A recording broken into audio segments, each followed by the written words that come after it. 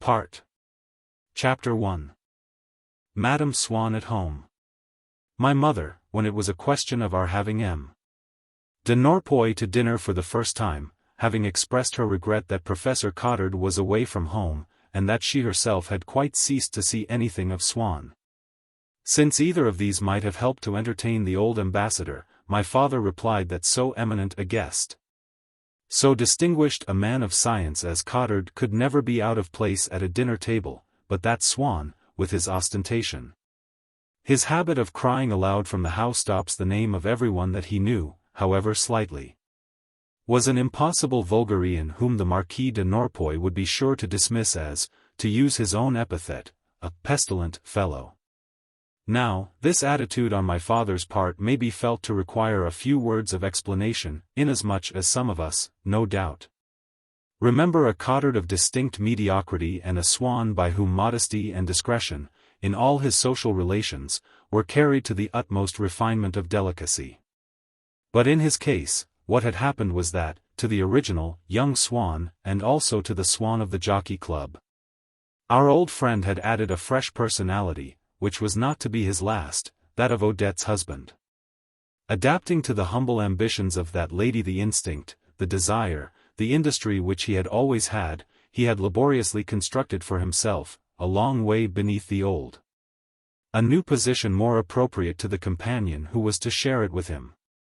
In this he showed himself another man. Since, while he continued to go, by himself, to the houses of his own friends, on whom he did not care to inflict Odette unless they had expressly asked that she should be introduced to them, it was a new life that he had begun to lead, in common with his wife. Among a new set of people, it was quite intelligible that, in order to estimate the importance of these new friends and thereby the pleasure, the self-esteem that were to be derived from entertaining them, he should have made use, as a standard of comparison, not of the brilliant society in which he himself had moved before his marriage but of the earlier environment of Odette. And yet, even when one knew that it was with unfashionable officials and their faded wives, the wallflowers of ministerial ballrooms, that he was now anxious to associate, it was still astonishing to hear him, who in the old days, and even still, would so gracefully refrain from mentioning an invitation to Twickenham or to Marlborough House, proclaim with quite unnecessary emphasis that the wife of some assistant under-secretary for something had returned Madame Swann's call. It will perhaps be objected here that what this really implied was that the simplicity of the fashionable Swann had been nothing more than a supreme refinement of vanity, and that, like certain other Israelites, my parents' old friend had contrived to illustrate in turn all the stages through which his race had passed, from the crudest and coarsest form of snobbishness up to the highest pitch of good manners. But the chief reason, and one which is applicable to humanity as a whole, was that our virtues themselves are not free and floating qualities over which we retain a permanent control and power of disposal. They come to be so closely linked in our minds with the actions in conjunction with which we make it our duty to practice them, that, if we are suddenly called upon to perform some action of a different order, it takes us by surprise, and without our supposing for a moment that it might involve the bringing of those very same virtues into play. Swann, in his intense consciousness of his new social surroundings, and in the pride with which he referred to them, was like those great artists, modest or generous by nature, who, if at the end of their career they take to cooking or to gardening, display a childlike gratification at the compliments that are paid to their dishes or their borders, and will not listen to any of the criticism which they heard unmoved when it was applied to their real achievements, or who, after giving away a canvas, cannot conceal their annoyance if they lose a couple of francs at dominoes. As for Professor Cottard, we shall meet him again and can study him at our leisure, much later in the course of our story, with the mistress, Madame Vergerin, in her country house La Raspelière. For the present, the following observations must suffice. First of all, in the case of Swann the alteration might indeed be surprising, since it had been accomplished and yet was not suspected by me when I used to see Gilbert's father in the Champs-Élysées, where, moreover, as he never spoke to me, he could not very well have made any display of his political relations. It is true that, if he had done so, I might not at once have discerned his vanity, for the idea that one has long held of a person is apt to stop one's eyes and ears. My mother, for 3 whole years, had no more noticed the salve with which one of her nieces used to paint her lips than if it had been wholly and invisibly dissolved in some clear liquid. Until one day a streak too much, or possibly something else, brought about the phenomenon known as supersaturation. All the paint that had hitherto passed unperceived was now crystallized, and my mother, in the face of this sudden riot of color, declared, in the best Combray manner, that it was a perfect scandal. And almost severed relations with her niece. With Cottard, on the contrary, the epoch in which we have seen him assisting at the first introduction of Swann to the Vergerins was now buried in the past. Whereas honors, offices and titles come with the passage of years. Moreover, a man may be illiterate, and make stupid puns, and yet have a special gift, which no amount of general culture can replace, such as the gift of a great strategist or physician. And so it was not merely as an obscure practitioner, who had attained in course of time to European celebrity, that the rest of his profession regarded Cottard. The most intelligent of the younger doctors used to assert, for a year or two, that is to say, for fashions, being themselves begotten of the desire for change, are quick to change also, that if they themselves ever fell ill, Cottard was the only one of the leading men to whom they would entrust their lives. No doubt they preferred, socially, to meet certain others who were better read, more artistic, with whom they could discuss Nietzsche and Wagner. When there was a musical party at Madame Cottard's, on the evenings when she entertained, in the hope that it might one day make him dean of the faculty, the colleagues and pupils of her husband, he, instead of listening, preferred to play cards in another room. Yet everybody praised the quickness, the penetration, the unerring confidence with which, at a glance, he could diagnose disease. Thirdly, in considering the general impression which Professor Cottard must have made on a man like my father, we must bear in mind that the character which a man exhibits in the latter half of his life is not always, even if it is often, his original character developed or withered, attenuated or enlarged. It is sometimes the exact opposite, like a garment that has been turned. Except from the Vergerins, who were infatuated with him, Cottard's hesitating manner, his excessive timidity and affability had, in his young days, called down upon him endless taunts and sneers. What charitable friend counseled that glacial air? The importance of his professional standing made it all the more easy to adopt. Wherever he went, save at the Vergerins, where he instinctively became himself again, he would assume a repellent coldness, remain silent as long as possible, be peremptory when he was obliged to speak, and not forget to say the most cutting things. He had every opportunity of rehearsing this new attitude before his patients, seeing him for the first time, were not in a position to make comparisons, and would have been greatly surprised to learn that he was not at all a rude man by nature. Complete impassivity was what he strove to attain, and even while visiting his hospital wards, when he allowed himself to utter one of those puns which left everyone, from the house physician to the junior student, helpless with laughter, he would always make it without moving a muscle of his face. While even that was no longer recognizable now that he had shaved off his beard and mustache. But who, the reader has been asking, was the Marquis de Norpois? Well, he had been minister plenipotentiary before the war, and was actually an ambassador on the 16th of May.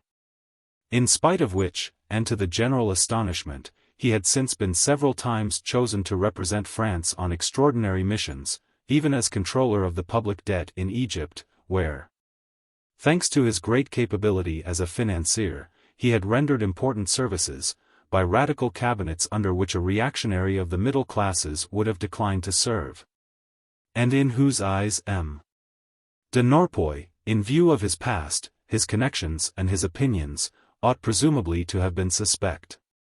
But these advanced ministers seemed to consider that, in making such an appointment, they were showing how broad their own minds were, when the supreme interests of France were at stake, were raising themselves above the general run of politicians, were meriting, from the Journal de Débats itself, the title of statesman.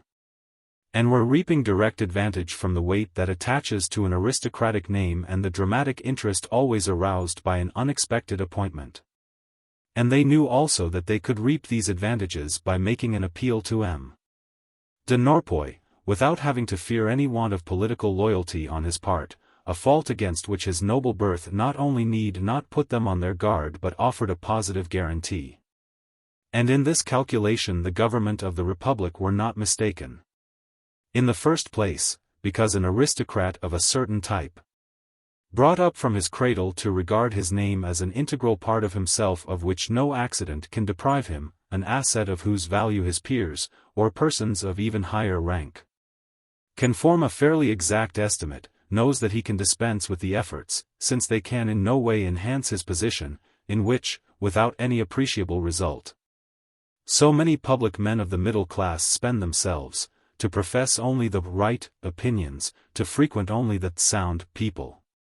Anxious, on the other hand, to increase his own importance in the eyes of the princely or ducal families which take immediate precedence of his own.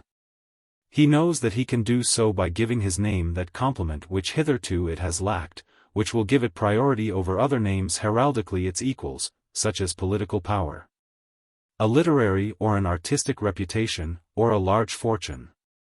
And so what he saves by avoiding the society of the ineffective country squires, after whom all the professional families run helter-skelter, but of his intimacy with whom, were he to profess it, a prince would think nothing, he will lavish on the politicians who, Freemasons, or worse, though they be, can advance him in diplomacy or back him in an election, and on the artists or scientists whose patronage can help him to arrive in those departments in which they excel, on everyone, in fact, who is in a position to confer a fresh distinction or to bring off a rich marriage. But in the character of M. de Norpois there was this predominant feature, that, in the course of a long career of diplomacy, he had become imbued with that negative, methodical, conservative spirit, called governmental, which is common to all governments and, under every government, particularly inspires its foreign office. He had imbibed, during that career, an aversion, a dread, a contempt for the methods of procedure, more or less revolutionary and in any event quite incorrect, which are those of an opposition. Save in the case of a few illiterates, high or low, it makes no matter, by whom no difference in quality is perceptible. What attracts men one to another is not a common point of view but a consanguinity of spirit. An academician of the kind of Legouve, and therefore an upholder of the classics, would applaud Maxime Duchamp's or Mazier's eulogy of Victor Hugo with more fervor than that of Boileau by Claudel. A common nationalism suffices to endear Bars to his electors, who scarcely distinguish between him and M. Georges Barry, but does not endear him to those of his brother academicians who, with a similar outlook on politics but a different type of mind, will prefer to him even such open adversaries as M. Ribot and M. Deschanel, with whom, in turn, the most loyal monarchists feel themselves more closely allied than with Maurras or Léon Daudet, although these also are living in the hope of a glorious restoration. Miserly in the use of words, not only from a professional scruple of prudence and reserve, but because words themselves have more value, present more subtleties of definition to men whose efforts, protracted over a decade, to bring two countries to an understanding, are condensed, translated, in a speech or in a protocol, into a single adjective, colorless in all appearance, but to them pregnant with a world of meaning. M.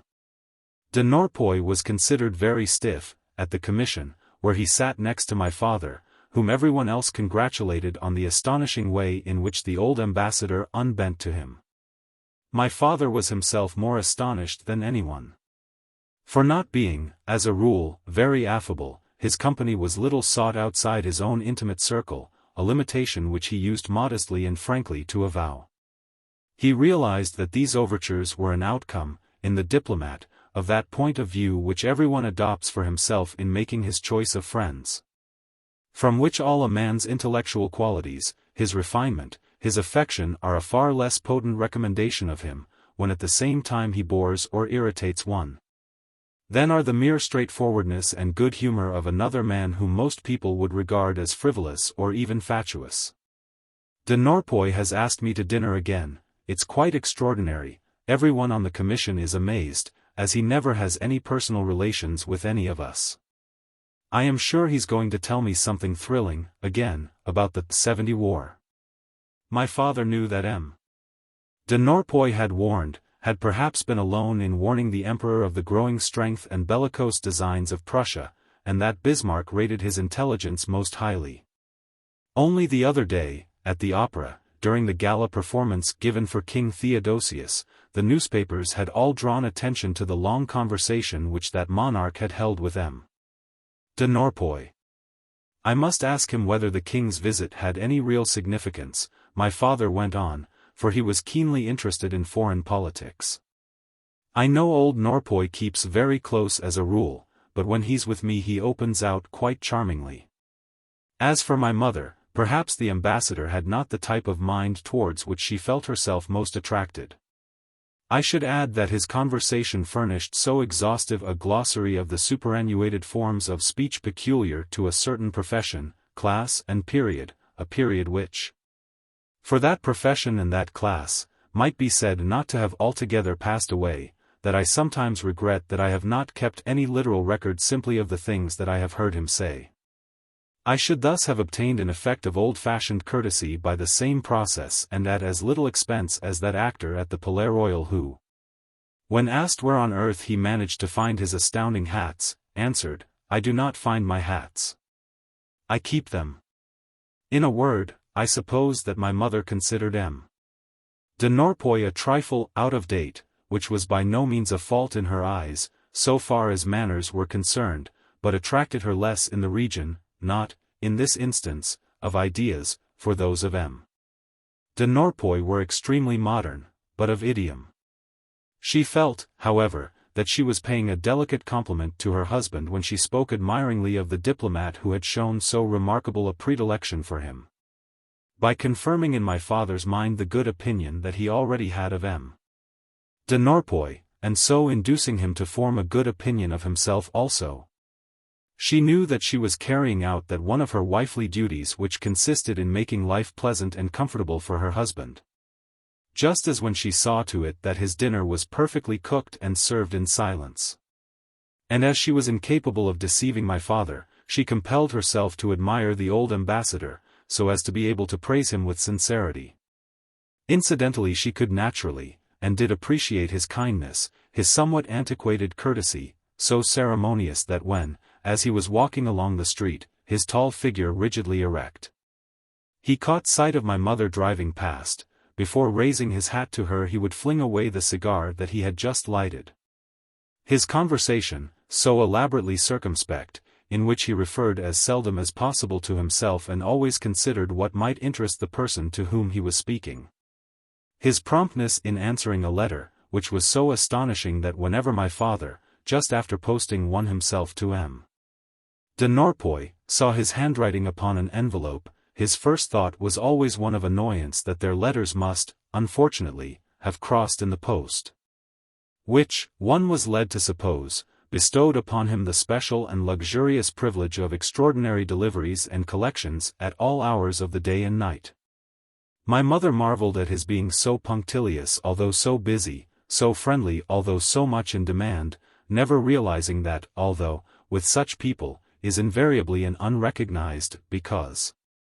And that, just as old men are always wonderful for their age, and kings extraordinarily simple, and country cousins astonishingly well informed, it was the same system of habits that enabled M.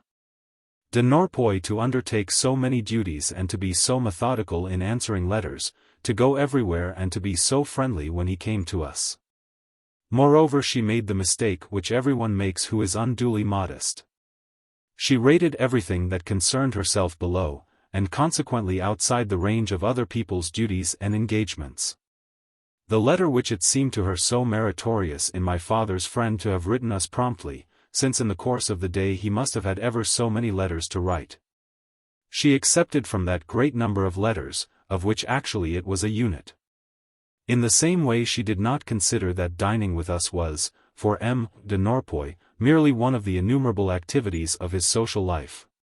She never guessed that the ambassador had trained himself, long ago, to look upon dining out as one of his diplomatic functions, and to display, at table, an inveterate charm which it would have been too much to have expected him specially to discard when he came to dine with us. The evening on which M. de Norpois first appeared at our table, in a year when I still went to play in the Champs-Élysées, has remained fixed in my memory because the afternoon of the same day was that upon which I at last went to hear Burma, at a matinée, in Phèdre, and also because in talking to M. de Norpois I realized suddenly, and in a new and different way, how completely the feelings aroused in me by all that concerned Gilbert Swann and her parents differed from any that the same family could inspire in anyone else. It was no doubt the sight of the depression in which I was plunged by the approach of the New Year holidays, in which, as she herself had informed me, I was to see nothing of Gilbert, that prompted my mother one day, in the hope of distracting my mind, to suggest, "If you are still so anxious to hear Burma, I think that your father would allow you perhaps to go. Your grandmother can take you." But it was because M. de Norpois had told him that he ought to let me hear Burma, that it was an experience for a young man to remember in later life, that my father, who had hitherto been so resolutely opposed to my going and wasting my time, with the added risk of my falling ill again, on what he used to shock my grandmother by calling futilities, was now not far from regarding this manner of spending an afternoon as included, in some vague way, in the list of precious formulae for success in a brilliant career. My grandmother, who, in renouncing on my behalf the profit which, according to her, should have derived from hearing Burma, had made a considerable sacrifice in the interests of my health, was surprised to find that this last had become of no account at a mere word from M. de Norpois. Reposing the unconquerable hopes of her rationalist spirit in the strict course of fresh air and early hours which had been prescribed for me, she now deplored, as something disastrous, this infringement that I was to make of my rules, and in a tone of despair protested, "How easily led you are." To my father, who replied angrily, "What? So it's you that are for not letting him go, now? That is really too much, after you're telling us all day and every day that it would be so good for him." M. de Norpois had also brought about a change in my father's plans in a matter of far greater importance to myself.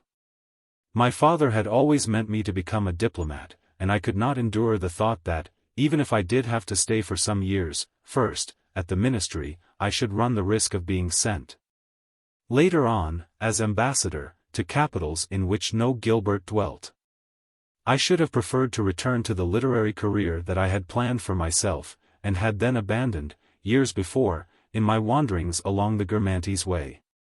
But my father had steadily opposed my devoting myself to literature, which he regarded as vastly inferior to diplomacy, refusing even to dignify it with the title of career, until the day when M. de Norpois, who had little love for the more recent generations of diplomatic agents, assured him that it was quite possible, by writing, to attract as much attention, to receive as much consideration, to exercise as much influence, and at the same time to preserve more independence than in the embassies. Well, I should never have believed it. "Old Norpois doesn't at all disapprove of your idea of taking up writing," my father had reported. And as he had a certain amount of influence himself, he imagined that there was nothing that could not be arranged. No problem for which a happy solution might not be found in the conversation of people who counted. "I shall bring him back to dinner, one of these days, from the commission. You must talk to him a little, and let him see what he thinks of you. Write something good that you can show him. He is an intimate friend of the editor of the Deux Mondes, he will get you in there, he will arrange it all, the cunning old fox, and, upon my soul, he seems to think that diplomacy, nowadays." My happiness in the prospect of not being separated from Gilbert made me desirous, but not capable, of writing something good which could be shown to M. de Norpois. After a few labored pages, weariness made the pen drop from my fingers. I cried with anger at the thought that I should never have any talent, that I was not gifted, that I could not even take advantage of the chance that M. De Norpoy's coming visit was to offer me of spending the rest of my life in Paris. The recollection that I was to be taken to hear Burma alone distracted me from my grief. But just as I did not wish to see any storms except on those coasts where they raged with most violence, so I should not have cared to hear the great actress except in one of those classic parts in which Swann had told me that she touched the sublime. For when it is in the hope of making a priceless discovery that we desire to receive certain impressions from nature or from works of art, we have certain scruples about allowing our soul to gather, instead of these, other, inferior, impressions, which are liable to make us form a false estimate of the value of beauty. Burma in Andromaque, in Les Caprices de Marianne, in Phèdre, was one of those famous spectacles which my imagination had so long desired. I should enjoy the same rapture as on the day when in a gondola I glided to the foot of the Titian of the Frari or the Carpaccios of San Giorgio dei Schiavoni. Were I ever to hear Burma repeat the lines beginning, "On dit tu un prompt départ vous éloigne de nous, Seigneur," I was familiar with them from the simple reproduction in black and white which was given of them upon the printed page. But my heart beat furiously at the thought, as of the realization of a long-planned voyage, that I should at length behold them, bathed and brought to life in the atmosphere and sunshine of the voice of gold. A Carpaccio in Venice, Burma in Phèdre, masterpieces of pictorial or dramatic art which the glamour, the dignity attaching to them made so living to me, that is to say so indivisible, that if I had been taken to see Carpaccios in one of the galleries of the Louvre, or Burma in some piece of which I had never heard, I should not have experienced the same delicious amazement at finding myself at length, with wide-open eyes, before the unique and inconceivable object of so many thousand dreams. Then, while I waited, expecting to derive from Burma's playing the revelation of certain aspects of nobility and tragic grief, it seemed to me that whatever greatness, whatever truth there might be in her playing must be enhanced if the actress imposed it upon a work of real value, instead of what would, after all, be but embroidering a pattern of truth and beauty upon a commonplace and vulgar web.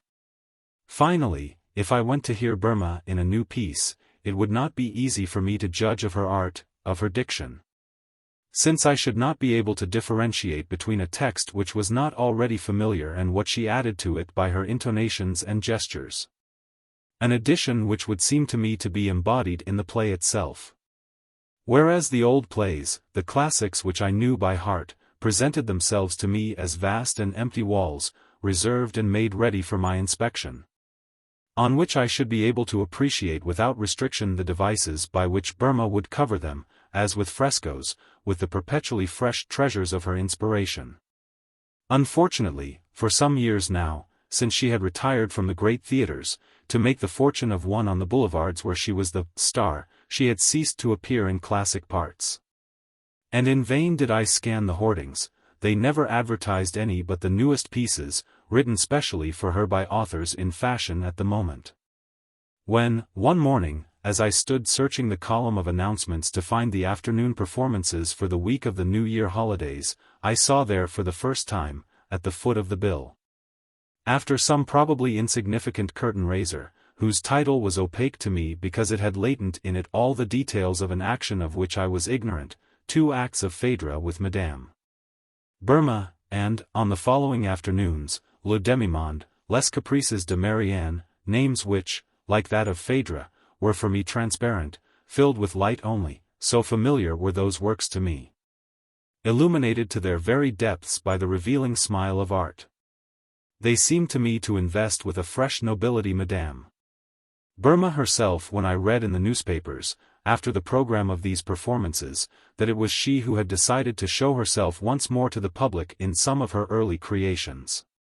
She was conscious, then, that certain stage parts have an interest which survives the novelty of their first production or the success of a revival.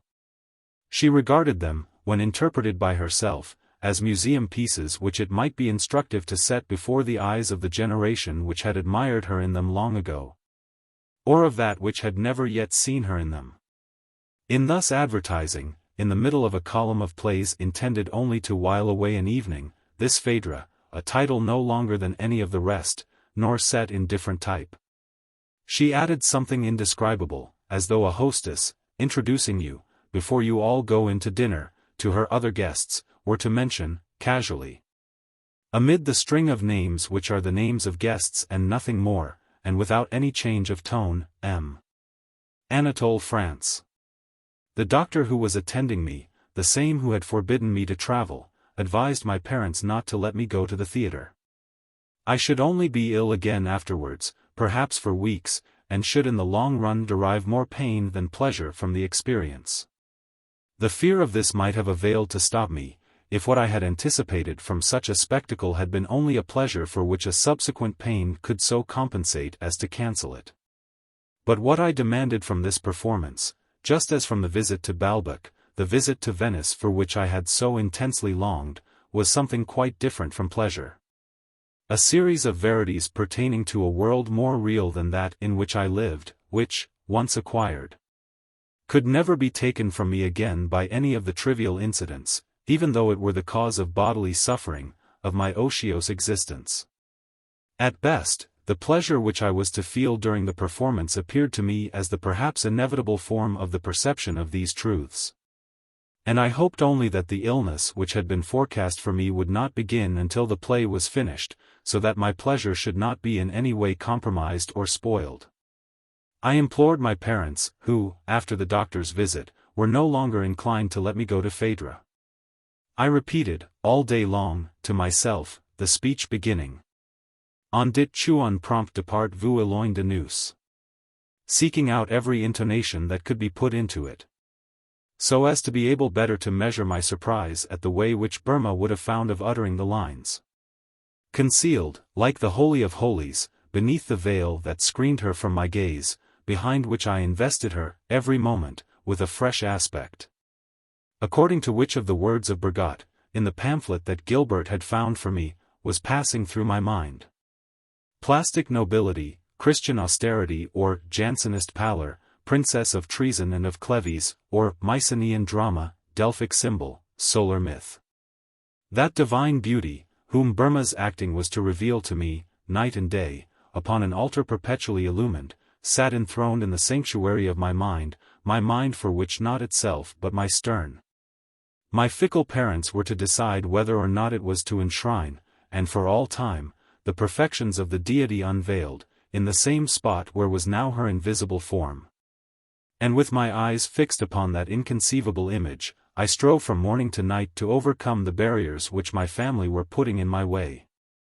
But when those had at last fallen, when my mother, albeit this matinee was actually to coincide with the meeting of the commission from which my father had promised to bring M. de Norpois home to dinner, had said to me, "Very well, we don't wish you to be unhappy, if you think that you will enjoy it so very much, you must go, that's all." When this day of theatre going, hitherto forbidden and unattainable, depended now only upon myself, then, for the first time, being no longer troubled by the wish that it might cease to be impossible, I asked myself if it were desirable, if there were not other reasons than my parents' prohibition which should make me abandon my design. In the first place, whereas I had been detesting them for their cruelty, their consent made them now so dear to me that the thought of causing them pain stabbed me also with a pain through which the purpose of life showed itself as the pursuit not of truth but of loving kindness. And life itself seemed good or evil only as my parents were happy or sad. "I would rather not go, if it hurts you," I told my mother, who, on the contrary, strove hard to expel from my mind any lurking fear that she might regret my going, since that, she said, would spoil the pleasure that I should otherwise derive from Phèdre, and it was the thought of my pleasure that had induced my father and her to reverse their earlier decision.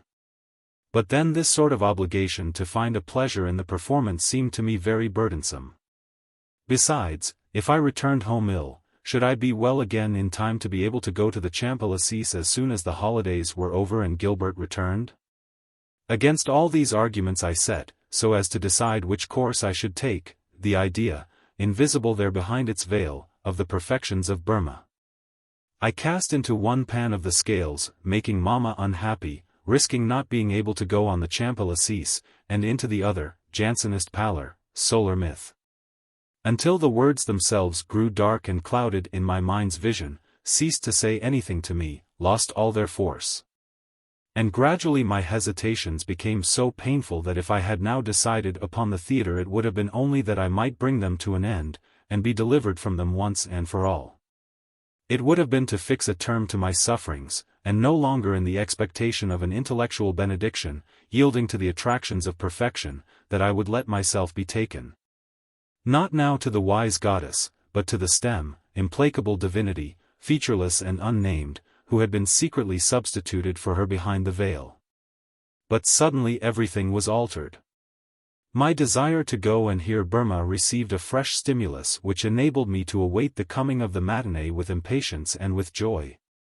Having gone to take up, in front of the column on which the playbills were, my daily station, as excruciating, of late, as that of a stylite saint, I had seen there, still moist and wrinkled, the complete bill of Phaedra, which had just been pasted up for the first time, and on which, I must confess, the rest of the cast furnished no additional attraction which could help me to decide.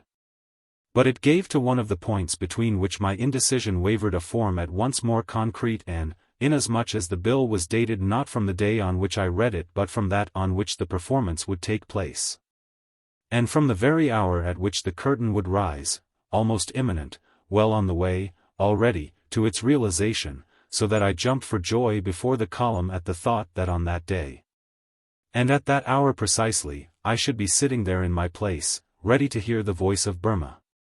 And for fear lest my parents might not now be in time to secure 2 good seats for my grandmother and myself, I raced back to the house, whipped on by the magic words which had now taken the place, in my mind, of Jansenist pallor and solar myth.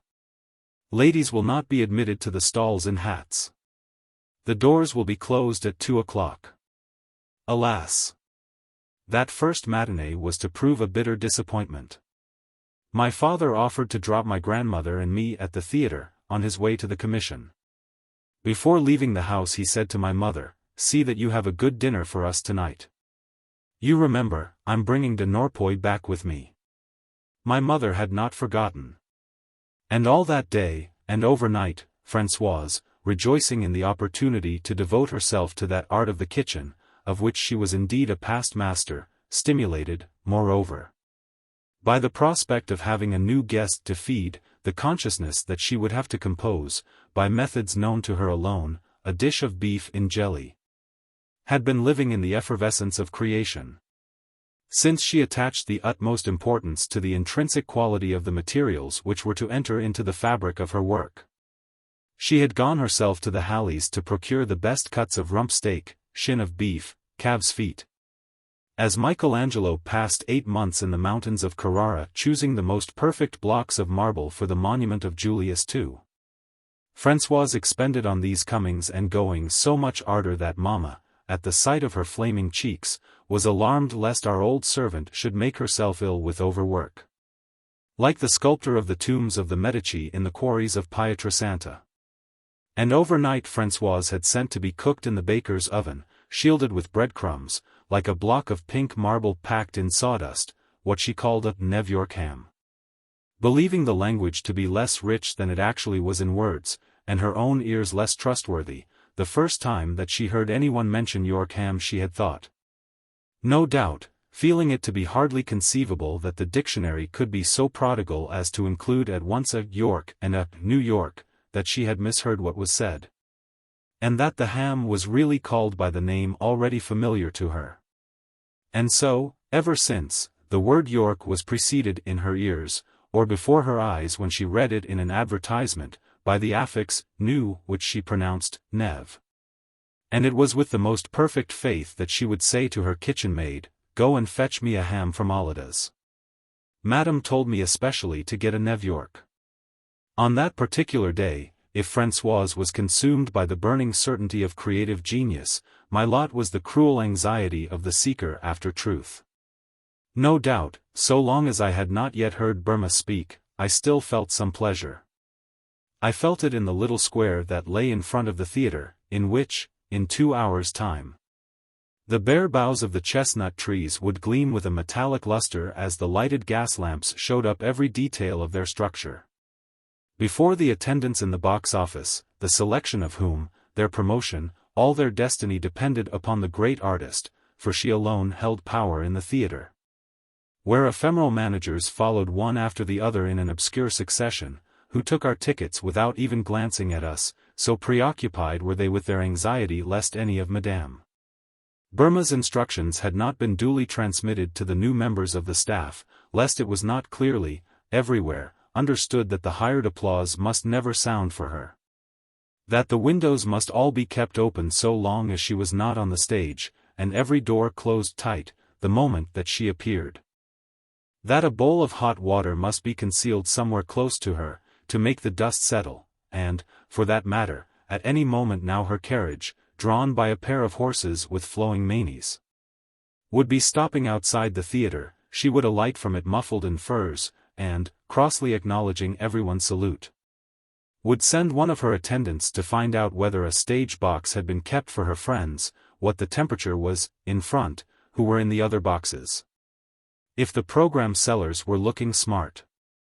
Theatre and public being to her no more than a second, an outermost cloak which she would put on, and the medium, the more or less good conductor through which her talent would have to pass. I was happy, too, in the theatre itself. Since I had made the discovery that, in contradiction of the picture so long entertained by my childish imagination, there was but one stage for everybody. I had supposed that I should be prevented from seeing it properly by the presence of the other spectators, as one is when in the thick of a crowd. Now I registered the fact that, on the contrary, thanks to an arrangement which is, so to speak, symbolical of all spectatorship, everyone feels himself to be the center of the theatre. Which explained to me why, when Françoise had been sent once to see some melodrama from the top gallery, she had assured us on her return that her seat had been the best in the house. And that instead of finding herself too far from the stage she had been positively frightened by the mysterious and living proximity of the curtain. My pleasure increased further when I began to distinguish behind the said lowered curtain such confused rappings as one hears through the shell of an egg before the chicken emerges.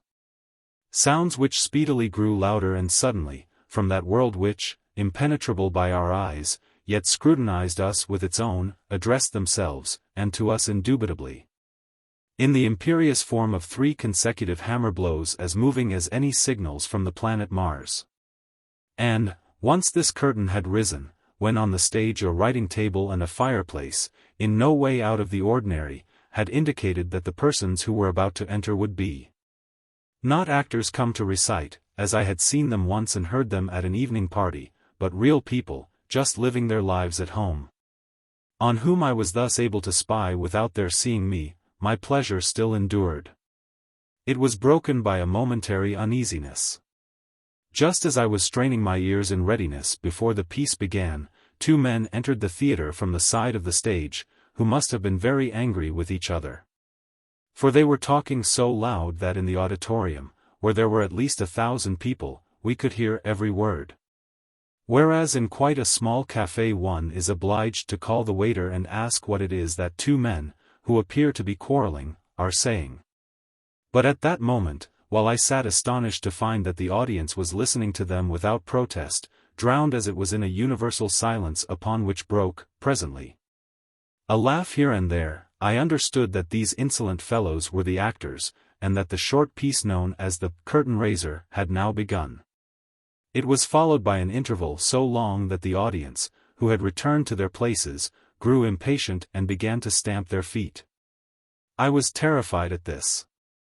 For just as in the report of a criminal trial, when I read that some noble-minded person was coming, against his own interests, to testify on behalf of an innocent prisoner, I was always afraid that they would not be nice enough to him, would not show enough gratitude, would not recompense him lavishly, and that he, in disgust, would then range himself on the side of injustice. So now attributing to genius, in this respect, the same qualities as to virtue, I was afraid lest Burma, annoyed by the bad behavior of so ill-bred an audience, in which, on the other hand, I should have liked her to recognize, with satisfaction, a few celebrities to whose judgment she would be bound to attach importance, should express her discontent and disdain by acting badly. And I gazed appealingly round me at these stamping brutes who were about to shatter, in their insensate rage, the rare and fragile impression which I had come to seek. The last moments of my pleasure were during the opening scenes of Phaedra. The heroine herself does not appear in these first scenes of the second act.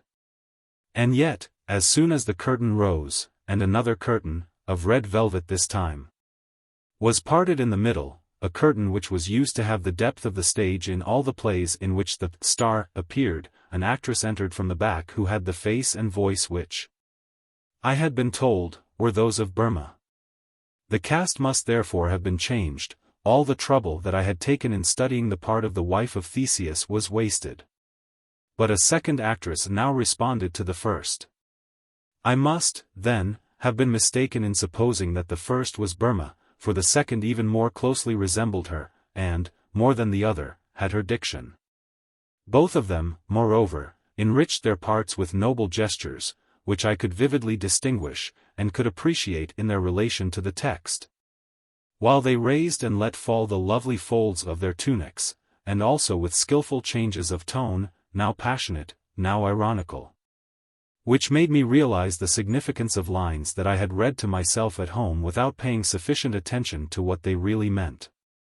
But all of a sudden, in the cleft of the red curtain that veiled her sanctuary, as in a frame, appeared a woman, and simultaneously with the fear that seized me, far more vexing than Burma's fear could be, lest someone should upset her by opening a window, or drown one of her lines by rustling a program, or annoy her by applauding the others and by not applauding her enough.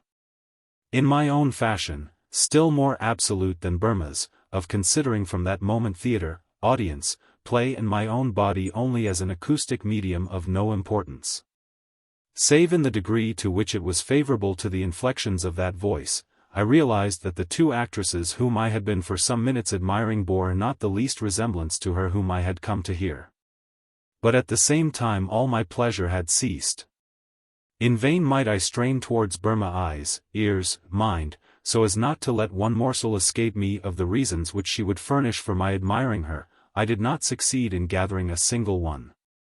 I could not even, as I could with her companions, distinguish in her diction and in her playing intelligent intonations, beautiful gestures.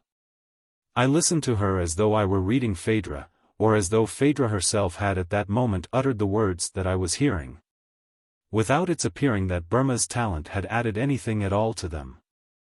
I could have wished, so as to be able to explore them fully, so as to attempt to discover what it was in them that was beautiful, to arrest, to immobilize for a time before my senses every intonation of the artist's voice, every expression of her features. At least I did attempt, by dint of my mental agility in having, before a line came, my attention ready in tune to catch it, not to waste upon preparations any morsel of the precious time that each word, each gesture occupied, and, thanks to the intensity of my observation, to manage to penetrate as far into them as if I had had whole hours to spend upon them, by myself. But how short their duration was! Scarcely had a sound been received by my ear than it was displaced there by another.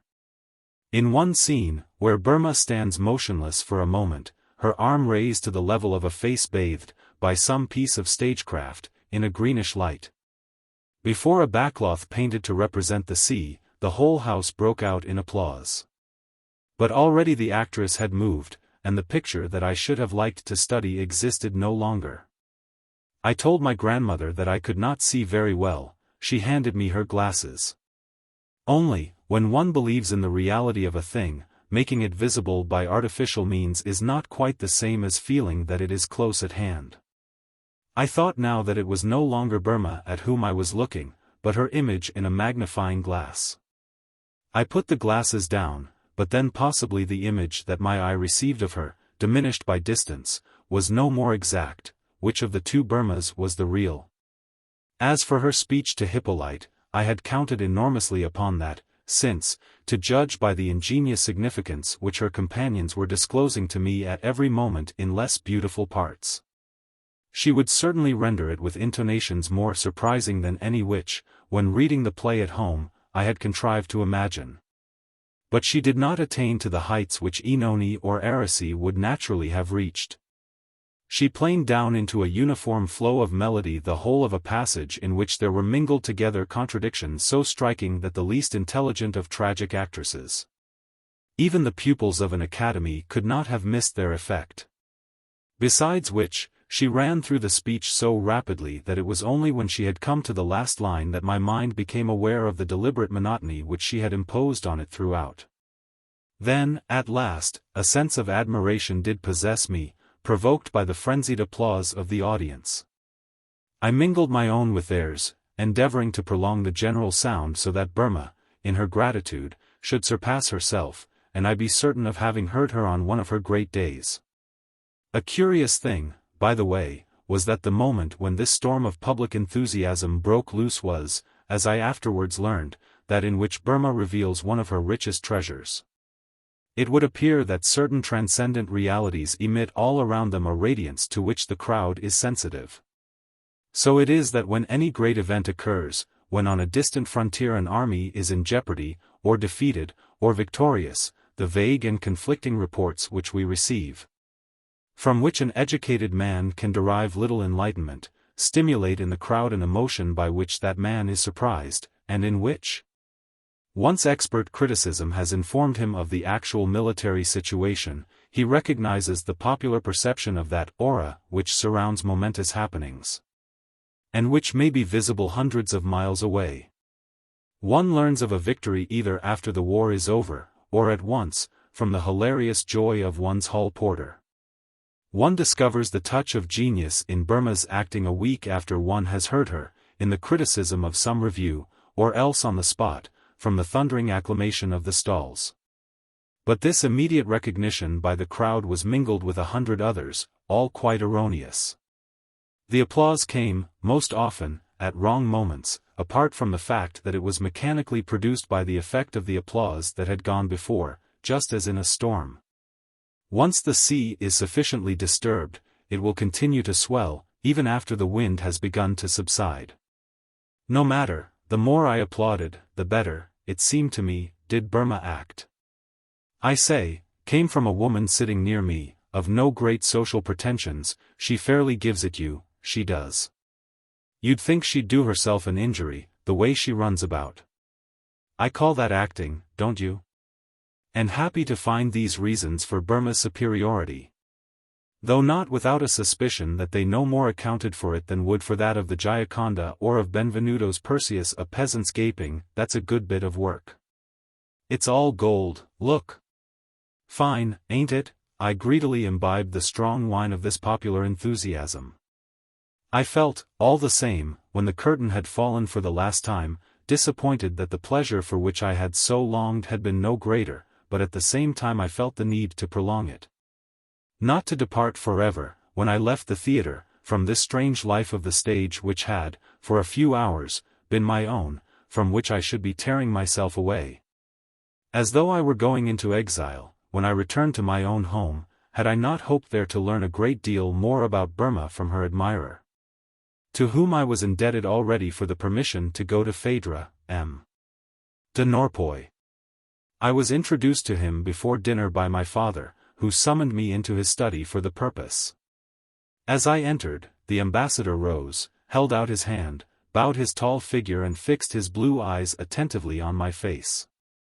As the foreign visitors who used to be presented to him, in the days when he still represented France abroad, were all more or less, even the famous singers, persons of note, with regard to whom he could tell, when he met them, that he would be able to say, later on, when he heard their names mentioned in Paris or in Petersburg, that he remembered perfectly the evening he had spent with them at Munich or Sofia. He had formed the habit of impressing upon them, by his affability, the pleasure with which he was making their acquaintance. But in addition to this, being convinced that in the life of European capitals, in contact at once with all the interesting personalities that passed through them and with the manners and customs of the native populations, one acquired a deeper insight than could be gained from books into the intellectual movement throughout Europe. He would exercise upon each newcomer his keen power of observation, so as to decide at once with what manner of man he had to deal. The government had not for some time now entrusted to him a post abroad, but still, as soon as anyone was introduced to him, his eyes, as though they had not yet been informed of their master's retirement, began their fruitful observation. While by his whole attitude he endeavored to convey that the stranger's name was not unknown to him. And so, all the time, while he spoke to me kindly and with the air of importance of a man who is conscious of the vastness of his own experience, he never ceased to examine me with a sagacious curiosity, and to his own profit, as though I had been some exotic custom, some historic and instructive building or some star upon his course. And in this way he gave proof at once, in his attitude towards me, of the majestic benevolence of the sage mentor and of the zealous curiosity of the young Anacharsis. He offered me absolutely no opening to the Revue de Deux Mondes, but put a number of questions to me on what I had been doing and reading. Asked what were my own inclinations, which I heard thus spoken of for the first time as though it might be a quite reasonable thing to obey their promptings, whereas hitherto I had always supposed it to be my duty to suppress them. Since they attracted me towards literature, he did not dissuade me from that course. On the contrary, he spoke of it with deference, as of some venerable personage whose select circle, in Rome or at Dresden, one remembers with pleasure, and regrets only that one's multifarious duties in life enable one to revisit it so seldom. He appeared to be envying me, with an almost jovial smile, the delightful hours which, more fortunate than himself and more free, I should be able to spend with such a mistress. But the very terms that he employed showed me literature as something entirely different from the image that I had formed of it at Cambrai. And I realized that I had been doubly right in abandoning my intention. Until now, I had reckoned only that I had not the gift for writing. Now M. de Norpois took from me the ambition also. I wanted to express to him what had been my dreams. Trembling with emotion, I was painfully apprehensive that all the words which I could utter would not be the sincerest possible equivalent of what I had felt. What I had never yet attempted to formulate. That is to say that my words had no clear significance. Perhaps by a professional habit, perhaps by virtue of the calm that is acquired by every important personage whose advice is commonly sought, and who, knowing that he will keep the control of the conversation in his own hands, allows the other party to fret, to struggle, to take his time. Perhaps also to emphasize the dignity of his head, Greek, according to himself, despite his sweeping whiskers, M. de Norpois, while anything was being explained to him, would preserve a facial immobility as absolute as if you had been addressing some ancient and unhearing bust in a museum. Until suddenly, falling upon you like an auctioneer's hammer, or a Delphic oracle, the ambassador's voice, as he replied to you, would be all the more impressive. In that nothing in his face had allowed you to guess what sort of impression you had made on him, or what opinion he was about to express. Precisely. He suddenly began, as though the case were now heard and judged, and after allowing me to writhe in increasing helplessness beneath those motionless eyes which never for an instant left my face. There is the case of the son of one of my friends, which, mutatis mutandis, is very much like yours. He adopted in speaking of our common tendency the same reassuring tone as if it had been a tendency not to literature but to rheumatics. And he had wished to assure me that it would not necessarily prove fatal. He too has chosen to leave the Quai d'Orsay, although the way had been paved for him there by his father, and without caring what people might say, he has settled down to write. And certainly, he's had no reason to regret it. He published 2 years ago, of course, he's much older than you understand, a book dealing with the sense of the infinite on the western shore of Victoria Nyanza. And this year he has brought out a little thing, not so important as the other, but very brightly, in places perhaps almost too pointedly written, on the repeating rifle in the Bulgarian army. And these have put him quite in a class by himself. He's gone pretty far already, and he's not the sort of man to stop halfway. I happen to know that, without any suggestion, of course, of his standing for election, his name has been mentioned several times, in conversation, and not at all unfavorably, at the Academy of Moral Sciences. And so, one can't say yet, of course, that he has reached the pinnacle of fame, still he has made his way, by sheer industry, to a very fine position indeed. And success, which doesn't always come only to agitators and mischief-makers and men who make trouble which is usually more than they are prepared to take, success has crowned his efforts. My father, seeing me already, in a few years' time, an academician, was tasting a contentment which M. de Norpois raised to the supreme pitch when, after a momentary hesitation in which he appeared to be calculating the possible consequences of so rash an act, he handed me his card and said, "Why not go and see him yourself? Tell him, I sent you. He may be able to give you some good advice," plunging me by his words into as painful a state of anxiety as if he had told me that, next morning, I was to embark as cabin boy on board a sailing ship, and to go round the world. My Aunt Leonie had bequeathed to me, together with all sorts of other things and much of her furniture, with which it was difficult to know what to do. Almost all her unsettled estate, revealing thus after her death an affection for me which I had hardly suspected in her lifetime. My father, who was trustee of this estate until I came of age, now consulted M. de Norpois with regard to several of the investments. He recommended certain stocks bearing a low rate of interest, which he considered particularly sound, notably English consols and Russian 4%. With absolutely first-class securities such as those, said M. de Norpois, even if your income from them is nothing very great, you may be certain of never losing any of your capital. My father then told him, roughly, what else he had bought. M. de Norpois gave a just perceptible smile of congratulation. Like all capitalists, he regarded wealth as an enviable thing, but thought it more delicate to compliment people upon their possessions only by a half-indicated sign of intelligent sympathy. On the other hand, as he was himself immensely rich, he felt that he showed his good taste by seeming to regard as considerable the meager revenues of his friends, with a happy and comforting resilience to the superiority of his own. He made amends for this by congratulating my father, without hesitation, on the composition of his list of investments, selected with so sure, so delicate, so fine a taste. You would have supposed, to hear him, that he attributed to the relative values of investments, and even to investments themselves something akin to aesthetic merit. Of one, comparatively recent and still little known, which my father mentioned, M. de Norpois, like the people who have always read the books of which, you imagine, you yourself alone have ever heard, said at once, "Ah, yes. I used to amuse myself for some time with watching it in the papers. It was quite interesting," with the retrospective smile of a regular subscriber who has read the latest novel already, in monthly installments, in his magazine. It would not be at all a bad idea to apply for some of this new issue. It is distinctly attractive, they are offering it at a most tempting discount.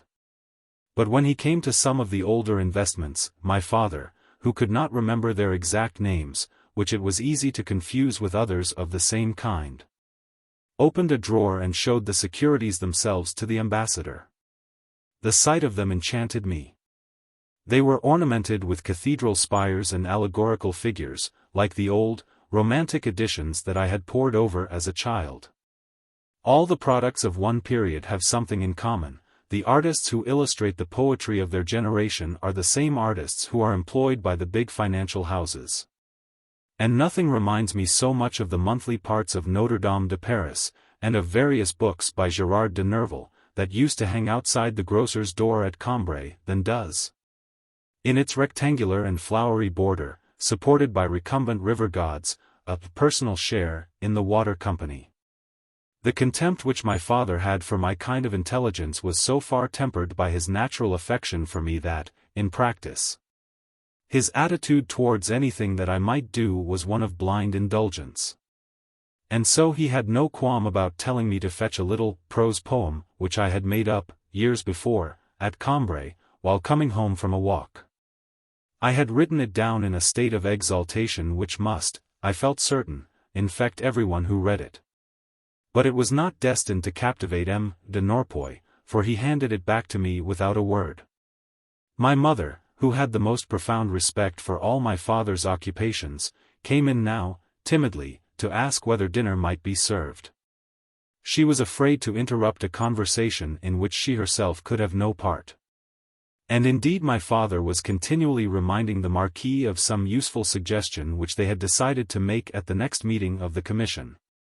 Speaking in the peculiar tone always adopted, when in a strange environment by a pair of colleagues, as exclusive, in this respect, as two young men from the same college, whose professional routine has furnished them with a common fund of memories to which the others present have no access, and to which they are unwilling to refer before an audience.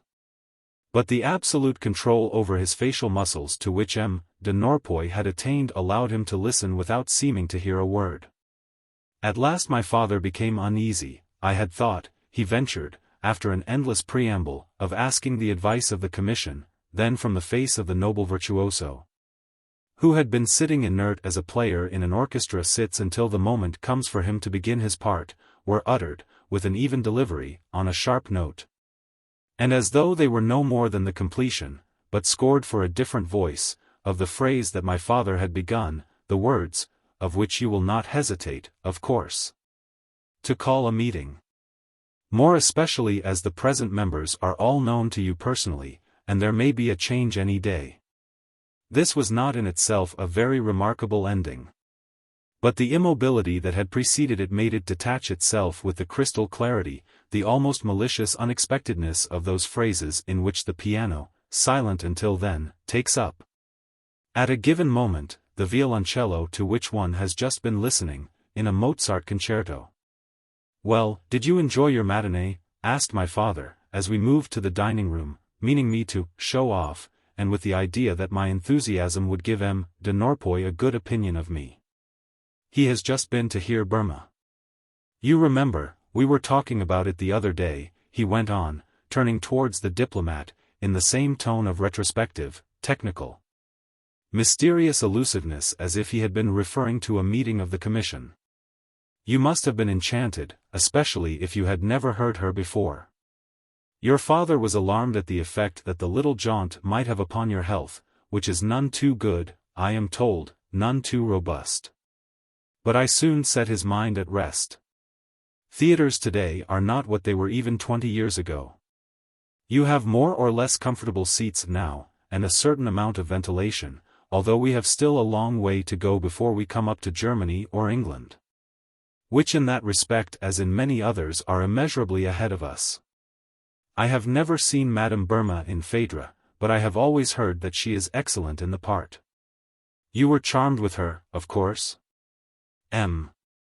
de Norpois, a man 1,000 times more intelligent than myself, must know that hidden truth which I had failed to extract from Burma's playing. He knew, and would reveal it to me. In answering his question I would implore him to let me know in what that truth consisted, and he would tell me, and so justify me in the longing that I had felt to see and hear the actress. I had only a moment. I must make what use I could of it and bring my cross-examination to bear upon the essential points. But what were they? Fastening my whole attention upon my own so confused impressions, with no thought of making M. de Norpois admire me, but only that of learning from him the truth that I had still to discover. I made no attempt to substitute ready-made phrases for the words that failed me. I stood there stammering, until finally, in the hope of provoking him into declaring what there was in Burma that was admirable, I confessed that I had been disappointed. "What's that?" cried my father, annoyed at the bad impression which this admission of my failure to appreciate the performance must make on M. de Norpois. "What on earth do you mean?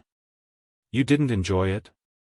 Why, your grandmother has been telling us that you sat there hanging on every word that Burma uttered, with your eyes starting out of your head. That everyone else in the theater seemed quite bored, beside you."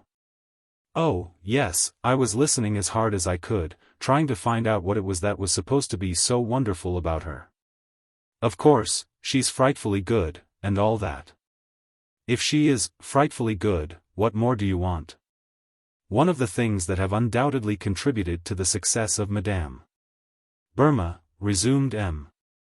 de Norpois, turning with elaborate courtesy towards my mother, so as not to let her be left out of the conversation, and in conscientious fulfillment of his duty of politeness to the lady of the house, "is the perfect taste that she shows in selecting her parts. Thus she can always be assured of success, and success of the right sort. She hardly ever appears in anything trivial. Look how she has thrown herself into the part of Phaedra. And then, she brings the same good taste to the choice of her costumes, and to her acting. In spite of her frequent and lucrative tours in England and America, the vulgarity, I will not say of John Bull. That would be unjust, at any rate to the England of the Victorian era, but of Uncle Sam has not infected her. No loud colors, no rant. And then that admirable voice, which has been of such service to her, with which she plays so delightfully, I should almost be tempted to describe it as a musical instrument.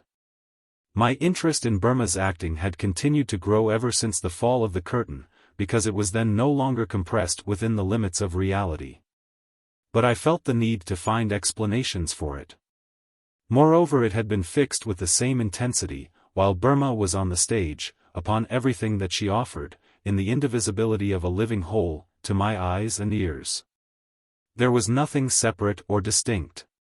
It welcomed, accordingly, the discovery of a reasonable cause in these tributes paid to the simplicity, to the good taste of the actress. It attracted them to itself by its power of absorption.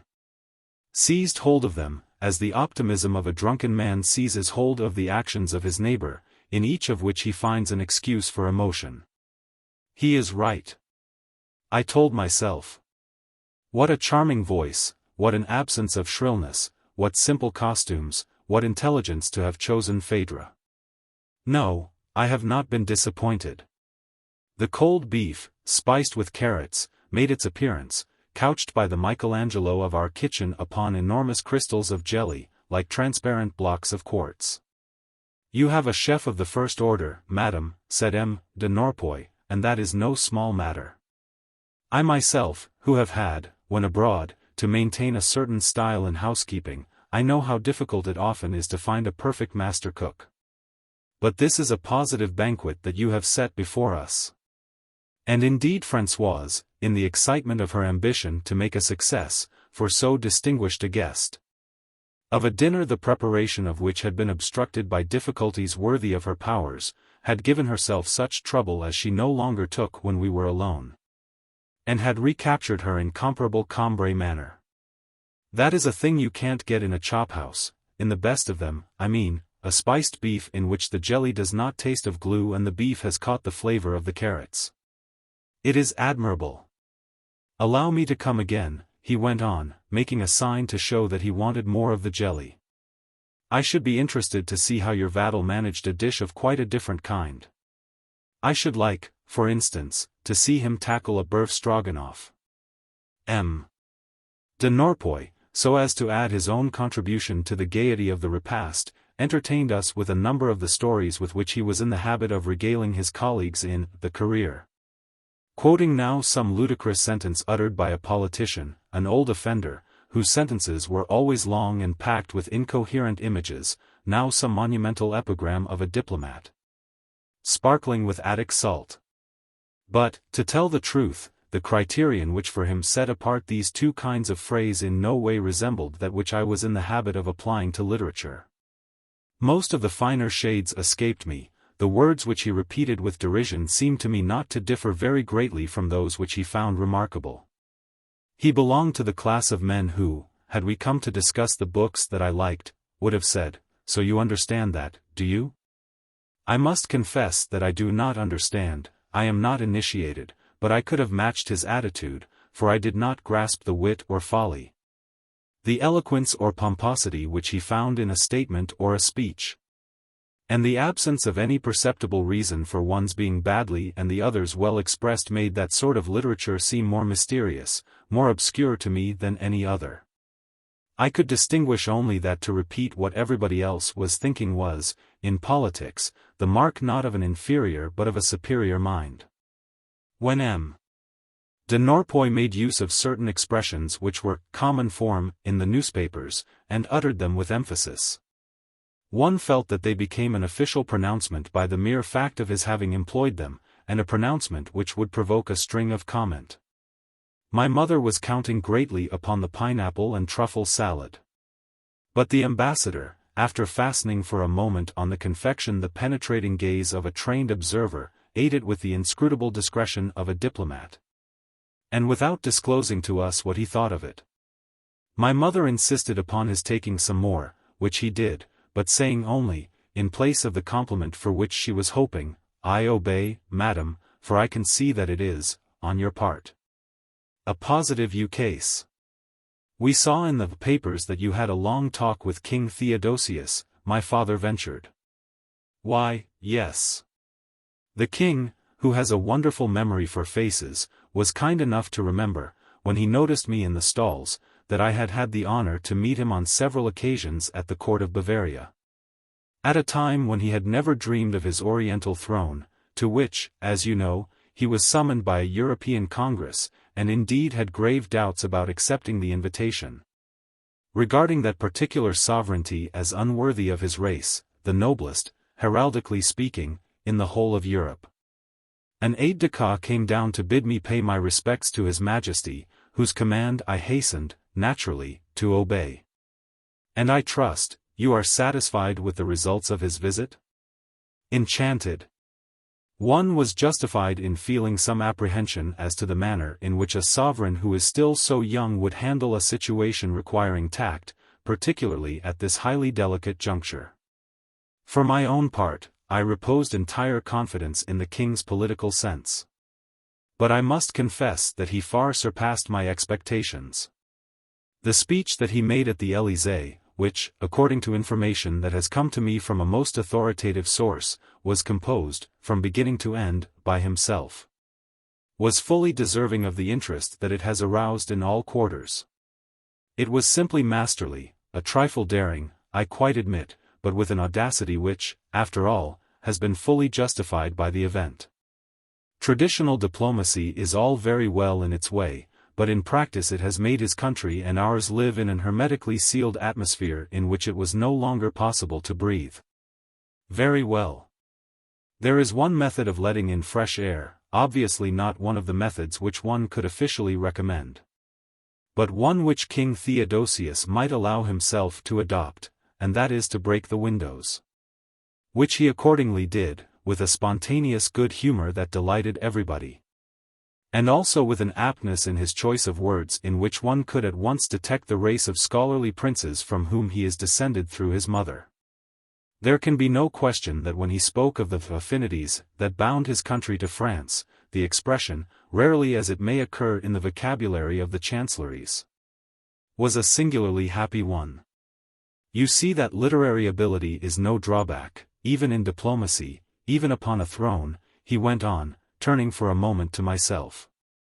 The community of interests had long been apparent, I quite admit, and the relations of the two powers were excellent. Still, it needed putting into words. The word was what we were all waiting for, it was chosen with marvelous aptitude, you have seen the effect it had. For my part, I must confess I applauded openly. Your friend M. de Vogobert will be pleased, after preparing for the agreement all these years. All the more so that His Majesty, who is quite incorrigible, really, in some ways, had taken care to spring it on him as a surprise. And it did come as a complete surprise, incidentally, to everyone concerned, beginning with the foreign minister himself, who, I have heard, did not find it at all to his liking. It appears that someone spoke to him about it and that he replied, pretty sharply, and loud enough to be overheard by the people on either side of them, I have been neither consulted nor informed. Indicating clearly by that he declined to accept any responsibility for the consequences. I must own that the incident has given rise to a great deal of comment, and I should not go so far as to deny, he went on with a malicious smile, that certain of my colleagues, for whom the supreme law appears to be that of inertia, may have been shaken from their habitual repose. As for Vogobert, you are aware that he has been bitterly attacked for his policy of bringing that country into closer relations with France. Which must have been more than ordinarily painful to him, he is so sensitive, such an exquisite nature. I can amply testify to that, since, for all that he is considerably my junior, I have had many dealings with him, we are friends of long standing and I know him intimately. Besides, who could help knowing him? His is a heart of crystal. Indeed, that is the one fault that there is to be found with him. It is not necessary for the heart of a diplomat to be as transparent as all that. Still, that does not prevent their talking of sending him to Rome, which would be a fine rise for him, but a pretty big plum to swallow. Between ourselves, I fancy that Vogobert, utterly devoid of ambition as he is, would be very well pleased, and would by no means ask for that cup to pass from him. For all we know, he may do wonders down there. He is the chosen candidate of the consulta, and for my part one can see him very well placed, with his artistic leanings, in the setting of the Farnese Palace and the Carracci Gallery. At least you would suppose that it was impossible for anyone to hate him. But there is a whole camarilla collected round King Theodosius which is more or less held in fief by the Wilhelmstrasse, whose inspiration its members dutifully absorb. And these men have done everything in their power to checkmate him. Not only has Vogobert had to face these backstairs intrigues, he has had to endure also the insults of a gang of hireling pamphleteers who later on, being like every subsidized journalist the most arrant cowards, have been the first to cry quits. But in the interval had not shrunk from hurling at our representative the most fatuous accusations that the wit of irresponsible fools could invent. For a month and more Vogobert's enemies had been dancing round him, howling for his scalp. M. de Norpois detached this word with sharp emphasis. But forewarned is forearmed. As for their insults, he spurned them with his foot, he went on with even more determination, and with so fierce a glare in his eye that for a moment we forgot our food. In the words of a fine Arab proverb, the dogs may bark, the caravan goes on. After launching this quotation M. de Norpois paused and examined our faces, to see what effect it had had upon us. Its effect was great, the proverb being familiar to us already. It had taken the place, that year, among people who really counted, of "he who sows the wind shall reap the whirlwind," which was sorely in need of a rest. Not having the perennial freshness of "working for the King of Prussia." For the culture of these eminent men was an alternate, if not a tripartite and triennial culture. Of course, the use of quotations such as these, with which M. de Norpois excelled in jewelling his articles in the Review, was in no way essential to their appearing solid and well-informed. Even without the ornament which the quotation supplied, it sufficed that M. de Norpois should write at a given point, as he never failed to write, the Court of St. James's was not the last to be sensible of the peril, or feeling ran high on the Singer's Bridge, which with anxious eyes was following the selfish but skillful policy of the dual monarchy. Or a cry of alarm sounded from Montecito Rio, or yet again, that everlasting double-dealing which is so characteristic of the Ballplatz. By these expressions the profane reader had at once recognized and had paid deference to the diplomat de Carrière. But what had made people say that he was something more than that he was endowed with a superior culture, had been his careful use of quotations, the perfect example of which, at that date, was still, "Give me a good policy and I will give you good finances." To quote the favorite words of Baron Lewis, for we had not yet imported from the Far East, victory is on the side that can hold out a quarter of an hour longer than the other. As the Japanese say. This reputation for immense literary gifts, combined with a positive genius for intrigue which he kept concealed beneath a mask of indifference, had secured the election of M. de Norpois to the Académie des Sciences Morales. And there were some who even thought that he would not be out of place in the Académie Française, on the famous day when, wishing to indicate that it was only by drawing the Russian alliance closer that we could hope to arrive at an understanding with Great Britain, he had not hesitated to write, be it clearly understood in the Quai d'Orsay, be it taught henceforward in all the manuals of geography, which appear to be incomplete in this respect, be his certificate of graduation remorselessly withheld from every candidate who has not learned to say, "If all roads lead to Rome, nevertheless the way from Paris to London runs of necessity through St. Petersburg." In short, M. de Norpois went on, addressing my father, "Vogobert has won himself considerable distinction from this affair, quite beyond anything on which he can have reckoned.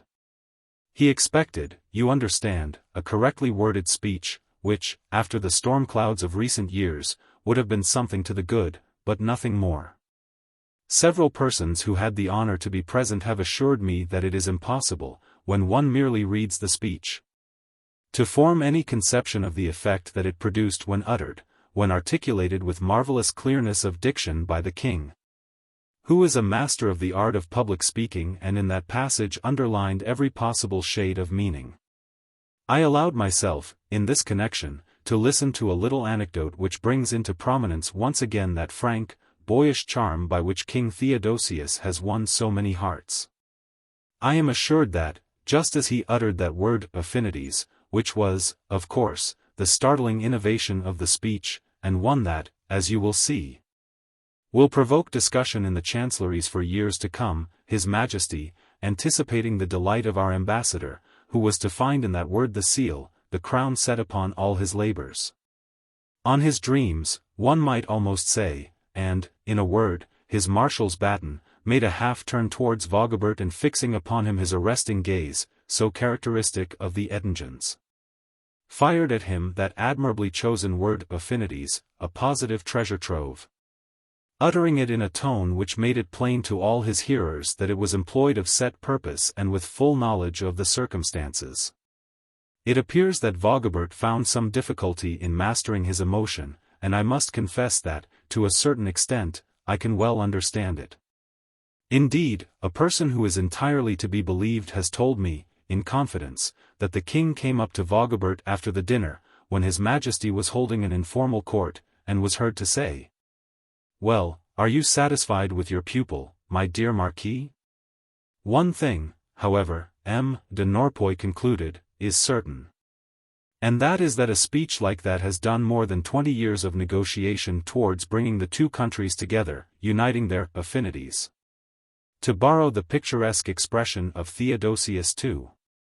It is no more than a word, if you like, but look what success it has had, how the whole of the European press is repeating it, what interest it has aroused, what a new note it has struck. Besides, it is distinctly in the young sovereign's manner. I will not go so far as to say that he lights upon a diamond of that water every day. But it is very seldom that, in his prepared speeches, or better still in the impulsive flow of his conversation, he does not reveal his character, I was on the point of saying does not affix his signature, by the use of some incisive word. I myself am quite free from any suspicion of partiality in this respect, for I am stoutly opposed to all innovations in terminology. 9 times out of 10 they are most dangerous. Yes, I was thinking, only the other day, that the German Emperor's telegram could not be much to your liking, said my father. M. de Norpois raised his eyes to heaven, as who should say, "Oh, that fellow," before he replied, "In the first place, it is an act of ingratitude. It is more than a crime. It is a blunder, and one of a crassness which I can describe only as pyramidal. Indeed, unless someone puts a check on his activities, the man who has got rid of Bismarck is quite capable of repudiating by degrees the whole of the Bismarckian policy. After which it will be a leap in the dark. My husband tells me, sir, that you are perhaps going to take him to Spain one summer. That will be nice for him, I am so glad." "Why, yes. It is an idea that greatly attracts me. I amuse myself, planning a tour. I should like to go there with you, my dear fellow. But what about you, madam? Have you decided yet how you are going to spend your holidays?" "I shall perhaps go with my son to Baalbek, but I am not certain." "Oh, but Baalbek is quite charming, I was down that way a few years ago. They are beginning to build some very pretty little villas there, I think you'll like the place. But may I ask what has made you choose Baalbek?" "My son is very anxious to visit some of the churches in that neighborhood, and Baalbek Church in particular. I was a little afraid that the tiring journey there, and the discomfort of staying in the place might be too much for him. But I hear that they have just opened an excellent hotel, in which he will be able to get all the comfort that he requires." "Indeed. I must make a note of that, for a certain person who will not turn up her nose at a comfortable hotel. The church at Baalbek is very beautiful, sir, is it not? I inquired, repressing my sorrow at learning that one of the attractions of Baalbek consisted in its pretty little villas. No, it is not bad. But it cannot be compared for a moment with such positive jewels in stone as the cathedrals of Reims and Chartres, or with what is to my mind the pearl among them all, the Sainte-Chapelle here in Paris. But, surely, Baalbek Church is partly Romanesque, is it not? Why, yes, it is in the Romanesque style, which is to say very cold and lifeless, with no hint in it anywhere of the grace, the fantasy of the later Gothic builders, who worked their stone as if it had been so much lace. Baalbek Church is well worth a visit, if you are in those parts. It is decidedly quaint. On a wet day, when you have nothing better to do, you might look inside. You will see the tomb of Tourville. Tell me, were you at the Foreign Ministry dinner last night? Asked my father. I couldn't go. No, M. De Norpois smiled. I must confess that I renounced it for a party of a very different sort. I was dining with a lady whose name you may possibly have heard, the beautiful Madame Swann. My mother checked an impulsive movement, for, being more rapid in perception than my father, she used to alarm herself on his account over things which only began to upset him a moment later. Anything unpleasant that might occur to him was discovered first by her, just as bad news from France is always known abroad sooner than among ourselves. But she was curious to know what sort of people the Swanns managed to entertain, and so inquired of M. de Norpois as to whom he had met there. Why, my dear lady, it is a house which, or so it struck me, is especially attractive to gentlemen.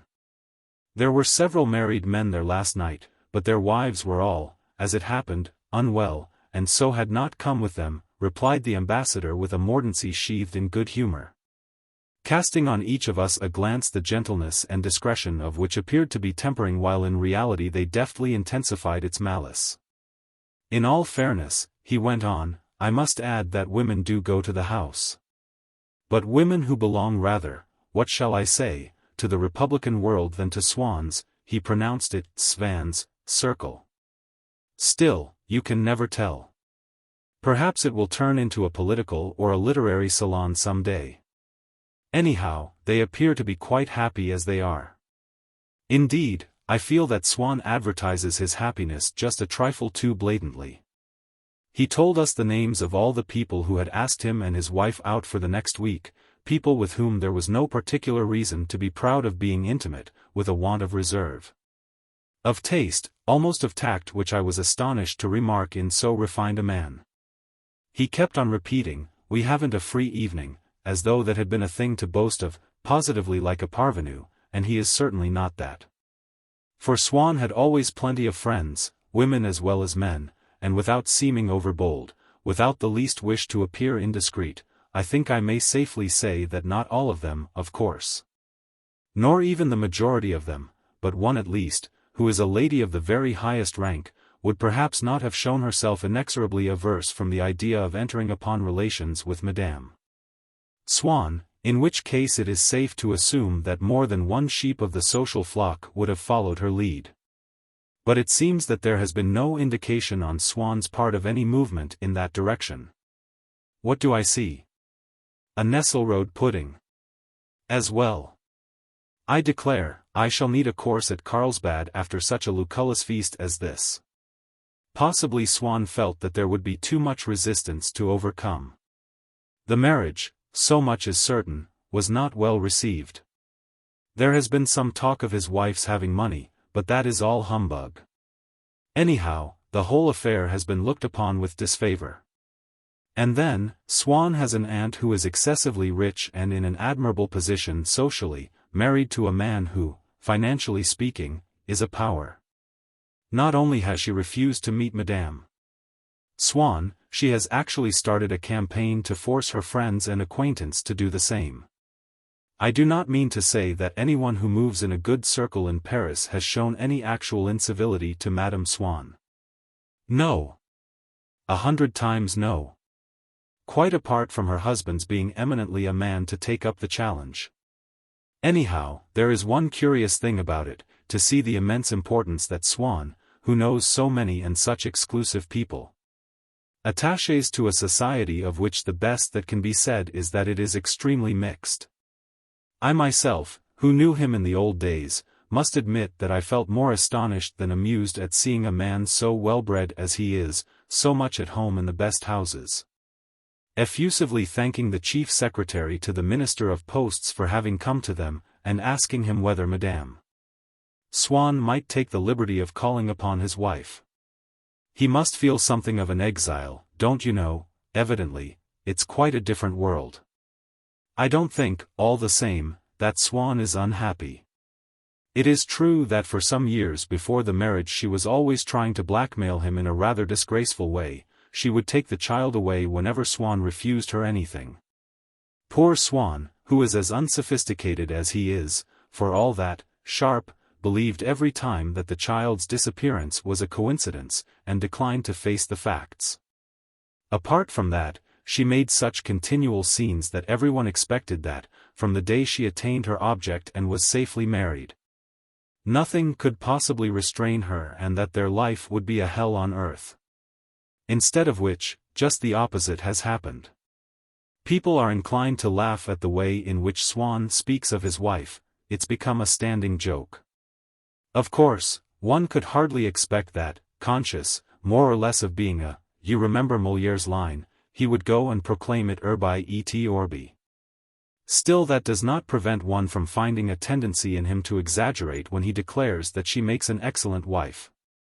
And yet that is not so far from the truth as people imagine.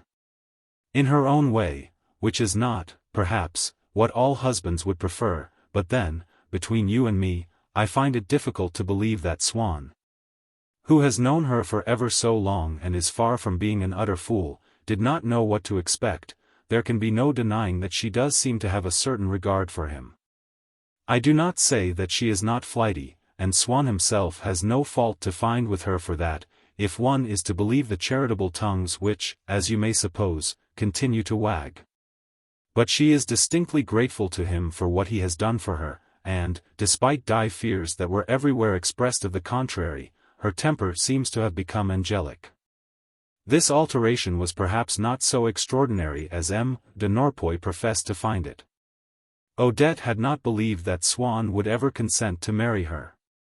Each time that she made the suggestive announcement that some man about town had just married his mistress she had seen him stiffen into a glacial silence, or at the most, if she were directly to challenge him, asking, "Don't you think it very nice, a very fine thing that he has done, for a woman who sacrificed all her youth to him?" had heard him answer dryly, "But I don't say that there's anything wrong in it. Everyone does what he himself thinks right." She came very near, indeed, to believing that, as he used to threaten in moments of anger, he was going to leave her altogether, for she had heard it said, not long since, by a woman sculptor, that, "You cannot be surprised at anything men do, they're such brutes," and impressed by the profundity of this maxim of pessimism she had appropriated it for herself, and repeated it on every possible occasion with an air of disappointment which seemed to imply, after all, it's not impossible in any way. It would be just my luck. Meanwhile all the virtue had gone from the optimistic maxim which had hitherto guided Odette through life, "You can do anything with men when they're in love with you, they're such idiots." A doctrine which was expressed on her face by the same tremor of an eyelid that might have accompanied such words as, "Don't be frightened, he won't break anything." While she waited, Odette was tormented by the thought of what one of her friends, who had been married by a man who had not lived with her for nearly so long as Odette herself had lived with Swann, and had had no child by him, and who was now in a definitely respectable position, invited to the balls at the Élysée and so forth, must think of Swann's behavior. A consultant more discerning than M. de Norpois would doubtless have been able to diagnose that it was this feeling of shame and humiliation that had embittered Odette. That the devilish characteristics which she displayed were no essential part of her, no irremediable evil, and so would easily have foretold what had indeed come to pass. Namely that a new rule of life, the matrimonial, would put an end, with almost magic swiftness, to these painful incidents, of daily occurrence but in no sense organic. Practically everyone was surprised at the marriage, and this, in itself, is surprising. No doubt very few people understand the purely subjective nature of the phenomenon that we call love, or how it creates, so to speak, a fresh, a third, a supplementary person. Distinct from the person whom the world knows by the same name, a person most of whose constituent elements are derived from ourself, the lover. And so there are very few who can regard as natural the enormous proportions that a creature comes to assume in our eyes who is not the same as the creature that they see. It would appear, nonetheless, that so far as Odette was concerned people might have taken into account the fact that if, indeed, she had never entirely understood Swann's mentality, at least she was acquainted with the titles, and with all the details of his studies, so much so that the name of Vermeer was as familiar to her as that of her own dressmaker. While as for Swann himself she knew intimately those traits of character of which the rest of the world must remain ignorant or merely laugh at them. And only a mistress or a sister may gain possession of the revealing, cherished image.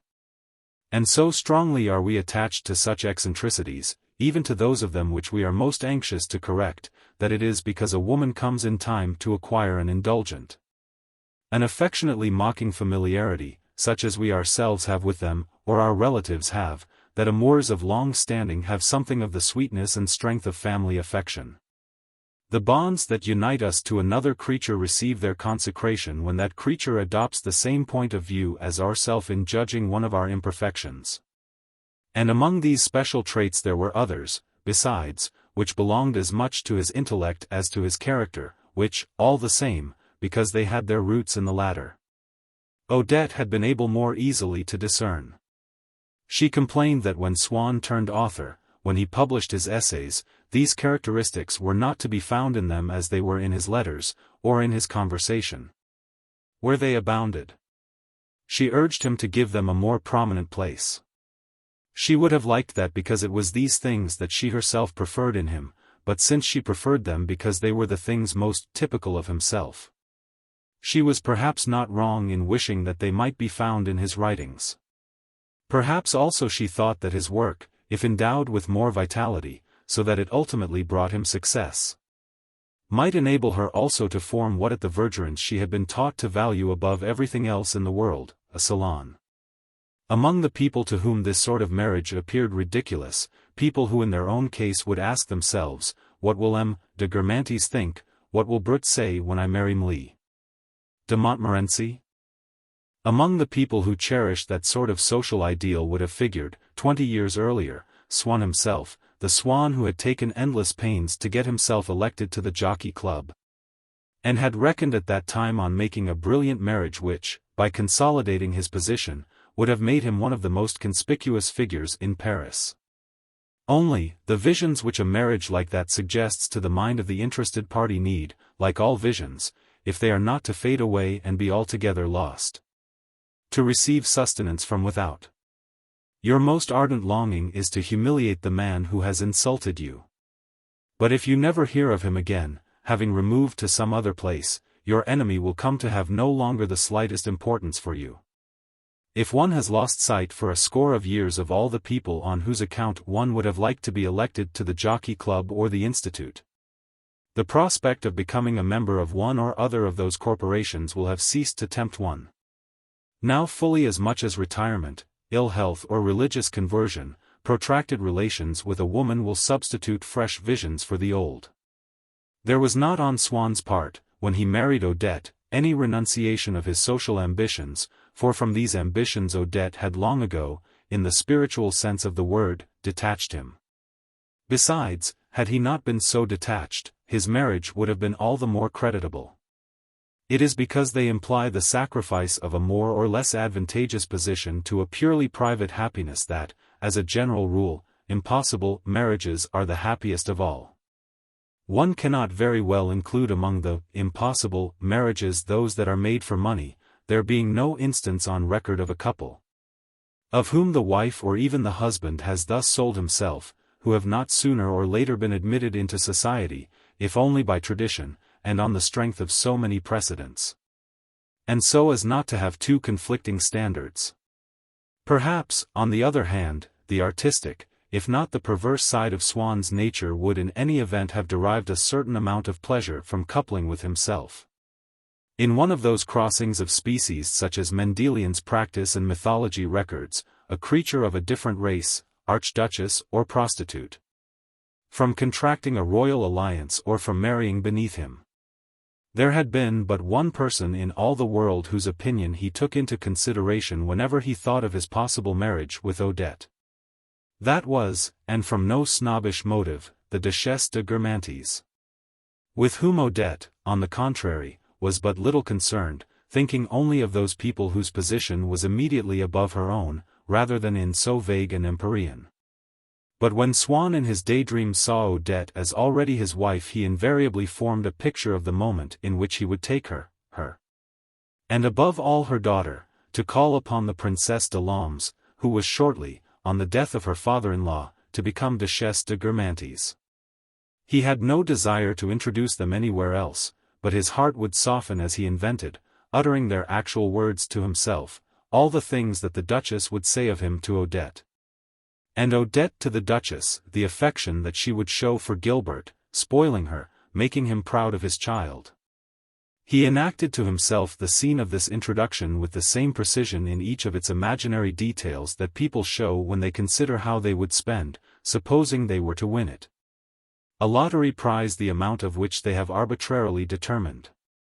In so far as a mental picture which accompanies one of our resolutions may be said to be its motive, so it might be said that if Swann married Odette it was in order to present her and Gilbert, without anyone's else being present, without, if need be, anyone's else ever coming to know of it, to the Duchesse de Guermantes. We shall see how this sole social ambition that he had entertained for his wife and daughter was precisely that one, the realization of which proved to be forbidden him by a veto so absolute that Swann died in the belief that the Duchess would never possibly come to know them. We shall see also that, on the contrary, the Duchesse de Guermantes did associate with Odette and Gilbert after the death of Swann.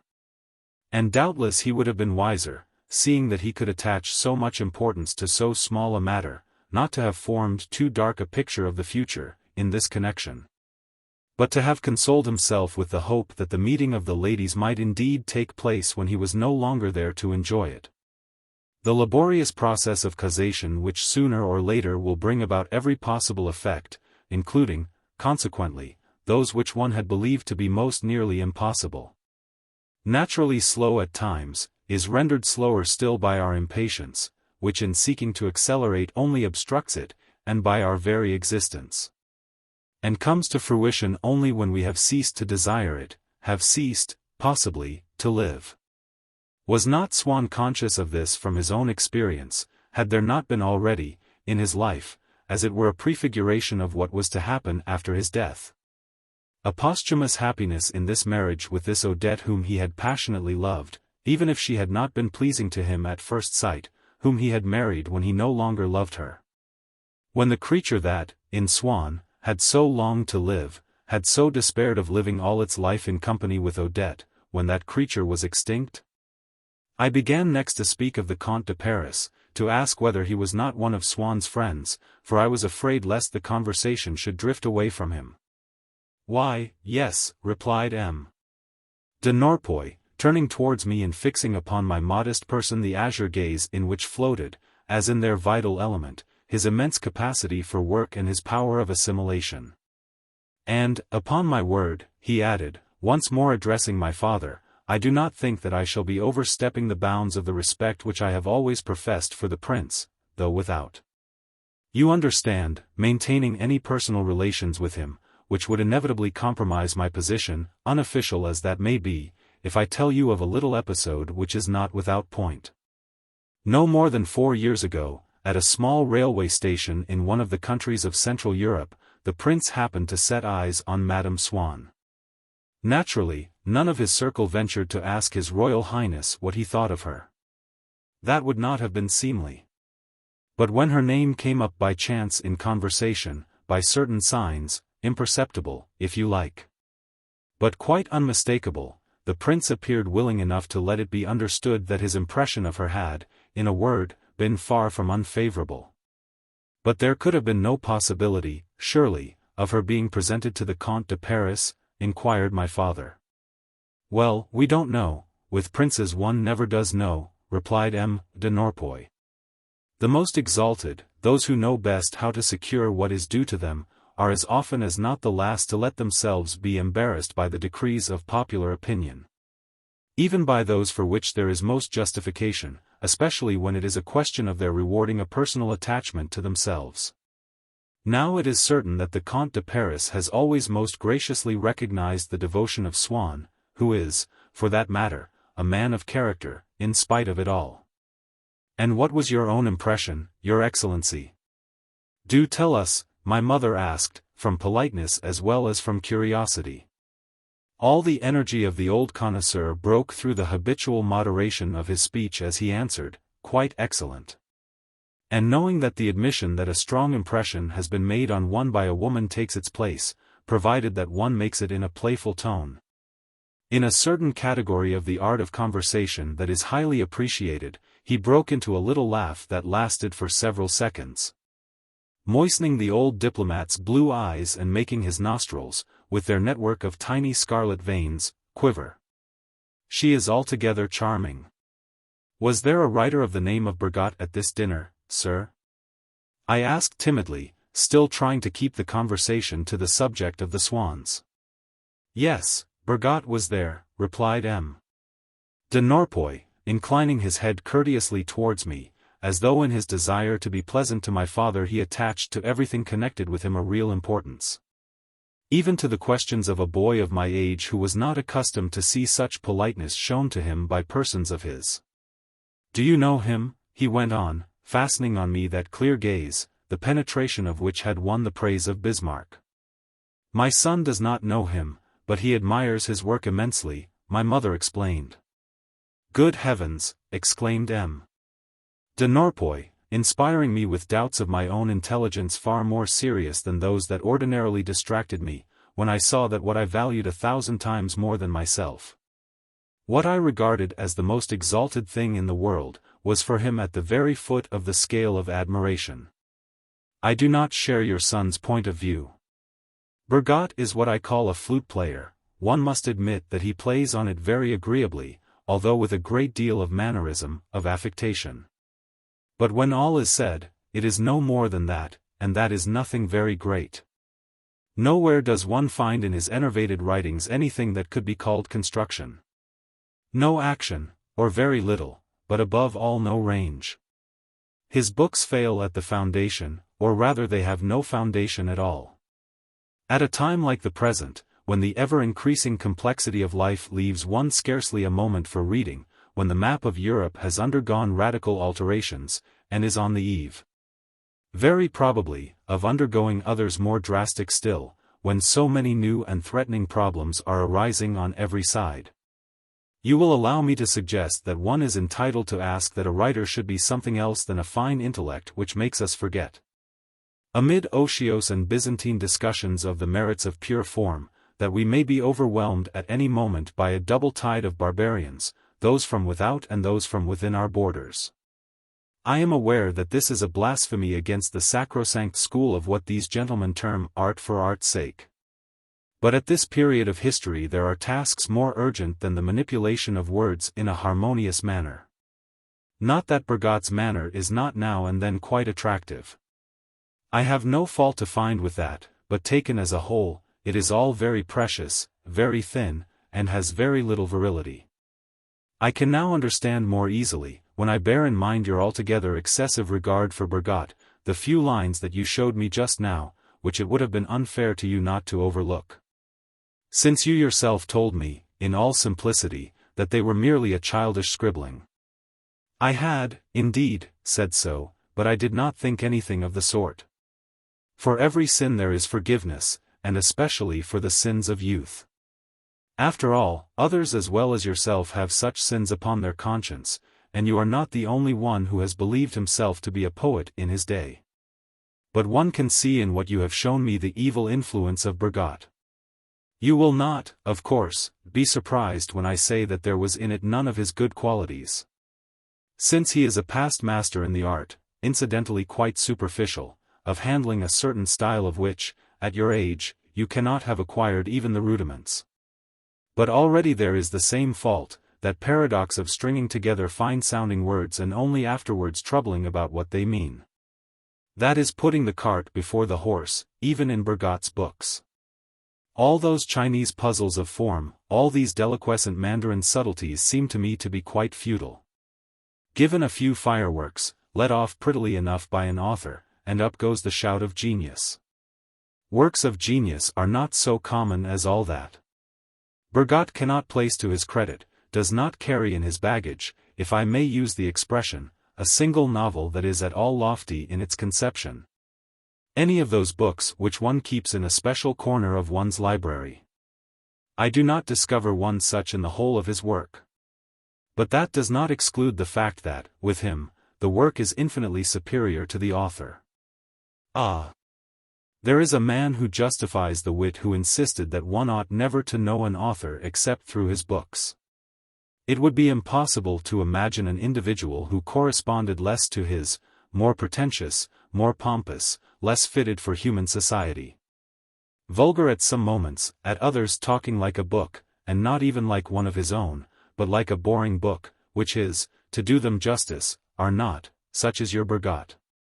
He has the most confused mind, alembicated, what our ancestors called a désir de Phoebus, and he makes the things that he says even more unpleasant by the manner in which he says them.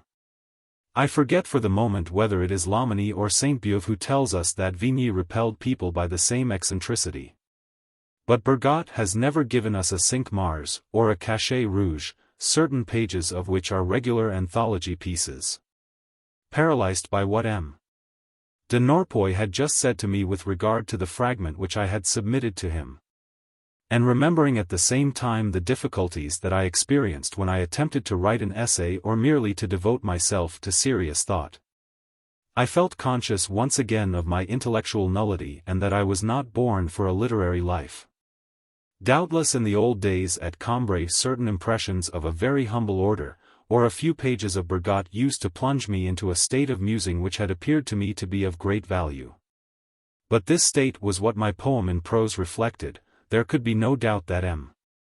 de Norpois had at once grasped and had seen through the fallacy of what I had discovered to be beautiful simply by a mirage that must be entirely false since the ambassador had not been taken in by it.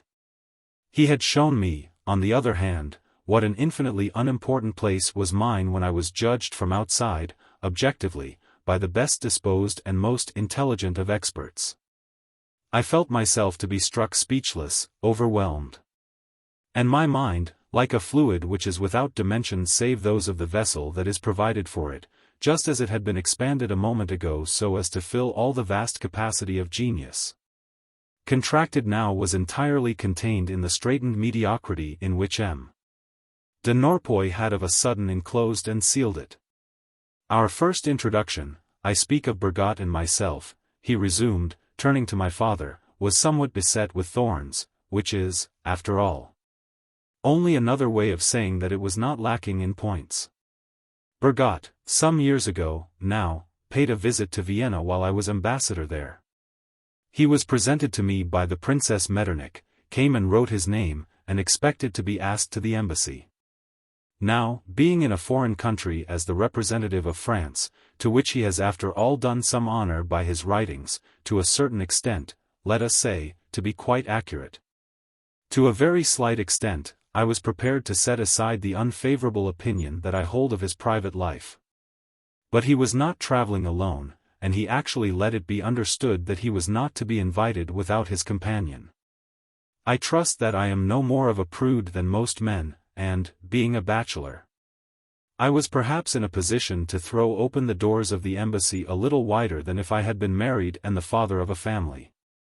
Nevertheless, I must admit that there are depths of degradation to which I should hesitate to descend, while these are rendered more repulsive still by the tone, not moral. Merely, let us be quite frank and say moralising, that Bergot takes up in his books, where one finds nothing but perpetual and, between ourselves, somewhat wearisome analyses, torturing scruples, morbid remorse, and all for the merest peccadillos, the most trivial naughtinesses, as one knows from one's own experience. while all the time he is showing such an utter lack of conscience and so much cynicism in his private life. To cut a long story short, I evaded the responsibility. The princess returned to the charge, but without success.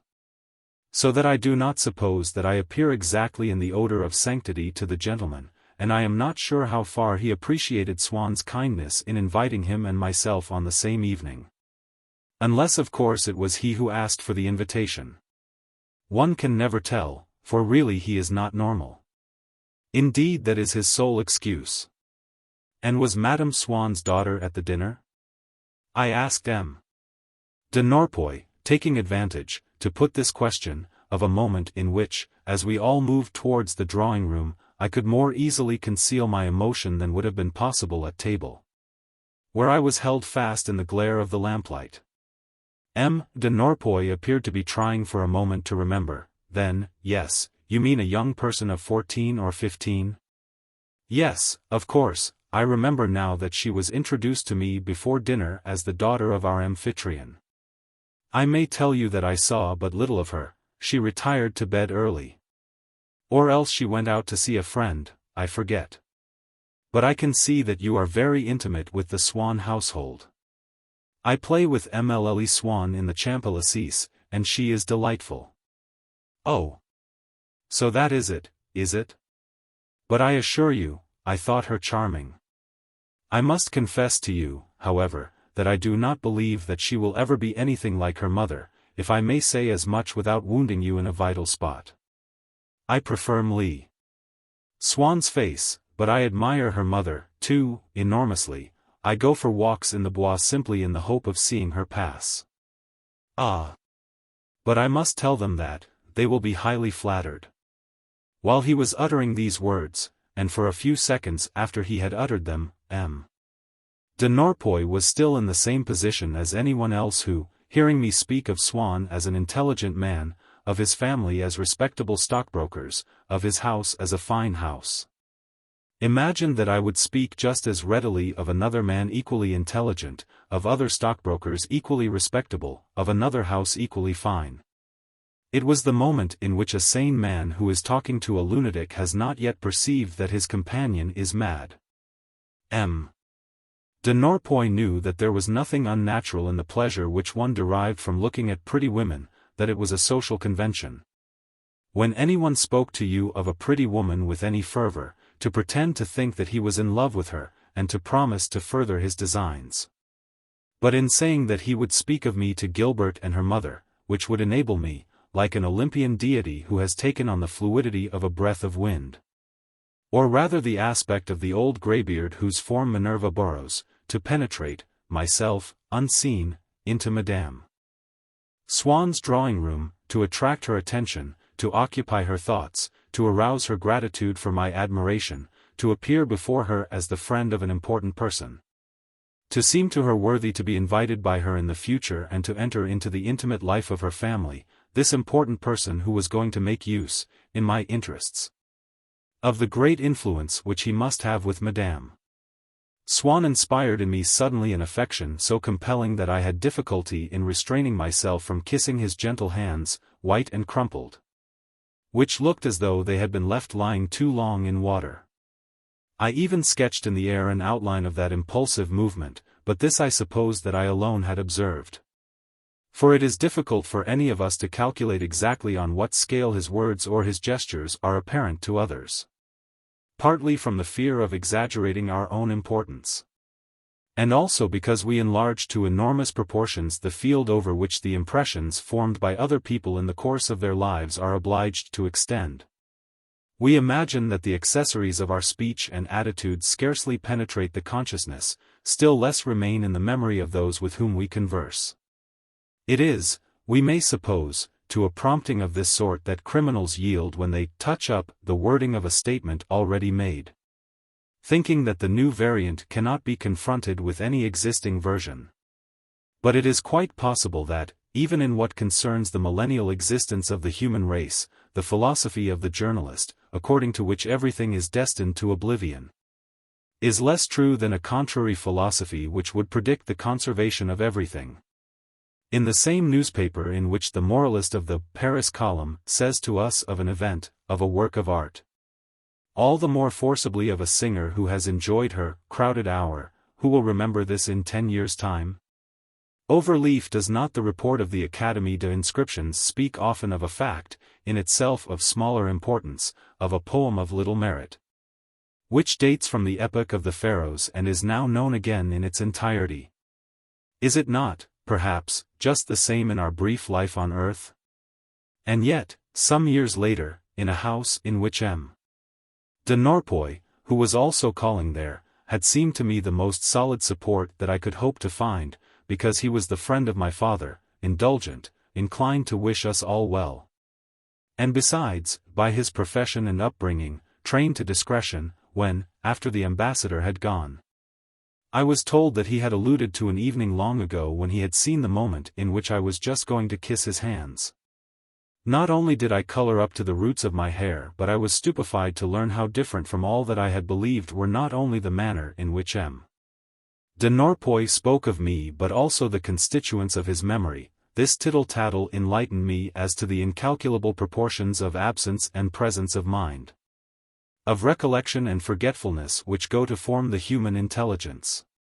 And I was as marvelously surprised as on the day on which I read for the first time, in one of Maspero's books, that we had an exact list of the sportsmen whom Monsieur Bonipal used to invite to his hunts, 1,000 years before the birth of Christ. Oh, sir, I assured M. de Norpois, when he told me that he would inform Gilbert and her mother how much I admired them, if you would do that, if you would speak of me to Madame Swann, my whole life would not be long enough for me to prove my gratitude, and that life would be all at your service. But I feel bound to point out to you that I do not know Madame Swann, and that I have never been introduced to her.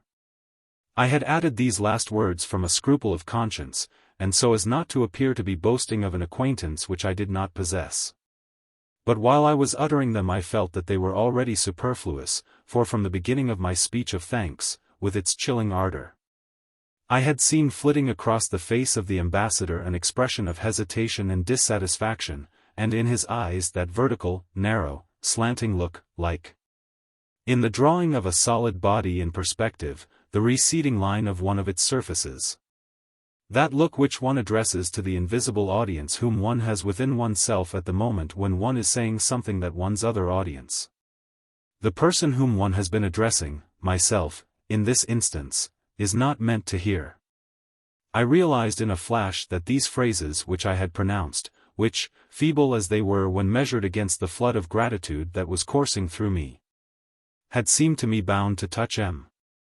de Norpois and to confirm his decision upon an intervention which would have given him so little trouble and me so much joy, were perhaps, out of all those that could have been chosen, with diabolical malice, by persons anxious to do me harm, the only ones that could result in making him abandon his intention.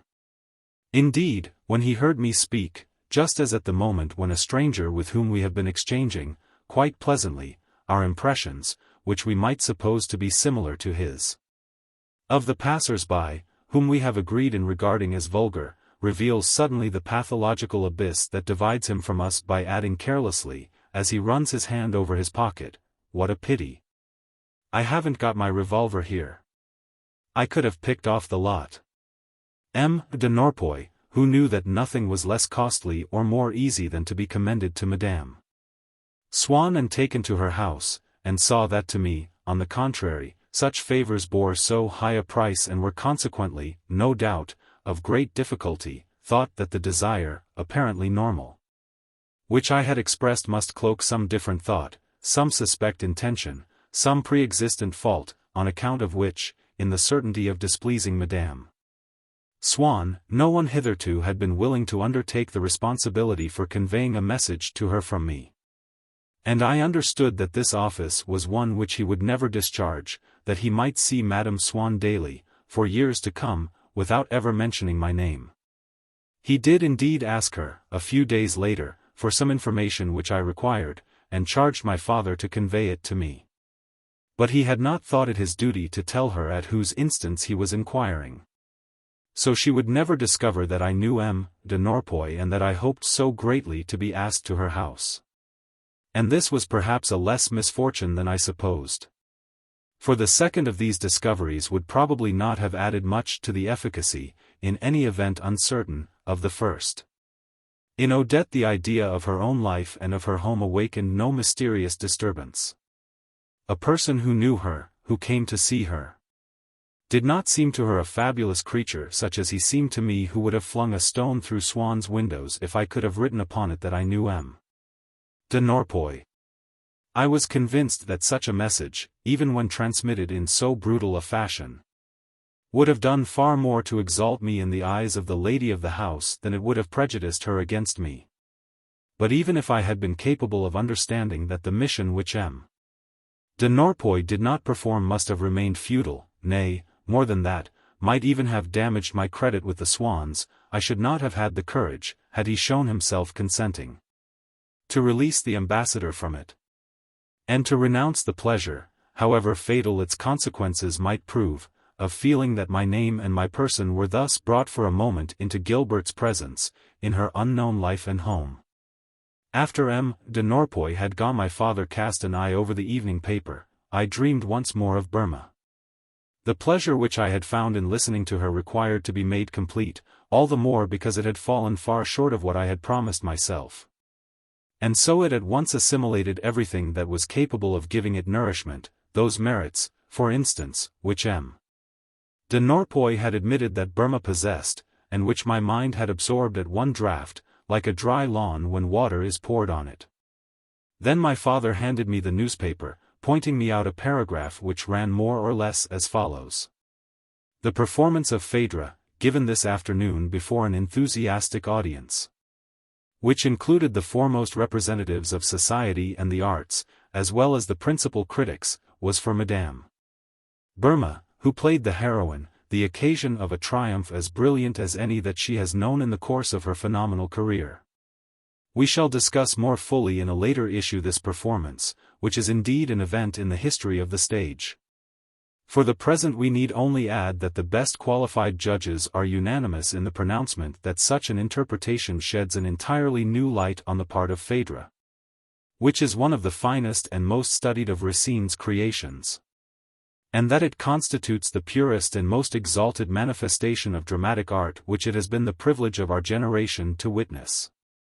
Immediately my mind had conceived this new idea of the purest and most exalted manifestation of dramatic art, the idea, sped to join the imperfect pleasure which I had felt in the theatre. Added to it a little of what was lacking, and their combination formed something so exalting that I cried out within myself, "What a great artist!" It may doubtless be argued that I was not absolutely sincere. But let us bear in mind, rather, the numberless writers who, dissatisfied with the page which they have just written, if they read some eulogy of the genius of Chateaubriand, or evoke the spirit of some great artist whose equal they aspire to be, by humming to themselves, for instance, a phrase of Beethoven, the melancholy of which they compare with what they have been trying to express in prose, are so filled with that idea of genius that they add it to their own productions. When they think of them once again, see them no longer in the light in which at first they appeared, and, hazarding an act of faith in the value of their work, say to themselves, after all, without taking into account that, into the total which determines their ultimate satisfaction, they have introduced the memory of marvelous pages of Chateaubriand which they assimilate to their own, but of which, in cold fact, they are not the authors. Let us bear in mind the numberless men who believe in the love of a mistress on the evidence only of her betrayals. All those, too, who are sustained by the alternative hopes either of an incomprehensible survival of death, when they think, inconsolable husbands, of the wives whom they have lost but have not ceased to love, or, artists, of the posthumous glory which they may thus enjoy. Or else the hope of complete extinction which comforts them when their thoughts turn to the misdeeds that otherwise they must his own meditation, which do not appear to him to be of great value since he does not separate them from himself, oblige a publisher to choose a kind of paper, to employ a fount of type finer, perhaps, than they deserve, I asked myself whether my desire to write was of sufficient importance to justify my father in dispensing so much generosity. But apart from that, when he spoke of my inclinations as no longer liable to change, he awakened in me two terrible suspicions. The first was that, at a time when, every day, I regarded myself as standing upon the threshold of a life which was still intact and would not enter upon its course until the following morning, my existence was already begun, and that, furthermore, what was yet to follow would not differ to any extent from what had already elapsed. The second suspicion, which was nothing more, really, than a variant of the first, was that I was not situated somewhere outside the realm of time, but was subject to its laws. Just like the people in novels who, for that reason, used to plunge me in such depression when I read of their lives, down at Cambrai, in the fastness of my wicker sentry box. In theory one is aware that the earth revolves, but in practice one does not perceive it, the ground upon which one treads seems not to move, and one can live undisturbed. So it is with time in one's life. And to make its flight perceptible, novelists are obliged, by wildly accelerating the beat of the pendulum, to transport the reader in a couple of minutes over 10, or 20, or even 30 years. At the top of one page we have left a lover full of hope. At the foot of the next we meet him again, a bowed old man of 80, painfully dragging himself on his daily walk about the courtyard of an almshouse, scarcely replying to what is said to him. Oblivious of the past.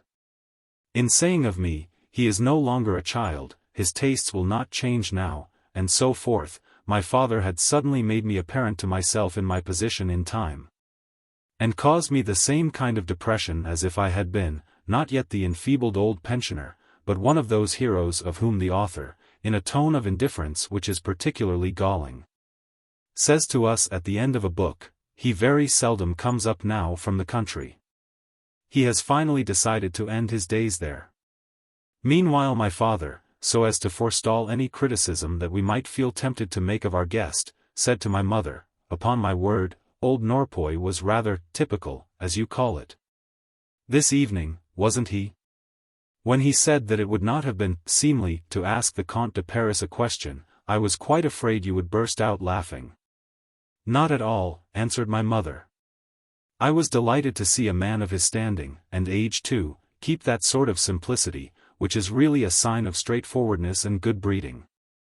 "I should think so, indeed. That does not prevent his having a shrewd and discerning mind. I know him well, I see him at the Commission, remember, where he is very different from what he was here," exclaimed my father, who was glad to see that mamma appreciated M. de Norpoy, and anxious to persuade her that he was even superior to what she supposed. Because a cordial nature exaggerates a friend's qualities with as much pleasure as a mischievous one finds in depreciating them. What was it that he said, again, with princes one never does know? Yes, that was it. I noticed it at the time, it was very neat. You can see that he has a vast experience of life. The astonishing thing is that he should have been dining with the Swanns, and that he seems to have found quite respectable people there, officials even. How on earth can Madame Swann have managed to catch them? Did you notice the malicious way he said, "It is a house which is especially attractive to gentlemen"? And each of them attempted to reproduce the manner in which M. de Norpoy had uttered these words, as they might have attempted to capture some intonation of Bressant's voice or of Thyron's in L'Aventurière or in the Gendre de M. Poirier. But of all his sayings there was none so keenly relished as one was by Françoise, who, years afterwards, even could not keep a straight face, if we reminded her that she had been qualified by the ambassador as a chef of the first order, a compliment which my mother had gone in person to transmit to her. As a war minister publishes the congratulations addressed to him by a visiting sovereign after the grand review. I, as it happened, had preceded my mother to the kitchen. For I had extorted from Françoise, who though opposed to war was cruel, that she would cause no undue suffering to the rabbit which she had to kill, and I had had no report yet of its death.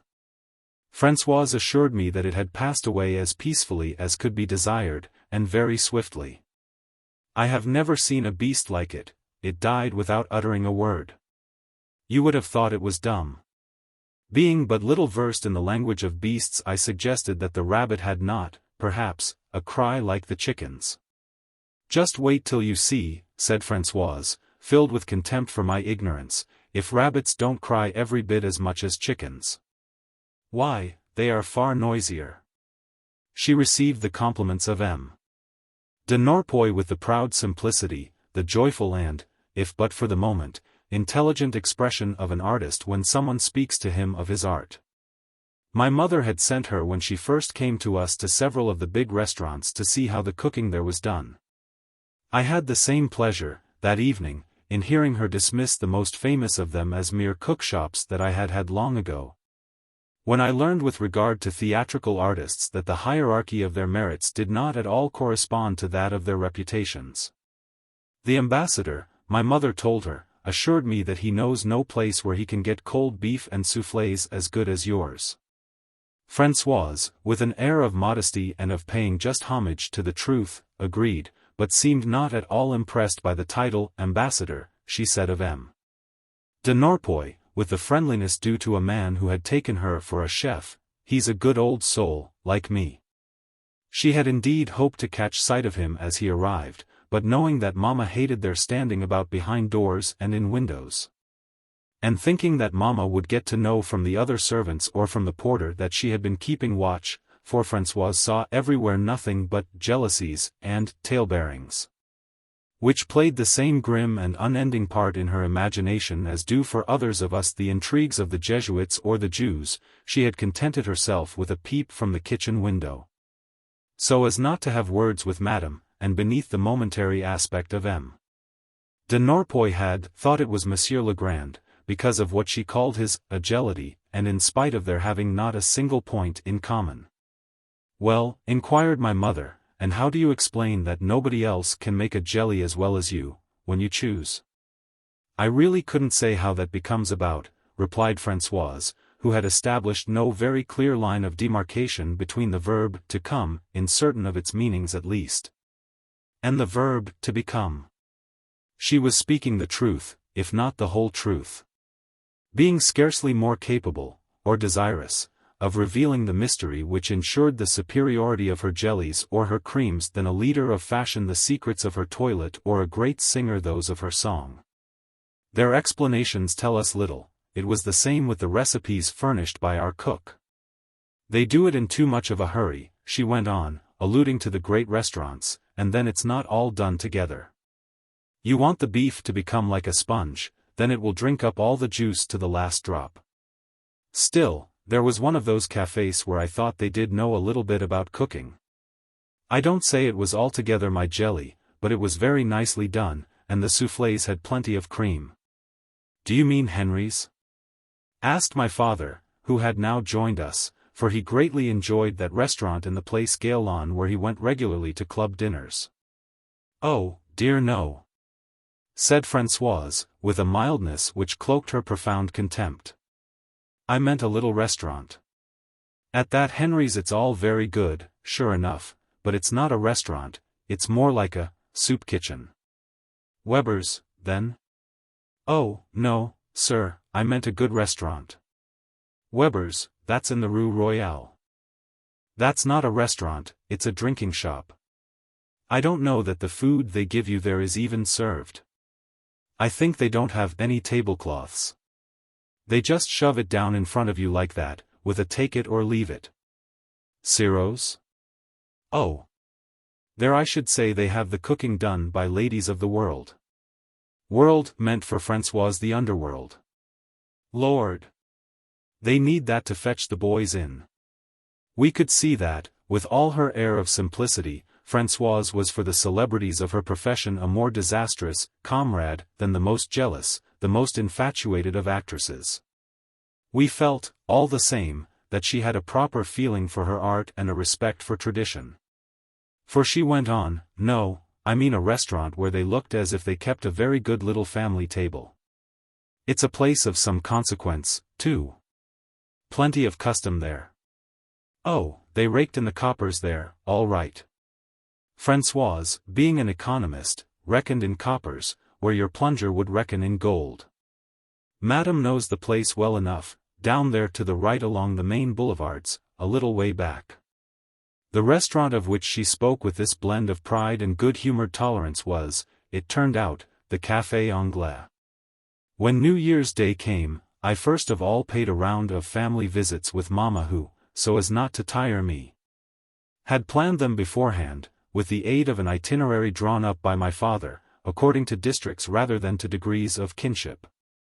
But no sooner had we entered the drawing-room of the distant cousin whose claim to being visited first was that her house was at no distance from ours, than my mother was horrified to see standing there, his present of marrons glacés or déguises in his hand, the bosom friend of the most sensitive of all my uncles, to whom he would at once go and report that we had not begun our round with him.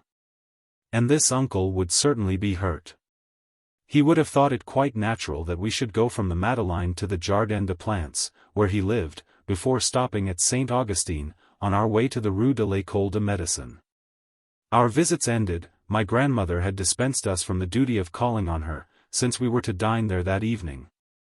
I ran all the way to the Champs-Élysées to give to our own special stall-keeper, with instructions to hand it over to the person who came to her several times a week from the Swann's to buy gingerbread, the letter which, on the day when my friend had caused me so much anxiety, I had decided to send her at the New Year, and in which I told her that our old friendship was vanishing with the old year, that I would forget, now, my old sorrows and disappointments, and that, from this first day of January, it was a new friendship that we were going to cement, one so solid that nothing could destroy it, so wonderful that I hoped that Gilbert would go out of her way to preserve it in all its beauty, and to warn me in time, as I promised to warn her, should either of us detect the least sign of a peril that might endanger it. On our way home Françoise made me stop at the corner of the Rue Royale, before an open-air stall from which she selected for her own stock of presents photographs of Pius IX and Raspail, while for myself I purchased one of Burma. The innumerable admiration which that artist excited gave an air almost of poverty to this one face that she had to respond with. Unalterable and precarious as are the garments of people who have not a change, this face on which she must continually expose to view only the tiny dimple upon her upper lip, the arch of her eyebrows, a few other physical peculiarities always the same, which, when it came to that, were at the mercy of a burn or a blow. This face, moreover, could not in itself have seemed to me beautiful, but it gave me the idea, and consequently the desire to kiss it by reason of all the kisses that it must have received. For which, from its page in the album, it seemed still to be appealing with that coquettishly tender gaze, that artificially ingenuous smile. For our Burma must indeed have felt for many young men those longings which she confessed under cover of the personality of Phaedra, longings of which everything, even the glamour of her name which enhanced her beauty and prolonged her youth, must render the gratification so easy to her. Night was falling. I stopped before a column of playbills, on which was posted that of the piece in which she was to appear on January 1st. A moist and gentle breeze was blowing. It was a time of day and year that I knew. I suddenly felt a presentiment that New Year's Day was not a day different from the rest, that it was not the first day of a new world, in which I might, by a chance that had never yet occurred, that was still intact, make Gilbert's acquaintance afresh, as at the creation of the world, as though the past had no longer any existence, as though there had been obliterated, with the indications which I might have preserved for my future guidance, the disappointments which she had sometimes brought me. A new world in which nothing should subsist from the old, save one thing, my desire that Gilbert should love me. I realized that if my heart hoped for such a reconstruction, round about it, of a universe that had not satisfied it before, it was because my heart had not altered.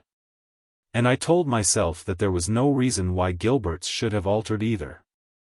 I felt that this new friendship was the same, just as there is no boundary ditch between their forerunners and those new years which our desire for them, without being able to reach and so to modify them, invests, unknown to themselves, with distinctive names. I might dedicate this new year, if I chose, to Gilbert, and as one bases a religious system upon the blind laws of nature, endeavor to stamp New Year's Day with the particular image that I had formed of it. But in vain. I felt that it was not aware that people called it New Year's Day, that it was passing in a wintry dusk in a manner that was not novel to me.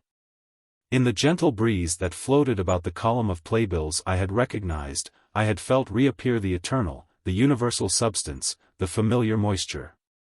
The unheeding fluidity of the old days and years. I returned to the house. I had spent the New Year's Day of old men, who differ on that day from their juniors. Not because people have ceased to give them presents but because they themselves have ceased to believe in the new year. Presents I had indeed received, but not that present which alone could bring me pleasure, namely a line from Gilbert. I was young still, none the less, since I had been able to write her one, by means of which I hoped, in telling her of my solitary dreams of love and longing, to arouse similar dreams in her. The sadness of men who have grown old lies in their no longer even thinking of writing such letters, the futility of which their experience has shown. After I was in bed, the noises of the street, unduly prolonged upon this festive evening, kept me awake.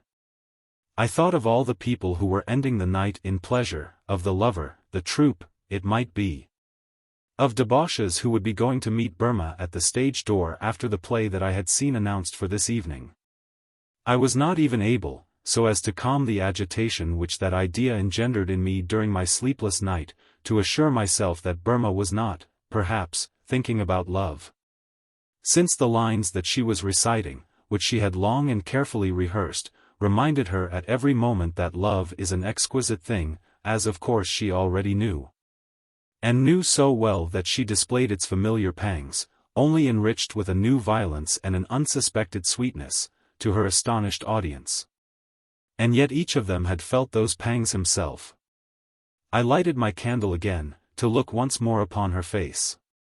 At the thought that it was, no doubt, at that very moment being caressed by those men whom I could not prevent from giving to Burma and receiving from her joys superhuman but vague. I felt an emotion more cruel than voluptuous, a longing that was aggravated presently by the sound of a horn, as one hears it on the nights of the Lenten Carnival and often of other public holidays. Which, because it then lacks all poetry, is more saddening, coming from a toy squeaker, than, at evening, in the depth of the woods. At that moment, a message from Gilbert would perhaps not have been what I wanted. Our desires cut across one another's paths, and in this confused existence it is but rarely that a piece of good fortune coincides with the desire that clamored for it. I continued to go to the Champs-Élysées on fine days. Along streets whose stylish pink houses seemed to be washed, because exhibitions of watercolors were then at the height of fashion, in a lightly floating atmosphere.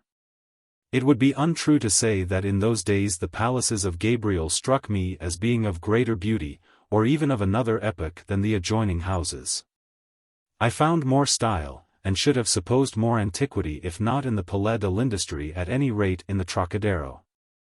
Plunged in a restless sleep, my adolescence embodied in one uniform vision the whole of the quarter through which it might be strolling. And I had never dreamed that there could be an 18th-century building in the Rue Royale, just as I should have been astonished to learn that the Porte Saint-Martin and the Porte Saint-Denis, those glories of the age of Louis XIV, were not contemporary with the most recently built tenements in the sordid regions that bore their names. Once only one of Gabriel's palaces made me stop for more than a moment. That was because, night having fallen, its columns, dematerialized by the moonlight, had the appearance of having been cut out in pasteboard. And by recalling to me a scene in the operetta Orphée aux Offers gave me for the first time an impression of beauty. Meanwhile Gilbert never came to the Champs-Élysées. And yet it was imperative that I should see her, for I could not so much as remember what she was like. The questing, anxious, exacting way that we have of looking at the person we love, our eagerness for the word which shall give us or take from us the hope of an appointment for the morrow, and, until that word is uttered, our alternative if not simultaneous imaginings of joy and of despair, all these make our observation, in the beloved object's presence, too tremulous to be able to carry away a dear impression of her. Perhaps, also, that activity of all the senses at once which endeavors to learn from the visible aspect alone what lies behind it is overindulgent to the thousand forms, to the changing fragrance, to the movements of the living person whom as a rule, when we are not in love, we regard as fixed in one permanent position. Whereas the beloved model does not stay still, and our mental photographs of her are always blurred. I did not rightly know how Gilbert's features were composed, save in the heavenly moments when she disclosed them to me. I could remember nothing but her smile.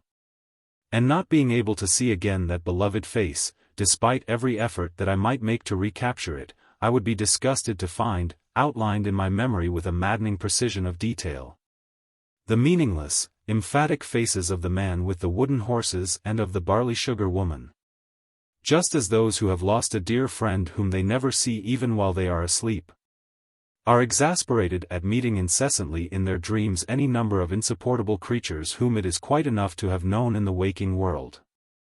In their inability to form any image of the object of their grief they are almost led to assert that they feel no grief. And I was not far from believing that, since I could not recall the features of Gilbert, I had forgotten Gilbert herself, and no longer loved her.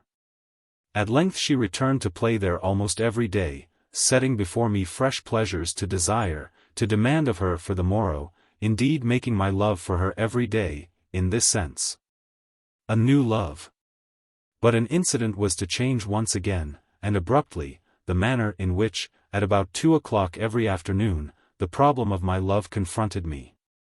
Had Swann intercepted the letter that I had written to his daughter, or was Gilbert merely confessing to me long after the event, and so that I should be more prudent in future? A state of things already long established? As I was telling her how greatly I admired her father and mother, she assumed that vague air, full of reticence and kept secrets, which she invariably wore when anyone spoke to her of what she was going to do, her walks, drives, visits, then suddenly expressed it with, "You know, they can't abide you." And, slipping from me like the Undine that she was, burst out laughing. Often her laughter, out of harmony with her words, seemed, as music seems, to be tracing an invisible surface on another plane.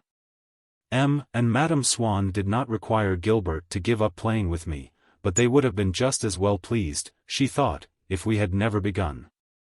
They did not look upon our relations with a kindly eye, they believed me to be a young person of low moral standard and imagined that my influence over their daughter must be evil.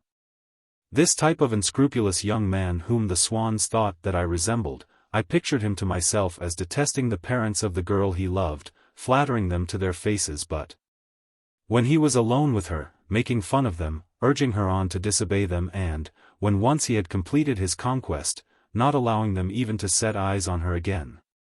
With these characteristics, though they are never those under which the basest of scoundrels recognizes himself, how vehemently did my heart contrast the sentiments that did indeed animate it with regard to Swann. So passionate, on the contrary, that I never doubted that, were he to have the least suspicion of them, he must repent of his condemnation of me as of a judicial error.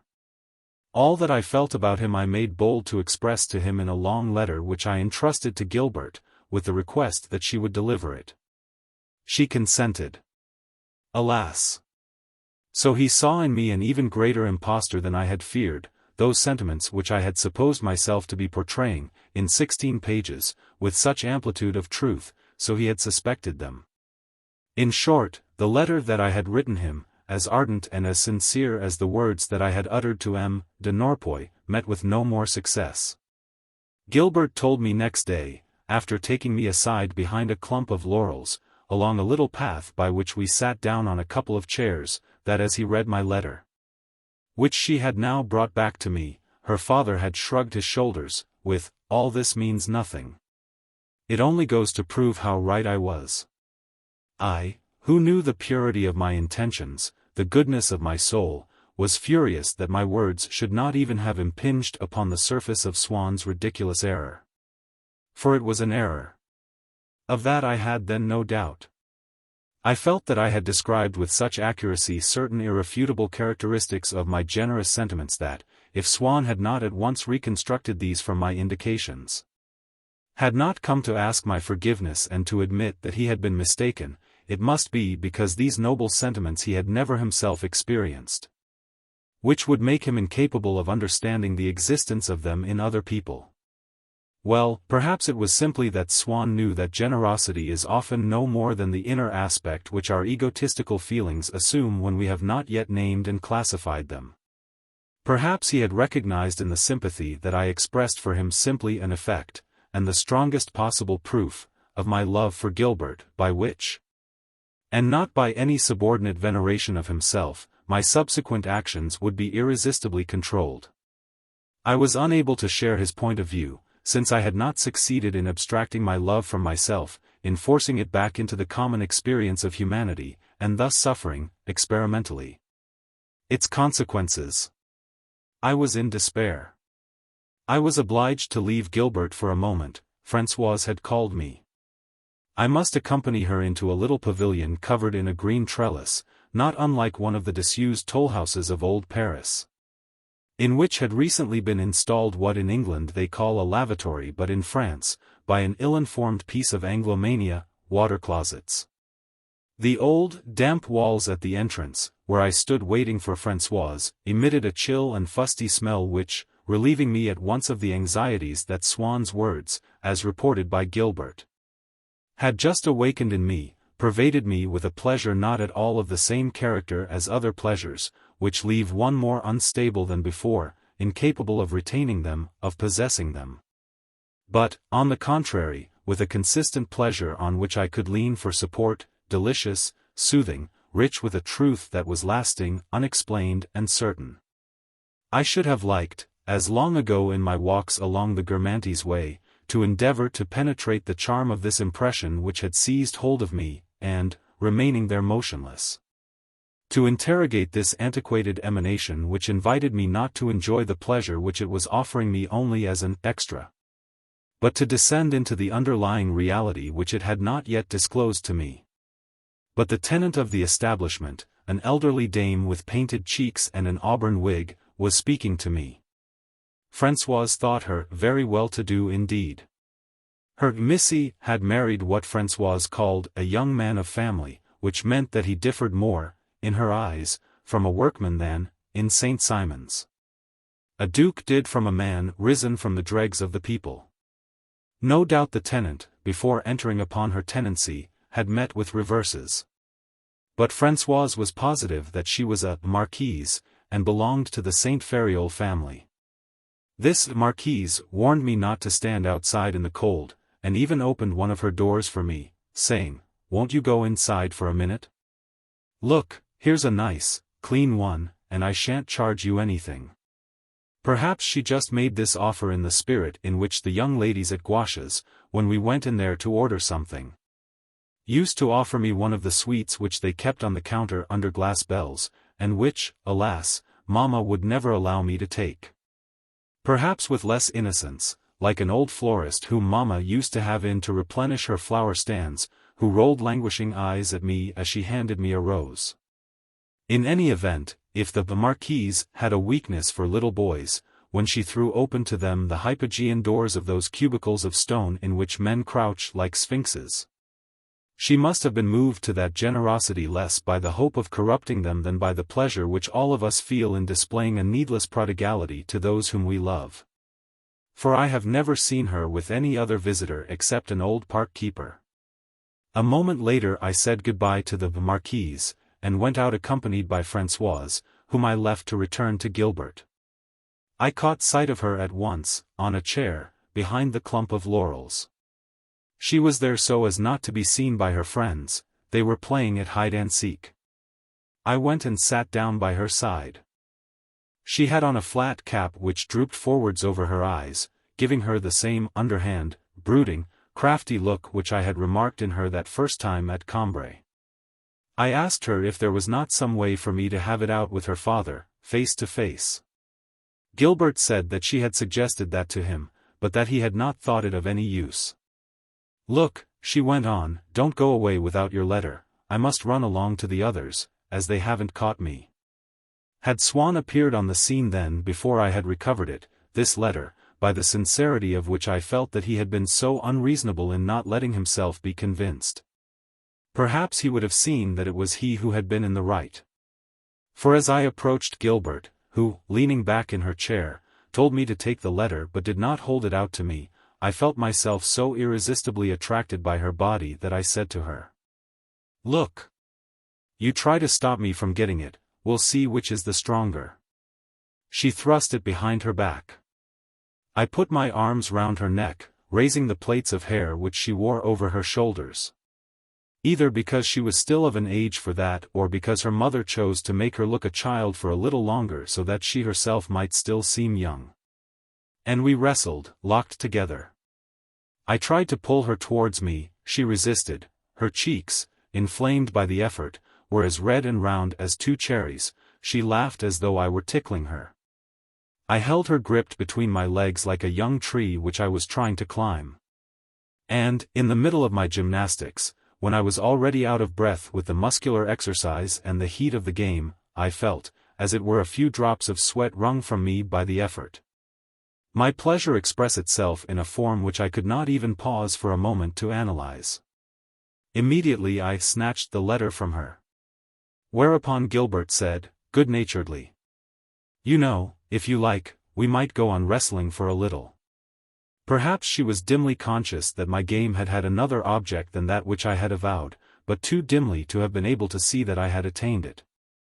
And I, who was afraid that she had seen, and a slight recoil, as though of offended modesty which she made and checked a moment later made me think that my fear had not been unfounded, agreed to go on wrestling, lest she should suppose that I had indeed no other object than that, after which I wished only to sit quietly by her side. On my way home I suddenly recollected the impression, concealed from me until then, towards which, without letting me distinguish or recognize it, the cold, almost sooty smell of the trellised pavilion had borne me. It was that of my Uncle Adolphe's little sitting-room at Cambrai, which had indeed exhaled the same odor of humidity. But I could not understand, and I postponed the attempt to discover why the recollection of so trivial an impression had given me so keen a happiness. It struck me, however, that I did indeed deserve the contempt of M. de Norpois. I had preferred, hitherto, to all other writers, one whom he styled a mere flute player, and a positive rapture had been conveyed to me, not by any important idea, but by a mouldy smell. For some time past, in certain households, the name of the Champellicis, if a visitor mentioned it, would be greeted by the mother of the family with that air of contempt which mothers keep for a physician of established reputation whom they have, or so they make out, seen make too many false diagnoses to have any faith left in him. People insisted that these gardens were not good for children, that they knew of more than one sore throat, more than one case of measles and any number of feverish chills for which the Champs must be held responsible. Without venturing openly to doubt the maternal affection of Mamma, who continued to let me play there, several of her friends deplored her inability to see what was as plain as daylight. Neurotic subjects are perhaps less addicted than any, despite the time-honored phrase, to listening to their insides.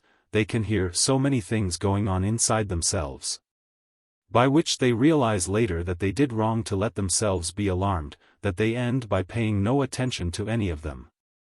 Their nervous systems have so often cried out to them for help, as though from some serious malady, when it was merely because snow was coming, or because they had to change their rooms, that they have acquired the habit of paying no more heed to these warnings than a soldier who in the heat of battle perceives them so little that he is capable, although dying, of carrying on for some days still the life of a man in perfect health. One morning, bearing arranged within me all my regular disabilities, from whose constant, internal circulation I kept my mind turned as resolutely away as from the circulation of my blood, I had come running into the dining-room where my parents were already at table, and, having assured myself, as usual, that to feel cold may mean not that one ought to warm oneself but that, for instance, one has received a scolding, and not to feel hungry that it is going to rain, and not that one ought not to eat anything, had taken my place between them when, in the act of swallowing the first mouthful of a particularly tempting cutlet, a nausea, a giddiness stopped me, the feverish reaction of a malady that had already begun. the symptoms of which had been masked, retarded by the ice of my indifference, but which obstinately refused the nourishment that I was not in a fit state to absorb. Then, at the same moment, the thought that they would stop me from going out if they saw that I was unwell gave me, as the instinct of self-preservation gives a wounded man, the strength to crawl to my own room, where I found that I had a temperature of 104, and then to get ready to go to the Champs-Élysées. Through the languid and vulnerable shell which encased them, my eager thoughts were urging me towards, were clamoring for the soothing delight of a game of prisoner's base with Gilbert. And an hour later, barely able to keep on my feet, but happy in being by her side, I had still the strength to enjoy it.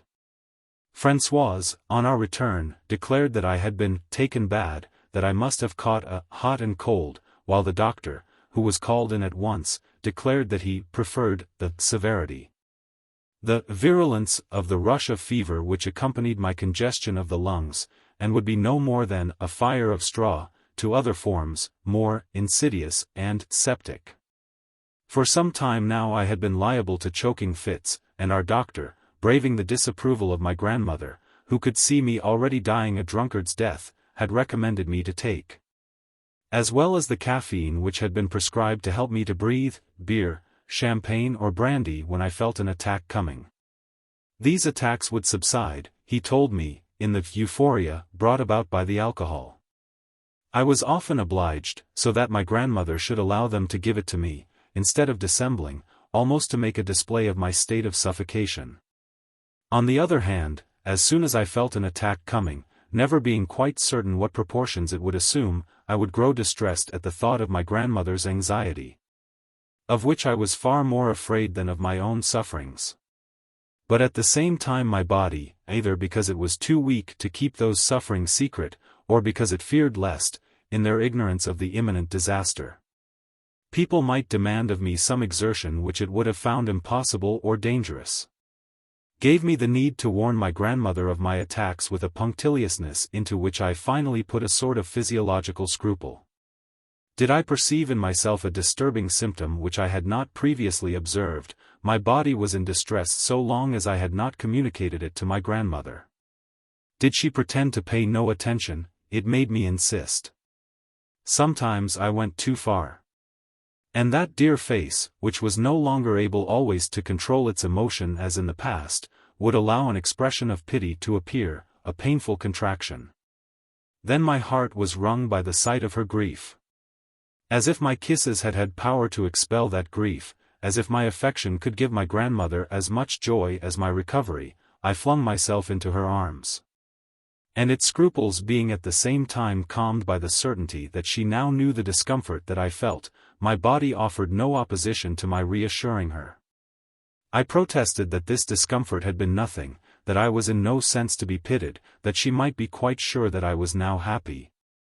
My body had wished to secure exactly the amount of pity that it deserved, and, provided that someone knew that it had a pain in its right side, it could see no harm in my declaring that this pain was of no consequence and was not an obstacle to my happiness.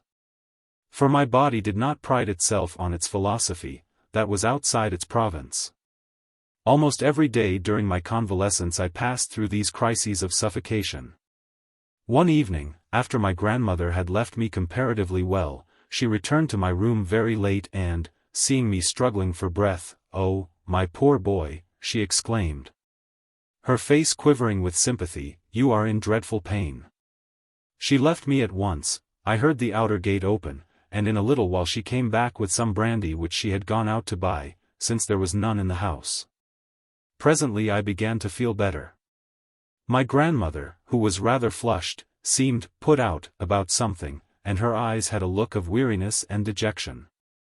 "I shall leave you alone now, and let you get the good of this improvement," she said, rising suddenly to go. I detained her, however, for a kiss, and could feel on her cold cheek something moist, but did not know whether it was the dampness of the night air through which she had just passed. Next day, she did not come to my room until the evening, having had, she told me, to go out. I considered that this showed a surprising indifference to my welfare, and I had to restrain myself so as not to reproach her with it. As my chokings had persisted long after any congestion remained that could account for them, my parents asked for a consultation with Professor Cottard. It is not enough that a physician who is called in to treat cases of this sort should be learned. Brought face to face with symptoms which may or may not be those of 3 or 4 different complaints, it is in the long run his instinct, his eye that must decide with which, despite the more or less similar appearance of them all, he has to deal. This mysterious gift does not imply any superiority in the other departments of the intellect, and a creature of the utmost vulgarity, who admires the worst pictures, the worst music, in whose mind there is nothing out of the common, may perfectly well possess it. In my case, what was physically evident might equally well have been due to nervous spasms, to the first stages of tuberculosis, to asthma, to a toxi-alimentary dyspnea with renal insufficiency, to chronic bronchitis, or to a complex state into which more than one of these factors entered. Now, nervous spasms required to be treated firmly, and discouraged. Tuberculosis with infinite care and with a feeding up process which would have been bad for an arthritic condition such as asthma, and might indeed have been dangerous in a case of toxi-alimentary dyspnea, this last calling for a strict diet which, in return, would be fatal to a tuberculous patient. But Cottard's hesitations were brief and his prescriptions imperious. Purges, violent and drastic purges, milk for some days, nothing but milk. No meat. No alcohol. My mother murmured that I needed, all the same, to be built up, that my nerves were already weak, that drenching me like a horse and restricting my diet would make me worse. I could see in Cottard's eyes, as uneasy as though he were afraid of missing a train, that he was asking himself whether he had not allowed his natural good humor to appear. He was trying to think whether he had remembered to put on his mask of coldness, as one looks for a mirror to see whether one has not forgotten to tie one's tie. In his uncertainty, and, so as, whatever he had done, to put things right, he replied brutally, "I am not in the habit of repeating my instructions. Give me a pen. Now remember, milk. Later on, when we have got the crises and the agrepnia by the throat, I should like you to take a little clear soup, and then a little broth, but always with milk, ole. You'll enjoy that, since Spain is all the rage just now, all. His pupils knew this joke well, for he made it at the hospital whenever he had to put a heart or liver case on a milk diet. After that, you will gradually return to your normal life. But whenever there is any coughing or choking, purges, injections, bed, milk. He listened with icy calm, and without uttering a word, to my mother's final objections, and as he left us without having condescended to explain the reasons for this course of treatment. My parents concluded that it had no bearing on my case, and would weaken me to no purpose, and so they did not make me try it. Naturally they sought to conceal their disobedience from the professor, and to succeed in this avoided all the houses in which he was likely to be found. Then, as my health became worse, they decided to make me follow out Cottard's prescriptions to the letter. In 3 days my rattle and cough had ceased, I could breathe freely. Whereupon we realized that Cottard, while finding, as he told us later on, that I was distinctly asthmatic, and still more inclined to imagine things, had seen that what was really the matter with me at the moment was intoxication. And that by loosening my liver and washing out my kidneys he would get rid of the congestion of my bronchial tubes and thus give me back my breath, my sleep and my strength. And we realized that this imbecile was a clinical genius. At last I was able to get up. But they spoke of not letting me go any more to the Champs-Élysées. They said that it was because the air there was bad, but I felt sure that this was only a pretext so that I should not seem Swann, and I forced myself to repeat the name of Gilbert all the time. Like the native tongue which peoples in captivity endeavor to preserve among themselves so as not to forget the land that they will never see again. Sometimes my mother would stroke my forehead with her hand, saying, "So little boys don't tell mama their troubles any more?" And Françoise used to come up to me every day with, "What a face, to be sure. If you could just see yourself. Anyone would think there was a corpse in the house." It is true that, if I had simply had a cold in the head, Françoise would have assumed the same funereal air. These lamentations pertained rather to her class than to the state of my health. I could not at the time discover whether this pessimism was due to sorrow or to satisfaction. I decided provisionally that it was social and professional. One day, after the postman had called, my mother laid a letter upon my bed. I opened it carelessly, since it could not bear the one signature that would have made me happy, the name of Gilbert, with whom I had no relations outside the Champs-Élysées. And lo, at the foot of the page, embossed with a silver seal representing a man's head in a helmet, and under him a scroll with the device per viam rectam. Beneath a letter written in a large and flowing hand, in which almost every word appeared to be underlined, simply because the crosses of the T's ran not across but over them. And so drew a line beneath the corresponding letters of the word above. It was indeed Gilbert's signature and nothing else that I saw. But because I knew that to be impossible upon a letter addressed to myself, the sight of it, unaccompanied by any belief in it, gave me no pleasure. For a moment it merely struck an impression of unreality on everything round about me. With lightning rapidity the impossible signature danced about my bed, the fireplace, the four walls. I saw everything sway, as one does when one falls from a horse, and I asked myself whether there was not an existence altogether different from the one I knew, in direct contradiction of it. But itself the true existence, which, being suddenly revealed to me, filled me with that hesitation which sculptors, in representing the Last Judgment, have given to the awakening dead who find themselves at the gates of the next world. My dear friend, said the letter, I hear that you have been very ill and have given up going to the Champs-Élysées. I hardly ever go there either because there has been such an enormous lot of illness. But I'm having my friends to tea here every Monday and Friday. Mama asks me to tell you that it will be a great pleasure to us all if you will come too, as soon as you are well again, and we can have some more nice talks here, just like the Champs-Élysées. Goodbye, dear friend, I hope that your parents will allow you to come to tea very often. With all my kindest regards. Gilbert.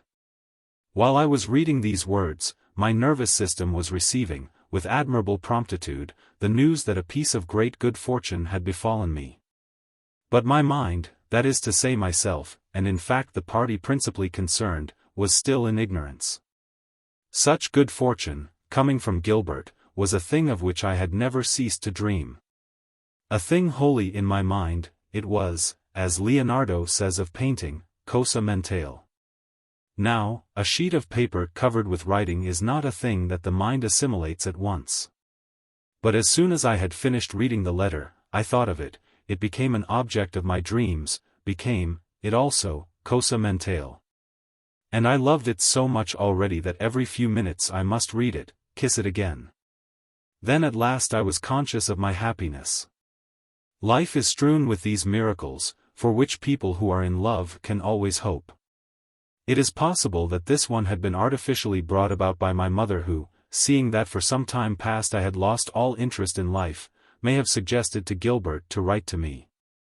Just as, when I was little and went first to the seaside, so as to give me some pleasure in bathing, which I detested because it took away my breath. She used secretly to hand to the man who was to dip me marvelous boxes made of shells, and branches of coral, which I believed that I myself had discovered lying at the bottom of the sea.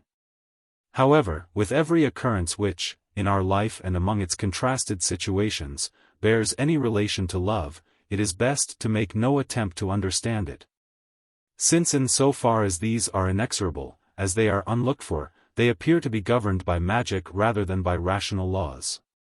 When a multimillionaire, who for all his millions is quite a charming person, sent packing by a poor and unattractive woman with whom he has been living, calls to his aid, in his desperation, all the resources of wealth, and brings every worldly influence to bear without succeeding in making her take him back, it is wiser for him, in the face of the implacable obstinacy of his mistress, to suppose that fate intends to crush him, and to make him die of an affection of the heart, than to seek any logical explanation.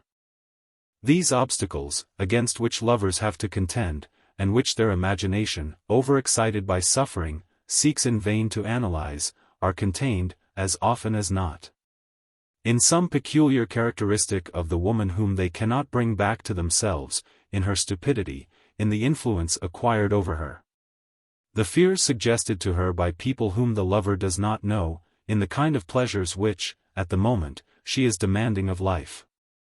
Pleasures which neither her lover nor her lover's wealth can procure for her. In any event, the lover is scarcely in a position to discover the nature of these obstacles, which her womanly cunning hides from him, and his own judgment, falsified by love, prevents him from estimating exactly.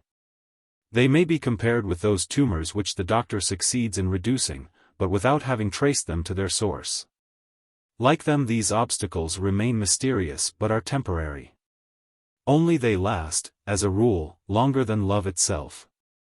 And as that is not a disinterested passion, the lover who is no longer in love does not seek to know why the woman, neither rich nor virtuous, with whom he was in love refused obstinately for years to let him continue to keep her. Now the same mystery which often veils from our eyes the reason for a catastrophe, when love is in question, envelopes just as frequently the suddenness of certain happy solutions, such as had come to me with Gilbert's letter. Happy, or at least seemingly happy.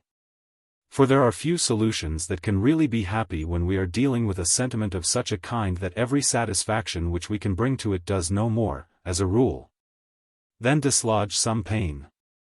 And yet sometimes a respite is granted us, and we have for a little while the illusion that we are healed. So far as concerns this letter, at the foot of which Françoise declined to recognize Gilbert's name, because the elaborate capital G leaning against the undotted I looked more like an A, while the final syllable was indefinitely prolonged by a waving flourish. If we persist in looking for a rational explanation of the sudden reversal of her attitude towards me which it indicated, and which made me so radiantly happy, we may perhaps find that I was to some extent indebted for it to an incident which I should have supposed, on the contrary, to be calculated to ruin me forever in the sight of the Swann family. A short while back, Bloch had come to see me at a time when Professor Cottard, whom, now that I was following his instructions, we were again calling in, happened to be in my room. As his examination of me was over, and he was sitting with me simply as a visitor because my parents had invited him to stay to dinner, Bloch was allowed to come in. While we were all talking, Bloch having mentioned that he had heard it said that Madame Swann was very fond of me, by a lady with whom he had been dining the day before, who was herself very intimate with Madame Swann, I should have liked to reply that he was most certainly mistaken, and to establish the fact, from the same scruple of conscience that had made me proclaim it to M. de Norpois, and for fear of Madame Swann's taking me for a liar, that I did not know her and had never spoken to her. But I had not the courage to correct Bloch's mistake, because I could see quite well that it was deliberate, and that, if he invented something that Madame Swann could not possibly have said, it was simply to let us know, what he considered flattering to himself, and was not true either, that he had been dining with one of that lady's friends. And so it fell out that, whereas M. de Norpois, on learning that I did not know but would very much like to know Madame Swann, had taken great care to avoid speaking to her about me, Cottard, who was her doctor also, having gathered from what he had heard Bloch say that she knew me quite well and thought highly of me, concluded that to remark, when next he saw her, that I was a charming young fellow and a great friend of his could not be of the smallest use to me and would be of advantage to himself. Two reasons which made him decide to speak of me to Odette whenever an opportunity arose. Thus at length I found my way into that abode from which was wafted even on to the staircase the scent that Madame Swann used, though it was embalmed far more sweetly still by the peculiar, disturbing charm that emanated from the life of Gilbert. The implacable porter, transformed into a benevolent Eumenid, adopted the custom, when I asked him if I might go upstairs, of indicating to me, by raising his cap with a propitious hand, that he gave ear to my prayer. Those windows which, seen from outside, used to interpose between me and the treasures within, which were not intended for me, a polished, distant and superficial stare, which seemed to me the very stare of the Swanns themselves, it fell to my lot, when in the warm weather I had spent a whole afternoon with Gilbert in her room, to open them myself, so as to let in a little air, and even to lean over the sill of one of them by her side, if it was her mother's, at-home, day, to watch the visitors arrive who would often, raising their heads as they stepped out of their carriages, greet me with a wave of the hand, taking me for some nephew of their hostess. At such moments Gilbert's plaits used to brush my cheek. They seemed to me, in the fineness of their grain, at once natural and supernatural, and in the strength of their constructed tracery, a matchless work of art, in the composition of which had been used the very grass of paradise. To a section of them, even infinitely minute, what celestial herbery would I not have given as a reliquary? But since I never hoped to obtain an actual fragment of those plates, if at least I had been able to have their photograph, how far more precious than one of a sheet of flowers traced by Vinci's pencil. To acquire one of these, I stooped, with friends of the Swann's, and even with photographers, to servilities which did not procure for me what I wanted, but tied me for life to a number of extremely tiresome people. Gilbert's parents, who for so long had prevented me from seeing her, now, when I entered the dark hall in which hovered perpetually, more formidable and more to be desired than at Versailles of old, the apparition of the king, the possibility of my encountering them, in which too, invariably, after butting into an enormous hat-stand with 7 branches, like the candlestick in Holy Writ, I would begin bowing confusedly before a footman, seated among the skirts of his long grey coat upon the wood-box, whom in the dim light I had mistaken for Madame Swann. Gilbert's parents, if one of them happened to be passing at the moment of my arrival, so far from seeming annoyed, would come and shake hands with a smile, and say, "How d'ye do?" They both pronounced it in the same clipped way, which, you may well imagine, once I was back at home, I made an incessant and delightful practice of copying. "Does Gilbert know you're here?" "She does." "Then I'll leave you to her." Better still, the tea parties themselves to which Gilbert invited her friends, parties which for so long had seemed to me the most insurmountable of the barriers heaped up between her and myself, became now an opportunity for uniting us, of which she would inform me in a few lines, written, because I was still a comparative stranger, upon sheets that were always different.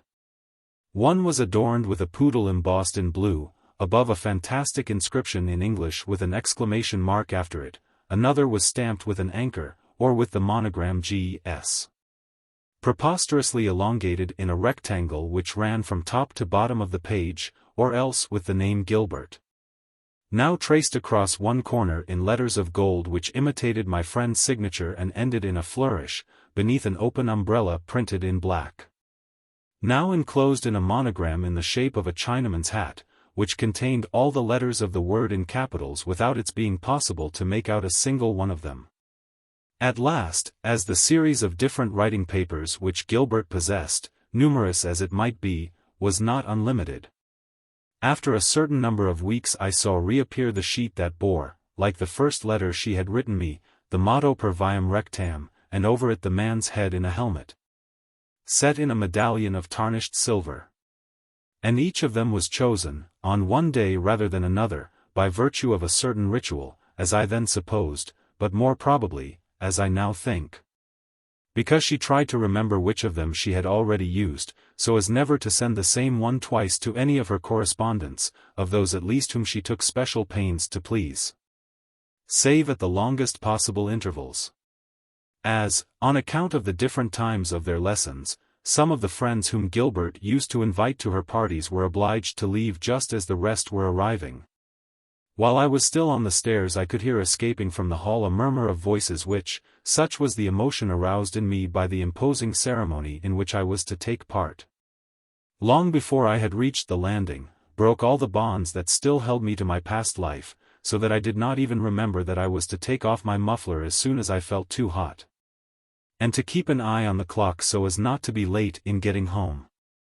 That staircase, besides, all of wood, as they were built about that time in certain houses, in keeping with that Henri II style which had for so long been Odette's ideal, though she was shortly to lose interest in it, and furnished with a placard, to which there was no equivalent at home, on which one read the words, "Notice.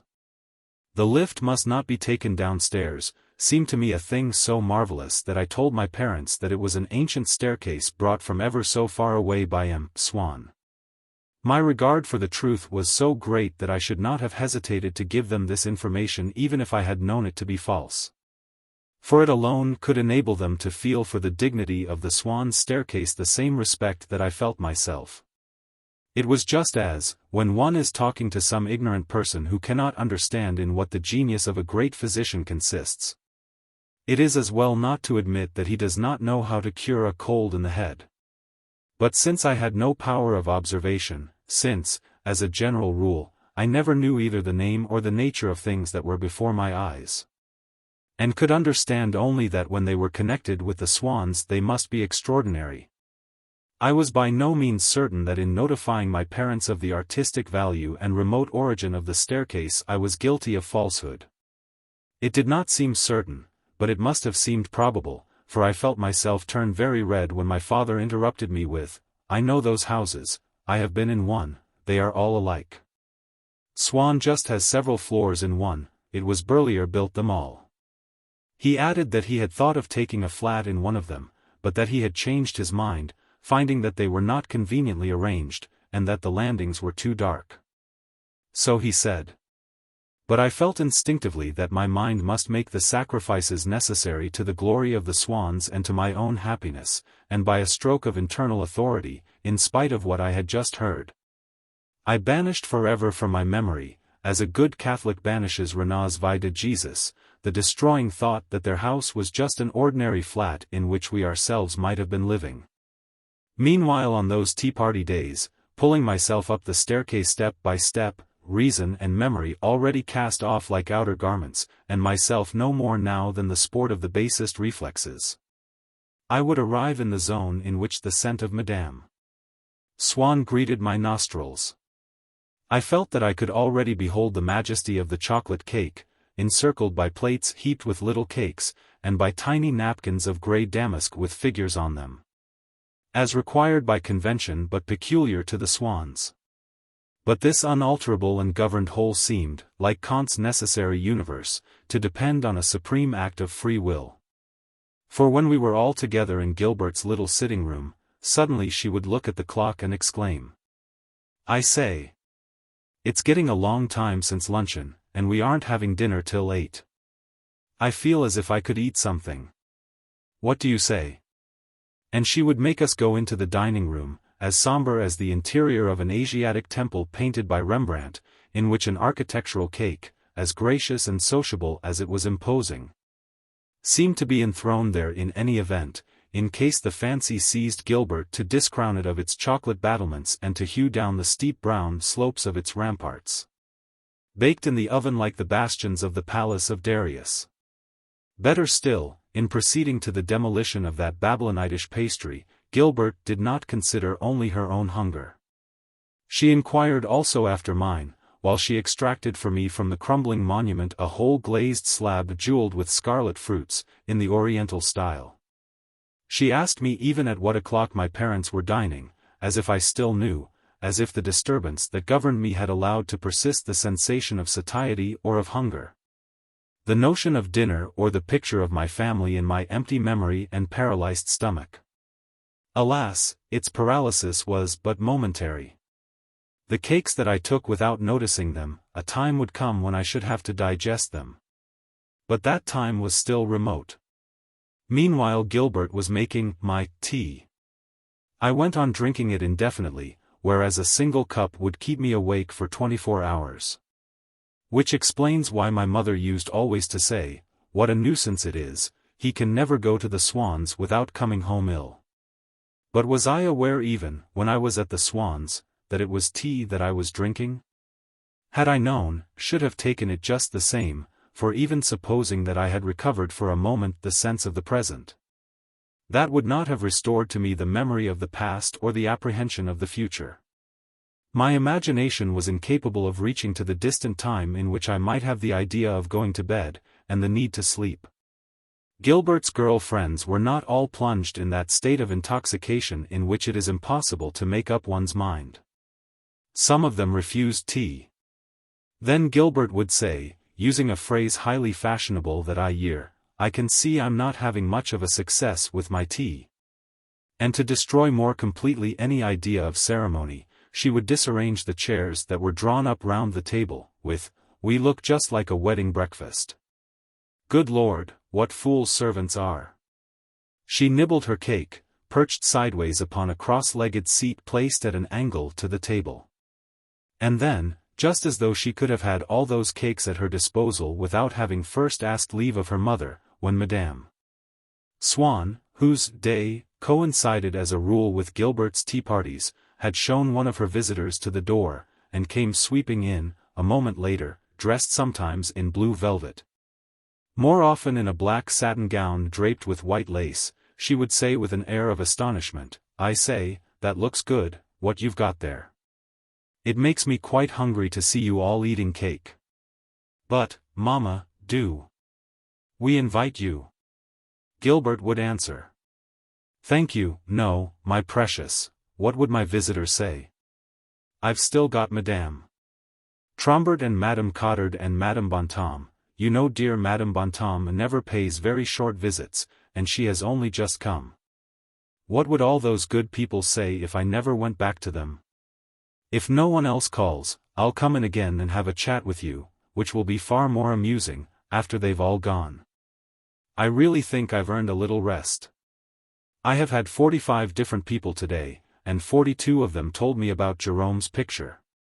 But you must come along one of these days," she turned to me, "and take your tea with Gilbert. She will make it for you just as you like it, as you have it in your own little studio," she went on, flying off to her visitors. As if it had been something as familiar to me as my own habits, such as the habit that I should have had of taking tea, had I ever taken it. As for my studio, I was uncertain whether I had one or not, that I had come to seek in this mysterious world. "When can you come? Tomorrow? We will make you toast every bit as good as you get at Colomban's." "No? You are horrid." For, since she also had begun to form a salon, she had borrowed Madame Verdurin's mannerisms, and notably her tone of petulant autocracy. Toast being as incomprehensible to me as Colomban's, this further promise could not add to my temptation. It will appear stranger still, now that everyone uses such expressions, and perhaps even at Combray they are creeping in, that I had not at first understood of whom Madame Swann was speaking when I heard her sing the praises of our old nurse. I did not know any English. I gathered, however, as she went on that the word was intended to denote Françoise. I who, in the Champs-Élysées, had been so terrified of the bad impression that she must make, I now learned from Madame Swann that it was all the things that Gilbert had told them about my nurse that had attracted her husband and her to me. "One feels that she is so devoted to you, she must be nice." At once my opinion of Françoise was diametrically changed. By the same token, to have a governess equipped with a waterproof and a feather in her hat no longer appeared quite so essential. Finally I learned from some words which Madame Swann let fall with regard to Madame Blatten, whose good nature she recognized but dreaded her visits, that personal relations with that lady would have been of less value to me than I had supposed, and would not in any way have improved my standing with the Swanns. If I had now begun to explore, with tremors of reverence and joy, the fairy domain which, against all probability, had opened to me its hitherto locked approaches, this was still only in my capacity as a friend of Gilbert. The kingdom into which I was received was itself contained within another, more mysterious still, in which Swann and his wife led their supernatural existence and towards which they made their way. After taking my hand in theirs, when they crossed the hall at the same moment as myself but in the other direction. But soon I was to penetrate also to the heart of the sanctuary. For instance, Gilbert might be out when I called, but M. or Madame Swann was at home. They would ask who had rung, and on being told that it was myself would send out to ask me to come in for a moment and talk to them, desiring me to use in one way or another, and with this or that object in view, my influence over their daughter. I reminded myself of that letter, so complete, so convincing, which I had written to Swann only the other day, and which he had not deigned even to acknowledge. I marveled at the impotence of the mind, the reason and the heart to effect the least conversion, to solve a single one of those difficulties which, in the sequel, life, without one so much as knowing what steps it has taken, so easily unravels. My new position as the friend of Gilbert, endowed with an excellent influence over her, entitling me now to enjoy the same favors as if, having had as a companion at some school where they had always put me at the head of my class the son of a king, I had owed to that accident the right of informal entry into the palace and to audiences in the throne-room. Swann, with an infinite benevolence and as though he were not overburdened with glorious occupations, would make me go into his library and there let me for an hour on end respond in stammered monosyllables, timid silences broken by brief and incoherent bursts of courage, to utterances of which my emotion prevented me from understanding a single word. Would show me works of art and books which he thought likely to interest me, things as to which I had no doubt, before seeing them, that they infinitely surpassed in beauty anything that the Louvre possessed or the National Library, but at which I found it impossible to look. At such moments I should have been grateful to Swann's butler, had he demanded from me my watch, my tie-pin, my boots, and made me sign a deed acknowledging him as my heir, in the admirable words of a popular expression of which, as of the most famous epics, we do not know who was the author, although, like those epics, and with all deference to Wolfe and his theory, it most certainly had an author, one of those inventive, modest souls such as we come across every year, who light upon such gems as putting a name to a face, though their own names they never let us learn. I did not know what I was doing. All the greater was my astonishment, when my visit was prolonged, at finding to what a zero of realization, to what an absence of happy ending those hours spent in the enchanted dwelling led me. But my disappointment arose neither from the inadequacy of the works of art that were shown to me nor from the impossibility of fixing upon them my distracted gaze. For it was not the intrinsic beauty of the objects themselves that made it miraculous for me to be sitting in Swann's library. It was the attachment to those objects, which might have been the ugliest in the world, of the particular feeling, melancholy and voluptuous, which I had for so many years localized in that room and which still impregnated it.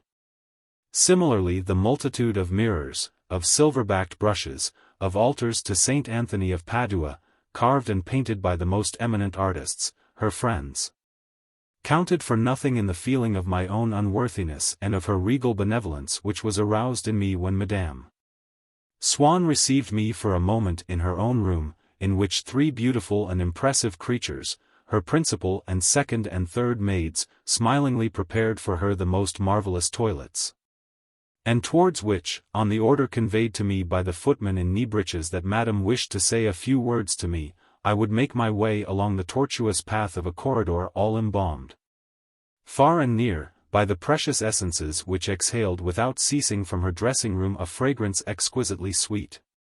When Madame Swann had returned to her visitors, we could still hear her talking and laughing, for even with only two people in the room, and as though she had to cope with all the good friends at once, she would raise her voice, ejaculate her words, as she had so often in the little clan heard its mistress do, at the moments when she led the conversation.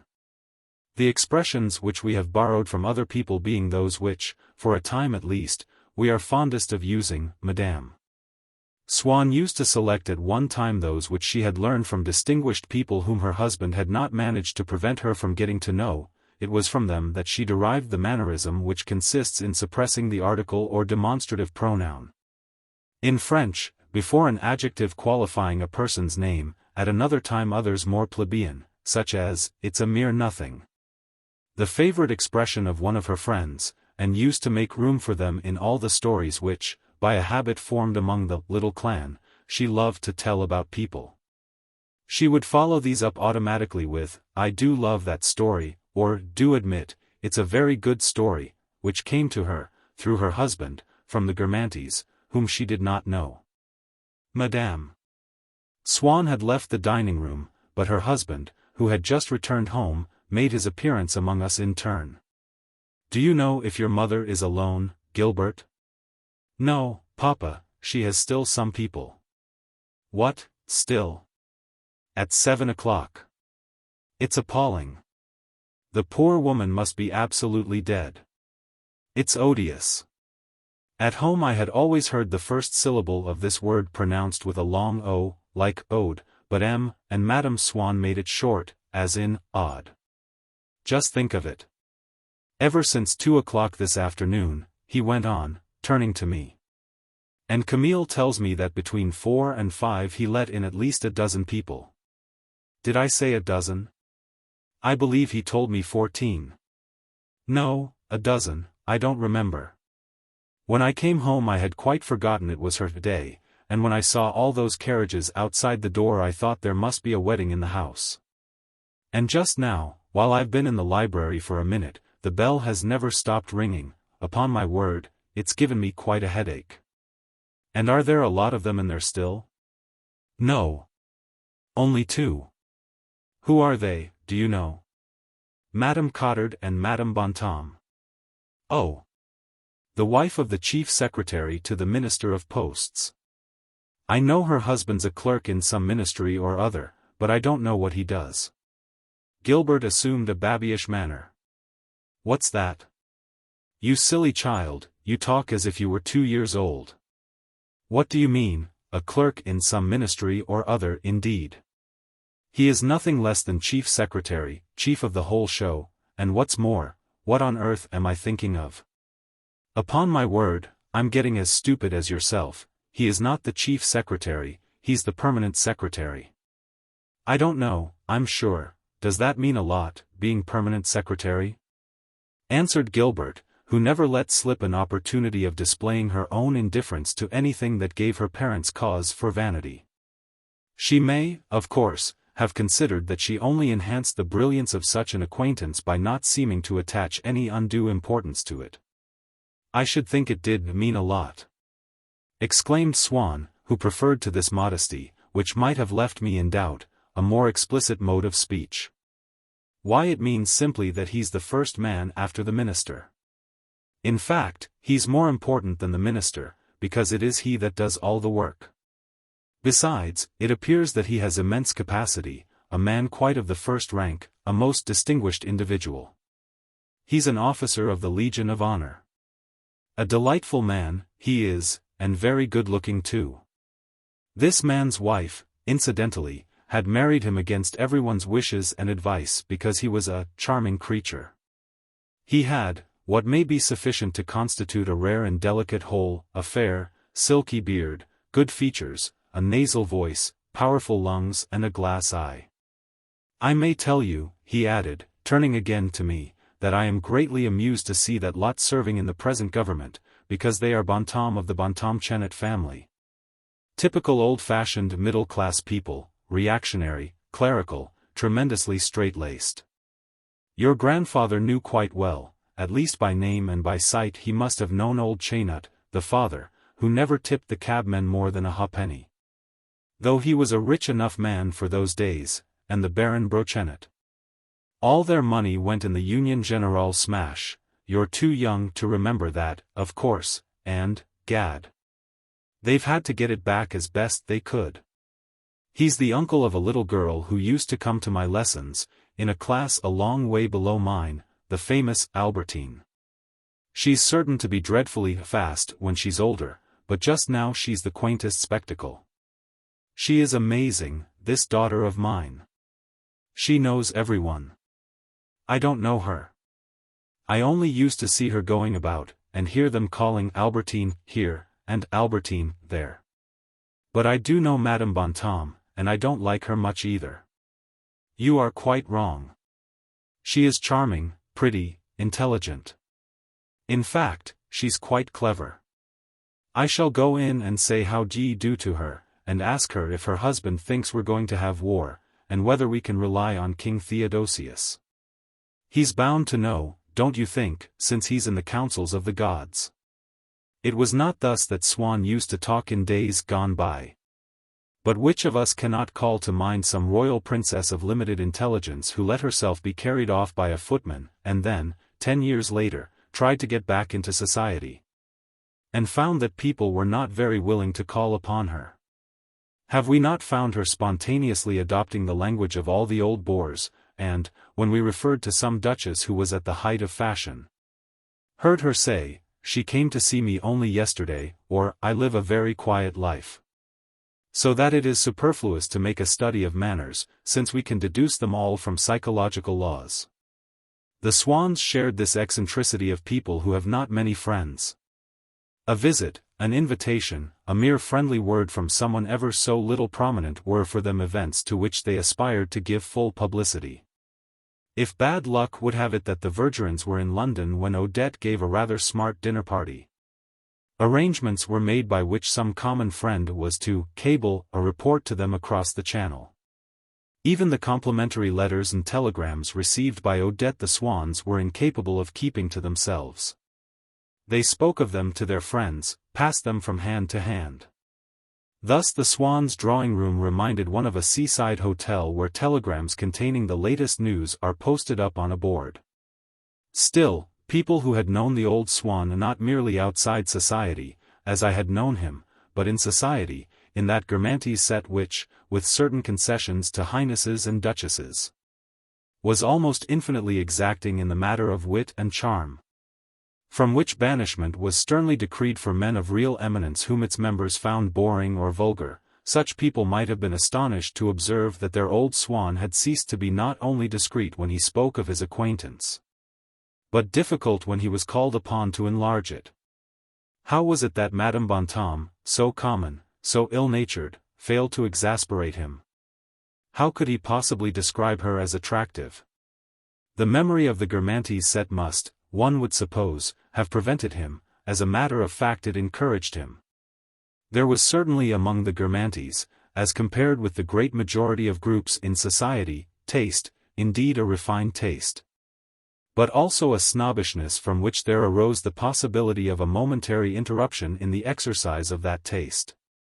If it were a question of someone who was not indispensable to their circle, of a minister for foreign affairs, a republican and inclined to be pompous, or of an academician who talked too much, their taste would be brought to bear heavily against him. Swann would condole with Madame de Guermantes on having had to sit next to such people at dinner at one of the embassies, and they would 1,000 times rather have a man of fashion, that is to say a man of the Guermantes kind, good for nothing, but endowed with the wit of the Guermantes, someone who was of the same chapel as themselves. Only, a grand duchess, a princess of the blood, should she dine often with Madame de Guermantes, would soon find herself enrolled in that chapel also, without having any right to be there, without being at all so endowed. But with the simplicity of people in society, from the moment they had her in their houses they went out of their way to find her attractive, since they were unable to say that it was because she was attractive that they invited her. Swann, coming to the rescue of Madame de Guermantes, would say to her after the Highness had gone, "After all, she's not such a bad woman, really, she has quite a sense of the comic. I don't suppose for a moment that she has mastered the critique of pure reason, still, she is not unattractive." "Oh, I do so entirely agree with you," the Duchess would respond. "Besides, she was a little frightened of us all, you will see that she can be charming. She is certainly a great deal less devastating than Madame X, the wife of the talkative academician, and herself a remarkable woman, who quotes 20 volumes at you." Oh, but there isn't any comparison between them. The faculty of saying such things as these, and of saying them sincerely, Swann had acquired from the Duchess, and had never lost. He made use of it now with reference to the people who came to his house. He forced himself to distinguish, and to admire in them the qualities that every human being will display if we examine him with a prejudice in his favor, and not with the distaste of the nice-minded. He extolled the merits of Madame Bontemps, as he had once extolled those of the Princesse de Parme, who must have been excluded from the Guermantes set if there had not been privileged terms of admission for certain highnesses. And if, when they presented themselves for election, no consideration had indeed been paid except to wit and charm. We have seen already, moreover, that Swann had always an inclination, which he was now putting into practice, only in a more lasting fashion, to exchange his social position for another which, in certain circumstances, might suit him better. It is only people incapable of analyzing, in their perception, what at first sight appears indivisible who believe that one's position is consolidated with one's person. One and the same man, taken at successive points in his life, will be found to breathe, at different stages on the social ladder, in atmospheres that do not of necessity become more and more refined.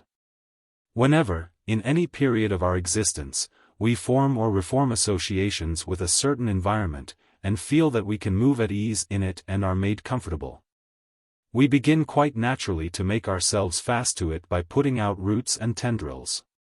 In so far as Madame Bontemps was concerned, I believe also that Swann, in speaking of her with so much emphasis, was not sorry to think that my parents would hear that she had been to see his wife.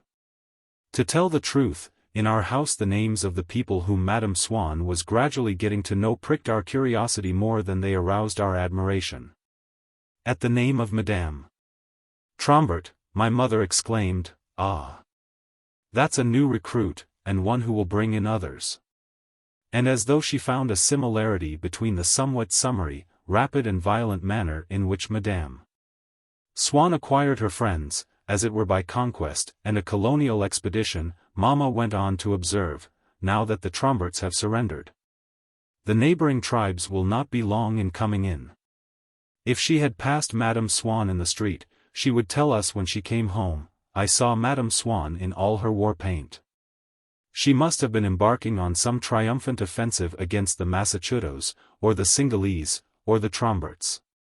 And so with all the new people whom I told her that I had seen in that somewhat composite and artificial society, to which they had often been brought with great difficulty and from widely different surroundings, Mamma would at once divine their origin, and, speaking of them as of trophies dearly bought, would say, "Brought back from an expedition against the so-and-so." As for Madame Cottard, my father was astonished that Madame Swann could find anything to be gained by getting so utterly undistinguished a woman to come to her house, and said, in spite of the professor's position, "I must say that I cannot understand it." Mamma, on the other hand, understood quite well. She knew that a great deal of the pleasure which a woman finds in entering a class of society different from that in which she has previously lived would be lacking if she had no means of keeping her old associates informed of those others, relatively more brilliant, with whom she has replaced them. Therefore, she requires an eyewitness who may be allowed to penetrate this new, delicious world, as a buzzing, browsing insect bores its way into a flower, and will then, as the course of her visits may carry her, spread abroad, or so at least one hopes, with the tidings, a latent germ of envy and of wonder. Madame Cottard, who might have been created on purpose to fill this part, belonged to that special category in a visiting list which Mamma, who inherited certain facets of her father's turn of mind, used to call the Tel Sparta people. Besides, apart from another reason which did not come to our knowledge until many years later, Madame Swann, in inviting this good-natured, reserved and modest friend, had no need to fear lest she might be introducing into her drawing-room, on her brilliant days, a traitor or a rival. She knew what a vast number of homely blossoms that busy worker, armed with her plume and card case, could visit in a single afternoon. She knew the creature's power of dissemination, and, basing her calculations upon the law of probability, was led to believe that almost certainly some intimate of the Vergerins would be bound to hear, within 2 or 3 days, how the governor of Paris had left cards upon her, or that M. Vergerin himself would be told how M. L'Holt de Pressigny, the president of the horse show, had taken them, Swann and herself, to the King Theodosius Gala. She imagined the Vergerins as informed of these 2 events, both so flattering to herself and of these alone, because the particular materializations in which we embody and pursue fame are but few in number, by the default of our own minds which are incapable of imagining at one time all the forms which. None the less, we hope, in a general way, that fame will not fail simultaneously to assume for our benefit. Madame Swann had, however, met with no success outside what was called the official world. Smart women did not go to her house. It was not the presence there of Republican notables that frightened them away.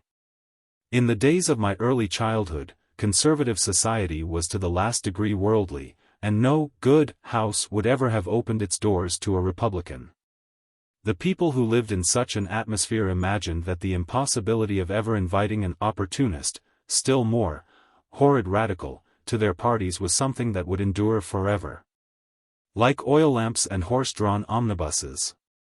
But, like a kaleidoscope which is every now and then given a turn, society arranges successively in different orders elements which one would have supposed to be immovable, and composes a fresh pattern. Before I had made my first communion, ladies on the right side, in politics had had the stupefaction of meeting, while paying calls, a smart Jewess. These new arrangements of the kaleidoscope are produced by what a philosopher would call a change of criterion. The Dreyfus case brought about another, at a period rather later than that in which I began to go to Madame Swann's, and the kaleidoscope scattered once again its little scraps of color.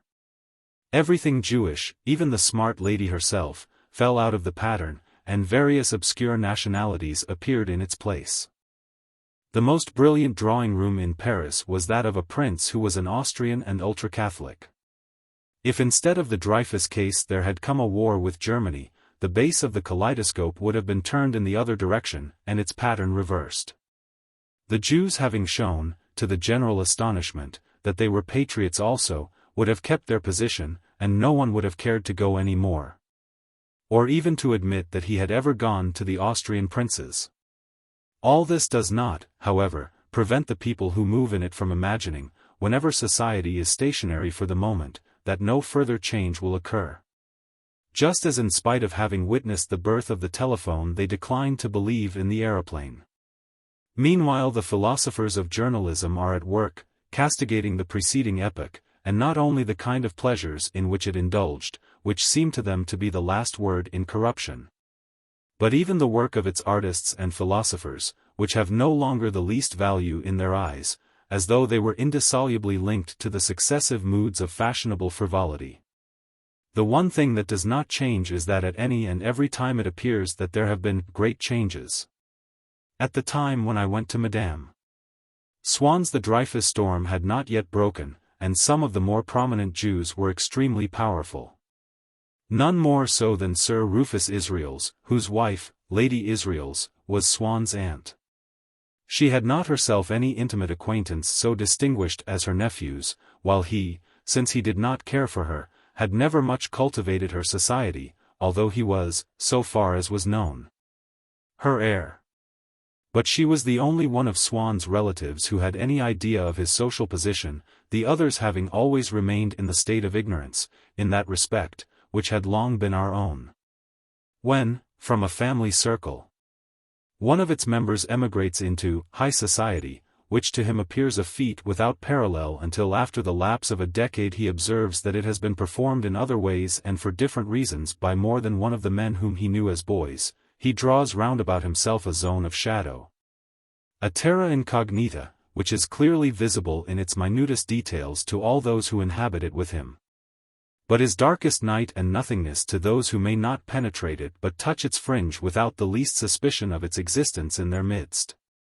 There being no news agency to furnish Swann's lady cousins with intelligence of the people with whom he consorted, it was, before his appalling marriage, of course, with a smile of condescension that they would tell one another, over family dinner tables, that they had spent a virtuous Sunday in going to see Cousin Charles, whom, regarding him as a poor relation who was inclined to envy their prosperity, they used wittily to name, playing upon the title of Balzac's story, Le Cousin Bête. Lady Israels, however, was letter-perfect in the names and quality of the people who lavished upon Swann a friendship of which she was frankly jealous. Her husband's family, which almost equaled the Rothschilds in importance, had for several generations managed the affairs of the Orleans princes. Lady Israels, being immensely rich, exercised a wide influence, and had employed it so as to ensure that no one whom she knew should be at home to Odette. One only had disobeyed her, in secret, the Comtesse de Marsantes. And then, as ill luck would have it, Odette having gone to call upon Madame de Marsantes, Lady Israels had entered the room almost at her heels.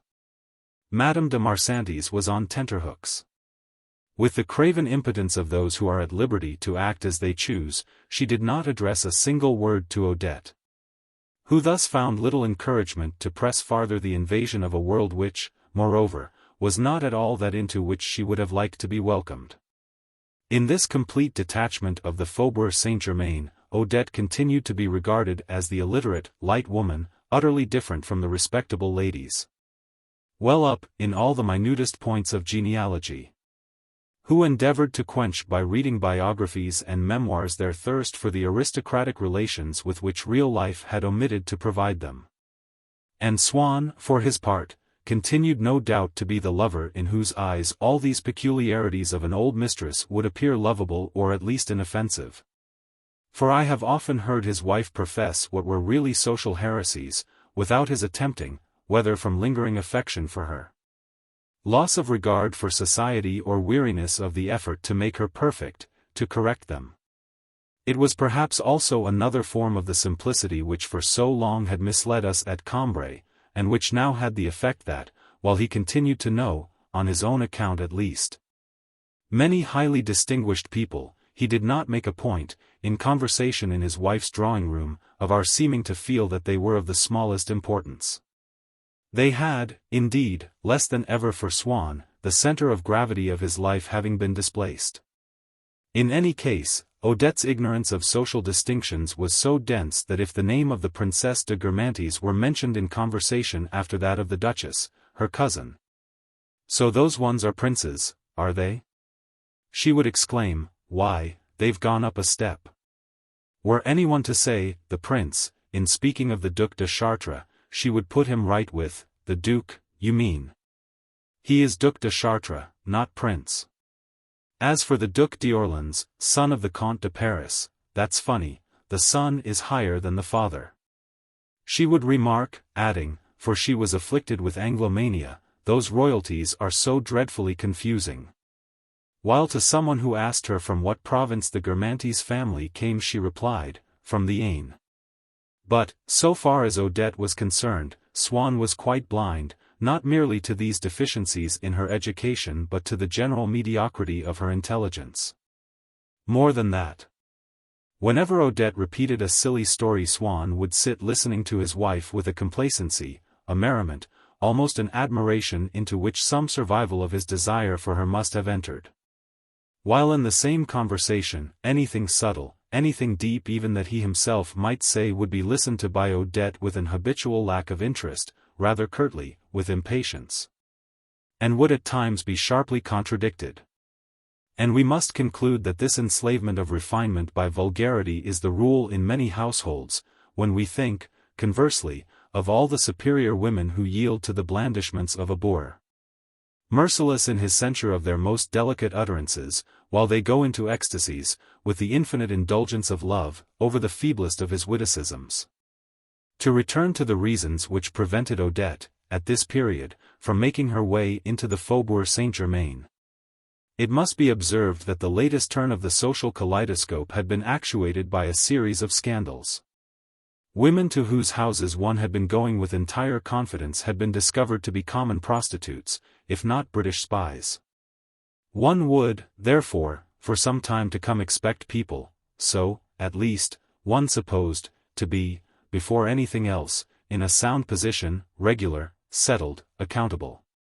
Odette represented simply everything with which one had just severed relations, and was incidentally to renew them at once, for men, their natures not altering from day to day, seek in every new order a continuance of the old, but to renew them by seeking it under another form which would allow one to be innocently taken in, and to believe that it was no longer the same society as before the disaster. However, the scapegoats of that society and Odette were too closely alike. People who move in society are very short-sighted. At the moment in which they cease to have any relations with the Israelite ladies whom they have known, while they are asking themselves how they are to fill the gap thus made in their lives, they perceive, thrust into it as by the windfall of a night of storm, a new lady, an Israelite also.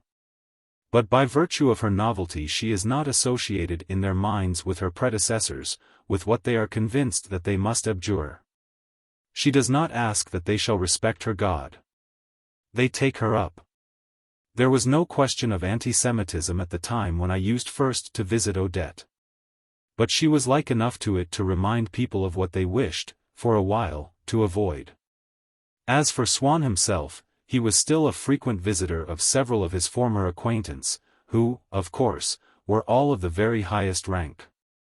And yet when he spoke to us of the people whom he had just been to see, I noticed that, among those whom he had known in the old days, the choice that he made was dictated by the same kind of taste. Partly artistic, partly historic, that inspired him as a collector. And remarking that it was often some great lady or other of waning reputation, who interested him because she had been the mistress of Liszt or because one of Balzac's novels was dedicated to her grandmother, as he would purchase a drawing if Chateaubriand had written about it, I conceived a suspicion that we had, at Cambrai, replaced one error, that of regarding Swann as a mere stockbroker, who did not go into society, by another, when we supposed him to be one of the smartest men in Paris. To be a friend of the Comte de Paris meant nothing at all.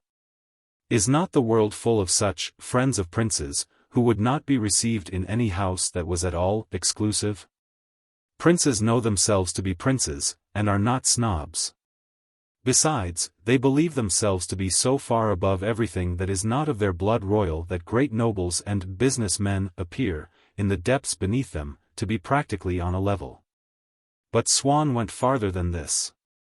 Not content with seeking in society, such as it was, when he fastened upon the names which, inscribed upon its roll by the past, were still to be read there, a simple artistic and literary pleasure. He indulged in the slightly vulgar diversion of arranging as it were social nosegays by grouping heterogeneous elements, bringing together people taken at hazard, here, there and everywhere. These experiments in the lighter side, or what was to Swann the lighter side, of sociology did not stimulate an identical reaction, with any regularity, that is to say, in each of his wife's friends. I'm thinking of asking the Cottards to meet the Duchesse de Vendôme, he would laughingly say to Madame Bontemps, in the appetized tone of an epicure who has thought of, and intends to try the substitution, in a sauce, of cayenne pepper for cloves. But this plan, which was, in fact, to appear quite humorous, in an archaic sense of the word, to the Cottards, had also the power of infuriating Madame Bontemps. She herself had recently been presented by the Swanns to the Duchesse de Vendôme, and had found this as agreeable as it seemed to her natural. The thought of winning renown from it at the Cottards, when she related to them what had happened, had been by no means the least savory ingredient of her pleasure. But like those persons recently decorated who, their investiture once accomplished, would like to see the fountain of honor turned off at the main, Madame Bontemps would have preferred that, after herself, no one else in her own circle of friends should be made known to the princess. She denounced, to herself, of course, the licentious taste of Swann who, in order to gratify a wretched aesthetic whim, was obliging her to scatter to the winds, at one swoop, all the dust that she would have thrown in the eyes of the Cottards when she told them about the Duchesse de Vendôme. How was she even to dare to announce to her husband that the professor and his wife were in their turn to partake of this pleasure, of which she had boasted to him as though it were unique? And yet, if the Cottards could only be made to know that they were being invited not seriously but for the amusement of their host. It is true that the Bontemps had been invited for the same reason, but Swann, having acquired from the aristocracy that eternal Don Juan spirit which, in treating with two women of no importance, makes each of them believe that it is she alone who is seriously loved, had spoken to Madame Bontemps of the Duchesse de Vendôme as of a person whom it was clearly laid down that she must meet at dinner. Yes, we're determined to have the princess here with the Cottards, said Madame Swann a few weeks later. My husband thinks that we might get something quite amusing out of that conjunction. For if she had retained from the little nucleus certain habits dear to Madame Vergerin, such as that of shouting things aloud so as to be heard by all the faithful, she made use, at the same time, of certain expressions, such as conjunction, which were dear to the Guermantes circle, of which she thus felt unconsciously and at a distance, as the sea is swayed by the moon, the attraction, though without being drawn perceptibly closer to it. Yes, the Cottards and the Duchesse de Vendôme. Don't you think that might be rather fun? Asked Swann. I think they'll be exceedingly ill-assorted, and it can only lead to a lot of bother. People oughtn't to play with fire, is what I say, snapped Madame Bontemps, furious. She and her husband were, all the same, invited, as was the Prince d'Agrigent, to this dinner, which Madame Bontemps and Cottard had each two alternative ways of describing, according to whom they were telling about it. To one set Madame Bontemps for her part, and Cottard for his would say casually, when asked who else had been of the party, only the Prince d'Agrigent, it was all quite intimate. But there were others who might, alas, be better informed. Once, indeed, someone had challenged Cottard with, but weren't the Bontemps there too? Oh, I forgot them, Cottard had blushingly admitted to the tactless questioner whom he ever afterwards classified among slanderers and speakers of evil. For these the Bontemps and Cottards had each adopted, without any mutual arrangement, a version the framework of which was identical for both parties, their own names alone changing places. Let me see, Cottard would say, there were our host and hostess, the Duc and Duchesse de Vendôme, with a satisfied smile, Professor and Madame Cottard, and, upon my soul, heaven only knows how they got there, for they were about as much in keeping as hares in the soup, and Madame Bontemps. Madame Bontemps would recite an exactly similar piece, only it was and Madame Bontemps who were named with a satisfied emphasis between the Duchesse de Vendôme and the Prince d'Agrigent, while the also ran, whom finally she used to accuse of having invited themselves, and who completely spoiled the party, were the Cottards. When he had been paying calls, Swann would often come home with little time to spare before dinner. At that point in the evening, 6 o'clock, when in the old days he had felt so wretched, he no longer asked himself what Odette might be about, and was hardly at all concerned to hear that she had people still with her, or had gone out. He recalled at times that he had once, years ago, tried to read through its envelope a letter addressed by Odette to Forcheville. But this memory was not pleasing to him, and rather than plumb the depth of shame that he felt in it, he preferred to indulge in a little grimace, twisting up the corners of his mouth and adding, if need be, a shake of the head which signified, what does it all matter? In truth, he considered now that the hypothesis by which he had often been brought to a standstill in days gone by, according to which it was his jealous imagination alone that blackened what was in reality the innocent life of Odette, that this hypothesis, which after all was beneficent, since so long as his amorous malady had lasted, it had diminished his sufferings by making them seem imaginary, was not the truth, that it was his jealousy that had seen things in the right light, and that if Odette had loved him better than he supposed, she had deceived him more as well. Formerly, while his sufferings were still keen, he had vowed that, as soon as he should have ceased to love Odette, and so to be afraid either of vexing her or of making her believe that he loved her more than he did, he would afford himself the satisfaction of elucidating with her, simply from his love of truth and as a historical point, whether or not she had had Forcheville in her room that day when he had rung her bell and rapped on her window without being let in, and she had written to Forcheville that it was an uncle of hers who had called. But this so interesting problem, of which he was waiting to attempt the solution only until his jealousy should have subsided, had precisely lost all interest in Swann's eyes when he had ceased to be jealous. Not immediately, however. He felt no other jealousy now with regard to Odette than what the memory of that day, that afternoon spent in knocking vainly at the little house in the Rue La Perse, had continued to excite in him. As though his jealousy, not dissimilar in that respect from those maladies which appear to have their seat, their center of contagion less in certain persons than in certain places, in certain houses, had had for its object not so much Odette herself as that day, that hour in the irrevocable past when Swann had beaten at every entrance to her house in turn. You would have said that that day, that hour alone had caught and preserved a few last fragments of the amorous personality which had once been Swann's. And that there alone could he now recapture them. For a long time now it had made no matter to him that Odette had been false to him, and was false still.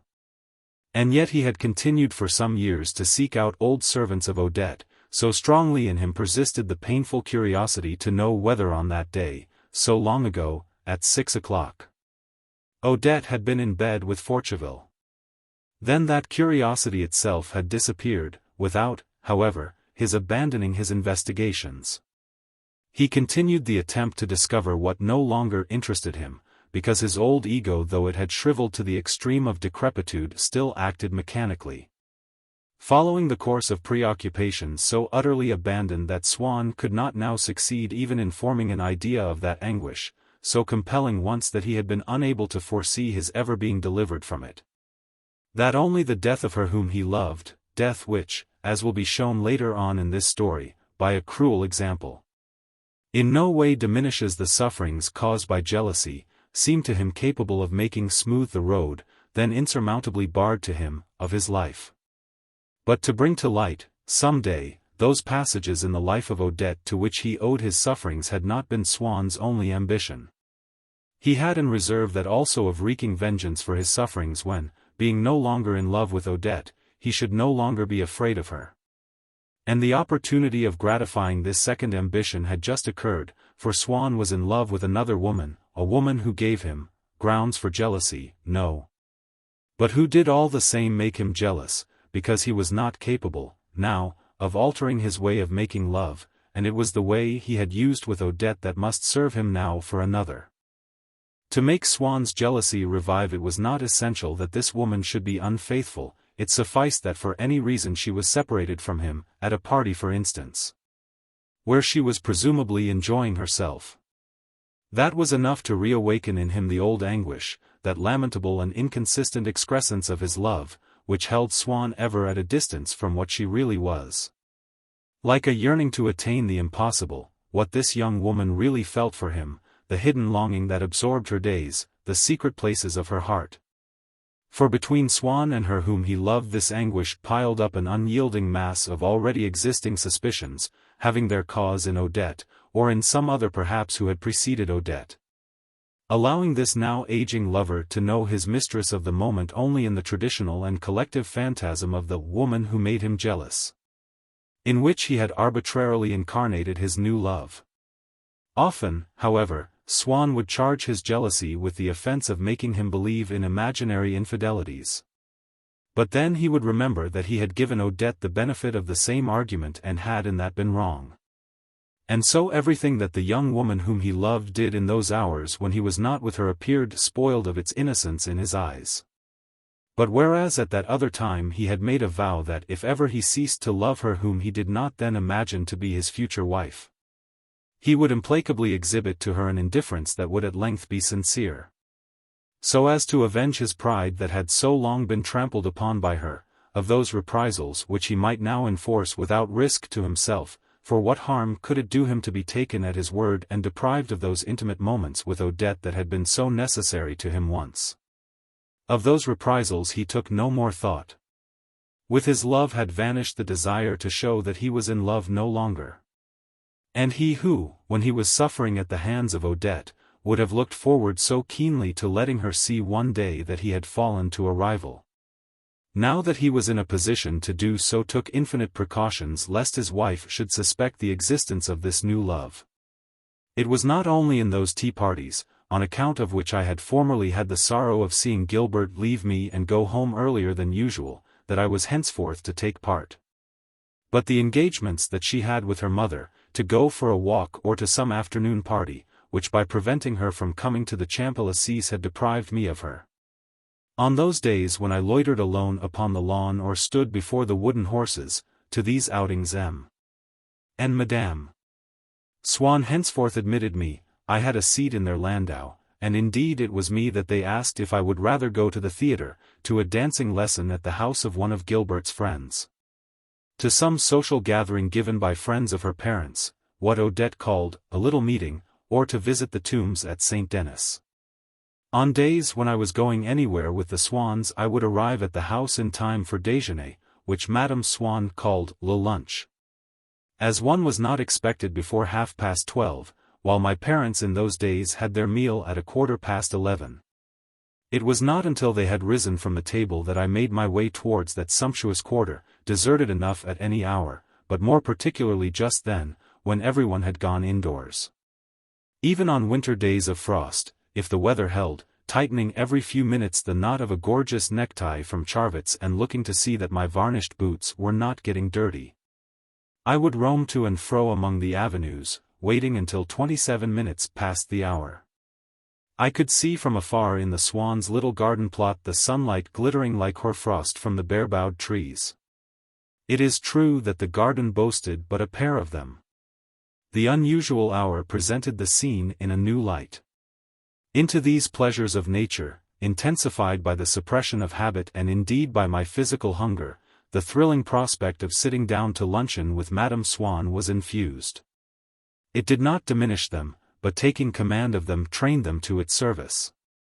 So that if, at this hour when ordinarily I did not perceive them, I seemed now to be discovering the fine weather, the cold, the wintry sunlight, it was all as a sort of preface to the creamed eggs. As a patina, a cool and colored glaze applied to the decoration of that mystic chapel which was the habitation of Madame Swann, and in the heart of which there were, by contrast, so much warmth, so many scents and flowers. At 12:30 I would finally make up my mind to enter that house which, like an immense Christmas stocking, seemed ready to bestow upon me supernatural delights. The French name, Noël, was, by the way, unknown to Madame Swann and Gilbert, who had substituted for it the English Christmas, and would speak of nothing but Christmas pudding. What people had given them as Christmas presents, and of going away, the thought of which maddened me with grief, for Christmas. At home even, I should have thought it degrading to use the word Noël, and always said Christmas, which my father considered extremely silly. I encountered no one at first but a footman who after leading me through several large drawing rooms showed me into one that was quite small, empty, its windows beginning to dream already in the blue light of afternoon. I was left alone there in the company of orchids, roses, and violets, which, like people who are kept waiting in a room beside you but do not know you, preserved a silence which their individuality as living things made all the more impressive, and received coldly the warmth of a glowing fire of coals, preciously displayed behind a screen of crystal, in a basin of white marble over which it spilled, now and again, its perilous rubies. I had sat down, but I rose hurriedly on hearing the door opened. It was only another footman, and then a third, and the minute result that their vainly alarming entrances and exits achieved was to put a little more coal on the fire or water in the vases. They departed. I found myself alone, once that door was shut which Madame Swann was surely soon going to open. Of a truth, I should have been less ill at ease in a magician's cave than in this little waiting room where the fire appeared to me to be performing alchemical transmutations as in Klingsor's laboratory.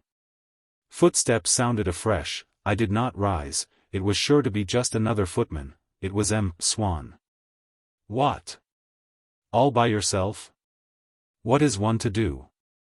That poor wife of mine has never been able to remember what time means. 10 minutes to 1. She gets later every day. And you'll see, she will come sailing in without the least hurry, and imagine she's in heaps of time. And as he was still subject to neuritis, and as he was becoming a trifle ridiculous, the fact of possessing so unpunctual a wife, who came in so late from the Bois, forgot everything at her dressmaker's and was never in time for luncheon, made Swann anxious for his digestion but flattered his self-esteem. He showed me his latest acquisitions and explained their interest to me, but my emotion, added to the unfamiliarity of being still without food at this hour, sweeping through my mind left it void. So that while able to speak I was incapable of hearing. Anyhow, so far as the works of art in Swann's possession were concerned, it was enough for me that they were contained in his house, formed a part there of the delicious hour that preceded luncheon. The Gioconda herself might have appeared there without giving me any more pleasure than one of Madame Swann's indoor gowns, or her scent bottles. I continued to wait, alone or with Swann, and often with Gilbert, come in to keep us company. The arrival of Madame Swann, prepared for me by all those majestic apparitions, must, so it seemed to me, be something truly immense. I strained my ears to catch the slightest sound.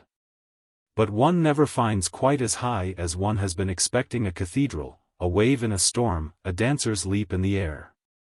After those liveried footmen, suggesting the chorus whose processional entry upon the stage leads up to and at the same time diminishes the final appearance of the Queen, Madame Swann, creeping furtively in, with a little otter-skin coat, her veil lowered to cover a nose pink-tipped by the cold, did not fulfill the promises lavished, while I had been waiting, upon my imagination. But if she had stayed at home all morning, when she arrived in the drawing-room it would be clad in a wrapper of crêpe de chine, brightly colored, which seemed to me more exquisite than any of her dresses. Sometimes the Swanns decided to remain in the house all afternoon, and then, as we had had luncheon so late, very soon I must watch setting, beyond the garden wall, the sun of that day which had seemed to me bound to be different from other days. Then in vain might the servants bring in lamps of every size and shape, burning each upon the consecrated altar of a console, a card table, a corner cupboard, a bracket, as though for the celebration of some strange and secret rite. Nothing extraordinary transpired in the conversation, and I went home disappointed, as one often is in one's childhood after the midnight mass. But my disappointment was scarcely more than mental. I was radiant with happiness in this house where Gilbert, when she was still not with us, was about to appear and would bestow on me in a moment, and for hours to come, her speech. Her smiling and attentive gaze, just as I had caught it, that first time, at Cambrai. At the most I was a trifle jealous when I saw her so often disappear into vast rooms above, reached by a private staircase. Obliged myself to remain in the drawing-room, like a man in love with an actress who is confined to his stall, in front, and wonders anxiously what is going on behind the scenes, in the green-room. I put to Swann, with regard to this other part of the house, questions artfully veiled, but in a tone from which I could not quite succeed in banishing the note of uneasiness. He explained to me that the place to which Gilbert had gone was the linen room, offered himself to show it to me, and promised me that whenever Gilbert had occasion to go there again he would insist upon her taking me with her. By these last words and the relief which they brought me, Swann at once annihilated for me one of those terrifying interior perspectives at the end of which a woman with whom we are in love appears so remote. At that moment I felt for him an affection which I believed to be deeper than my affection for Gilbert. For he, being the master over his daughter, was giving her to me, whereas she withheld herself now and then. I had not the same direct control over her as I had indirectly through Swann. Besides, it was she whom I loved and could not, therefore, look upon without that disturbance, without that desire for something more which destroys in us, in the presence of one whom we love, the sensation of loving. As a rule, however, we did not stay indoors, we went out. Sometimes, before going to dress, Madame Swann would sit down at the piano. Her lovely hands, escaping from the pink, or white, or, often, vividly colored sleeves of her crêpe de chine wrapper, drooped over the keys with that same melancholy which was in her eyes but was not in her heart. It was on one of those days that she happened to play me the part of Vinteuil's sonata that contained the little phrase of which Swann had been so fond. But often one listens and hears nothing, if it is a piece of music at all complicated to which one is listening for the first time. And yet when, later on, this sonata had been played over to me 2 or 3 times, I found that I knew it quite well. And so it is not wrong to speak of hearing a thing for the first time. If one had indeed, as one supposes, received no impression from the first hearing, the second, the third would be equally first hearings, and there would be no reason why one should understand it any better after the 10th. Probably what is wanting, the first time, is not comprehension but memory. For our memory, compared to the complexity of the impressions which it has to face while we are listening, is infinitesimal. As brief as the memory of a man who in his sleep thinks of 1,000 things and at once forgets them, or as that of a man in his second childhood who cannot recall, a minute afterwards, what one has just been saying to him. Of these multiple impressions our memory is not capable of furnishing us with an immediate picture. But that picture gradually takes shape, and, with regard to works which we have heard more than once, we are like the schoolboy who has read several times over before going to sleep a lesson which he supposed himself not to know, and finds that he can repeat it by heart next morning. It was only that I had not, until then, heard a note of the sonata. And where Swann and his wife could make out a distinct phrase that was as far beyond the range of my perception as a name which one endeavors to recall and in place of which one discovers only a void.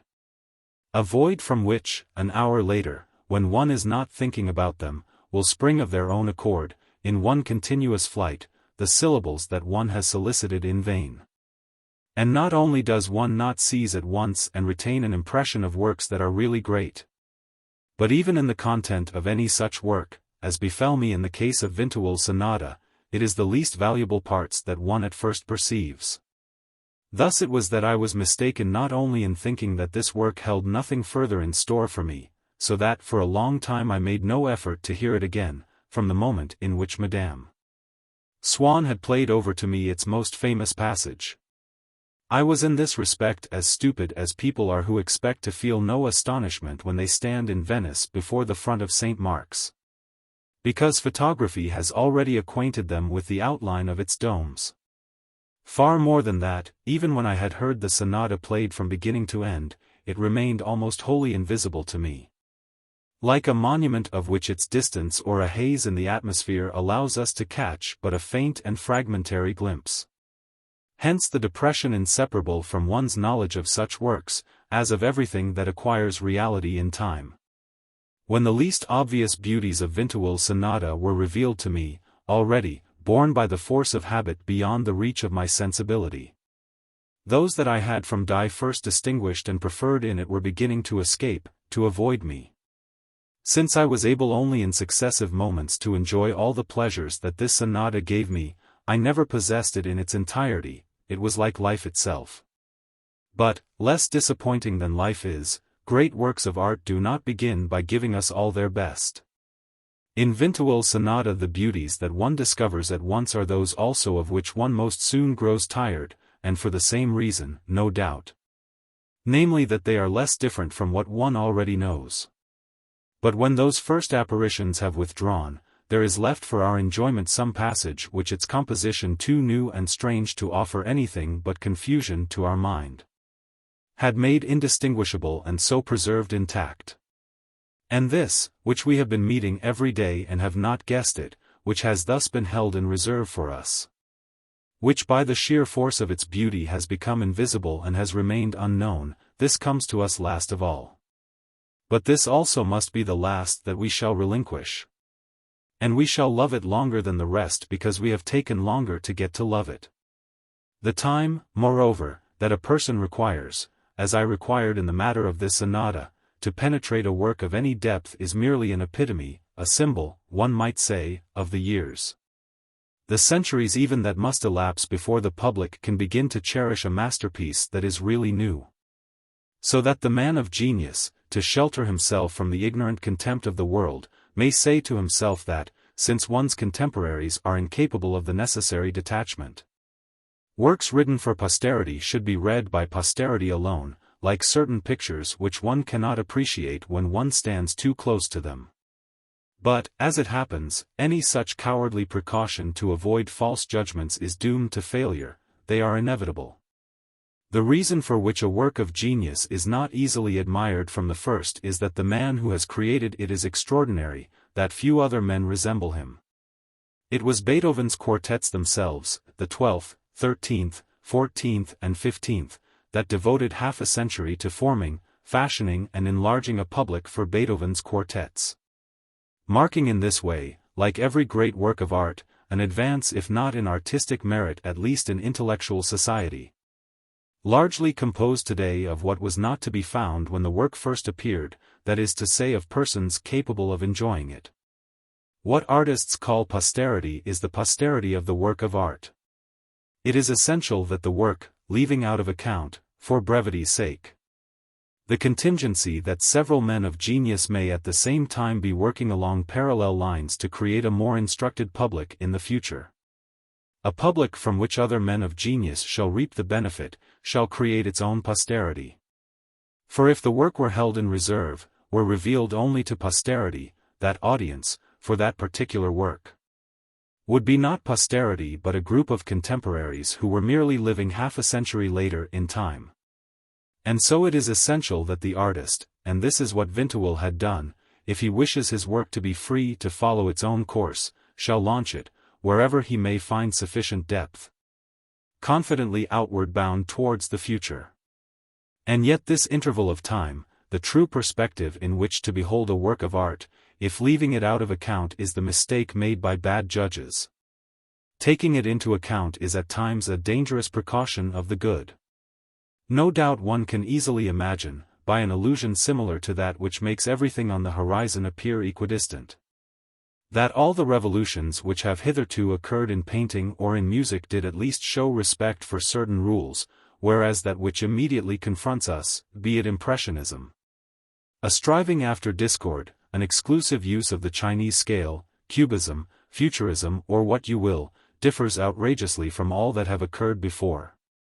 Simply because those that have occurred before we are apt to regard as a whole, forgetting that a long process of assimilation has melted them into a continuous substance, varied of course but taking it as a whole, homogeneous, in which Hugo blends with Molière. Let us try to imagine the shocking incoherence that we should find, if we did not take into account the future, and the changes that it must bring about, in a horoscope of our own riper years, drawn and presented to us in our youth. Only horoscopes are not always accurate, and the necessity, when judging a work of art, of including the temporal factor in the sum total of its beauty introduces, to our way of thinking, something as hazardous, and consequently as barren of interest, as every prophecy the non-fulfillment of which will not at all imply any inadequacy on the prophet's part. For the power to summon possibilities into existence or to exclude them from it is not necessarily within the competence of genius. One may have had genius and yet not have believed in the future of railways or of flight, or, although a brilliant psychologist, in the infidelity of a mistress or of a friend whose treachery persons far less gifted would have foreseen. If I did not understand the sonata, it enchanted me to hear Madame Swann play. Her touch appeared to me, like her wrappers, like the scent of her staircase, her cloaks, her chrysanthemums, to form part of an individual and mysterious whole, in a world infinitely superior to that in which the mind is capable of analyzing talent. Attractive, isn't it, that Vinteuil sonata? Swann asked me. The moment when night is darkening among the trees, when the arpeggios of the violin call down a cooling dew upon the earth. You must admit that it is rather charming, it shows all the static side of moonlight, which is the essential part. It is not surprising that a course of radiant heat such as my wife is taking, should act on the muscles, since moonlight can prevent the leaves from stirring.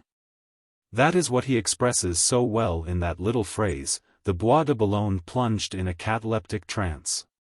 By the sea it is even more striking, because you have there the faint response of the waves, which, of course, you can hear quite distinctly, since nothing else dares to move. In Paris it is the other way. At the most, you may notice unfamiliar lights among the old buildings, the sky brightened as though by a colorless and harmless conflagration. That sort of vast variety show of which you get a hint here and there.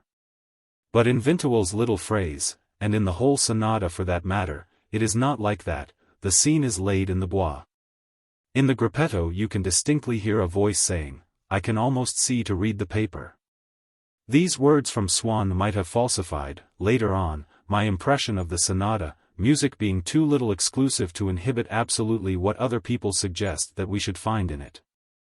But I understood from other words which he let fall that this nocturnal foliage was simply that beneath whose shade in many a restaurant on the outskirts of Paris he had listened on many an evening to the little phrase.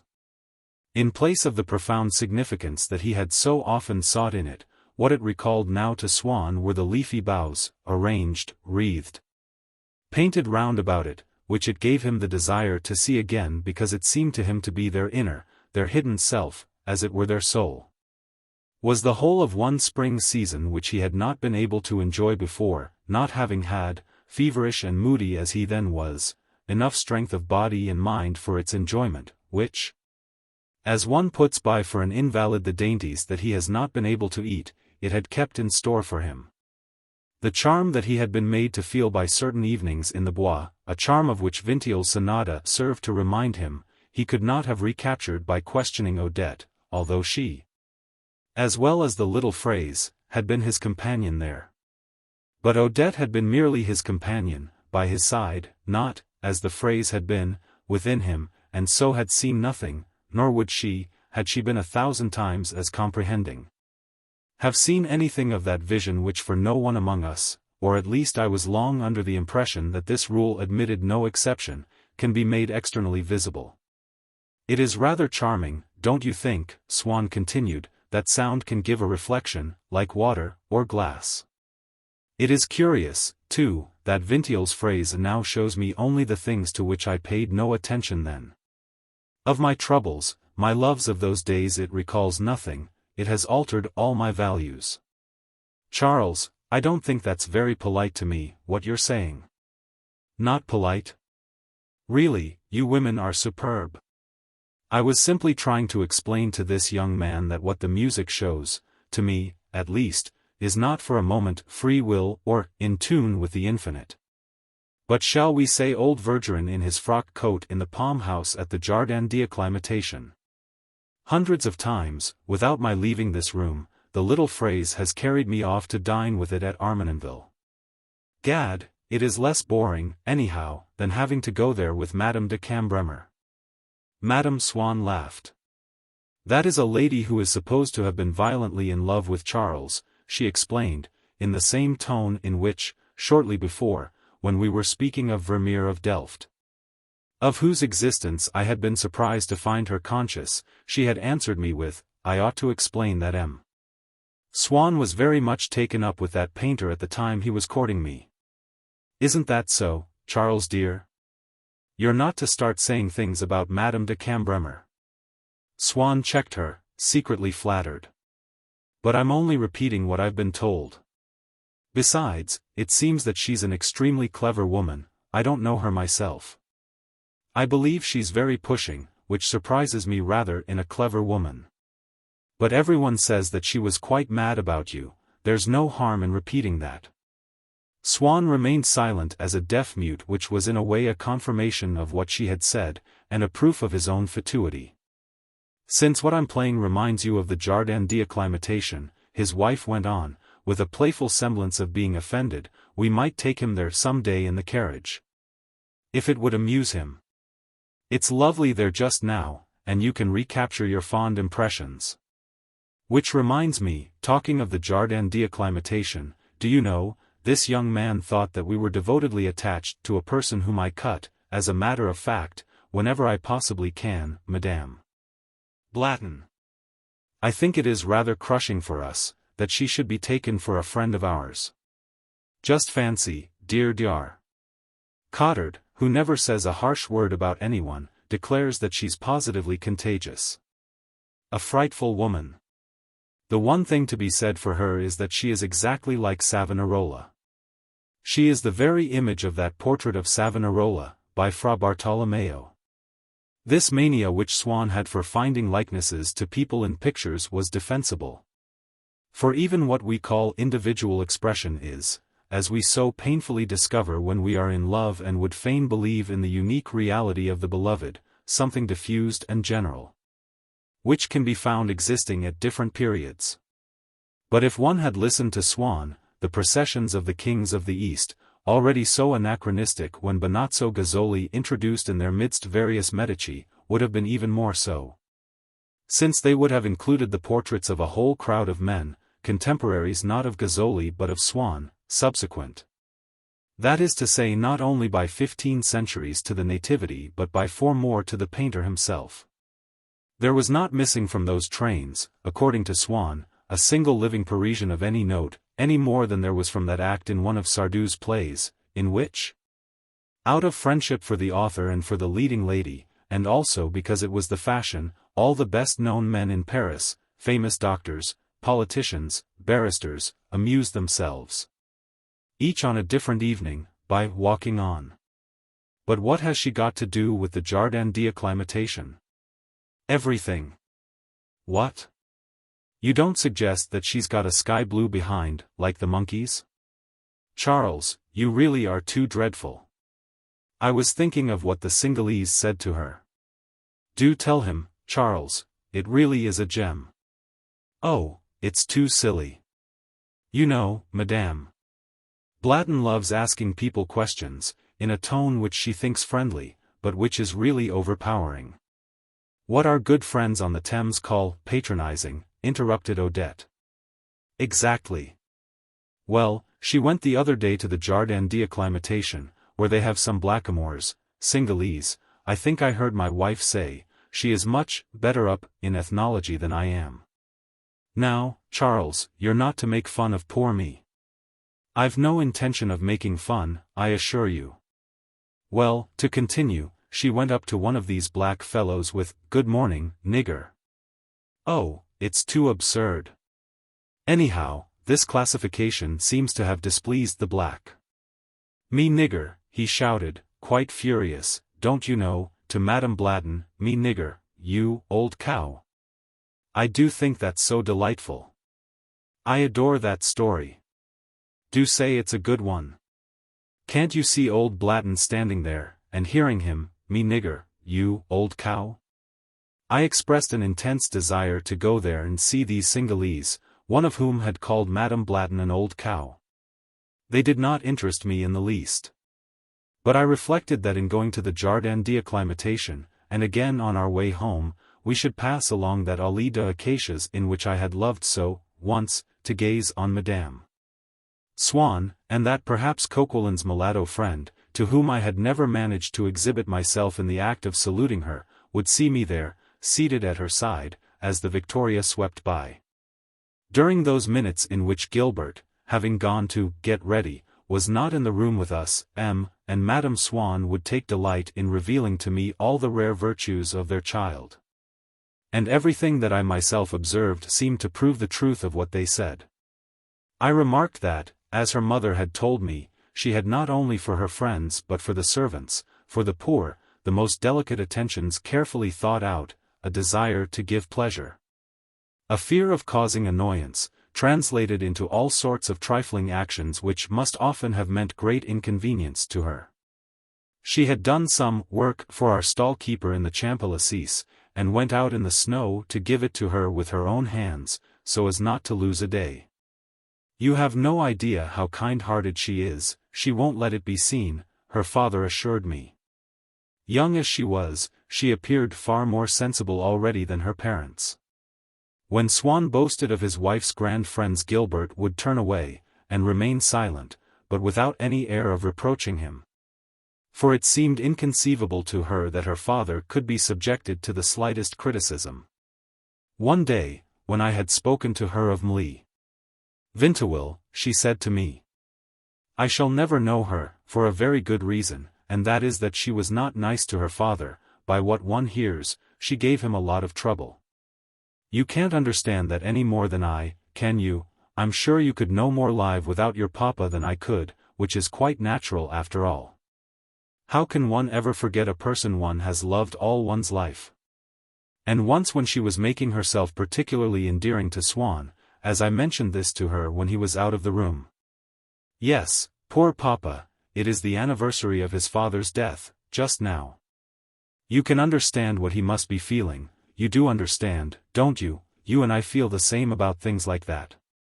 So I just try to be a little less naughty than usual. But he doesn't ever think you naughty. He thinks you're quite perfect. Poor papa, that's because he's far too good himself." But her parents were not content with singing the praises of Gilbert, that same Gilbert, who, even before I had set eyes on her, used to appear to me standing before a church. In a landscape of the Isle de France, and later, awakening in me not dreams now but memories, was embowered always in a hedge of pink hawthorn. In the little lane that I took when I was going the Méséglise way. Once when I had asked Madame Swann, and had made an effort to assume the indifferent tone of a friend of the family, curious to know the preferences of a child, which among all her playmates Gilbert liked the best, Madame Swann replied, "But you ought to know a great deal better than I do. You are in her confidence, her great favorite, her chum as the English say." It appears that in a coincidence as perfect as this was, when reality is folded over to cover the ideal of which we have so long been dreaming, it completely hides that ideal, absorbing it in itself, as when two geometrical figures that are congruent are made to coincide, so that there is but one, whereas we would rather, so as to give its full significance to our enjoyment, preserve for all those separate points of our desire, at the very moment in which we succeed in touching them. And so as to be quite certain that they are indeed themselves, the distinction of being intangible. And our thought cannot even reconstruct the old state so as to confront the new with it, for it has no longer a clear field, the acquaintance that we have made, the memory of those first unhoped for moments, the talk to which we have listened are there now to block the passage of our consciousness, and as they control the outlets of our memory far more than those of our imagination, they react more forcibly upon our past, which we are no longer able to visualize without taking them into account, than upon the form, still unshaped, of our future. I had been able to believe, year after year, that the right to visit Madame Swann was a vague and fantastic privilege to which I should never attain. After I had spent a quarter of an hour in her drawing-room, it was the period in which I did not yet know her that was become fantastic and vague like a possibility which the realization of an alternative possibility has made impossible. How was I ever to dream again of her dining-room as of an inconceivable place, when I could not make the least movement in my mind without crossing the path of that inextinguishable ray cast backwards to infinity, even into my own most distant past, by the lobster à l'américaine which I had just been eating? And Swann must have observed in his own case a similar phenomenon. For this house in which he entertained me might be regarded as the place into which had flowed, to coincide and be lost in one another, not only the ideal dwelling that my imagination had constructed, but another still, that which his jealous love, as inventive as any fantasy of mine, had so often depicted to him. That dwelling common to Odette and himself which had appeared so inaccessible once, on evenings when Odette had taken him home with Forcheville to drink orangeade with her.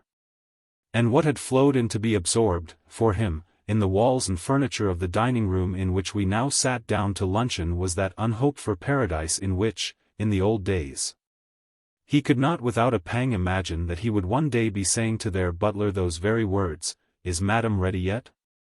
which I now heard him utter with a touch of impatience mingled with self-satisfaction. No more than, probably, Swann himself could I succeed in knowing my own happiness.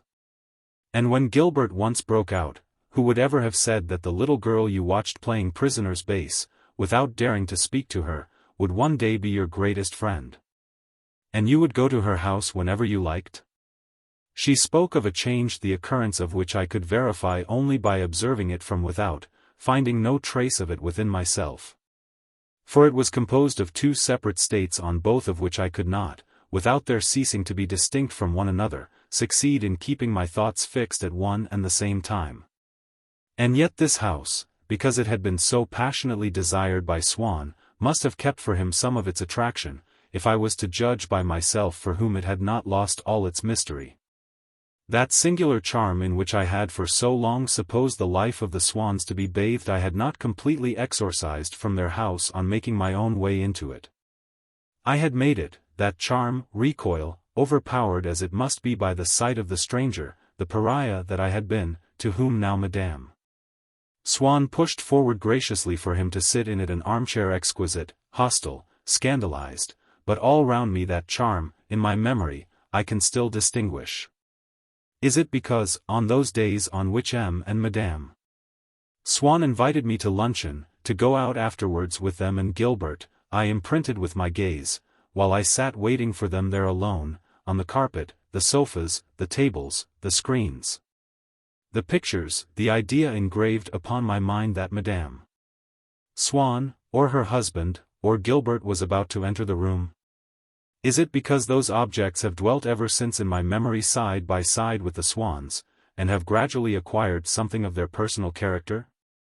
Is it because, knowing that the Swann's passed their existence among all those things, I made of all of them as it were emblems of the private lives of those habits of the Swann's from which I had too long been excluded for them not to continue to appear strange to me, even when I was allowed the privilege of sharing in them?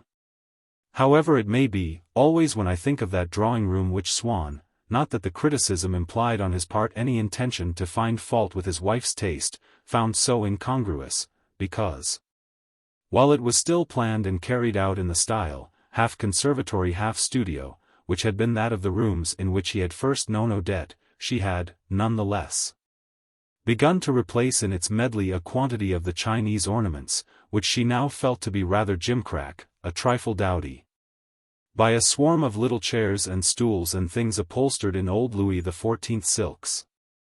Not to mention the works of art brought by Swann himself from his house on the Quai d'Orléans, it has kept in my memory, on the contrary, that composite, heterogeneous room, a cohesion, a unity, an individual charm never possessed even by the most complete, the least spoiled of such collections that the past has bequeathed to us, or the most modern. Alive and stamped with the imprint of a living personality. For we alone can, by our belief that they have an existence of their own, give to certain of the things that we see a soul which they afterwards keep, which they develop in our minds. All the ideas that I had formed of the hours, different from those that exist for other men, passed by the Swann's in that house which was to their life what the body is to the soul, and must give expression to its singularity. All those ideas were rearranged, amalgamated, equally disturbing and indefinite throughout, in the arrangement of the furniture, the thickness of the carpets, the position of the windows, the ministrations of the servants. When, after luncheon, we went in the sunshine to drink our coffee in the great bay window of the drawing-room, while Madame Swann was asking me how many lumps of sugar I took, it was not only the silk-covered stool which she pushed towards me that emitted, with the agonizing charm that I had long ago felt, first among the pink hawthorn and then beside the clump of laurels, in the name of Gilbert, the hostility that her parents had shown to me, which this little piece of furniture seemed to have so well understood, to have so completely shared that I felt myself unworthy, and found myself almost reluctant to set my feet on its defenseless cushion. A personality, a soul was latent there which linked it secretly to the light of 2 o'clock in the afternoon, so different from any other light. In the gulf in which there played about our feet its sparkling tide of gold out of which the bluish crags of sofas and vaporous carpet beaches emerged like enchanted islands. And there was nothing, even to the painting by Rubens hung above the chimney-piece, that was not endowed with the same quality and almost the same intensity of charm as the laced boots of M. Swann, and that hooded cape, the like of which I had so dearly longed to wear, whereas now Odette would beg her husband to go and put on another, so as to appear more smart, whenever I did them the honor of driving out with them. She too went away to change her dress, not heeding my protestations that no outdoor clothes could be nearly so becoming as the marvelous garment of crêpe de chine or silk, old rose, cherry-colored, tiepolo pink, white, mauve, green, red or yellow, plain or patterned, in which Madame Swann had sat down to luncheon and which she was now going to take off. When I assured her that she ought to go out in that costume, she laughed, either in scorn of my ignorance or from delight in my compliment. She apologized for having so many wrappers, explaining that they were the only kind of dress in which she felt comfortable, and left us to go and array herself in one of those regal toilets which imposed their majesty on all beholders, and yet among which I was sometimes summoned to decide which of them I preferred that she should put on. In the Jardin d'Acclimatation, how proud I was when we had left the carriage to be walking by the side of Madame Swann, while she strolled carelessly on, letting her cloak stream on the air behind her. I kept eyeing her with an admiring gaze to which she coquettishly responded in a lingering smile.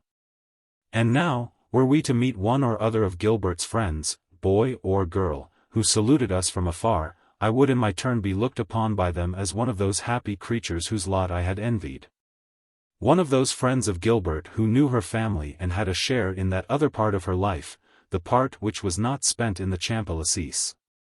Often upon the paths of the Bois or the Jardin we passed, we were greeted by some great lady who was Swann's friend, whom he perchance did not see, so that his wife must rally him with a "Charles, don't you see Madame de Montmorency?"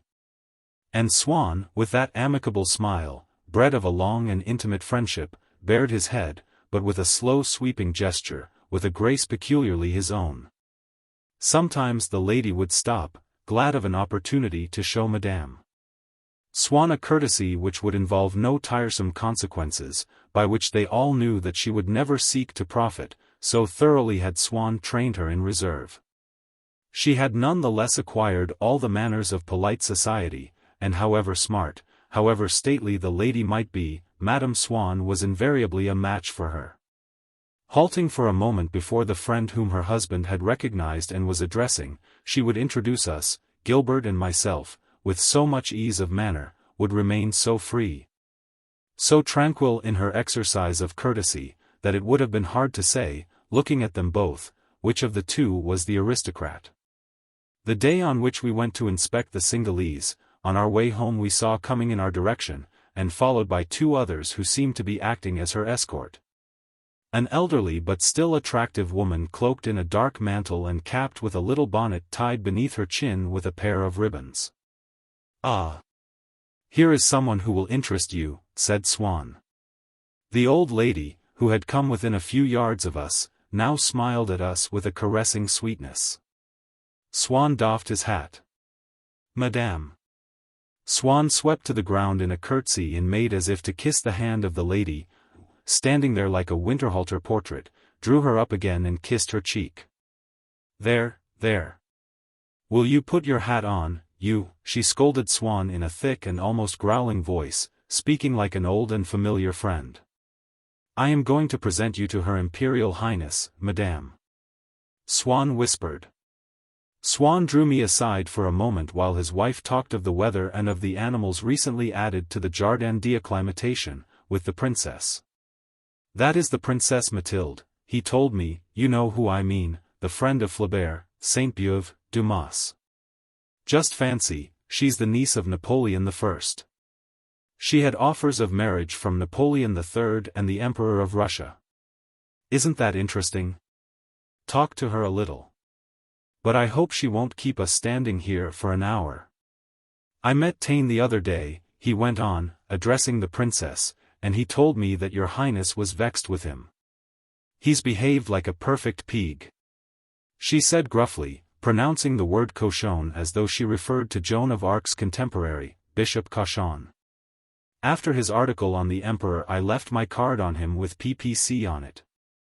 I felt the surprise that one feels on opening the correspondence of that Duchesse d'Orleans who was by birth a Princess Palatine. And indeed Princess Mathilde, animated by sentiments so entirely French, expressed them with a straightforward bluntness that recalled the Germany of an older generation, and was inherited, doubtless, from her Württemberg mother. This somewhat rude and almost masculine frankness she softened, as soon as she began to smile, with an Italian languor. And the whole person was clothed in a dress so typically Second Empire that, for all that the princess wore it simply and solely, no doubt, from attachment to the fashions that she had loved when she was young, she seemed to have deliberately planned to avoid the slightest discrepancy in historic color, and to be satisfying the expectations of those who looked to her to evoke the memory of another age. I whispered to Swann to ask her whether she had known Musset. "Very slightly, sir," was the answer, given in a tone which seemed to feign annoyance at the question, and of course it was by way of a joke that she called Swann, sir, since they were intimate friends. I had him to dine once. I had invited him for 7 o'clock. At 7:30, as he had not appeared, we sat down to dinner. He arrived at 8, bowed to me, took his seat, never opened his lips, went off after dinner without letting me hear the sound of his voice. Of course, he was dead drunk. That hardly encouraged me to make another attempt. We were standing a little way off, Swann and I. "I hope this little audience is not going to last much longer," he muttered, "the soles of my feet are hurting. I cannot think why my wife keeps on making conversation. When we get home it will be she that complains of being tired, and she knows I simply cannot go on standing like this." For Madame Swann, who had had the news from Madame Bontemps, was in the course of telling the princess that the government, having at last begun to realize the depth of its depravity, had decided to send her an invitation to be present on the platform in a few days' time, when the Tsar Nicholas was to visit the Invalids. But the princess who, in spite of appearances, in spite of the character of her circle, which consisted mainly of artists and literary people, had remained at heart and showed herself.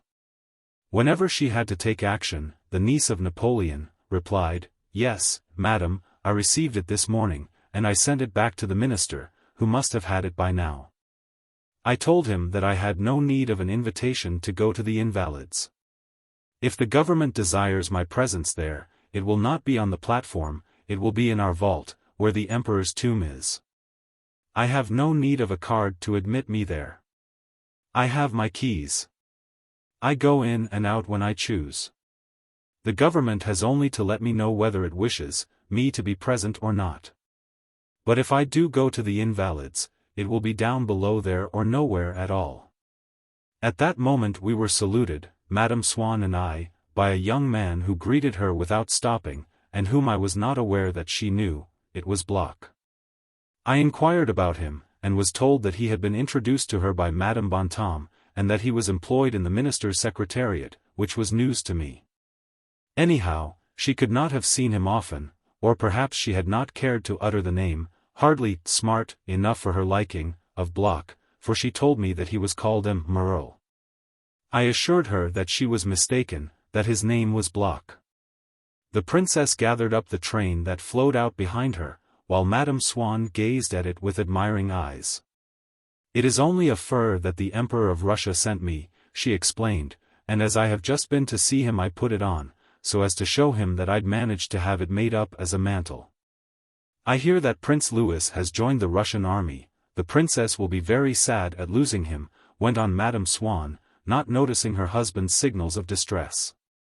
"That was a fine thing to do. As I said to him, just because there's been a soldier, before, in the family, that's no reason," replied the princess, alluding with this abrupt simplicity to Napoleon the Great. But Swann could hold out no longer. "Ma'am, it is I that am going to play the prince, and ask your permission to retire. But, you see, my wife has not been so well, and I do not like her to stand still for any time." "Madame." Swann curtsied again, and the princess conferred upon us all a celestial smile, which she seemed to have summoned out of the past, from among the graces of her girlhood. From the evenings at Compiègne, a smile which glided, sweet and unbroken, over her hitherto so sullen face. Then she went on her way, followed by the two ladies in waiting, who had confined themselves, in the manner of interpreters, of children's or invalids' nurses, to punctuating our conversation with insignificant sentences and superfluous explanations. "You should go and write your name in her book, one day this week," Madame Swann counseled me. "One doesn't leave cards upon these royalties, as the English call them, but she will invite you to her house if you put your name down." Sometimes in those last days of winter we would go, before proceeding on our expedition, into one of the small picture shows that were being given at that time, where Swann, as a collector of mark, was greeted with special deference by the dealers in whose galleries they were held.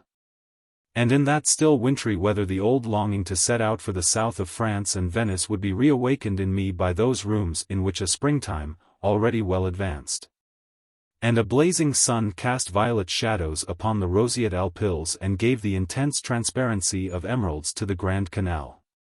If the weather were inclement, we would go to a concert or a theatre, and afterwards to one of the fashionable tea-rooms. There, whenever Madame Swann had anything to say to me which she did not wish the people at the next table, or even the waiters who brought our tea to understand, she would say it in English. as though that had been a secret language known to our two selves alone. As it happened, everyone in the place knew English, only had not yet learned the language, and was obliged to say so to Madame Swann in order that she might cease to make, on the people who were drinking tea or were serving us with it, remarks which I guessed to be uncomplimentary without either my understanding or the person referred to losing a single word. Once, in the matter of an afternoon at the theatre, Gilbert gave me a great surprise. It was precisely the day of which she had spoken to me some time back, on which fell the anniversary of her grandfather's death. We were to go, she and I, with her governess, to hear selections from an opera, and Gilbert had dressed with a view to attending this performance, and wore the air of indifference with which she was in the habit of treating whatever we might be going to do, with the comment that it might be anything in the world, no matter what, provided that it amused me and had her parents' approval. Before luncheon, her mother drew us aside to tell us that her father was vexed at the thought of our going to a theatre on that day. This seemed to me only natural. Gilbert remained impassive, but grew pale with an anger which she was unable to conceal. Still she uttered not a word. When M. Swann joined us, his wife took him to the other end of the room and said something in his ear. He called Gilbert, and they went together into the next room. We could hear their raised voices. And yet I could not bring myself to believe that Gilbert, so submissive, so loving, so thoughtful, would resist her father's appeal, on such a day and for so trifling a matter. At length Swann reappeared with her, saying, "You heard what I said. Now you may do as you like." Gilbert's features remained compressed in a frown throughout luncheon, after which we retired to her room. Then suddenly, without hesitating and as though she had never at any point hesitated over her course of action, 2:00, she exclaimed, "You know the concert begins at past. And she told her governess to make haste. But, I reminded her, won't your father be cross with you? Not the least little bit. Surely, he was afraid it would look odd, because of the anniversary. What difference can it make to me what people think? I think it's perfectly absurd to worry about other people in matters of sentiment. We feel things for ourselves, not for the public. Mademoiselle has very few pleasures. She's been looking forward to going to this concert. I am not going to deprive her of it just to satisfy public opinion." "But, Gilbert," I protested, taking her by the arm, "it is not to satisfy public opinion, it is to please your father." "You are not going to pass remarks upon my conduct, I hope," she said sharply, plucking her arm away. A favor still more precious than their taking me with them to the Jardin d'acclimatation, the Swanns did not exclude me even from their friendship with Bergotte, which had been at the root of the attraction that I had found in them when, before I had even seen Gilbert, I reflected that her intimacy with that godlike elder would have made her, for me, the most passionately enthralling of friends, had not the disdain that I was bound to inspire in her forbidden me to hope that she would ever take me, in his company, to visit the towns that he loved. And lo, one day, came an invitation from Madame Swann to a big luncheon party. I did not know who else were to be the guests. On my arrival I was disconcerted, as I crossed the hall, by an alarming incident. Madame Swann seldom missed an opportunity of adopting any of those customs which pass as fashionable for a season, and then, failing to find support, are speedily abandoned, as, for instance, many years before, she had had her private hansom, or now had, printed in English upon a card inviting you to luncheon, the words, "to meet," followed by the name of some more or less important personage. Often enough these usages implied nothing mysterious and required no initiation. Take, for instance, a minute innovation of those days, imported from England. Odette had made her husband have some visiting cards printed on which the name Charles Swann was preceded by Mr. After the first visit that I paid her, Madame Swann had left at my door one of these pasteboards, as she called them. No one had ever left a card on me before. I felt at once so much pride, emotion, gratitude that, scraping together all the money I possessed, I ordered a superb basket of camellias and had it sent to Madame Swann. I implored my father to go and leave a card on her, but first, quickly, to have some printed on which his name should bear the prefix, Mr. He vouchsafed neither of my prayers. I was in despair for some days, and then asked myself whether he might not after all have been right. But this use of Mr., if it meant nothing, was at least intelligible. Not so with another that was revealed to me on the occasion of this luncheon party, but revealed without any indication of its purport. At the moment when I was about to step from the hall into the drawing-room, the butler handed me a thin, oblong envelope upon which my name was inscribed. In my surprise I thanked him. But I eyed the envelope with misgivings. I no more knew what I was expected to do with it than a foreigner knows what to do with one of those little utensils that they lay by his place at a Chinese banquet. I noticed that it was gummed down. I was afraid of appearing indiscreet, were I to open it then and there, and so I thrust it into my pocket with an air of knowing all about it. Madame Swann had written to me a few days before, asking me to come to luncheon with just a few people. There were, however, 16 of us, among whom I never suspected for a moment that I was to find Bergotte. Madame Swann, who had already named me, as she called it, to several of her guests, suddenly, after my name, in the same tone that she had used in uttering it, in fact.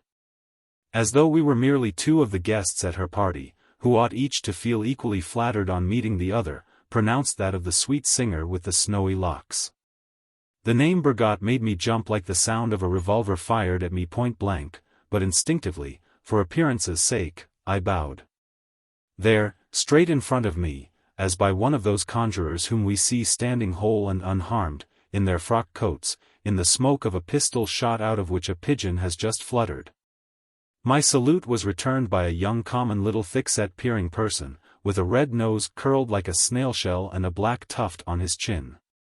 I was cruelly disappointed, for what had just vanished in the dust of the explosion was not only the feeble old man, of whom no vestige now remained. There was also the beauty of an immense work which I had contrived to enshrine in the frail and hallowed organism that I had constructed, like a temple, expressly for itself. But for which no room was to be found in the squat figure, packed tight with blood vessels, bones, muscles, sinews, of the little man with the snub nose and black beard who stood before me. All the Bergotte whom I had slowly and delicately elaborated for myself, drop by drop, like a stalactite, out of the transparent beauty of his books, ceased, I could see at once, to be of any use. The moment I was obliged to include in him the snail-shell nose and to utilize the little black beard. Just as we must reject as worthless the solution of a problem the terms of which we have not read in full, having failed to observe that the total must amount to a specified figure. The nose and beard were elements similarly ineluctable, and all the more aggravating in that, while forcing me to reconstruct entirely the personage of Bergotte, they seemed further to imply. To produce, to secrete incessantly a certain quality of mind, alert and self-satisfied, which was not in the picture. For such a mind had no connection whatever with the sort of intelligence that was diffused throughout those books, so intimately familiar to me, which were permeated by a gentle and godlike wisdom. Starting from them, I should never have arrived at that snail-shell nose. But starting from the nose, which did not appear to be in the slightest degree ashamed of itself, but stood out alone there like a grotesque ornament fastened on his face, I must proceed in a diametrically opposite direction from the work of Bergotte. I must arrive, it would seem, at the mentality of a busy and preoccupied engineer. Of the sort who when you accost them in the street think it correct to say, "Thanks, and you?" before you have actually inquired of them how they are, or else, if you assure them that you have been charmed to make their acquaintance, respond with an abbreviation which they imagine to be effective, intelligent and up-to-date, inasmuch as it avoids any waste of precious time on vain formalities. Same here. Names are, no doubt, but whimsical draftsmen, giving us of people as well as of places sketches so little like the reality that we often experience a kind of stupor when we have before our eyes, in place of the imagined, the visible world, which, for that matter, is not the true world, our senses being little more endowed than our imagination with the art of portraiture, so little, indeed, That the final and approximately lifelike pictures which we manage to obtain of reality are at least as different from the visible world as that was from the imagined. But in Bergot's case, my preconceived idea of him from his name troubled me far less than my familiarity with his work, to which I was obliged to attach, as to the cord of a balloon. The man with the little beard, without knowing whether it would still have the strength to raise him from the ground. It seemed quite clear, however, that it really was he who had written the books that I had so greatly enjoyed, for Madame Swann having thought it incumbent upon her to tell him of my admiration for one of these. He showed no surprise that she should have mentioned this to him rather than to any other of the party. Nor did he seem to regard her action as due to a misapprehension, but, swelling out the frock coat which he had put on in honor of all these distinguished guests with a body distended in anticipation of the coming meal, while his mind was completely occupied by other, more real and more important considerations, it was only as at some finished episode in his early life, as though one had made an allusion to a costume of the Duc de Guise which he had worn one season, at a fancy dress ball, that he smiled as he bore his mind back to the idea of his books, which at once began to fall in my estimation, dragging down with them the whole value of beauty, of the world, of life itself, until they seemed to have been merely the casual amusement of a man with a little beard. I told myself that he must have taken great pains over them, but that, if he had lived upon an island surrounded by beds of pearl oysters, he would instead have devoted himself to, and would have made a fortune out of the pearling trade. His work no longer appeared to me so inevitable. And then I asked myself whether originality did indeed prove that great writers were gods, ruling each one over a kingdom that was his alone, or whether all that was not rather make-believe. Whether the differences between one man's book and another's were not the result of their respective labors rather than the expression of a radical and essential difference between two contrasted personalities. Meanwhile we had taken our places at the table. By the side of my plate I found a carnation, the stalk of which was wrapped in silver paper. It embarrassed me less than the envelope that had been handed to me in the hall, which, however, I had completely forgotten. This custom, strange as it was to me, became more intelligible when I saw all the male guests take up the similar carnations that were lying by their plates and slip them into the buttonholes of their coats. I did as they had done, with the air of spontaneity that a freethinker assumes in church, who is not familiar with the order of service but rises when everyone else rises and kneels a moment after everyone else is on his knees. Another usage, equally strange to me but less ephemeral, disquieted me more. On the other side of my plate was a smaller plate, on which was heaped a blackish substance which I did not then know to be caviar. I was ignorant of what was to be done with it but firmly determined not to let it enter my mouth. Bergot was sitting not far from me and I could hear quite well everything that he said. I understood then the impression that M. de Norpois had formed of him. He had indeed a peculiar organ. There is nothing that so much alters the material qualities of the voice as the presence of thought behind what one is saying. The resonance of one's diphthongs, the energy of one's labials are profoundly affected, in fact, one's whole way of speaking. His seemed to me to differ entirely from his way of writing, and even the things that he said from those with which he filled his books. But the voice issues from behind a mask through which it is not powerful enough to make us recognize, at first sight, a face which we have seen uncovered in the speaker's literary style. At certain points in the conversation, when Bergot, by force of habit, began to talk in a way which no one but M. de Norpois would have thought affected or unpleasant, it was a long time before I discovered an exact correspondence with the parts of his books in which his form became so poetic and so musical. At those points he could see in what he was saying a plastic beauty independent of whatever his sentences might mean, and as human speech reflects the human soul. Though without expressing it as does literary style, Bergot appeared almost to be talking nonsense, intoning certain words and, if he were secretly pursuing, beneath them, a single image, stringing them together uninterruptedly on one continuous note, with a wearisome monotony. So that a pretentious, emphatic and monotonous opening was a sign of the rare aesthetic value of what he was saying, and an effect, in his conversation, of the same power which, in his books, produced that harmonious flow of imagery.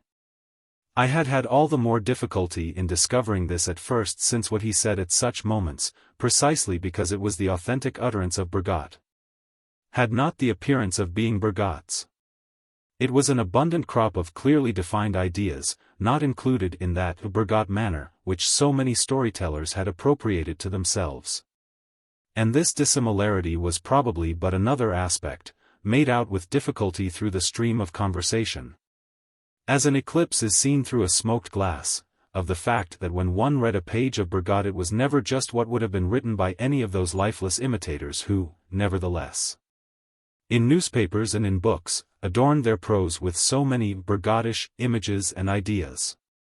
This difference in style arose from the fact that what was meant by Bergottism was, first and foremost, a priceless element of truth hidden in the heart of everything. Whence it was extracted by that great writer, by virtue of his genius, and that this extraction, and not simply the perpetration of Bergottisms, was my sweet singer's aim in writing. Though, it must be added, he continued to perpetrate them in spite of himself, and because he was Bergotte, so that, in one sense, every fresh beauty in his work was the little drop of Bergotte buried at the heart of a thing which he had distilled from it. But if, for that reason, each of those beauties was related to all the rest, and had a family likeness, yet each remained separate and individual, as was the act of discovery that had brought it to the light of day. New, and consequently different from what was called the Bergotte manner, which was a loose synthesis of all the Bergottisms already invented and set forth by him in writing, with no indication by which men who lacked genius might forecast what would be his next discovery. So it is with all great writers, the beauty of their language is as incalculable as that of a woman whom we have never seen. It is creative, because it is applied to an external object of which, and not of their language or its beauty, they are thinking, to which they have not yet given expression. An author of memorials of our time, wishing to write without too obviously seeming to be writing like Saint Simon, might, on occasion, give us the first line of his portrait of Villars. He was a rather tall man, dark, with an alert, open, expressive physiognomy. But what law of determinism could bring him to the discovery of Saint Simon's next line, which begins with, "and, to tell the truth, a trifle mad"? The true variety is in this abundance of real and unexpected elements, in the branch loaded with blue flowers which thrusts itself forward, against all reason, from the spring hedgerow that seemed already overcharged with blossoms. Whereas the purely formal imitation of variety, and one might advance the same argument for all the other qualities of style, is but a barren uniformity. That is to say, the very antithesis of variety, and cannot, in the work of imitators, give the illusion or recall other examples of variety save to a reader who has not acquired the sense of it from the masters themselves. And so, just as Bergotte's way of speaking would no doubt have been charming if he himself had been merely an amateur repeating imitations of Bergotte, whereas it was attached to the mind of Bergotte, at work and in action, by essential ties which the ear did not at once distinguish, so it was because Bergotte applied that mind with precision to the reality which pleased him that his language had in it something positive, something over-rich, disappointing those who expected to hear him speak only of the eternal torrent of forms, and of the mystic thrills of beauty.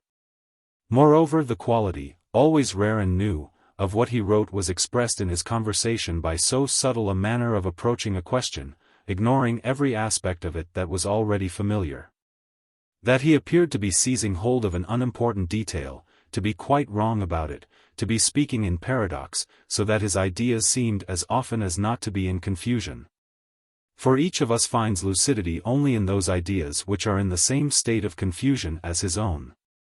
Besides, as all novelty depends upon the elimination, first, of the stereotyped attitude to which we have grown accustomed, and which has seemed to us to be reality itself, every new conversation, as well as all original painting and music, must always appear labored and tedious.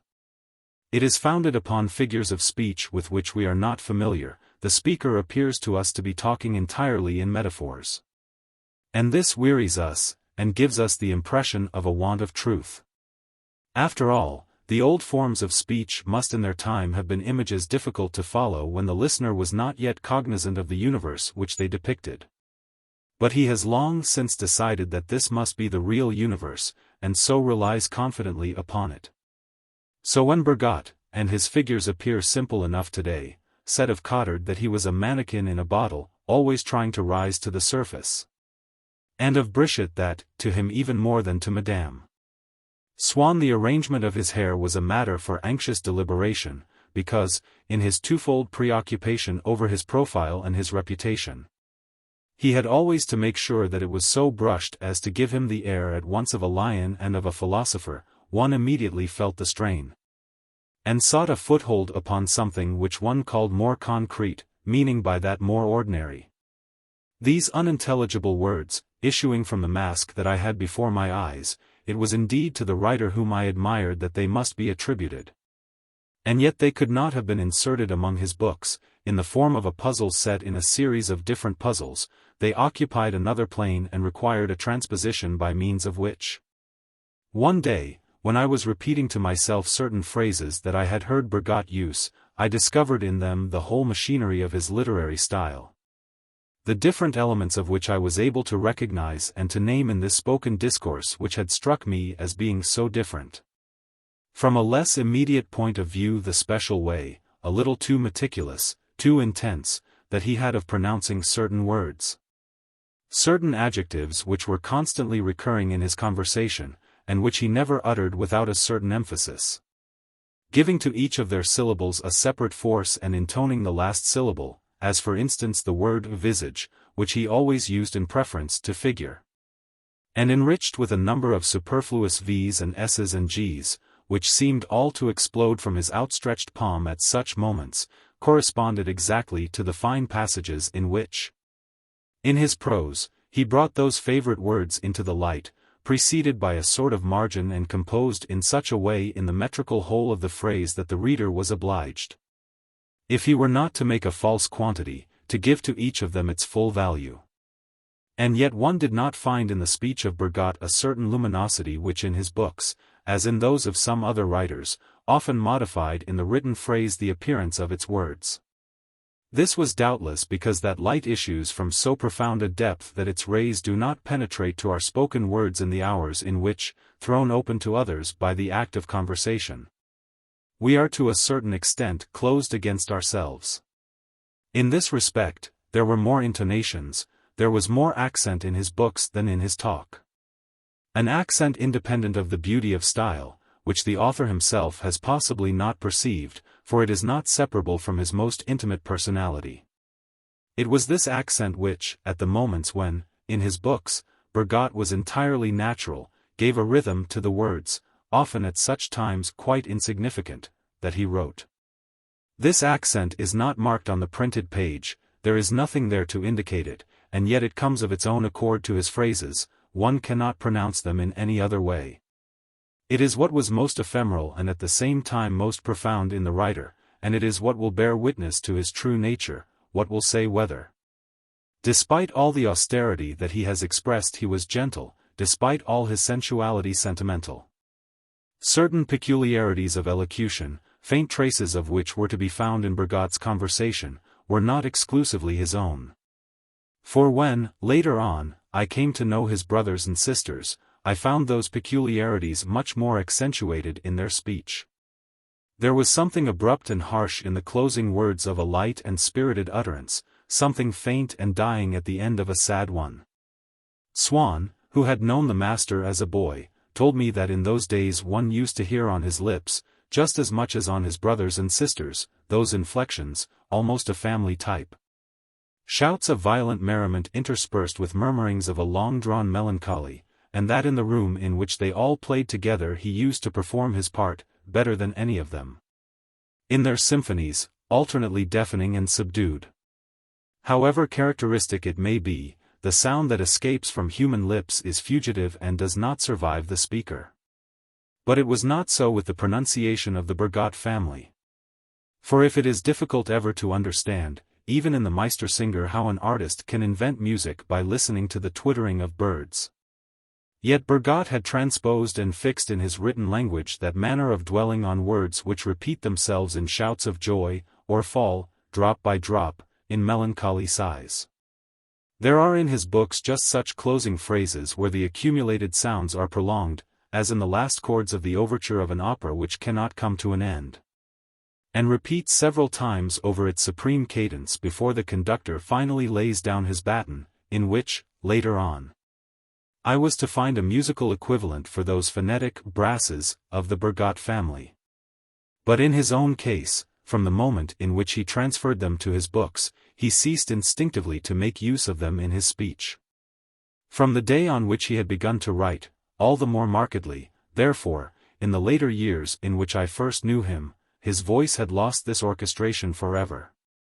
These young Bergottes, the future writer and his brothers and sisters, were doubtless in no way superior, far from it, to other young people, more refined, more intellectual than themselves, who found the Bergottes rather loud, that is to say a trifle vulgar, irritating one by the witticisms which characterized the tone, at once pretentious and puerile, of their household.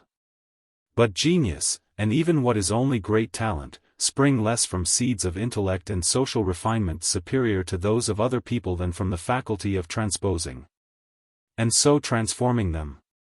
To heat a liquid over an electric lamp one requires to have not the strongest lamp possible, but one of which the current can cease to illuminate, can be diverted so as instead of light to give heat. To mount the skies it is not necessary to have the most powerful of motors, one must have a motor which, instead of continuing to run along the earth's surface, intersecting with a vertical line the horizontal which it began by following, is capable of converting its speed into ascending force. Similarly, the men who produce works of genius are not those who live in the most delicate atmosphere, whose conversation is most brilliant or their culture broadest, but those who have had the power, ceasing in a moment to live only for themselves, to make use of their personality as of a mirror, in such a way that their life, however unimportant it may be socially, and even, in a sense, intellectually speaking, is reflected by it, genius consisting in the reflective power of the writer and not in the intrinsic quality of the scene reflected. The day on which young Bergotte succeeded in showing to the world of his readers the tasteless household in which he had passed his childhood, and the not very amusing conversations between himself and his brothers, on that day he climbed far above the friends of his family, more intellectual and more distinguished than himself. They in their fine Rolls Royces might return home expressing due contempt for the vulgarity of the Bergottes. But he, with his modest engine which had at last left the ground, he soared above their heads. But there were other characteristics of his elocution which it was not with the members of his family, but with certain contemporary writers that he must share. Younger men, who were beginning to repudiate him as a master and disclaimed any intellectual affinity to him in themselves, displayed their affinity without knowing it when they made use of the same adverbs, the same prepositions that he incessantly repeated, when they constructed their sentences in the same way, spoke in the same quiescent, lingering tone, by a reaction from the eloquent, easy language of an earlier generation. Perhaps these young men, we shall come across some of whom this may be said, had never known Bergotte. But his way of thinking, inoculated into them, had led them to those alterations of syntax and of accent which bear a necessary relation to originality of mind. A relation which, incidentally, requires to be traced. Thus Bergotte, if he owed nothing to any man for his manner of writing, derived his manner of speaking from one of his early associates, a marvelous talker to whose ascendancy he had succumbed, whom he imitated, unconsciously, in his conversation, but who himself, being less gifted, had never written any really outstanding book. So that if one had been in quest of originality in speech, Bergotte must have been labeled a disciple, a writer at second hand, whereas, influenced by his friend only so far as talk went, he had been original and creative in his writings. Doubtless again, so as to distinguish himself from the previous generation, too fond as it had been of abstractions, of weighty commonplaces, when Bergotte wished to speak favorably of a book, what he would bring into prominence, what he would quote with approval would always be some scene that furnished the reader with an image, some picture that had no rational significance. Ah, yes, he would exclaim, it is quite admirable. There is a little girl in an orange shawl. It is excellent. Or again, oh, yes, there is a passage in which there is a regiment marching along the street, yes, it is excellent.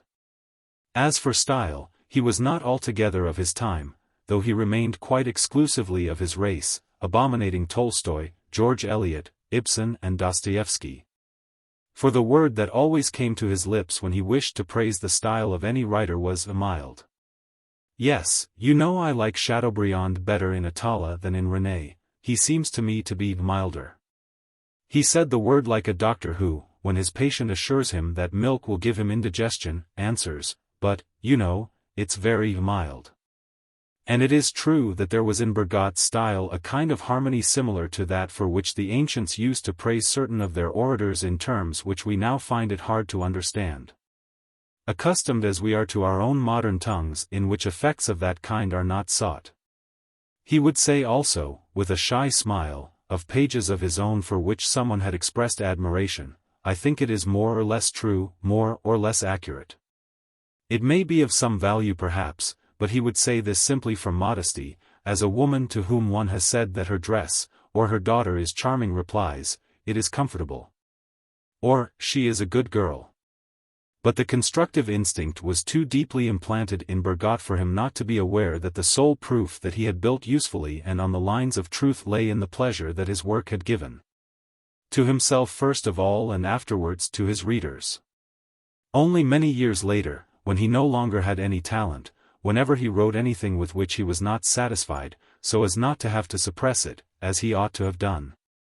So as to be able to publish it with a clear conscience he would repeat, but to himself this time, after all, it is more or less accurate, it must be of some value to the country. So that the phrase murmured long ago among his admirers by the insincere voice of modesty came in the end to be whispered in the secrecy of his heart by the uneasy tongue of pride. And the same words which had served Bergot as an unwanted excuse for the excellence of his earliest works became as it were an ineffective consolation to him for the hopeless mediocrity of the latest. A kind of austerity of taste which he had, a kind of determination to write nothing of which he could not say that it was mild. Which had made people for so many years regard him as a sterile and precious artist, a chiseler of exquisite trifles, was on the contrary the secret of his strength.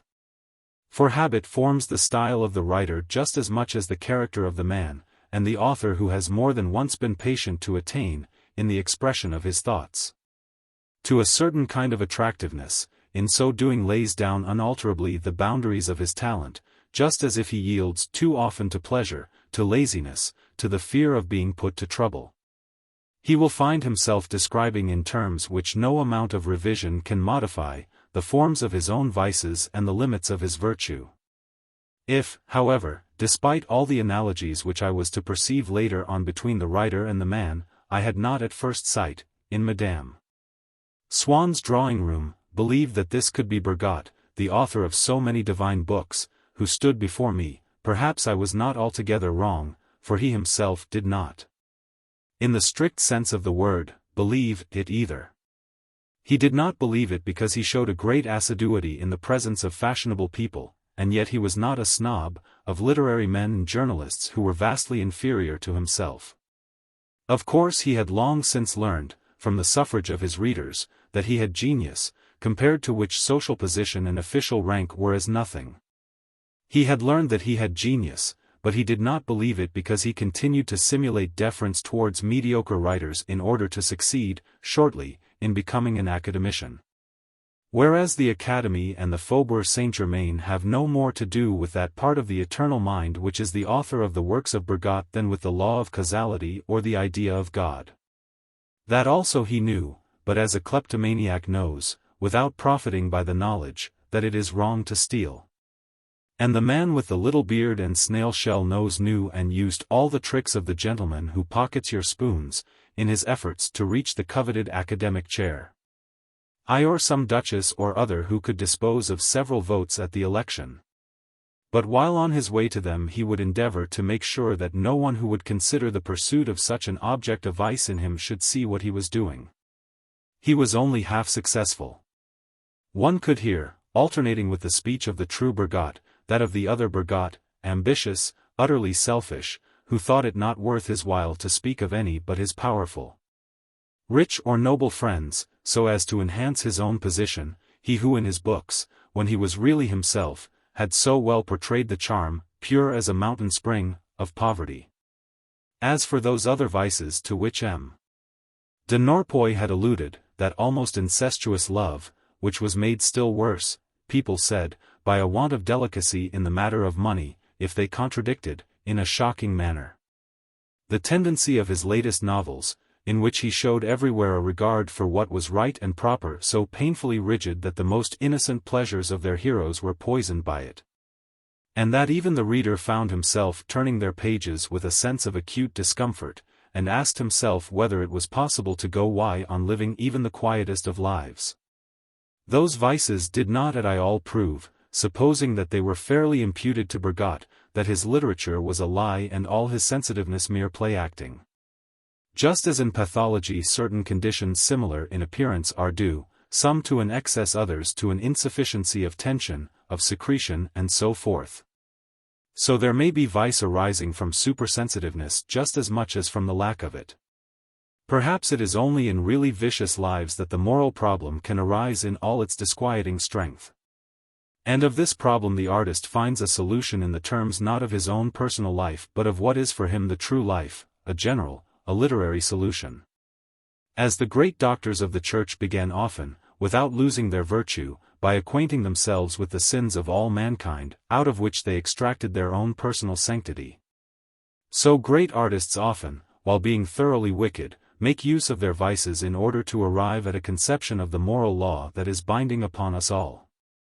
It is the vices, or merely the weaknesses and follies, of the circle in which they live, the meaningless conversation, the frivolous or shocking lives of their daughters, the infidelity of their wives, or their own misdeeds that writers have most often castigated in their books, without, however, thinking it necessary to alter their domestic economy or to improve the tone of their households.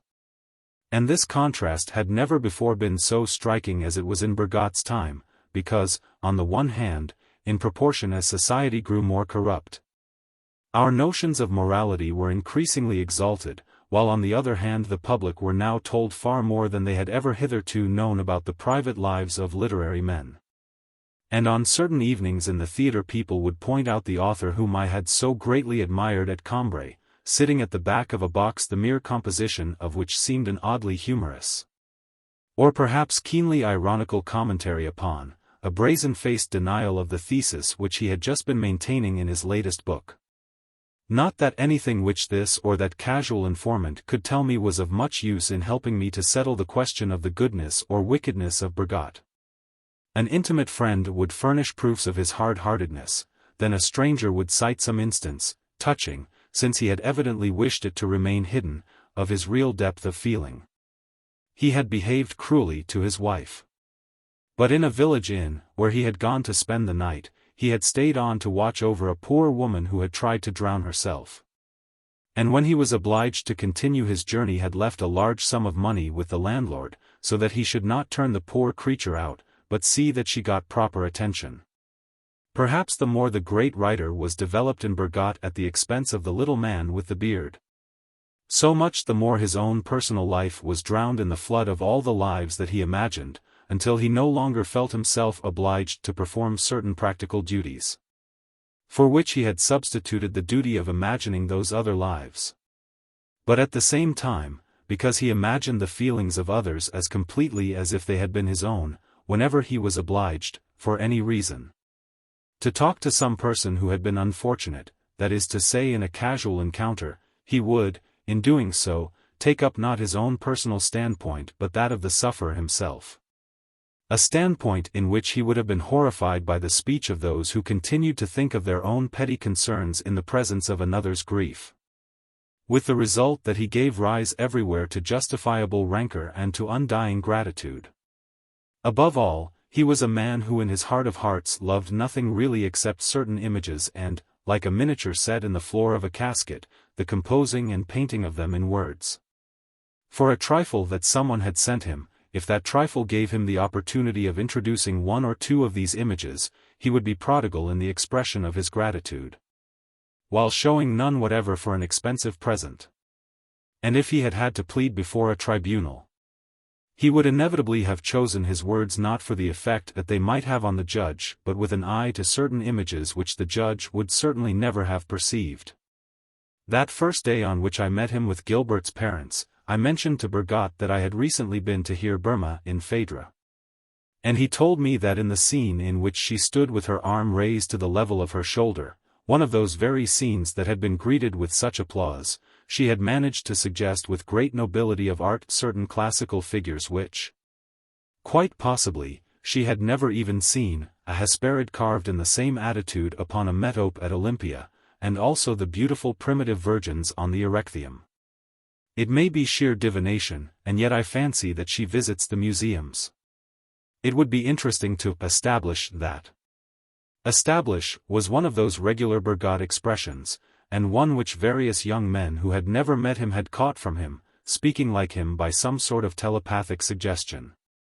"Do you mean the caryatides?" asked Swann. "No, no," said Bergotte, "except in the scene where she confesses her passion to Oenone, where she moves her hand exactly like Higiso on the steel in the ceramic. It is a far more primitive art that she revives. I was referring to the Korai of the old Erechtheum, and I admit that there is perhaps nothing quite so remote from the art of Racine, but there are so many things already in Phaedra. That one more. Oh, and then, yes, she is really charming, that little 6th-century Phaedra, the rigidity of the arm, the lock of hair frozen into marble, yes, you know. It is wonderful of her to have discovered all that. There is a great deal more antiquity in it than in most of the books they are labeling antique this year." As Bergotte had in one of his volumes addressed a famous invocation to these archaic statues. The words that he was now uttering were quite intelligible to me and gave me a fresh reason for taking an interest in Burma's acting. I tried to picture her again in my mind, as she had looked in that scene in which I remembered that she had raised her arm to the level of her shoulder.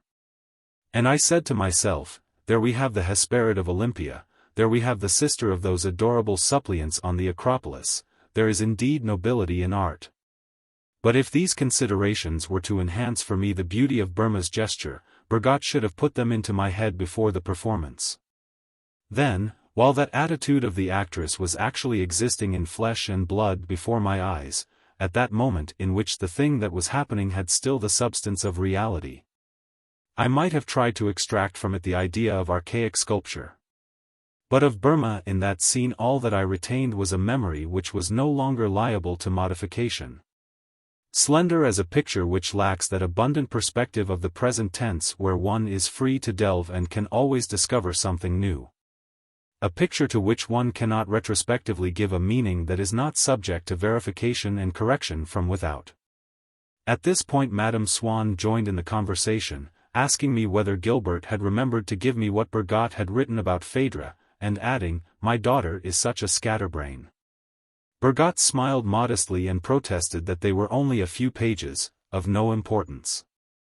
"But it is perfectly charming, that little pamphlet, that little tract of yours, Madame," Swann assured him, to show that she was a good hostess, to make the rest of us think that she had read Bergotte's essay, and also because she liked not merely to flatter Bergotte, but to make a selection for herself out of what he wrote, to control his writing. And it must be admitted that she did inspire him, though not in the way that she supposed. But when all is said there is, between what constituted the smartness of Madame Swann's drawing room and a whole side of Bergotte's work, so close a correspondence that either of them might serve, among elderly men today, as a commentary upon the other. I let myself go in telling him what my impressions had been.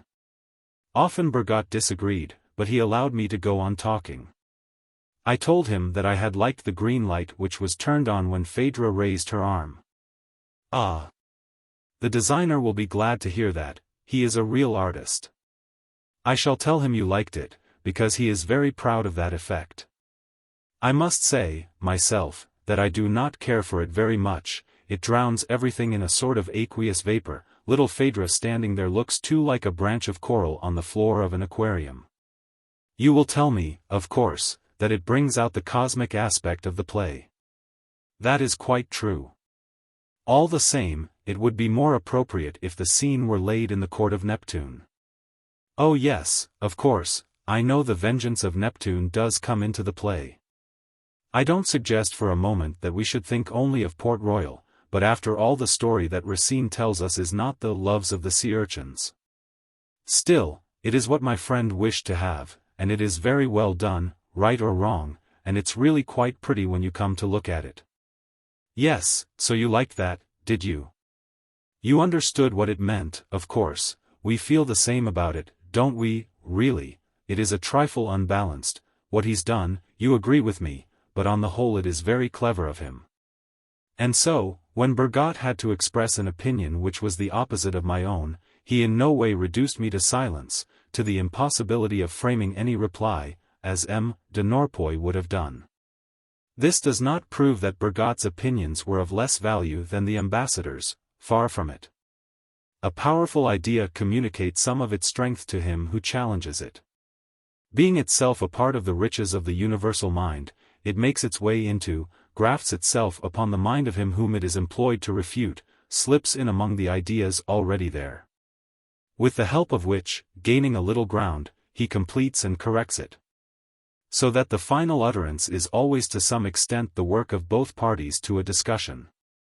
It is to ideas which are not, properly speaking, ideas at all, to ideas which, founded upon nothing, can find no support, no kindred spirit among the ideas of the adversary, that he, grappling with something which is not there, can find no word to say in answer.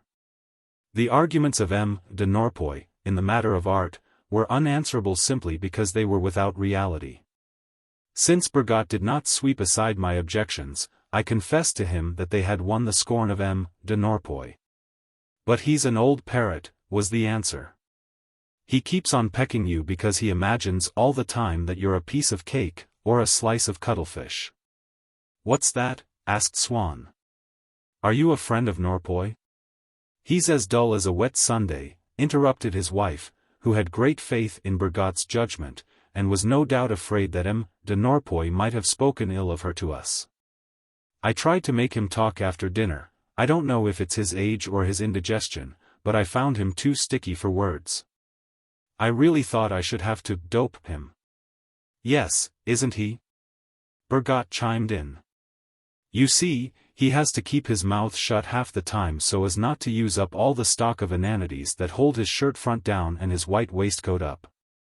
I think that Bergotte and my wife are both very hard on him, came from Swann, who took the line, in his own house, of a plain, sensible man. I quite see that Norpois cannot interest you very much, but from another point of view, for Swann made a hobby of collecting scraps of real life, he is quite remarkable. Quite a remarkable instance of a lover. When he was secretary at Rome, he went on, after making sure that Gilbert could not hear him, he had, here in Paris, a mistress with whom he was madly in love. And he found time to make the double journey every week, so as to see her for a couple of hours. She was, as it happens, a most intelligent woman, and is quite attractive to this day. She is a dowager now. And he has had any number of others since then. I'm sure I should have gone stark mad if the woman I was in love with lived in Paris and I was kept shut up in Rome. Nervous men ought always to love, as the lower orders say, beneath them, so that their women have a material inducement to do what they tell them.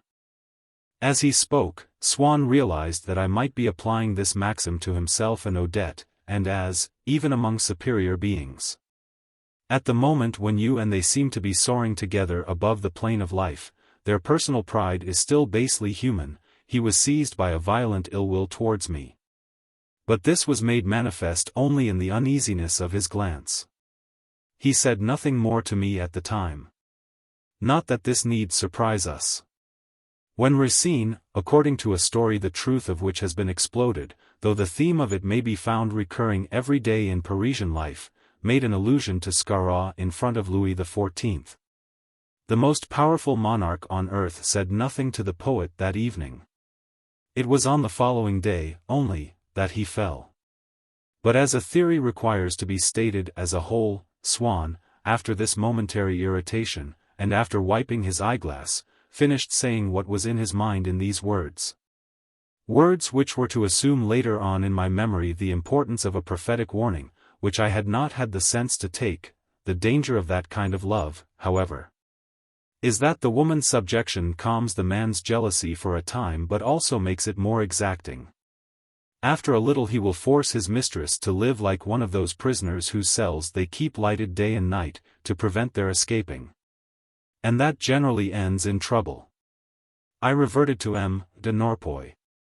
"You must never trust him, he has the most wicked tongue," said Madame Swann in an accent which seemed to me to indicate that M. de Norpois had been saying things about her, especially as Swann looked across at his wife with an air of rebuke, as though to stop her before she went too far. Meanwhile Gilbert, who had been told to go and get ready for our drive, stayed to listen to the conversation, and hovered between her mother and her father, leaning affectionately against his shoulder. Nothing, at first sight, could be in greater contrast to Madame Swann, who was dark, than this child with her red hair and golden skin.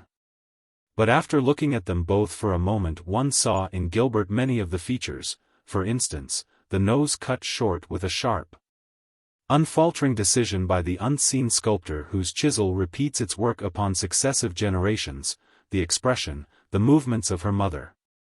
To take an illustration from another form of art, she made one think of a portrait that was not a good likeness of Madame Swann, whom the painter, to carry out some whim of coloring, had posed in a partial disguise, dressed to go out to a party in Venetian character.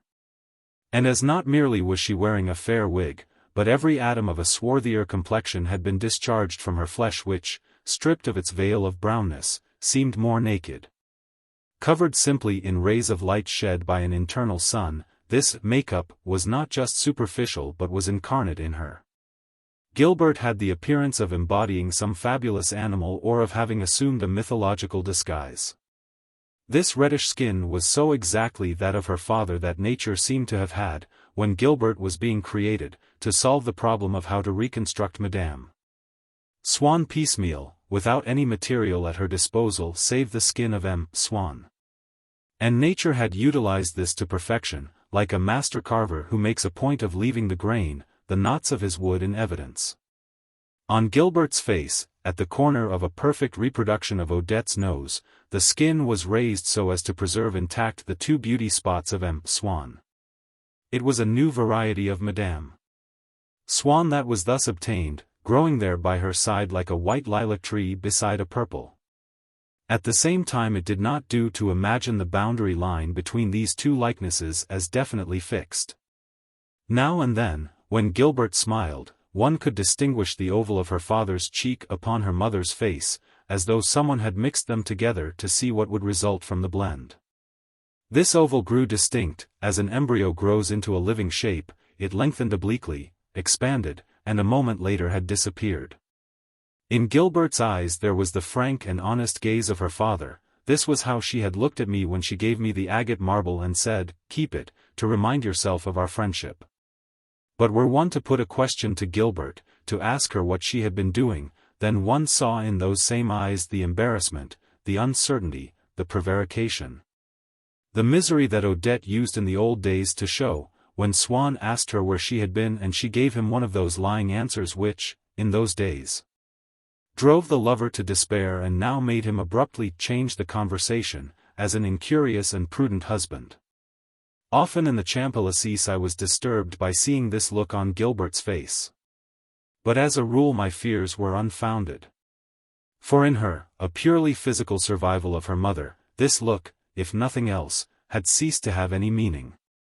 It was when she had been to her classes, when she must go home for some lesson that Gilbert's pupils executed that movement which, in time past, in the eyes of Odette, had been caused by the fear of disclosing that she had, during the day, opened the door to one of her lovers, or was at that moment in a hurry to be at some trysting place. So one could see the two natures of M. and Madame Swann ebb and flow, encroaching alternately one upon the other in the body of this Melusine. It is, of course, common knowledge that a child takes after both its father and its mother. And yet the distribution of the merits and defects which it inherits is so oddly planned that, of two good qualities which seemed inseparable in one of the parents you will find but one in the child. And allied to that very fault in the other parent which seemed most irreconcilable with it.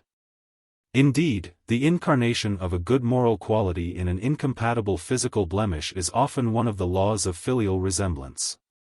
Of two sisters, one will combine with the proud bearing of her father the mean little soul of her mother. The other, abundantly endowed with the paternal intelligence, will present it to the world in the aspect which her mother has made familiar. Her mother's shapeless nose and scraggy bosom are become the bodily covering of talents which you had learned to distinguish beneath a superb presence. With the result that of each of the sisters one can say with equal justification that it is she who takes more after one or other of her parents. It is true that Gilbert was an only child, but there were, at the least, two Gilberts. The two natures, her father's and her mother's, did more than just blend themselves in her. They disputed the possession of her, and yet one cannot exactly say that, which would let it be thought that a third Gilbert was in the meantime suffering by being the prey of the two others.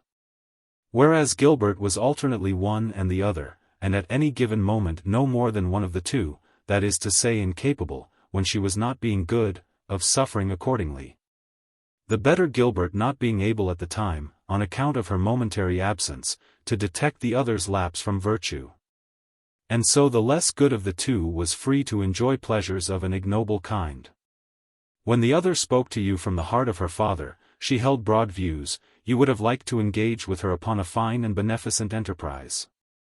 You told her so, but, just as your arrangements were being completed, her mother's heart would already have resumed its control, hers was the voice that answered. And you were disappointed and vexed, almost baffled, as in the face of a substitution of one person for another, by an unworthy thought, an insincere laugh, in which Gilbert saw no harm. For they sprang from what she herself at that moment was. Indeed, the disparity was at times so great between these two Gilberts that you asked yourself, though without finding an answer, what on earth you could have said or done to her, last time. To find her now so different.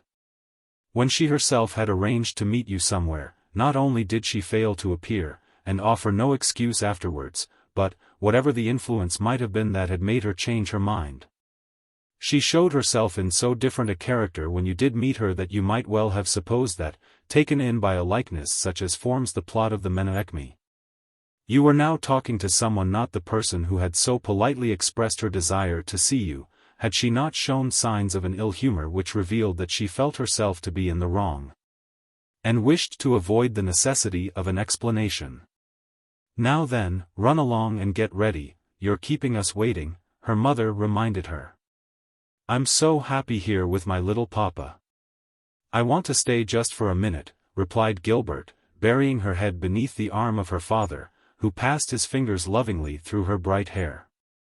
Swann was one of those men who, having lived for a long time amid the illusions of love, have seen the prosperity that they themselves brought to numberless women increase the happiness of those women without exciting in them any gratitude, any tenderness towards their benefactors. But in their child they believe that they can feel an affection which, being incarnate in their own name, will enable them to remain in the world after their death. When there should no longer be any Charles Swann, there would still be a Mlle Swann, or a Madame something else, née Swann, who would continue to love the vanished father. Indeed, to love him too well, perhaps, Swann may have been thinking, for he acknowledged Gilbert's caress with a "good girl." In that tone, made tender by our apprehension, to which, when we think of the future, we are prompted by the too passionate affection of a creature who is destined to survive us. To conceal his emotion, he joined in our talk about Burma. He pointed out to me, but in a detached, a listless tone, as though he wished to remain to some extent unconcerned in what he was saying, with what intelligence.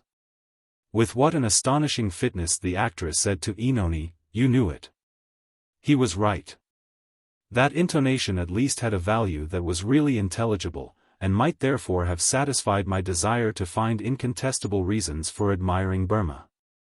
But it was by the very fact of its clarity that it did not at all content me. Her intonation was so ingenious, so definite in intention and in its meaning, that it seemed to exist by itself, so that any intelligent actress might have learned to use it. It was a fine idea. But whoever else should conceive it as fully must possess it equally. It remained to Burma's credit that she had discovered it, but is one entitled to use the word discover when the object in question is something that would not be different if one had been given it? Something that does not belong essentially to one's own nature, seeing that someone else may afterwards reproduce it? Upon my soul, your presence among us does raise the tone of the conversation. Swann observed to me, as though to excuse himself to Bergotte. For he had formed the habit, in the Guermantes set, of entertaining great artists as if they were just ordinary friends whom one seeks only to make eat the dishes that they like, play the games, or, in the country, indulge in whatever form of sport they please. It seems to me that we're talking a great deal of art, he went on. But it's so nice, I do love it, said Madame Swann, throwing me a look of gratitude, as well from good nature as because she had not abandoned her old aspirations towards a more intellectual form of conversation. After this it was to others of the party, and principally to Gilbert, that Bergotte addressed himself.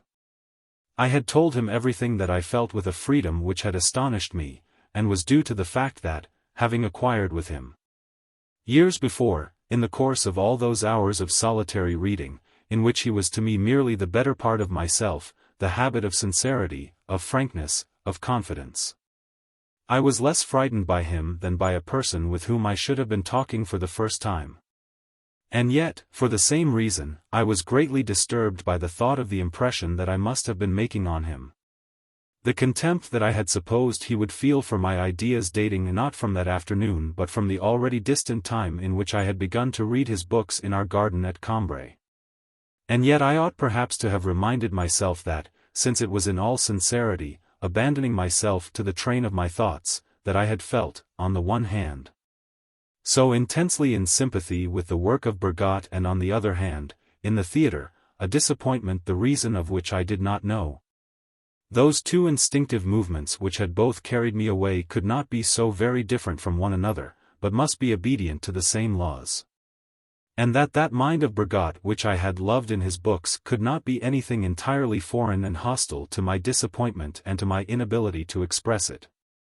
For my intelligence must be a uniform thing, perhaps indeed there exists but a single intelligence, in which everyone in the world participates, towards which each of us from the position of his own separate body turns his eyes, as in a theatre where, if everyone has his own separate seat, there is on the other hand but a single stage.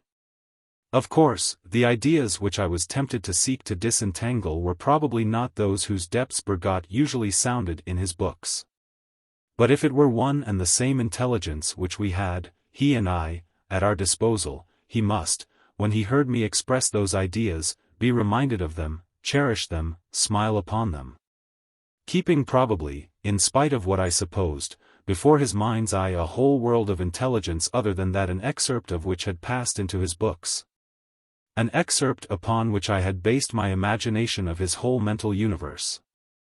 Just as priests, having the widest experience of the human heart, are best able to pardon the sins which they do not themselves commit, so genius, having the widest experience of the human intelligence, can best understand the ideas most directly in opposition to those which form the foundation of its own writings.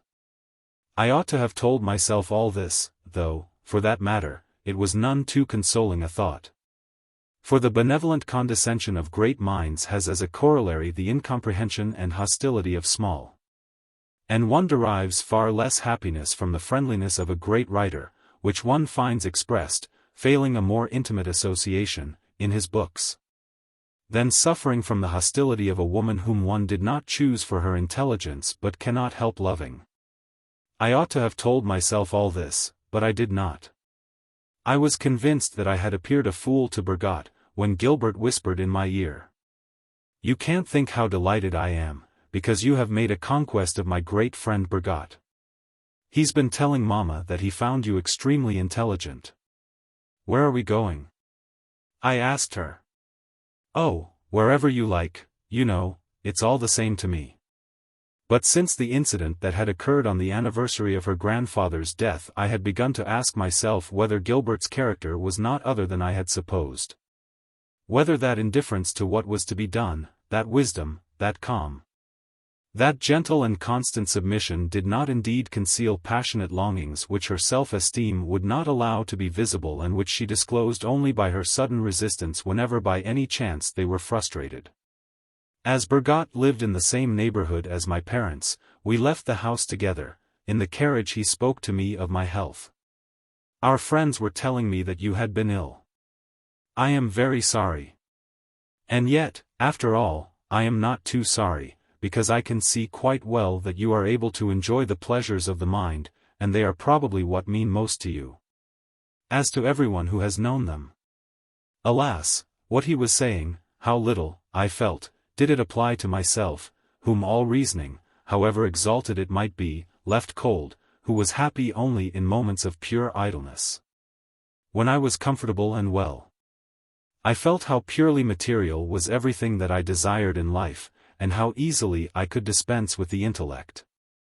As I made no distinction among my pleasures between those that came to me from different sources, of varying depth and permanence, I was thinking, when the moment came to answer him, that I should have liked an existence in which I was on intimate terms with the Duchesse de Guermantes, and often came across, as in the old toll-house in the Champs-Élysées, a chilly smell that would remind me of Cambrai.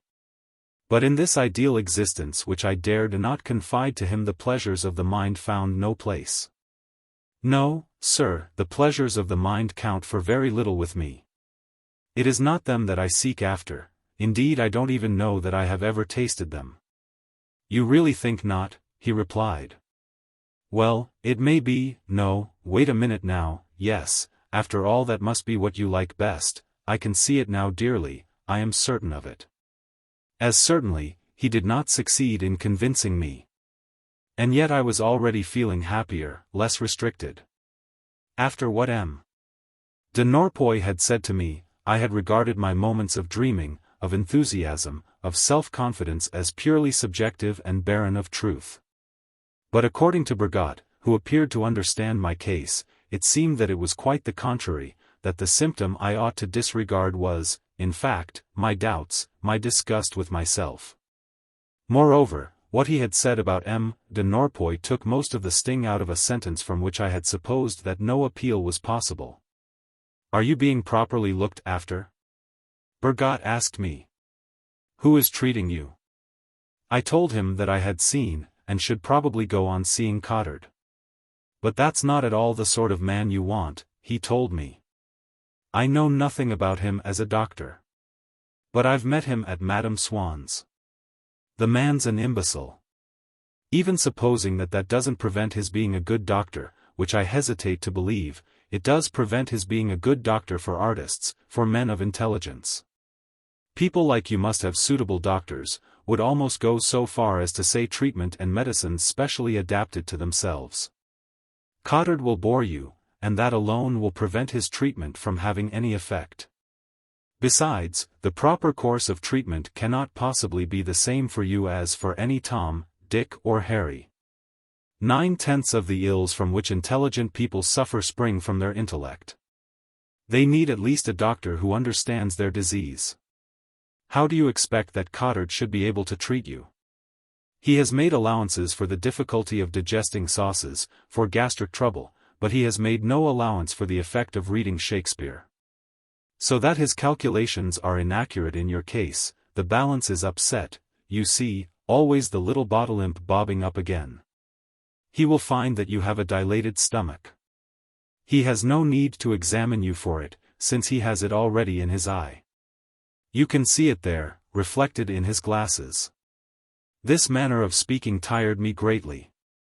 I said to myself, with the stupidity of common sense, there is no more any dilated stomach reflected in Professor Cottard's glasses than there are inanities stored behind the white waistcoat of M. de Norpois. I should recommend you, instead, went on Bergotte, to consult Dr. du Boulbon, who is quite an intelligent man. He is a great admirer of your books, I replied. I saw that Bergot knew this, and I decided that kindred spirits soon come together, that one has few really unknown friends.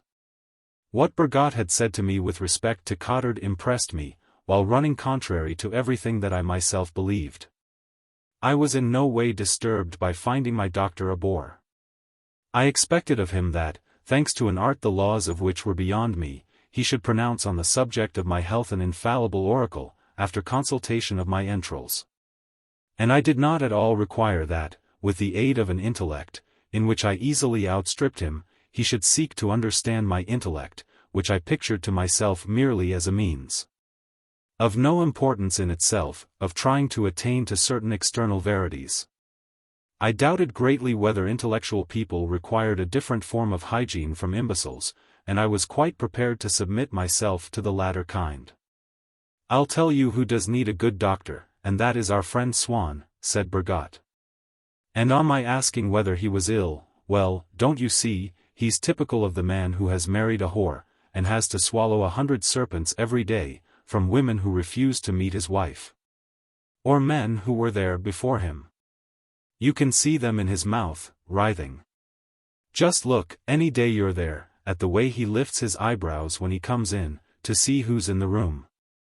The malice with which Bergot spoke thus to a stranger of the friends in whose house he had so long been received as a welcome guest was as new to me as the almost amorous tone which, in that house, he had constantly been adopting to speak to them. Certainly a person like my great-aunt, for instance, would have been incapable of treating any of us with that politeness which I had heard Bergot lavishing upon Swann. Even to the people whom she liked, she enjoyed saying disagreeable things. But behind their backs she would never have uttered a word to which they might not have listened. There was nothing less like the social world than our society at Cambrai. The Swann's house marked a stage on the way towards its inconstant tide. If they had not yet reached the open sea, they were certainly in the lagoon. "This is all between ourselves," said Bergot as he left me outside my own door. A few years later I should have answered, "I never repeat things." That is the ritual phrase of society, from which the slanderer always derives a false reassurance. It is what I should have said then and there to Bergot, for one does not invent all one's speeches, especially when one is acting merely as a card in the social pack.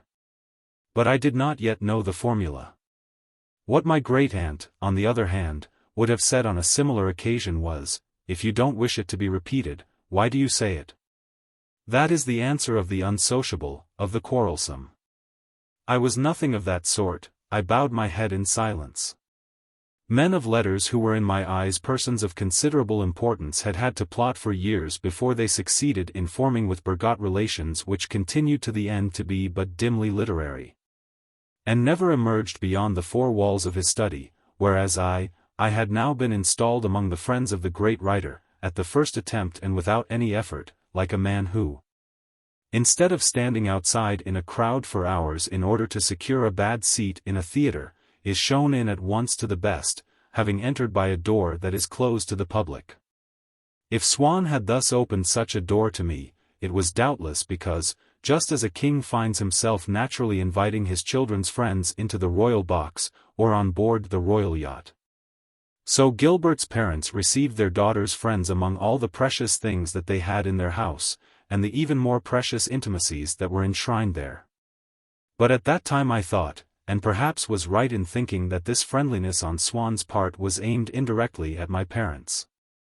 I seem to remember having heard once at Cambrai that he had suggested to them that, in view of my admiration for Bergot, he should take me to dine with him, and that my parents had declined, saying that I was too young, and too easily excited to go out yet.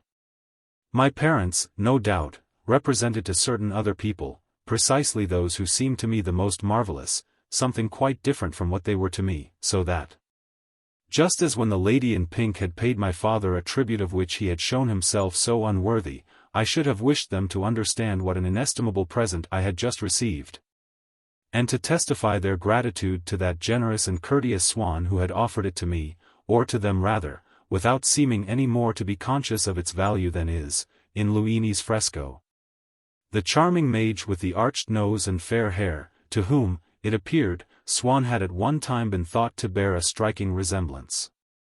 Unfortunately, this favor that Swann had done me, which, as I entered the house, before I had even taken off my greatcoat, I reported to my parents.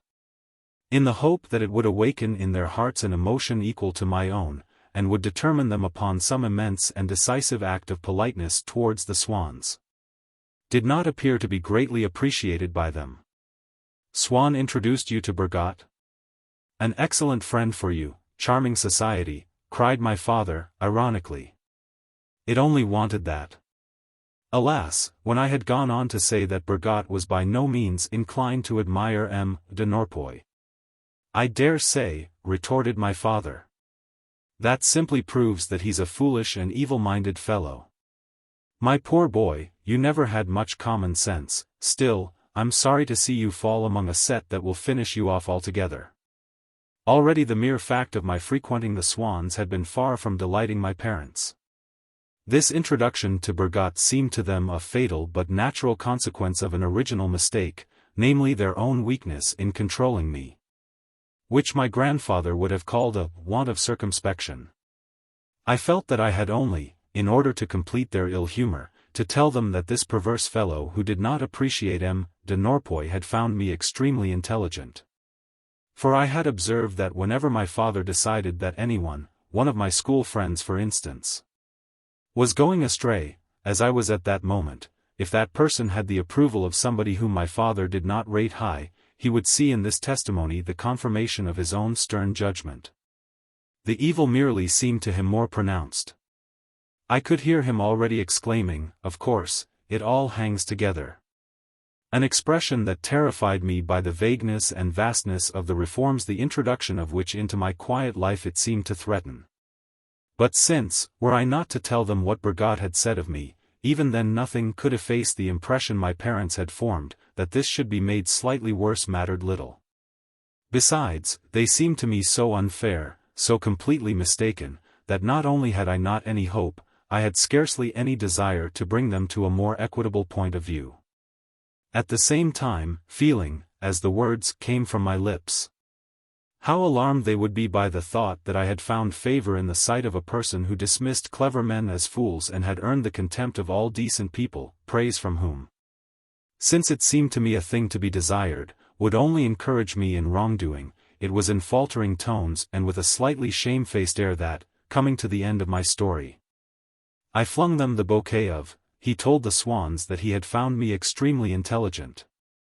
Just as a poisoned dog, in a field, rushes, without knowing why, straight to the grass which is the precise antidote to the toxin that he has swallowed, so I, without in the least suspecting it, had said the one thing in the world that was capable of overcoming in my parents this prejudice with respect to Bergot, a prejudice which all the best reasons that I could have urged, all the tributes that I could have paid him must have proved powerless to defeat.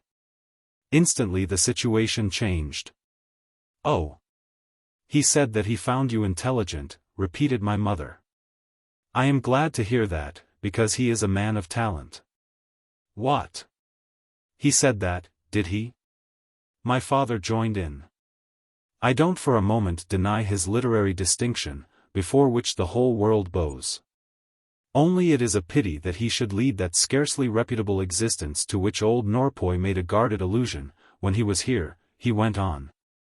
Not seeing that against the sovereign virtue of the magic words which I had just repeated the depravity of Bergot's morals was little more able to contend than the falsity of his judgment. But, my dear, Mamma interrupted, we've no proof that it's true. People say all sorts of things. Besides, M. de Norpois may have the most perfect manners in the world, but he's not always very good-natured, especially about people who are not exactly his sort. That's quite true. I've noticed it myself, my father admitted. And then, too, a great deal ought to be forgiven Bergot, since he thinks well of my little son, Mamma went on, stroking my hair with her fingers and fastening upon me a long and pensive gaze. My mother had not, indeed, awaited this verdict from Bergot before telling me that I might ask Gilbert to tea whenever I had friends coming. But I dared not do so for two reasons. The first was that at Gilbert's there was never anything else to drink but tea. Whereas at home Mama insisted on there being a pot of chocolate as well. I was afraid that Gilbert might regard this as common, and so conceive a great contempt for us. The other reason was a formal difficulty, a question of procedure which I could never succeed in settling. When I arrived at Madame Swann's she used to ask me, "And how is your mother?" I had made several overtures to Mama to find out whether she would do the same when Gilbert came to us, a point which seemed to me more serious that, at the court of Louis XIV. The use of Monseigneur. But Mama would not hear of it for a moment. Certainly not. I do not know Madame Swann. But neither does she know you. I never said she did, but we are not obliged to behave in exactly the same way about everything. I shall find other ways of being civil to Gilbert than Madame Swann has with you. But I was unconvinced, and preferred not to invite Gilbert. Leaving my parents, I went upstairs to change my clothes and on emptying my pockets came suddenly upon the envelope which the Swann's butler had handed me before showing me into the drawing-room. I was now alone. I opened it. Inside was a card on which I was told the name of the lady whom I ought to have taken in to luncheon.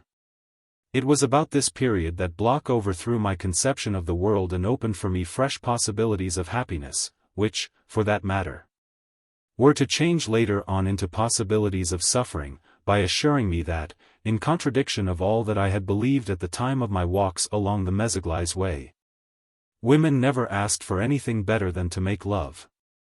He added to this service a second, the value of which I was not to appreciate until much later. It was he who took me for the first time into a disorderly house.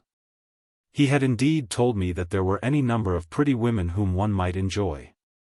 But I could see them only in a vague outline for which those houses were to enable me to substitute actual human features. So that if I owed to Bloch, for his good tidings, that beauty and the enjoyment of beauty were not inaccessible things, and that we have acted foolishly in renouncing them for all time, a debt of gratitude of the same kind that we owe to an optimistic physician or philosopher who has given us reason to hope for length of days in this world and not to be entirely cut off from it when we shall have passed beyond the veil.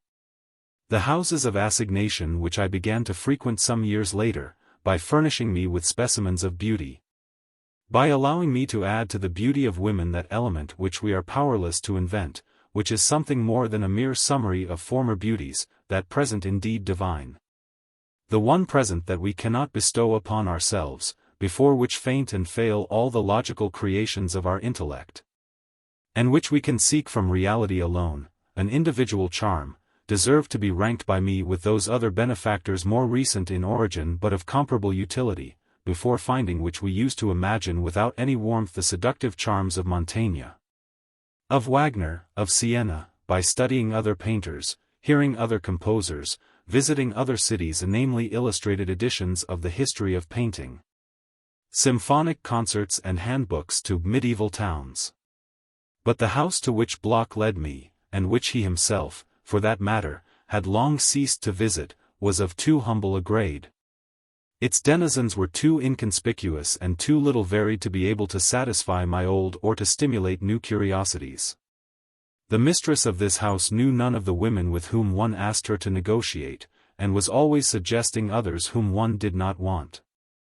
She boasted to me of one in particular, one of whom, with a smile full of promise, as though this had been a great rarity and a special treat, she would whisper, "She is a Jewess. Doesn't that make you want to?" That, by the way, was probably why the girl's name was Rachel. And with a silly and affected excitement which, she hoped, would prove contagious, and which ended in a hoarse gurgle, almost of sensual satisfaction, "Think of that, my boy, a Jewess. Wouldn't that be lovely? Arr." This Rachel, of whom I caught a glimpse without her seeing me, was dark and not good-looking, but had an air of intelligence, and would pass the tip of her tongue over her lips as she smiled, with a look of boundless impertinence at the boys who were introduced to her and whom I could hear making conversation. Her small and narrow face was framed in short curls of black hair, irregular as though they were outlined in penstrokes upon a wash drawing in Indian ink. Every evening I promised the old woman who offered her to me with a special insistence, boasting of her superior intelligence and her education, that I would not fail to come some day on purpose to make the acquaintance of Rachel, whom I had nicknamed Rachel when from the Lord. But the first evening I had heard her, as she was leaving the house, say to the mistress, "That's settled then, I shall be free tomorrow, if you have anyone you won't forget to send for me."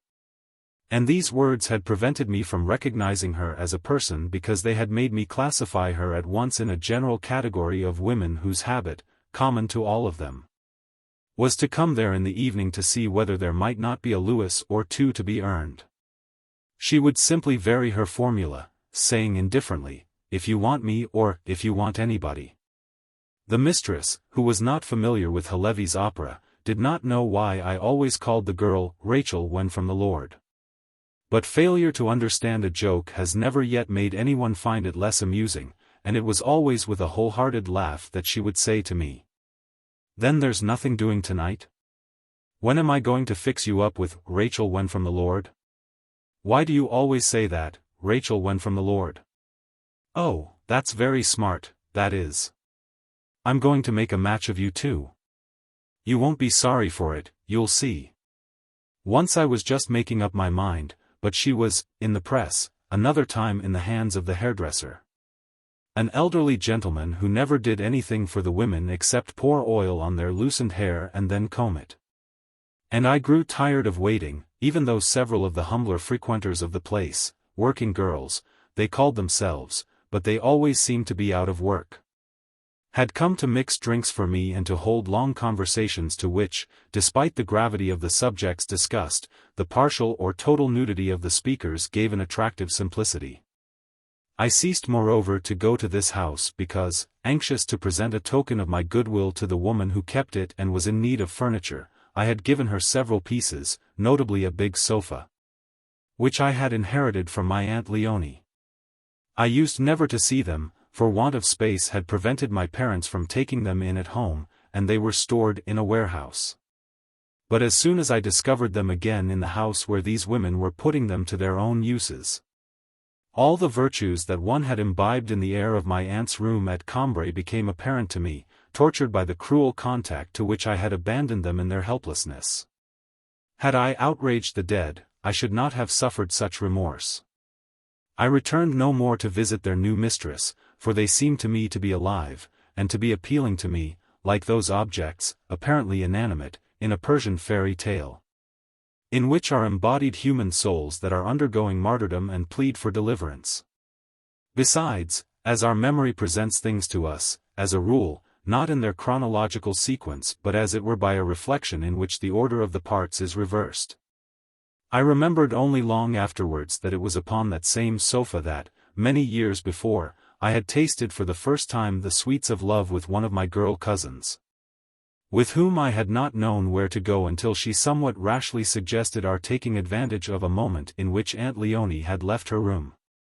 A whole lot more of my Aunt Leonie's things, and notably a magnificent set of old silver plate, I sold, in spite of my parents' warnings, so as to have more money to spend, and to be able to send more flowers to Madame Swann, who would greet me, after receiving an immense basket of orchids, with, "If I were your father, I should have you up before the magistrate for this."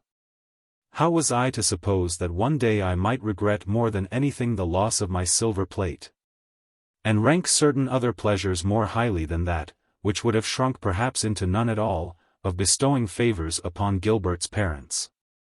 Similarly, it was with Gilbert in my mind, and so as not to be separated from her, that I had decided not to enter a career of diplomacy abroad. It is always thus, impelled by a state of mind which is destined not to last, that we make our irrevocable decisions. I could scarcely imagine that that strange substance which was housed in Gilbert, and from her permeated her parents and her home, leaving me indifferent to all things else, could be liberated from her, could migrate into another person. The same substance, unquestionable, and yet one that would have a wholly different effect on me. For a single malady goes through various evolutions, and a delicious poison can no longer be taken with the same impunity when, with the passing of the years, the heart's power of resistance has diminished. My parents meanwhile would have liked to see the intelligence that Bergot had discerned in me made manifest in some remarkable achievement. When I still did not know the Swanns, I thought that I was prevented from working by the state of agitation into which I was thrown by the impossibility of seeing Gilbert when I chose. But, now that their door stood open to me, scarcely had I sat down at my desk than I would rise and run to them. And after I had left them and was at home again, my isolation was apparent only. My mind was powerless to swim against the stream of words on which I had allowed myself mechanically to be borne for hours on end. Sitting alone, I continued to fashion remarks such as might have pleased or amused the Swanns, and to make this pastime more entertaining I myself took the parts of those absent players. I put to myself imagined questions, so chosen that my brilliant epigrams served merely as happy answers to them. Though conducted in silence, this exercise was none the less a conversation and not a meditation. My solitude a mental society in which it was not I myself but other imaginary speakers who controlled my choice of words, and in which I felt as I formulated. In place of the thoughts that I believed to be true, those that came easily to my mind, and involved no introspection from without, that kind of pleasure, entirely passive, which sitting still affords to anyone who is burdened with a sluggish digestion. Had I been less firmly resolved upon setting myself definitely to work, I should perhaps have made an effort to begin at once. But since my resolution was explicit, since within 24 hours, in the empty frame of that long morrow in which everything was so well arranged because I myself had not yet entered it, my good intentions would be realized without difficulty, it was better not to select an evening on which I was ill-disposed for a beginning for which the following days were not, alas, to show themselves any more propitious. But I was reasonable. It would have been puerile, on the part of one who had waited now for years, not to put up with a postponement of 2 or 3 days. Confident that by the day after next I should have written several pages, I said not a word more to my parents of my decision. I preferred to remain patient for a few hours and then to bring to a convinced and comforted grandmother a sample of work that was already under way. Unfortunately the morrow was not that vast, external day to which I in my fever had looked forward. When it drew to a close, my laziness and my painful struggle to overcome certain internal obstacles had simply lasted 24 hours longer. And at the end of several days, my plans not having matured, I had no longer the same hope that they would be realized at once, no longer the courage, therefore, to subordinate everything else to their realization. I began again to keep late hours, having no longer, to oblige me to go to bed early on any evening, the certain hope of seeing my work begun next morning. I needed, before I could recover my creative energy, several days of relaxation, and the only time that my grandmother ventured, in a gentle and disillusioned tone, to frame the reproach, "Well, and that work of yours? Aren't we even to speak of it now?" I resented her intrusion, convinced that in her inability to see that my mind was irrevocably made up, she had further and perhaps for a long time postponed the execution of my task.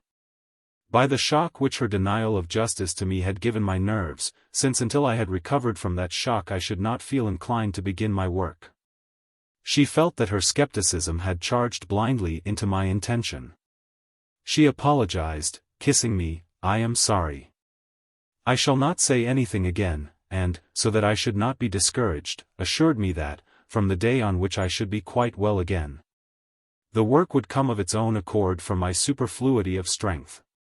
Besides, I said to myself, in spending all my time with the Swanns, am I not doing exactly what Bergot does? To my parents it seemed almost as though, idle as I was leading, since it was spent in the same drawing room with a great writer, the life most favorable to the growth of talent. And yet the assumption that anyone can be dispensed from having to create that talent for himself, from within himself, and can acquire it from someone else, is as impossible as it would be to suppose that a man can keep himself in good health, in spite of neglecting all the rules of hygiene and of indulging in the worst excesses, merely by dining out often in the company of a physician. The person, by the way, who was most completely taken in by this illusion, which misled me as well as my parents, was Madame Swann. When I explained to her that I was unable to come, that I must stay at home and work, she looked as though she were thinking that I made a great fuss about nothing. That there was something foolish as well as ostentatious in what I had said. But Bergot is coming, isn't he? Do you mean that you don't think it good, what he writes? It will be better still, very soon, she went on, for he is more pointed, he concentrates more in newspaper articles than in his books, where he is apt to spread out too much. I've arranged that in future he's to do the leading articles in the Figaro. He'll be distinctly the right man in the right place there. And, finally, come. He will tell you, better than anyone, what you ought to do. And so, just as one invites a gentleman ranker to meet his colonel, it was in the interests of my career, and as though masterpieces of literature arose out of getting to know people, that she told me not to fail to come to dinner with her next day, to meet Bergot. And so there was not from the Swanns any more than from my parents, that is to say from those who, at different times, had seemed bound to place obstacles in my way, any further opposition to that pleasant existence in which I might see Gilbert as often as I chose, with enjoyment if not with peace of mind. There can be no peace of mind in love, since the advantage one has secured is never anything but a fresh starting point for further desires. So long as I had not been free to go to her, having my eyes fixed upon that inaccessible goal of happiness, I could not so much as imagine the fresh grounds for anxiety that lay in wait for me there. Once the resistance of her parents was broken, and the problem solved at last, it began to set itself anew, and always in different terms. Each evening, on arriving home, I reminded myself that I had things to say to Gilbert of prime importance, things upon which our whole friendship hung, and these things were never the same. But at least I was happy, and no further menace arose to threaten my happiness. One was to appear, alas, from a quarter in which I had never detected any peril, namely from Gilbert and myself. And yet I ought to have been tormented by what, on the contrary, reassured me, by what I mistook for happiness. We are, when we love, in an abnormal state, capable of giving at once to an accident, the most simple to all appearance and one that may at any moment occur, a serious aspect which that accident by itself would not bear. What makes us so happy is the presence in our heart of an unstable element which we are perpetually arranging to keep in position, and of which we cease almost to be aware so long as it is not displaced. Actually, there is in love a permanent strain of suffering which happiness neutralizes, makes conditional only, procrastinates, but which may at any moment become what it would long since have been had we not obtained what we were seeking, sheer agony. On several occasions I felt that Gilbert was anxious to put off my visits. It is true that when I was at all anxious to see her I had only to get myself invited by her parents, who were increasingly persuaded of my excellent influence over her. Thanks to them, I used to think, my love is running no risk, the moment I have them on my side, I can set my mind at rest, they have full authority over Gilbert. Until, alas, I detected certain signs of impatience which she allowed to escape her when her father made me come to the house, almost against her will, and asked myself whether what I had regarded as a protection for my happiness was not in fact the secret reason why that happiness could not endure. The last time that I called to see Gilbert, it was raining, she had been asked to a dancing lesson in the house of some people whom she knew too slightly to be able to take me there with her. In view of the dampness of the air I had taken rather more caffeine than usual. Perhaps on account of the weather, or because she had some objection to the house in which this party was being given, Madame Swann, as her daughter was leaving the room, called her back in the sharpest of tones, "Gilbert," and pointed to me, to indicate that I had come there to see her and that she ought to stay with me. This "Gilbert" had been uttered, or shouted rather, with the best of intentions towards myself. But from the way in which Gilbert shrugged her shoulders as she took off her outdoor clothes I divined that her mother had unwittingly hastened the gradual evolution, which until then it had perhaps been possible to arrest, which was gradually drawing away from me my friend. "You don't need to go out dancing every day," Odette told her daughter, with a sagacity acquired, no doubt, in earlier days, from Swann. Then, becoming once more Odette, she began speaking to her daughter in English. At once it was as though a wall had sprung up to hide from me a part of the life of Gilbert, as though an evil genius had spirited my friend far away. In a language that we know, we have substituted for the opacity of sounds, the perspicuity of ideas. But a language which we do not know is a fortress sealed, within whose walls she whom we love is free to play us false, while we, standing without, desperately alert in our impotence, can prevent nothing. So this conversation in English, at which, a month earlier, should merely have smiled, interspersed with a few proper names in French which did not fail to accentuate. To give a point to my uneasiness, had, when conducted within a few feet of me by two motionless persons, the same degree of cruelty. Left me as much abandoned and alone as the forcible abduction of my companion. At length Madame Swann left us. That day, perhaps from resentment against myself, the unwilling cause of her not going out to enjoy herself, perhaps also because, guessing her to be angry with me, I was precautionally colder than usual with her. The face of Gilbert, divested of every sign of joy, bleak, bare, pillaged, seemed all afternoon to be devoting a melancholy regret to the pas de quatre in which my arrival had prevented her from going to take part, and to be defying every living creature, beginning with myself, to understand the subtle reasons that had determined in her a sentimental attachment to the Boston. She confined herself to exchanging with me, now and again, on the weather, the increasing violence of the rain, the fastness of the clock, a conversation punctuated with silences and monosyllables, in which I lashed myself on, with a sort of desperate rage, to the destruction of those moments which we might have devoted to friendship and happiness. And on each of our remarks was stamped, as it were, a supreme harshness, by the paroxysm of their stupefying unimportance, which at the same time consoled me.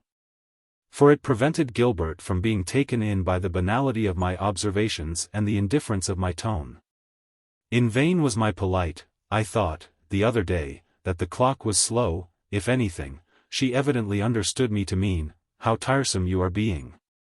Obstinately as I might protract, over the whole length of that rain-sodden afternoon, the dull cloud of words through which no fitful ray shone, I knew that my coldness was not so unalterably fixed as I pretended, and that Gilbert must be fully aware that if, after already saying it to her 3 times, I had hazarded a 4th repetition of the statement that the evenings were drawing in, should have had difficulty in restraining myself from bursting into tears. When she was like that, when no smile filled her eyes or unveiled her face, I cannot describe the devastating monotony that stamped her melancholy eyes and sullen features. Her face, grown almost livid, reminded me then of those dreary beaches where the sea, ebbing far out, wearies one with its faint shimmering, everywhere the same, fixed in an immutable and low horizon. At length, as I saw no sign in Gilbert of the happy change for which I had been waiting now for some hours, I told her that she was not being nice. "It is you that are not being nice," was her answer. Oh, but surely, I asked myself what I could have done, and, finding no answer, put the question to her. "Naturally, you think yourself nice," she said to me with a laugh, and went on laughing. Whereupon I felt all the anguish that there was for me in not being able to attain to that other, less perceptible plane of her mind which her laughter indicated. It seemed, that laughter, to mean, "No, no, I'm not going to let myself be moved by anything that you say. I know you're madly in love with me, but that leaves me neither hot nor cold. For I don't care a rap for you." But I told myself that, after all, laughter was not a language so well defined that I could be certain of understanding what this laugh really meant. And Gilbert's words were affectionate. "But how am I not being nice?" I asked her. "Tell me, I will do anything you want." "No, that wouldn't be any good. I can't explain." For a moment I was afraid that she thought that I did not love her, and this was for me a fresh agony, no less keen, but one that required treatment by a different conversational method. "If you knew how much you were hurting me you would tell me." But this pain which, had she doubted my love for her, must have rejoiced her, seemed instead to make her more angry. Then, realizing my mistake, making up my mind to pay no more attention to what she said, letting her, without bothering to believe her, assure me, "I do love you, indeed I do.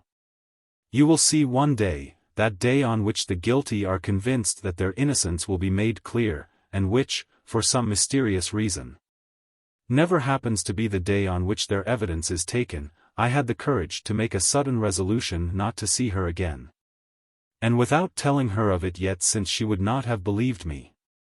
Grief that is caused one by a person with whom one is in love can be bitter, even when it is interpolated among preoccupations, occupations. Pleasures in which that person is not directly involved and from which our attention is diverted only now and again to return to it.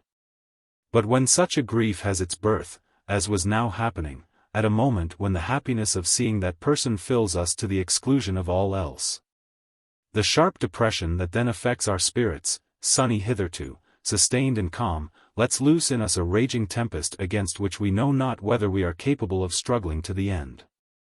The tempest that was blowing in my heart was so violent that I made my way home baffled, battered, feeling that I could recover my breath only by retracing my steps, by returning, upon whatever pretext, into Gilbert's presence. But she would have said to herself, "Back again. Evidently I can go to any length with him, he will come back every time, and the more wretched he is when he leaves me the more docile he'll be." Besides, I was irresistibly drawn towards her in thought, and those alternative orientations, that mad careering between them of the compass needle within me persisted after I had reached home, and expressed themselves in the mutually contradictory letters to Gilbert which I began to draft. I was about to pass through one of those difficult crises which we generally find that we have to face at various stages in life, and which, for all that there has been no change in our character, in our nature, that nature which itself creates our loves, and almost creates the women whom we love, even to their faults, we do not face in the same way on each occasion. That is to say, at every age. At such moments our life is divided, and so to speak distributed over a pair of scales, in two counterpoised pans which between them contain it all. In one there is our desire not to displease, not to appear too humble to the creature whom we love without managing to understand her, but whom we find it more convenient at times to appear almost to disregard, so that she shall not have that sense of her own indispensability which may turn her from us. In the other scale there is a feeling of pain, and one that is not localized and partial only, which cannot be set at rest unless, abandoning every thought of pleasing the woman and of making her believe that we can dispense with her, we go at once to find her. When we withdraw from the pan in which our pride lies a small quantity of the willpower which we have weakly allowed to exhaust itself with increasing age, when we add to the pan that holds our suffering a physical pain which we have acquired and have let grow, then, instead of the courageous solution that would have carried the day at 1:20, it is the other, grown too heavy and insufficiently balanced, that crushes us down at 50. All the more because situations, while repeating themselves, tend to alter, and there is every likelihood that, in middle life or in old age, we shall have had the grim satisfaction of complicating our love by an intrusion of habit which adolescence, repressed by other demands upon it, less master of itself, has never known. I had just written Gilbert a letter in which I allowed the tempest of my wrath to thunder, not however without throwing her the life-buoy of a few words disposed as though by accident on the page, by clinging to which my friend might be brought to a reconciliation.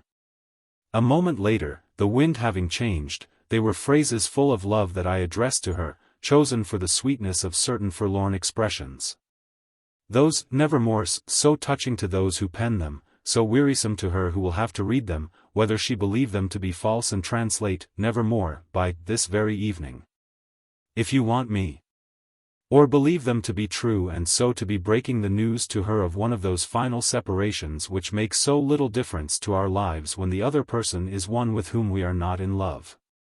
But since we are incapable, while we are in love, of acting as fit predecessors of the next persons whom we shall presently have become, and who will then be in love no longer, how are we to imagine the actual state of mind of a woman whom, even when we are conscious that we are of no account to her, we have perpetually represented in our musings as uttering so as to lull us into a happy dream or to console us for a great sorrow, the same speeches that she would make if she loved us. When we come to examine the thoughts, the actions of a woman whom we love, we are as completely at a loss as must have been, face to face with the phenomena of nature. The world's first natural philosophers, before their science had been elaborated and had cast a ray of light over the unknown. Or, worse still, we are like a person in whose mind the law of causality barely exists, a person who would be incapable, therefore, of establishing any connection between one phenomenon and another. To whose eyes the spectacle of the world would appear unstable as a dream. Of course I made efforts to emerge from this incoherence, to find reasons for things. I tried even to be objective and, to that end, to bear well in mind the disproportion that existed between the importance which Gilbert had in my eyes and that, not only which I had in hers, but which she herself had in the eyes of other people, a disproportion which, had I failed to remark it, would have involved my mistaking mere friendliness on my friend's part for a passionate avowal, and a grotesque and debasing display on my own for the simple and graceful movement with which we are attracted towards a pretty face. But I was afraid also of falling into the contrary error, in which I should have seen in Gilbert's unpunctuality in keeping an appointment an irremediable hostility. I tried to discover between these two perspectives, equally distorting, a third which would enable me to see things as they really were. The calculations I was obliged to make with that object helped to take my mind off my sufferings. And whether in obedience to the laws of arithmetic or because I had made them give me the answer that I desired, I made up my mind that next day I would go to the Swanns, happy. But happy in the same way as people who, having long been tormented by the thought of a journey which they have not wished to make, go no farther than to the station and return home to unpack their boxes. And since, while one is hesitating, the bare idea of a possible resolution, unless one has rendered that idea sterile by deciding that one will make no resolution, develops, like a seed in the ground, the lineaments, every detail of the emotions that will be born from the performance of the action. I told myself that it had been quite absurd of me to be as much hurt by the suggestion that I should not see Gilbert again as if I had really been about to put that suggestion into practice.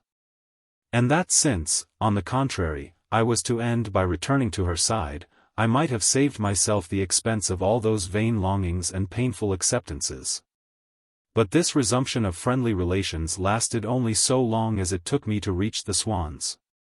Not because their butler, who was really fond of me, told me that Gilbert had gone out, a statement the truth of which was confirmed, as it happened, the same evening, by people who had seen her somewhere, but because of the manner in which he said it.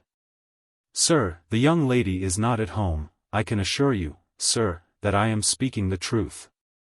If you wish to make any inquiries I can fetch the young lady's maid. You know very well, sir, that I would do everything in my power to oblige you, and that if the young lady was at home I would take you to her at once." These words being of the only kind that is really important, that is to say spontaneous, the kind that gives us a radiograph showing the main points, at any rate, of the unimaginable reality which would be wholly concealed beneath a prepared speech, prove that in Gilbert's household there was an impression that I bothered her with my visits. And so, scarcely had the man uttered them before they had aroused in me a hatred of which I preferred to make him rather than Gilbert the victim. He drew upon his own head all the angry feelings that I might have had for my friend. Freed from these complications, thanks to his words, my love subsisted alone. But his words had, at the same time, shown me that I must cease for the present to attempt to see Gilbert. She would be certain to write to me, to apologize.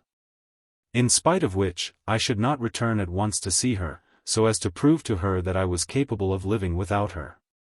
Besides, once I had received her letter, Gilbert's society was a thing with which I should be more easily able to dispense for a time, since I should be certain of finding her ready to receive me whenever I chose. All that I needed in order to support with less pain the burden of a voluntary separation was to feel that my heart was rid of the terrible uncertainty whether we were not irreconcilably sundered. Whether she had not promised herself to another, left Paris, been taken away by force. The days that followed resembled the first week of that old New Year which I had had to spend alone, without Gilbert. But when that week had dragged to its end, then for one thing my friend would be coming again to the Champs-Élysées, I should be seeing her as before, I had been sure of that. For another thing, I had known with no less certainty that so long as the New Year holidays lasted it would not be worth my while to go to the Champs-Élysées. Which meant that during that miserable week, which was already ancient history, I had endured my wretchedness with a quiet mind because there was blended in it neither fear nor hope. Now, on the other hand, it was the latter of these which, almost as much as my fear of what might happen, rendered intolerable the burden of my grief. Not having had any letter from Gilbert that evening, I had attributed this to her carelessness, to her other occupations. I did not doubt that I should find something from her in the morning's post. This I awaited, every day, with a beating heart which subsided, leaving me utterly prostrate, when I had found in it only letters from people who were not Gilbert, or else nothing at all. Which was no worse, the proofs of another's friendship making all the more cruel those of her indifference. I transferred my hopes to the afternoon post. Even between the times at which letters were delivered I dared not leave the house, for she might be sending hers by a messenger. Then, the time coming at last when neither the postman nor a footman from the Swanns could possibly appear that night, I must procrastinate my hope of being set at rest, and thus, because I believed that my sufferings were not destined to last, I was obliged, so to speak, incessantly to renew them. My disappointment was perhaps the same, but instead of just uniformly prolonging, as in the old days, an initial emotion, it began again several times daily. Starting each time with an emotion so frequently renewed that it ended, so purely physical, so instantaneous a state, by becoming stabilized. So consistently that the strain of waiting having hardly time to relax before a fresh reason for waiting supervened. There was no longer a single minute in the day in which I was not in that state of anxiety which it is so difficult to bear even for an hour. So my punishment was infinitely more cruel than in those New Year holidays long ago, because this time there was in me, instead of the acceptance, pure and simple, of that punishment, the hope, at every moment, of seeing it come to an end. And yet at this state of acceptance I ultimately arrived. Then I understood that it must be final, and I renounced Gilbert forever, in the interests of my love itself and because I hoped above all that she would not retain any contemptuous memory of me.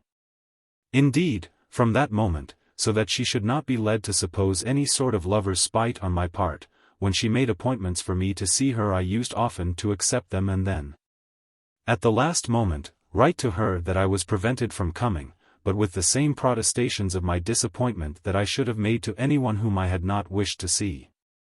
These expressions of regret, which we keep as a rule for people who do not matter, would do more, I imagined, to persuade Gilbert of my indifference than would the tone of indifference which we affect only to those whom we love. When, better than by mere words, by a course of action indefinitely repeated, I should have proved to her that I had no appetite for seeing her. Perhaps she would discover once again an appetite for seeing me. Alas! I was doomed to failure, to attempt, by ceasing to see her, to reawaken in her that inclination to see me was to lose her forever. First of all, because, when it began to revive, if I wished it to last I must not give way to it at once. Besides, the most agonizing hours would then have passed. It was at this very moment that she was indispensable to me, and I should have liked to be able to warn her that what presently she would have to assuage, by the act of seeing me again, would be a grief so far diminished as to be no longer, what a moment ago it would still have been, nor the thought of putting an end to it, a motive toward surrender, reconciliation, further meetings. And then again, later on, when I should at last be able safely to confess to Gilbert, so far would her liking for me have regained its strength, my liking for her, the latter, not having been able to resist the strain of so long a separation, would have ceased to exist. Gilbert would have become immaterial to me. I knew this, but I could not explain it to her. She would have assumed that if I was pretending that I should cease to love her if I remained for too long without seeing her, that was solely in order that she might summon me back to her at once. In the meantime, What made it easier for me to sentence myself to this separation was the fact that, in order to make it quite clear to her that despite my protestations to the contrary it was my own free will and not any conflicting engagement, not the state of my health, that prevented me from seeing her, whenever I knew beforehand that Gilbert would not be in the house, was going out somewhere with a friend and would not be home for dinner, I went to see Madame Swann, who had once more become to me what she had been at the time when I had such difficulty in seeing her daughter and, on days when the latter was not coming to the Champs-Élysées, used to repair to the Allées des Acacias. In this way I should be hearing about Gilbert, and could be certain that she would in due course hear about me, and in terms which would show her that I was not interested in her. And I found, as all those who suffer find, that my melancholy condition might have been worse. For being free at any time to enter the habitation in which Gilbert dwelt, I constantly reminded myself, for all that I was firmly resolved to make no use of that privilege, that if ever my pain grew too sharp there was a way of making it cease. I was not unhappy, save only from day to day. And even that is an exaggeration. How many times in an hour, but now without that anxious expectancy which had strained every nerve of me in the first weeks after our quarrel.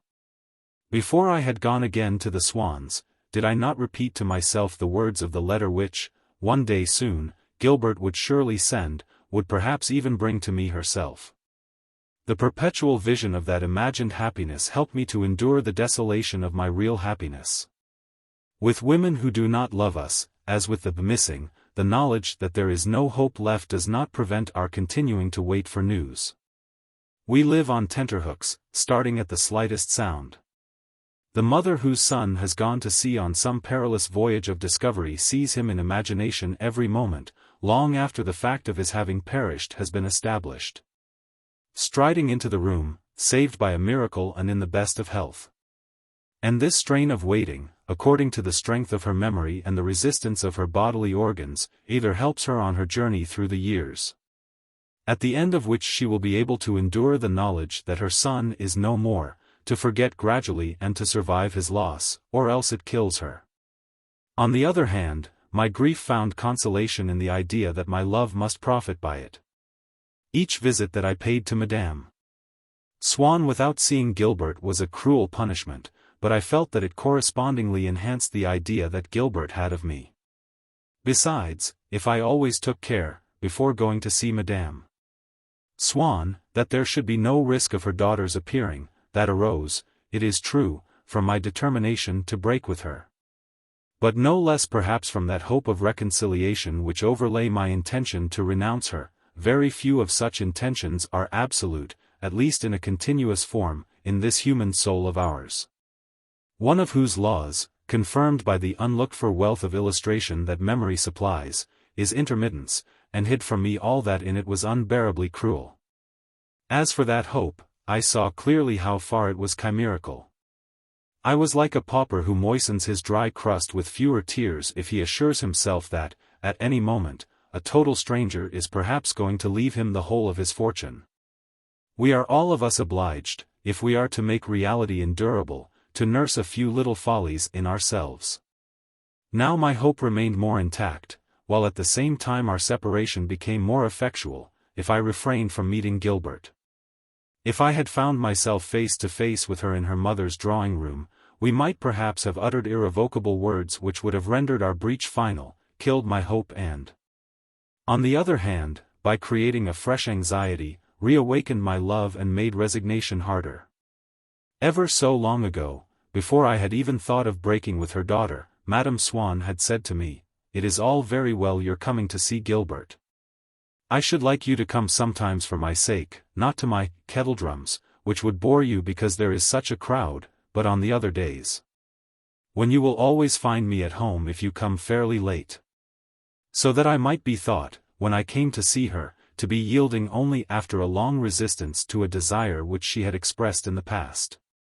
And very late in the afternoon, when it was quite dark, almost at the hour at which my parents would be sitting down to dinner, I would set out to pay Madame Swann a visit, in the course of which I knew that I should not see Gilbert, and yet should be thinking only of her.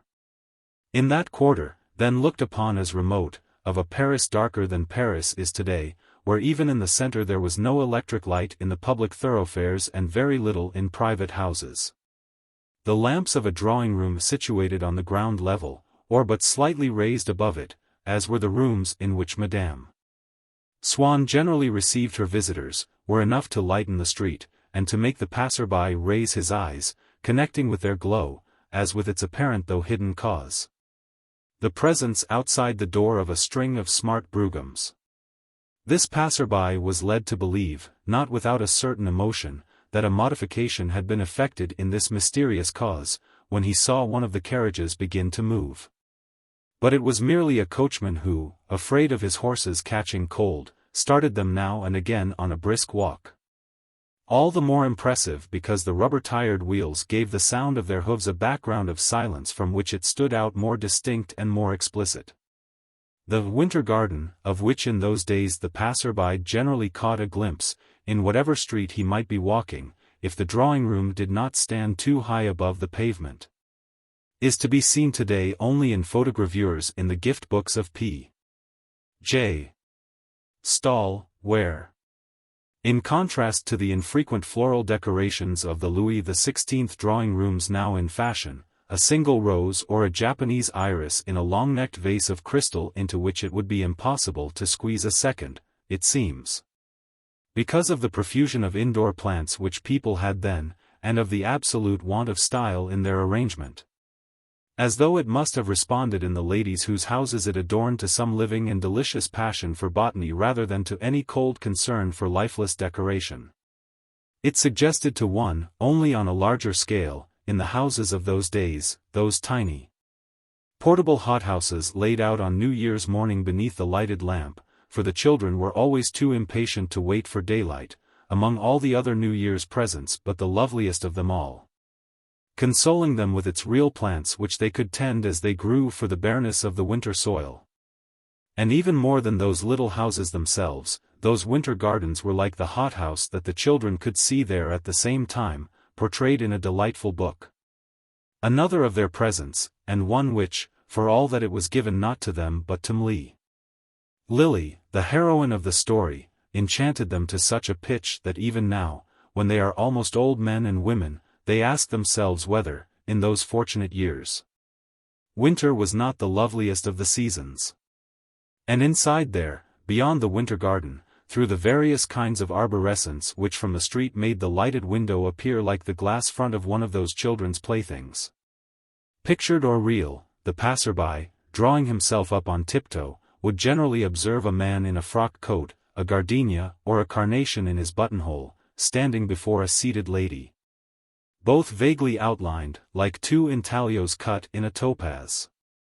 In the depths of the drawing-room atmosphere clouded by the samovar, then a recent importation, with steam which may very possibly be escaping from it still today, but to which, if it does, we are grown so accustomed now that no one notices it. Madame Swann attached great importance to her tea. She thought that she showed her originality and expressed her charm when she said to a man, "You will find me at home any day, fairly late. Come to tea."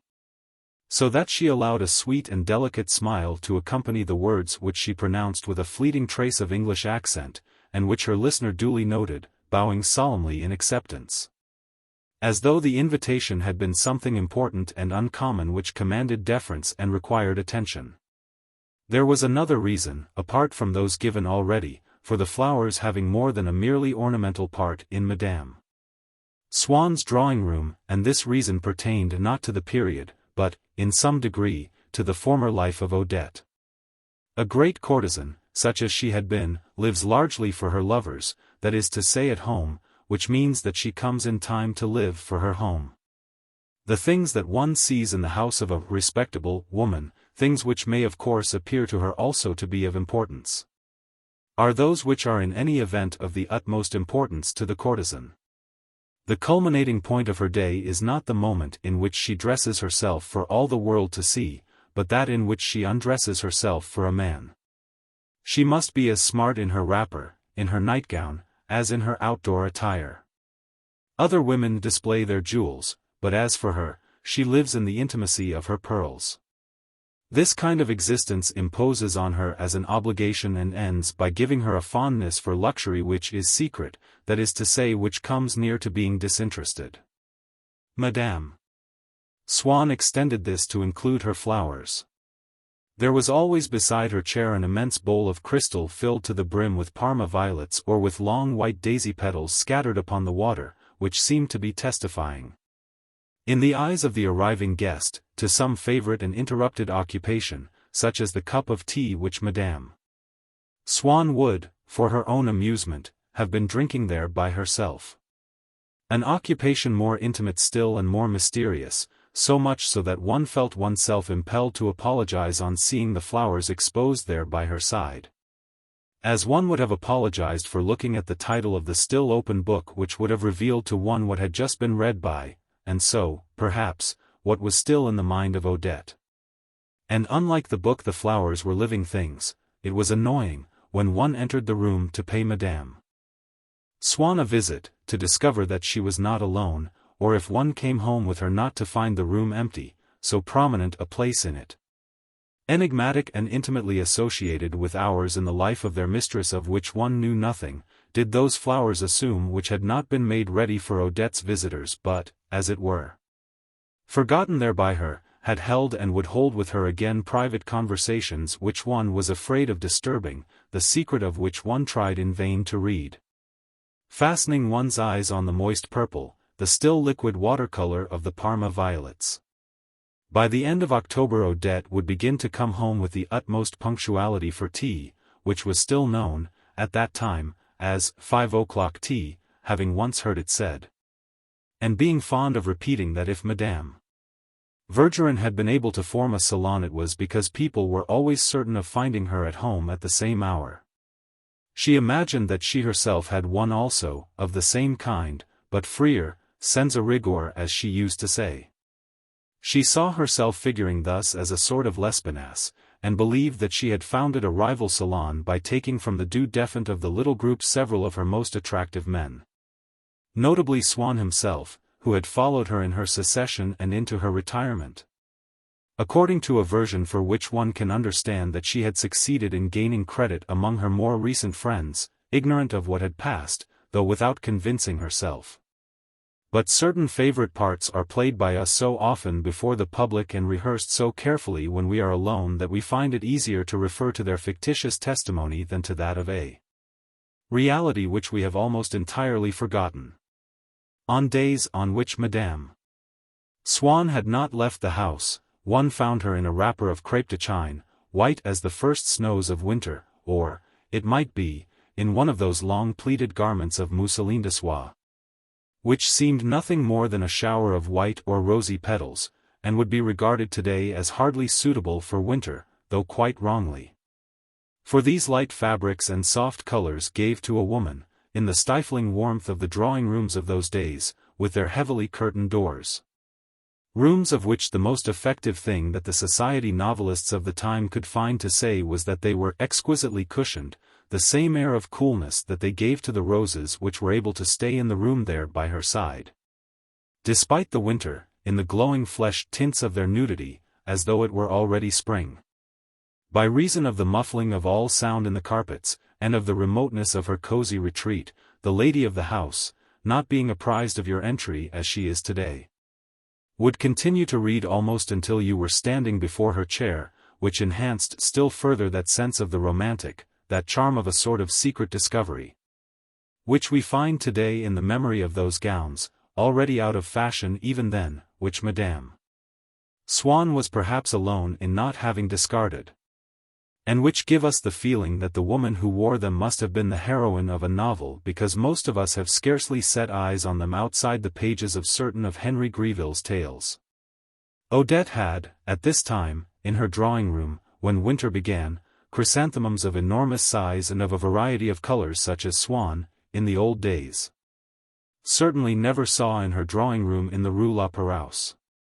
My admiration for them, when I went to pay Madame Swann one of those melancholy visits during which, prompted by my sorrow, I discovered in her all the mystical poetry of her character as the mother of that Gilbert to whom she would say on the morrow, your friend came to see me yesterday, sprang, no doubt, from my sense that, rose-pale like the Louis XIV silk that covered her chairs, snow-white like her crepe de chine wrapper, or of a metallic red like her samovar.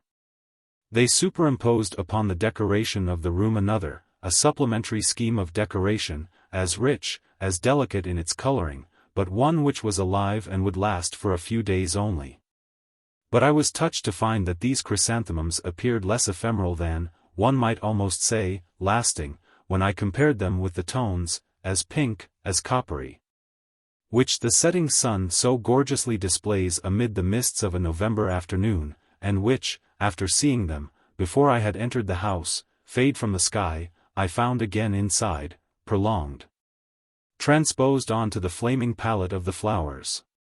Like the fires caught and fixed by a great colorist from the impermanence of the atmosphere and the sun, so that they should enter and adorn a human dwelling, they invited me, those chrysanthemums, to put away all my sorrows and to taste with a greedy rapture during that tea-time the two fleeting joys of November, of which they set ablaze all around me the intimate and mystical glory.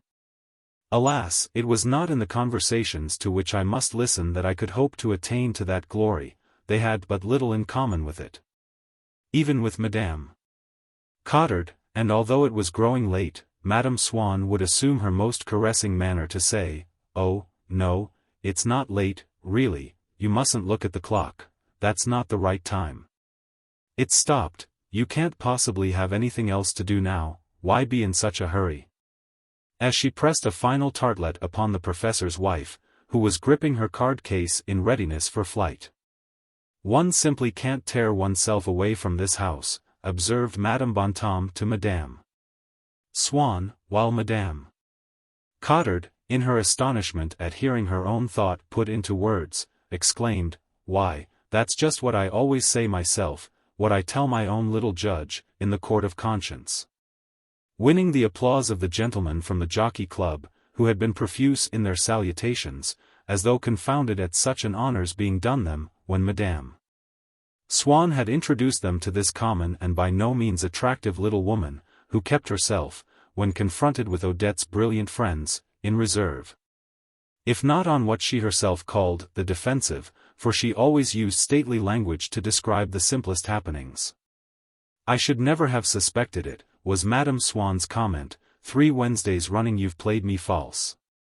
"That's quite true, Odette, it simply ages, it's an eternity since I saw you last.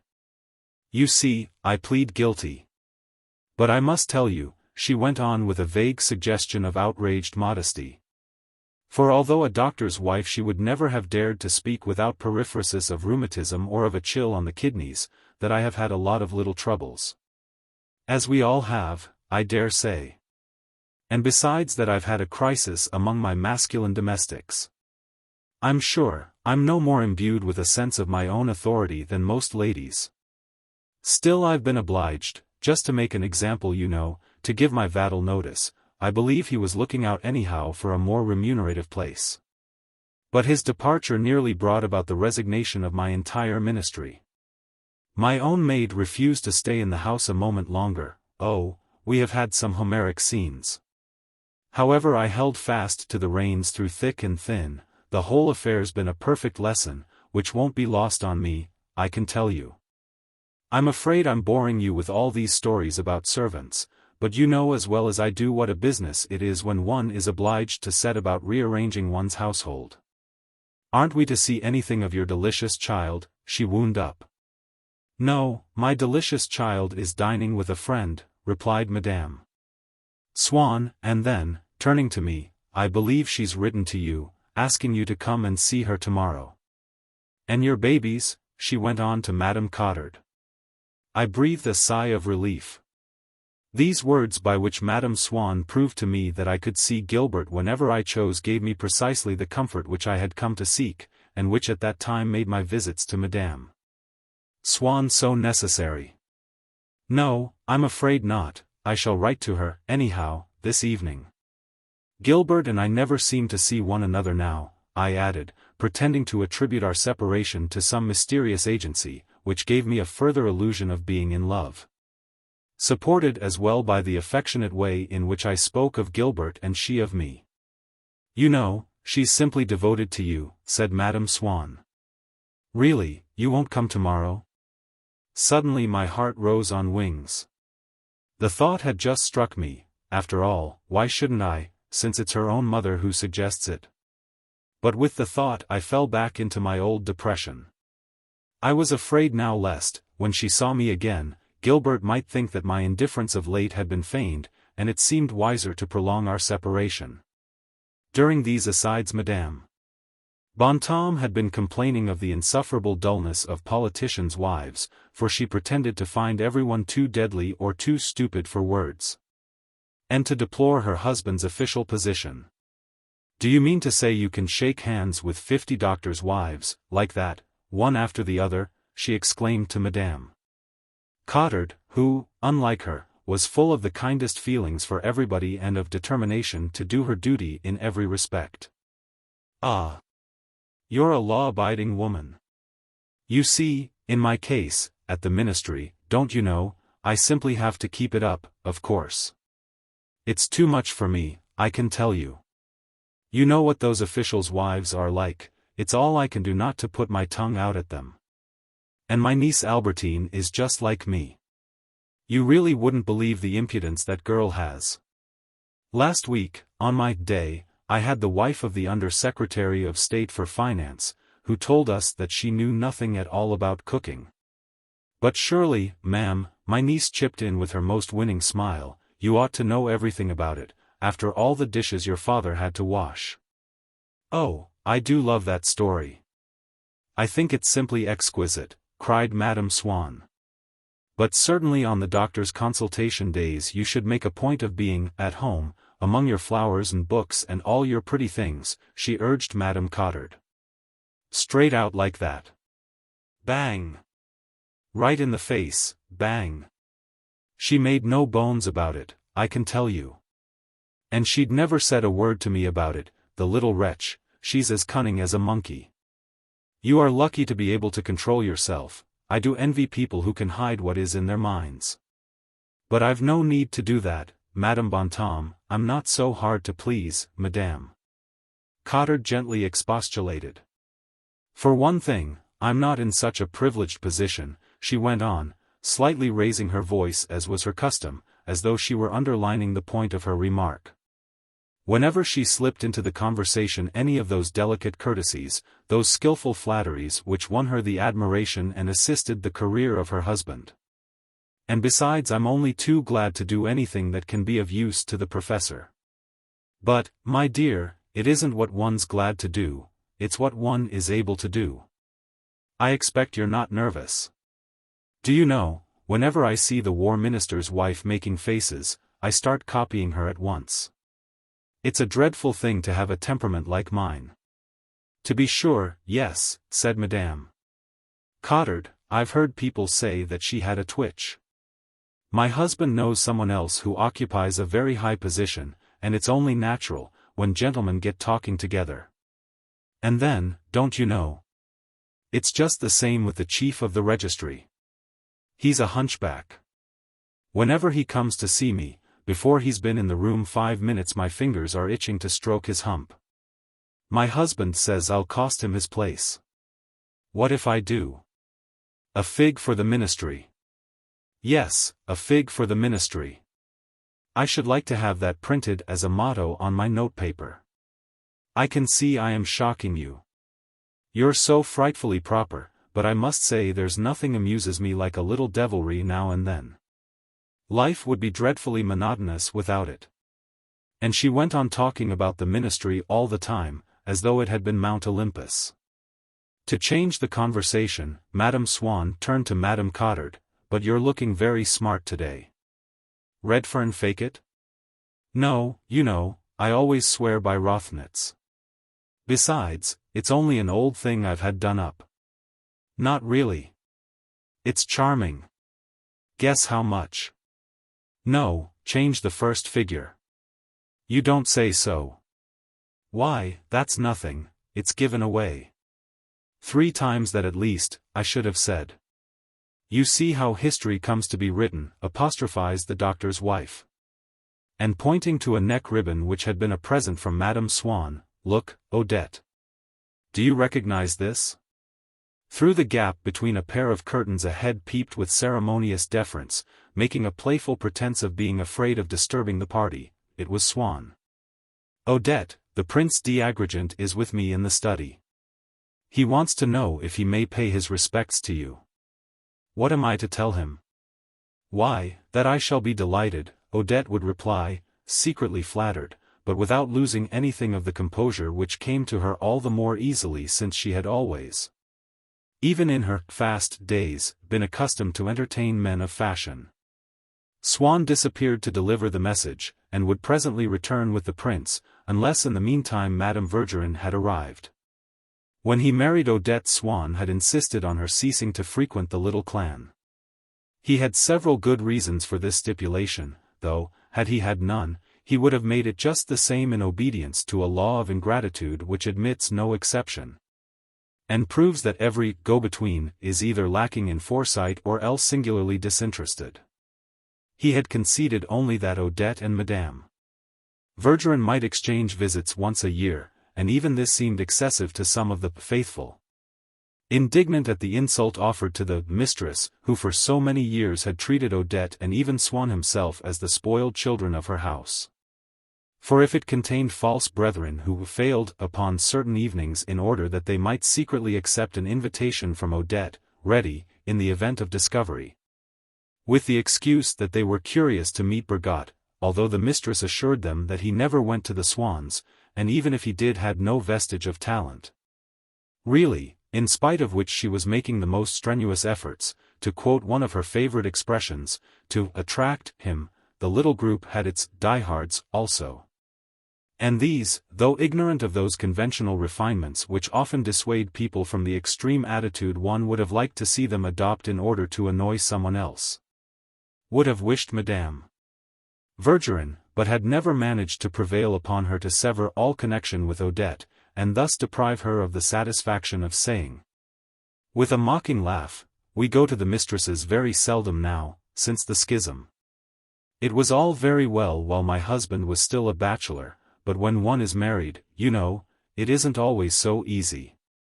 If you must know, Swann can't abide old Ma Verdurin, and he wouldn't much like the idea of my going there regularly, as I used to. And I, as a dutiful spouse, don't you see?" Swann would accompany his wife to their annual evening there, but would take care not to be in the room when Madame Verdurin came to call. And so, if the mistress was in the drawing-room, the Prince d'Agrigent would enter it alone. Alone, too, he was presented to her by Odette, who preferred that Madame Verdurin should be left in ignorance of the names of her humbler guests, and so might, seeing more than one strange face in the room, be led to believe that she was mixing with the cream of the aristocracy, a device which proved so far successful that Madame Verdurin said to her husband, that evening, with profound contempt, "Charming people, her friends. I met all the fine flower of the reaction." Odette was living, with respect to Madame Verdurin, under a converse illusion. Not that the latter's salon had ever begun, at that time, to develop into what we shall one day see it to have become. Madame Verdurin had not yet reached the period of incubation in which one dispenses with one's big parties, where the few brilliant specimens recently acquired would be lost in too numerous a crowd, and prefers to wait until the generative force of the 10 righteous whom one has succeeded in attracting shall have multiplied those 10 70-fold. As Odette was not to be long now in doing, Madame Verdurin did indeed entertain the idea of society as her final objective, but her zone of attack was as yet so restricted, and moreover so remote from that in which Odette had some chance of arriving at an identical goal, of breaking the line of defense, that the latter remained absolutely ignorant of the strategic plans which the mistress was elaborating. And it was with the most perfect sincerity that Odette, when anyone spoke to her of Madame Verdurin as a snob, would answer, laughing, "Oh, no, quite the opposite. For one thing, she never gets a chance of being a snob, she doesn't know anyone." And then, to do her justice, I must say that she seems quite pleased not to know anyone.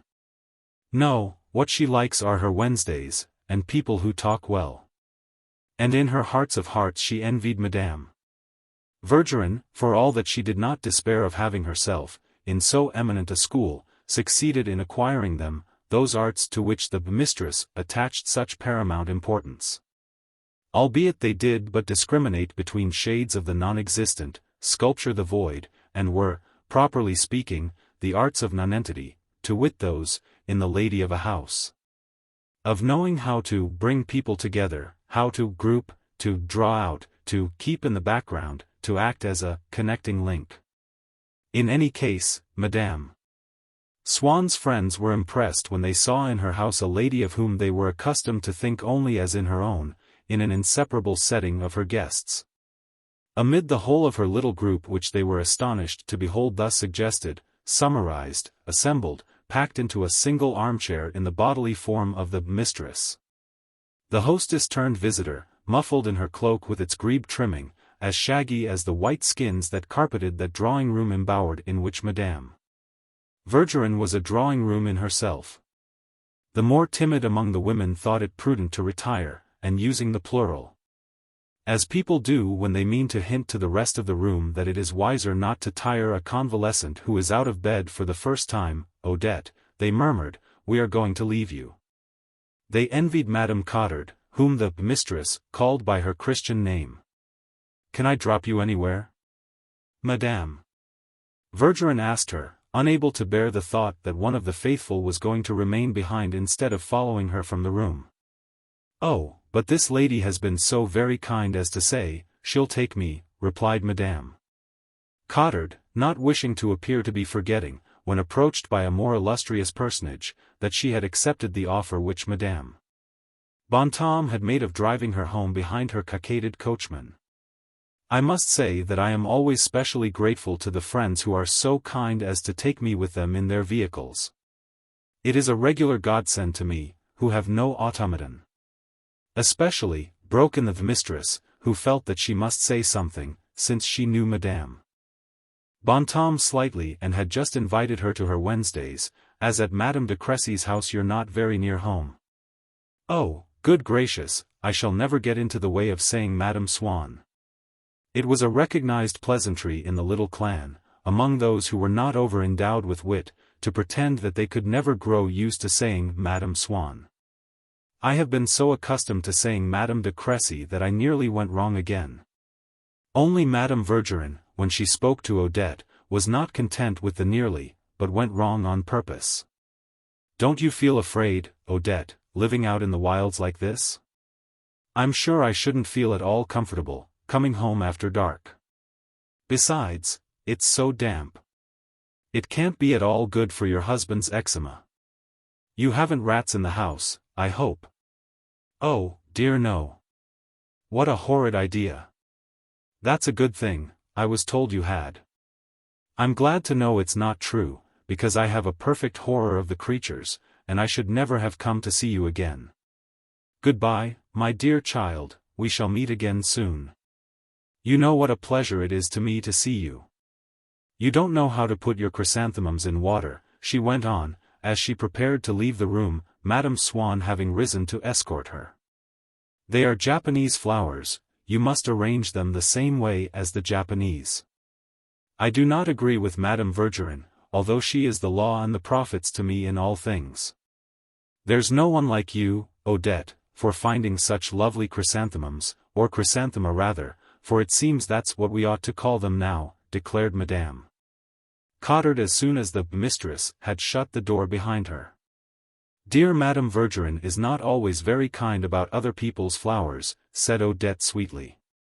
Whom do you go to, Odette? Asked Madame Cottard, to forestall any further criticism of the mistress. Lemaitre? I must confess, the other day in Lemaitra's window I saw a huge, great pink bush which made me do something quite mad. But modesty forbade her to give any more precise details as to the price of the bush, and she said merely that the professor, and you know, he's not at all a quick-tempered man, had waved his sword in the air and told her that she didn't know what money meant. "No, no, I've no regular florist except Debac."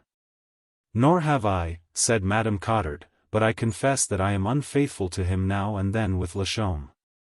"Oh, you forsake him for Lachaume, do you?" "I must tell Debac that," retorted Odette, always anxious to show her wit, and to lead the conversation in her own house, where she felt more at her ease than in the little clan. "Besides, Lachaume is really becoming too dear, his prices are quite excessive, don't you know, I find his prices impossible," she added, laughing. Meanwhile Madame Bontemps, who had been heard 100 times to declare that nothing would induce her to go to the Vergerins, delighted at being asked to the famous Wednesdays, was planning in her own mind how she could manage to attend as many of them as possible. She was not aware that Madame Vergerin liked people not to miss a single one. Also she was one of those people whose company is but little sought, who, when a hostess invites them to a series of parties, do not accept and go to them without more ado. Like those who know that it is always a pleasure to see them, whenever they have a moment to spare and feel inclined to go out.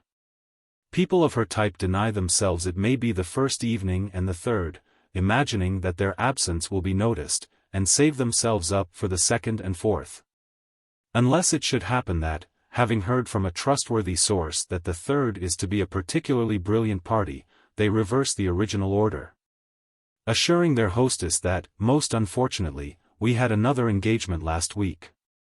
So Madame Bontemps was calculating how many Wednesdays there could still be left before Easter, and by what means she might manage to secure one extra, and yet not appear to be thrusting herself upon her hostess. She relied upon Madame Cottard, whom she would have with her in the carriage going home, to give her a few hints. "Oh, Madame Bontemps, I see you getting up to go.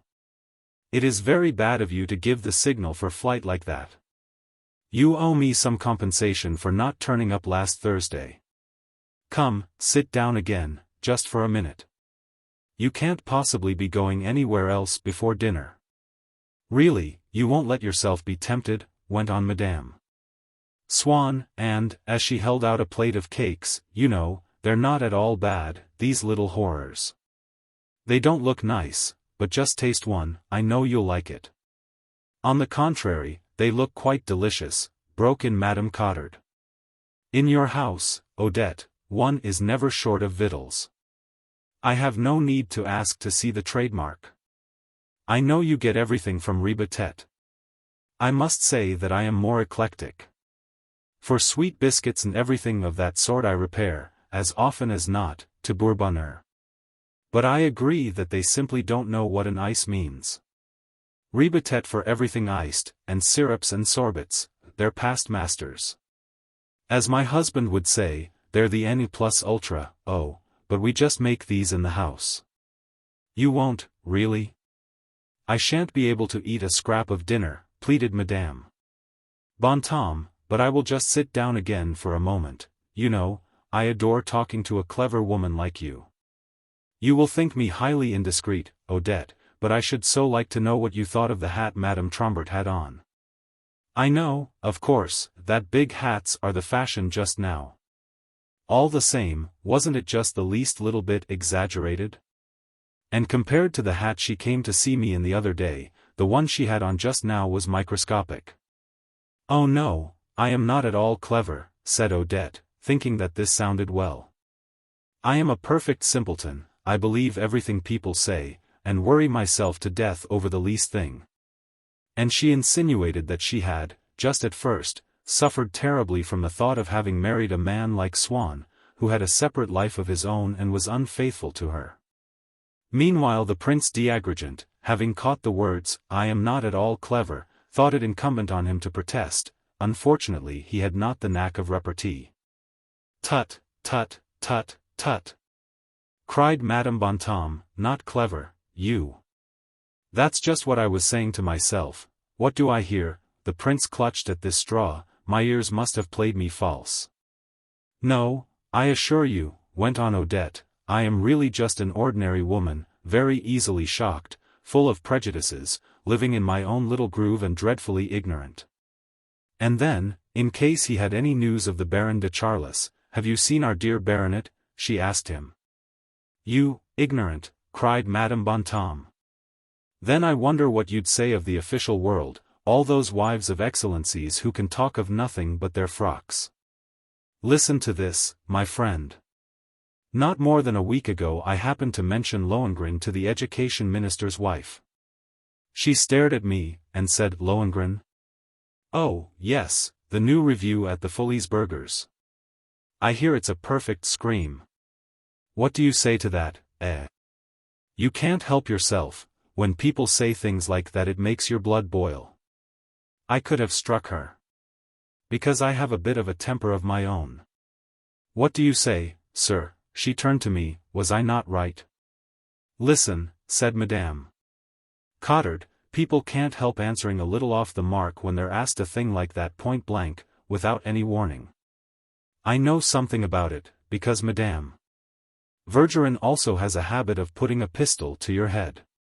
Speaking of Madame Verdurin, Madame Bontemps asked Madame Cottard, "Do you know who will be there on Wednesday?" "Oh, I've just remembered that we've accepted an invitation for next Wednesday. You wouldn't care to dine with us on Wednesday week? We could go on together to Madame Verdurin's. I should never dare to go there by myself. I don't know why it is, that great lady always terrifies me." "I'll tell you what it is," replied Madame Cottard, "what frightens you about Madame Verdurin is her organ. But you see, everyone can't have such a charming organ as Madame Swann. Once you've found your tongue, as the mistress says, the ice will soon be broken. For she's a very easy person, really, to get on with. But I can quite understand what you feel. It's never pleasant to find oneself for the first time in a strange country." "Won't you dine with us, too?" said Madame Bontemps to Madame Swann. "After dinner we could all go to the Verdurins together, do a Verdurin. And even if it means that the mistress will stare me out of countenance and never ask me to the house again, once we are there we'll just sit by ourselves and have a quiet talk. I'm sure that's what I should like best." But this assertion can hardly have been quite truthful, for Madame Bontemps went on to ask, "Who do you think will be there on Wednesday week? What will they be doing? There won't be too big a crowd, I hope." "I certainly shan't be there," said Odette. "We shall just look in for a minute on the last Wednesday of all. If you don't mind waiting till then." But Madame Bontemps did not appear to be tempted by the proposal. Granted that the intellectual distinction of a house and its smartness are generally in inverse rather than direct ratio, one must suppose, since Swann found Madame Bontemps attractive, that any forfeiture of position once accepted has the consequence of making us less particular with regard to the people among whom we have resigned ourselves to finding entertainment. Less particular with regard to their intelligence as to everything else about them. And if this be true, men, like nations, must see their culture and even their language disappear with their independence. One of the effects of this indulgence is to aggravate the tendency which after a certain age we have towards finding pleasure in speeches that are a homage to our own turn of mind, to our weaknesses. An encouragement to us to yield to them. That is the age at which a great artist prefers to the company of original minds that of pupils who have nothing in common with him save the letter of his doctrine. Who listen to him and offer incense. At which a man or woman of mark, who is living entirely for love, will find that the most intelligent person in a gathering is one perhaps of no distinction, but one who has shown by some utterance that he can understand and approve what is meant by an existence devoted to gallantry, and has thus pleasantly excited the voluptuous instincts of the lover or mistress. It was the age, too, at which Swann, in so far as he had become the husband of Odette, enjoyed hearing Madame Bontemps say how silly it was to have nobody in one's house but duchesses, concluding from that, quite the contrary of what he would have decided in the old days at the Verdurins. That she was a good creature, extremely sensible and not at all a snob, and telling her stories which made her die, laughing, because she had not heard them before. Although she always saw the point at once, liked flattering her for his own amusement. Then the doctor is not mad about flowers, like you? Madame Swann asked Madame Cottard. Oh, well, you know, my husband is a sage, he practices moderation in all things. Yes, I must admit, he has a passion. Her eye aflame with malice, joy, curiosity, and what is that, pray? Inquired Madame Bontemps. Quite simply, Madame Cottard answered her, reading. Oh, that's a very restful passion in a husband, cried Madame Bontemps, suppressing an impish laugh. When the doctor gets a book in his hands, you know. Well, that needn't alarm you much, but it does, for his eyesight. I must go now and look after him, Odette, and I shall come back on the very first opportunity and knock at your door. Talking of eyesight, have you heard that the new house Madame Vergerin has just bought is to be lighted by electricity? I didn't get that from my own little secret service, you know, but from quite a different source. It was the electrician himself, Mild, who told me. You see, I quote my authorities.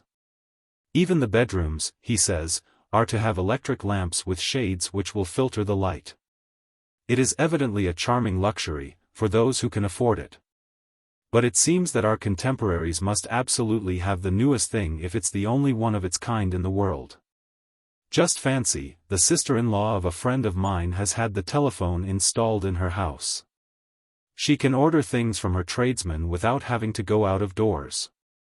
I confess that I've made the most barefaced stratagems to get permission to go there one day, just to speak into the instrument.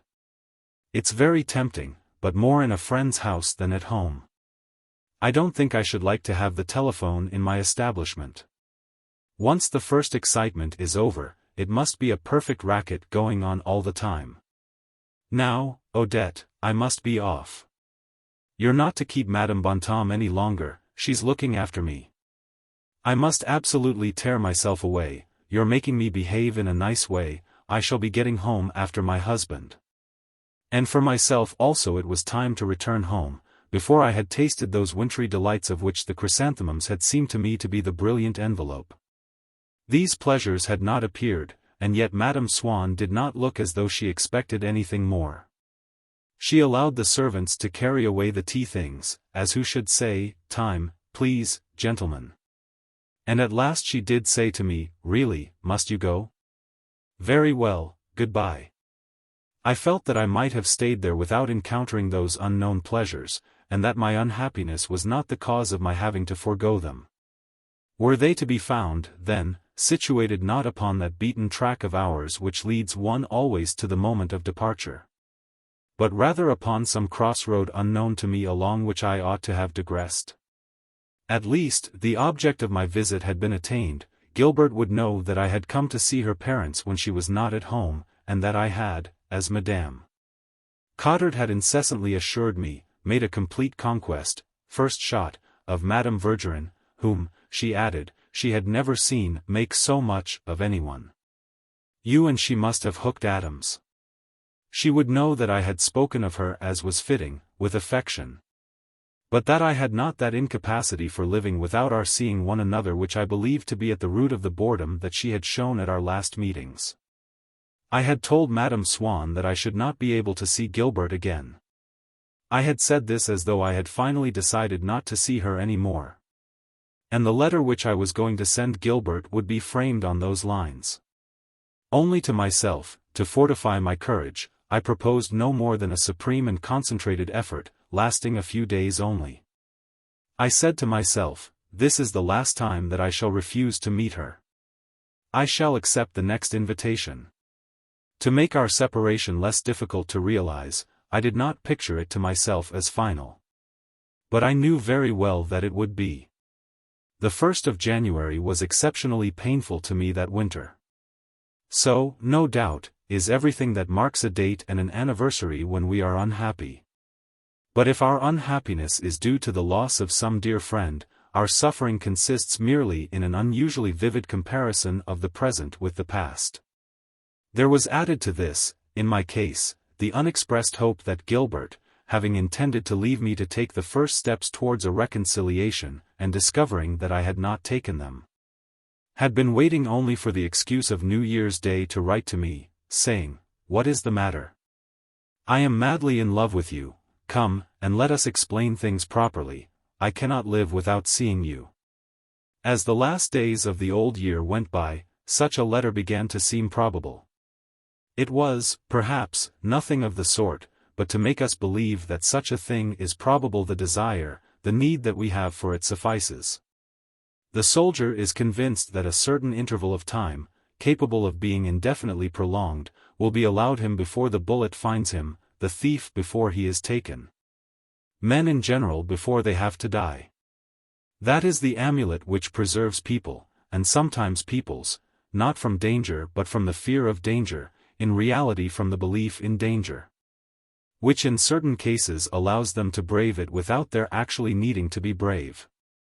It is confidence of this sort, and with as little foundation, that sustains the lover who is counting upon a reconciliation, upon a letter. For me to cease to expect a letter, it would have sufficed that I should have ceased to wish for one. However unimportant one may know that one is in the eyes of her whom one still loves. One attributes to her a series of thoughts, though their sum total be indifference, the intention to express those thoughts. A complication of her inner life in which one is the constant object possibly of her antipathy but certainly of her attention. But to imagine what was going on in Gilbert's mind I should have required simply the power to anticipate on that New Year's Day what I should feel on the first day of any of the years to come. When the attention or the silence or the affection or the coldness of Gilbert would pass almost unnoticed by me and I should not dream. Should not even be able to dream of seeking a solution of problems which would have ceased to perplex me. When we are in love, our love is too big a thing for us to be able altogether to contain it within us. It radiates towards the beloved object, finds in her a surface which arrests it, forcing it to return to its starting point. And it is this shock of the repercussion of our own affection which we call the other's regard for ourselves. And which pleases us more than on its outward journey because we do not recognize it as having originated in ourselves. New Year's Day rang out all its hours without there coming to me that letter from Gilbert. And as I received a few others containing greetings tardy or retarded by the overburdening of the mails at that season, on the 3rd and 4th of January I hoped still. But my hope grew hourly more faint. Upon the days that followed I gazed through a mist of tears. This undoubtedly meant that, having been less sincere than I thought in my renunciation of Gilbert, I had kept the hope of a letter from her for the new year. And seeing that hope exhausted before I had had time to shelter myself behind another, I suffered as would an invalid who had emptied his phial of morphia without having another within his reach. But perhaps also in my case, and these two explanations are not mutually exclusive. For a single feeling is often made up of contrary elements. The hope that I entertained of ultimately receiving a letter had brought to my mind's eye once again the image of Gilbert. Had reawakened the emotions which the expectation of finding myself in her presence, the sight of her, her way of treating me had aroused in me before. The immediate possibility of a reconciliation had suppressed in me that faculty the immense importance of which we are apt to overlook, the faculty of resignation. Neurasthenics find it impossible to believe the friends who assure them that they will gradually recover their peace of mind if they will stay in bed and receive no letters, read no newspapers. They imagine that such a course will only exasperate their twitching nerves. And similarly lovers, who look upon it from their enclosure in a contrary state of mind, who have not begun yet to make trial of it, are unable to believe in the healing power of renunciation. In consequence of the violence of my palpitations, my doses of caffeine were reduced, the palpitations ceased. Whereupon I asked myself whether it was not to some extent the drug that had been responsible for the anguish that I had felt when I came near to quarreling with Gilbert. An anguish which I had attributed, on every recurrence of it, to the distressing prospect of never seeing my friend again or of running the risk of seeing her only when she was a prey to the same ill humor. But if this medicine had been at the root of the sufferings which my imagination must in that case have interpreted wrongly, not that there would be anything extraordinary in that, seeing that among lovers, the most acute mental suffering assumes often the physical identity of the woman with whom they are living, it had been, in that sense, like the philtre which, long after they have drunk of it, continues to bind Tristan to Isolde. For the physical improvement which the reduction of my caffeine effected almost at once did not arrest the evolution of that grief which my absorption of the toxin had perhaps, if it had not created. It, at any rate, contrived to render more acute. Only, as the middle of the month of January approached, once my hopes of a letter on New Year's Day had been disappointed. Once the additional disturbance that had come with their disappointment had grown calm, it was my old sorrow, that of before the holidays, which began again. What was perhaps the most cruel thing about it was that I myself was its architect, unconscious, willful, merciless and patient. The one thing that mattered, my relations with Gilbert, it was I who was laboring to make them impossible by gradually creating out of this prolonged separation from my friend. Not indeed her indifference, but what would come to the same thing in the end, my own. It was to a slow and painful suicide of that part of me which was Gilbert's lover that I was goading myself with untiring energy. With a clear sense not only of what I was presently doing but of what must result from it in the future. I knew not only that after a certain time I should cease to love Gilbert, but also that she herself would regret it and that the attempts which she would then make to see me would be as vain as those that she was making now. No longer because I loved her too well but because I should certainly be in love with some other woman whom I should continue to desire, to wait for. Through hours of which I should not dare to divert any particle of a second to Gilbert who would be nothing to me then. And no doubt at that very moment in which, since I was determined not to see her again, unless after a formal request for an explanation or a full confession of love on her part, neither of which was in the least degree likely to come to me now, I had already lost Gilbert, and loved her more than ever. And could feel all that she was to me better than in the previous year when, spending all my afternoons in her company, or as many as I chose, I believed that no peril threatened our friendship. No doubt at that moment the idea that I should one day entertain identical feelings for another was odious to me. For that idea carried me away beyond the range of Gilbert, my love and my sufferings. My love, my sufferings in which through my tears I attempted to discern precisely what Gilbert was, and was obliged to recognize that they did not pertain exclusively to her but would, sooner or later, be some other woman's portion. So that, or such, at least, was my way of thinking then, we are always detached from our fellow creatures. When a man loves one of them he feels that his love is not labeled with their two names, but may be born again in the future, may have been born already in the past for another and not for her. And in the time when he is not in love, if he makes up his mind philosophically as to what it is that is inconsistent in love, he will find that the love of which he can speak unmoved he did not, at the moment of speaking, feel, and therefore did not know, knowledge in these matters being intermittent and not outlasting the actual presence of the sentiment. That future in which I should not love Gilbert, which my sufferings helped me to divine although my imagination was not yet able to form a clear picture of it. Certainly there would still have been time to warn Gilbert that it was gradually taking shape, that its coming was, if not imminent, at least inevitable, if she herself, Gilbert, did not come to my rescue and destroy in the germ my nascent indifference. How often was I not on the point of writing, or of going to Gilbert to tell her, take care. My mind is made up. What I am doing now is my supreme effort. I am seeing you now for the last time. Very soon I shall have ceased to love you. But to what end? By what authority should I have reproached Gilbert for an indifference which, not that I considered myself guilty on that count, I too manifested towards everything that was not herself? The last time. To me, that appeared as something of immense significance, because I was in love with Gilbert.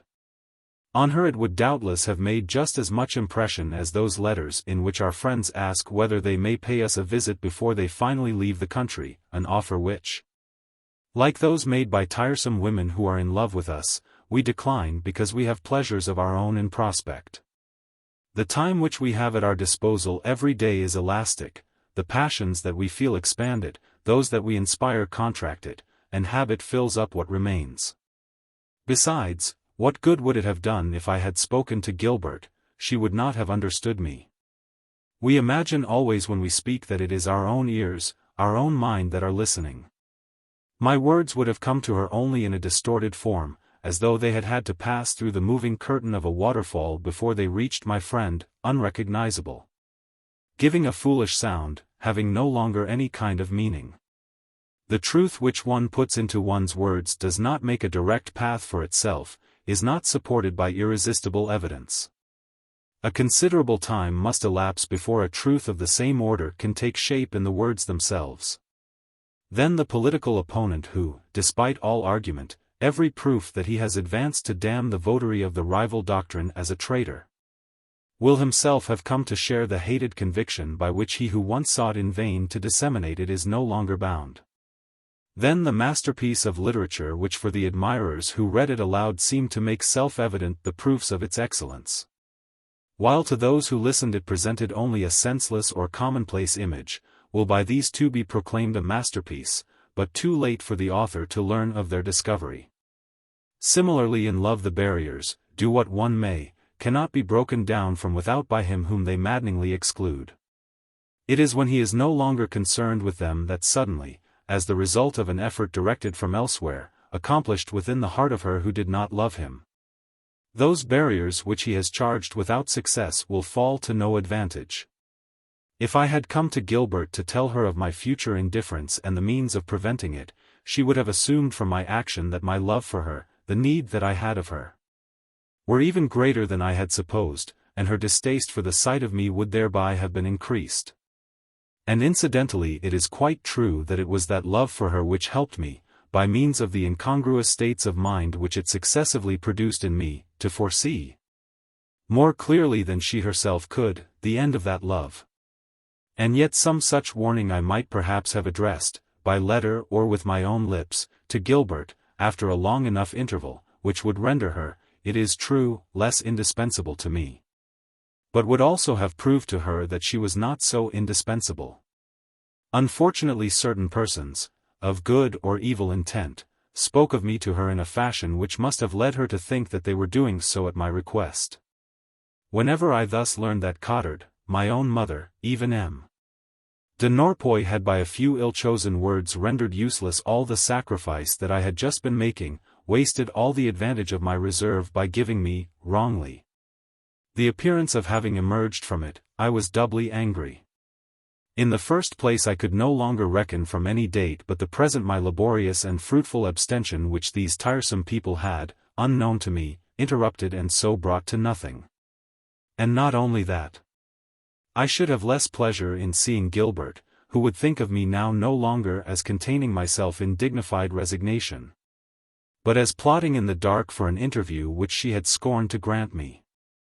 I cursed all the idle chatter of people who so often, without any intention of hurting us or of doing us a service, for no reason, for talking's sake, often because we ourselves have not been able to refrain from talking in their presence, and because they are indiscreet, as we ourselves are, do us, at a crucial moment, so much harm. It is true that in the grim operation performed for the eradication of our love they are far from playing a part equal to that played by two persons who are in the habit, from excess of good nature in one and of malice in the other, of undoing everything at the moment when everything is on the point of being settled. But against these two persons we bear no such grudge as against the inopportune Cottards of this world, for the latter of them is the person whom we love and the former is ourself. Meanwhile, since on almost every occasion of my going to see her Madame Swann would invite me to come to tea another day, with her daughter, and tell me to reply directly to her, I was constantly writing to Gilbert. And in this correspondence I did not choose the expressions which might, I felt, have won her over, sought only to carve out the easiest channel for the torrent of my tears. For, like desire, regret seeks not to be analyzed but to be satisfied. When one begins to love, one spends one's time, not in getting to know what one's love really is, but in making it possible to meet next day. When one abandons love one seeks not to know one's grief but to offer to her who is causing it that expression of it which seems to one the most moving. One says the things which one feels the need of saying, and which the other will not understand, one speaks for oneself alone. I wrote, I had thought that it would not be possible. Alas, I see now that it is not so difficult. I said also, I shall probably not see you again. I said it while I continued to avoid showing a coldness which she might think affected, and the words, as I wrote them, made me weep because I felt that they expressed not what I should have liked to believe but what was probably going to happen.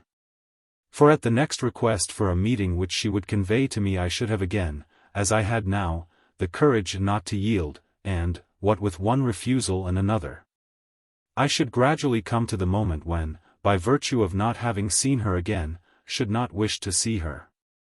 I wept, but I found courage enough to sacrifice. I tasted the sweets of sacrificing the happiness of being with her to the probability of seeming attractive to her one day, a day when, alas, my seeming attractive to her would be immaterial to me.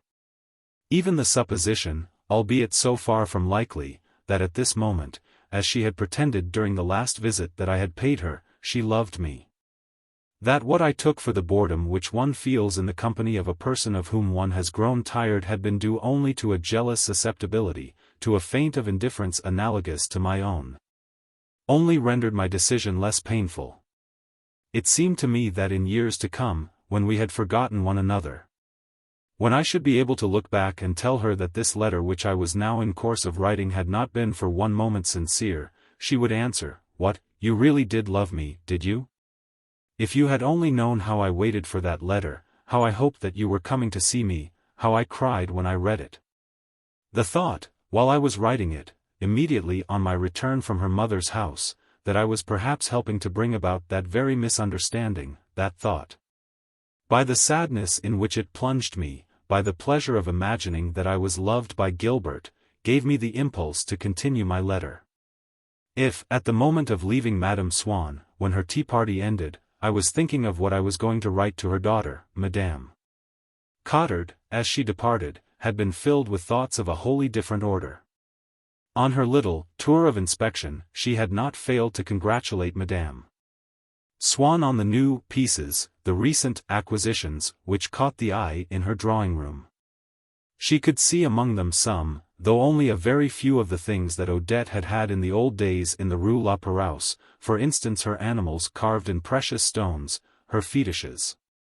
For since Madame Swann had picked up from a friend whose opinion she valued the word dowdy, which had opened to her a new horizon because it denoted precisely those things which a few years earlier she had considered smart, all those things had, one after another, followed into retirement the gilded trellis that had served as background to her chrysanthemums, innumerable boxes of sweets from Giroux's, and the coronet notepaper, not to mention the coins of gilt pasteboard littered about on the mantelpieces, which, even before she had come to know Swann, a man of taste had advised her to sacrifice.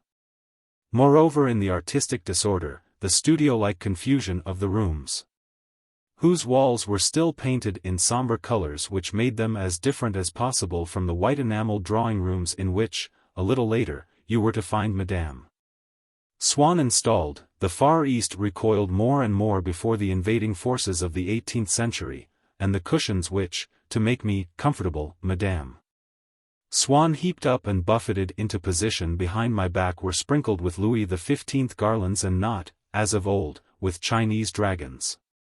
In the room in which she was usually to be found, and of which she would say, "Yes, I like this room, I use it a great deal. I couldn't live with a lot of horrid vulgar things swearing at me all the time, this is where I do my work," though she never stated precisely at what she was working. Was it a picture? A book? Perhaps, for the hobby of writing was beginning to become common among women who liked to do something, not to be quite useless. She was surrounded by Dresden pieces, having a fancy for that sort of porcelain, which she would name with an English accent, saying in any connection, "How pretty that is. It reminds me of Dresden flowers," and dreaded for them even more than in the old days for her grotesque figures and her flower pots the ignorant handling of her servants who must expiate, every now and then, the anxiety that they had caused her by submitting to outbursts of rage at which Swann, the most courteous and considerate of masters, looked on without being shocked. Not that the clear perception of certain weaknesses in those whom we love in any way diminishes our affection for them, rather that affection makes us find those weaknesses charming. Rarely nowadays was it in one of those Japanese wrappers that Odette received her familiars. but rather in the bright and billowing silk of a Watteau gown whose flowering foam she made as though to caress where it covered her bosom, and in which she immersed herself, looked solemn. Splashed and sported, with such an air of comfort, of a cool skin and long-drawn breath, that she seemed to look on these garments not as something decorative, a mere setting for herself, but as necessary, in the same way as her tub or her daily outing, to satisfy the requirements of her style of beauty and the niceties of hygiene. She used often to say that she would go without bread rather than give up art and having nice things about her, and that the burning of the Gioconda would distress her infinitely more than the destruction, by the same element, of millions of the people she knew. Theories which seemed paradoxical to her friends, but made her pass among them as a superior woman, and qualified her to receive a visit once a week from the Belgian minister. So that in the little world whose son she was everyone would have been greatly astonished to learn that elsewhere, at the Vergerins, for instance, she was reckoned a fool.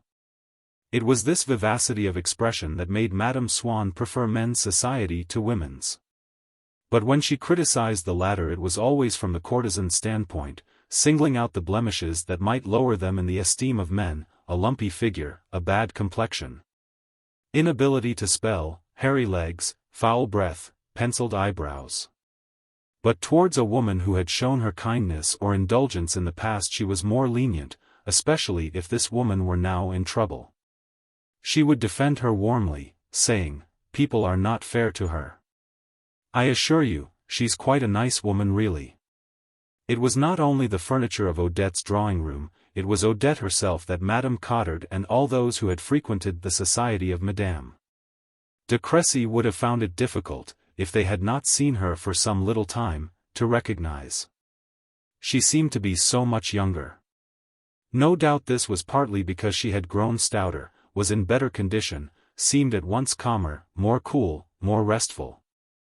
And also because the new way in which she braided her hair gave more breadth to a face which was animated by an application of pink powder, and into which her eyes and profile, formerly too prominent, seemed now to have been reabsorbed.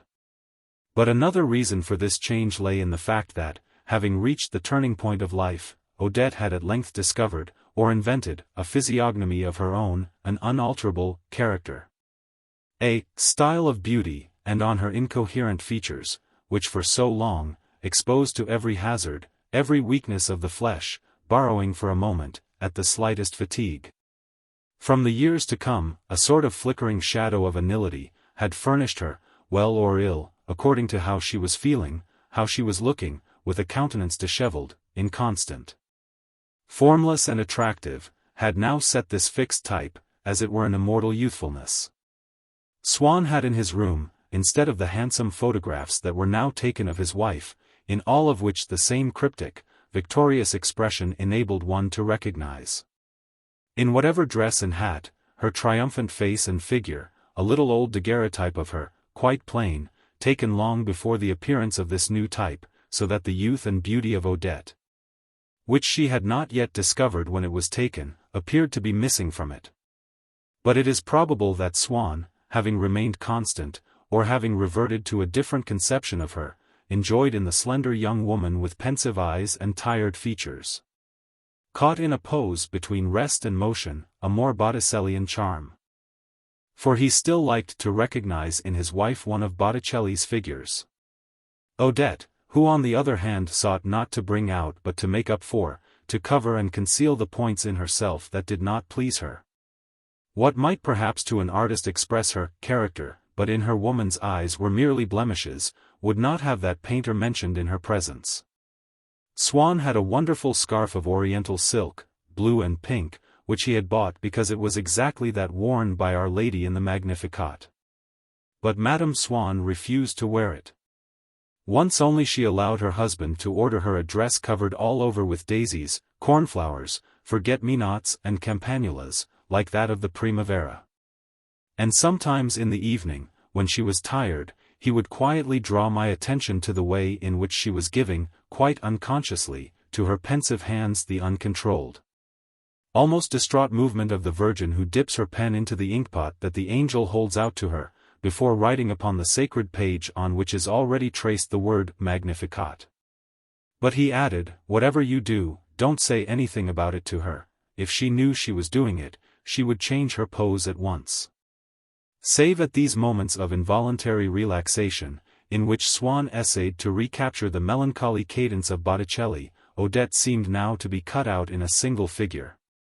Wholly confined within a line which, following the contours of the woman, had abandoned the winding paths, the capricious re-entrants and salients, the radial points, the elaborate dispersions of the fashions of former days, but also, where it was her anatomy that went wrong by making unnecessary digressions within or without the ideal circumference traced for it, was able to rectify, by a bold stroke, the errors of nature, to make up, along a whole section of its course, for the failure as well of the human as of the textile element. The pads, the preposterous bustle, had disappeared, as well as those tailed corsets which, projecting under the skirt and stiffened by rods of whalebone, had so long amplified Odette with an artificial stomach and had given her the appearance of being composed of several incongruous pieces which there was no individuality to bind together.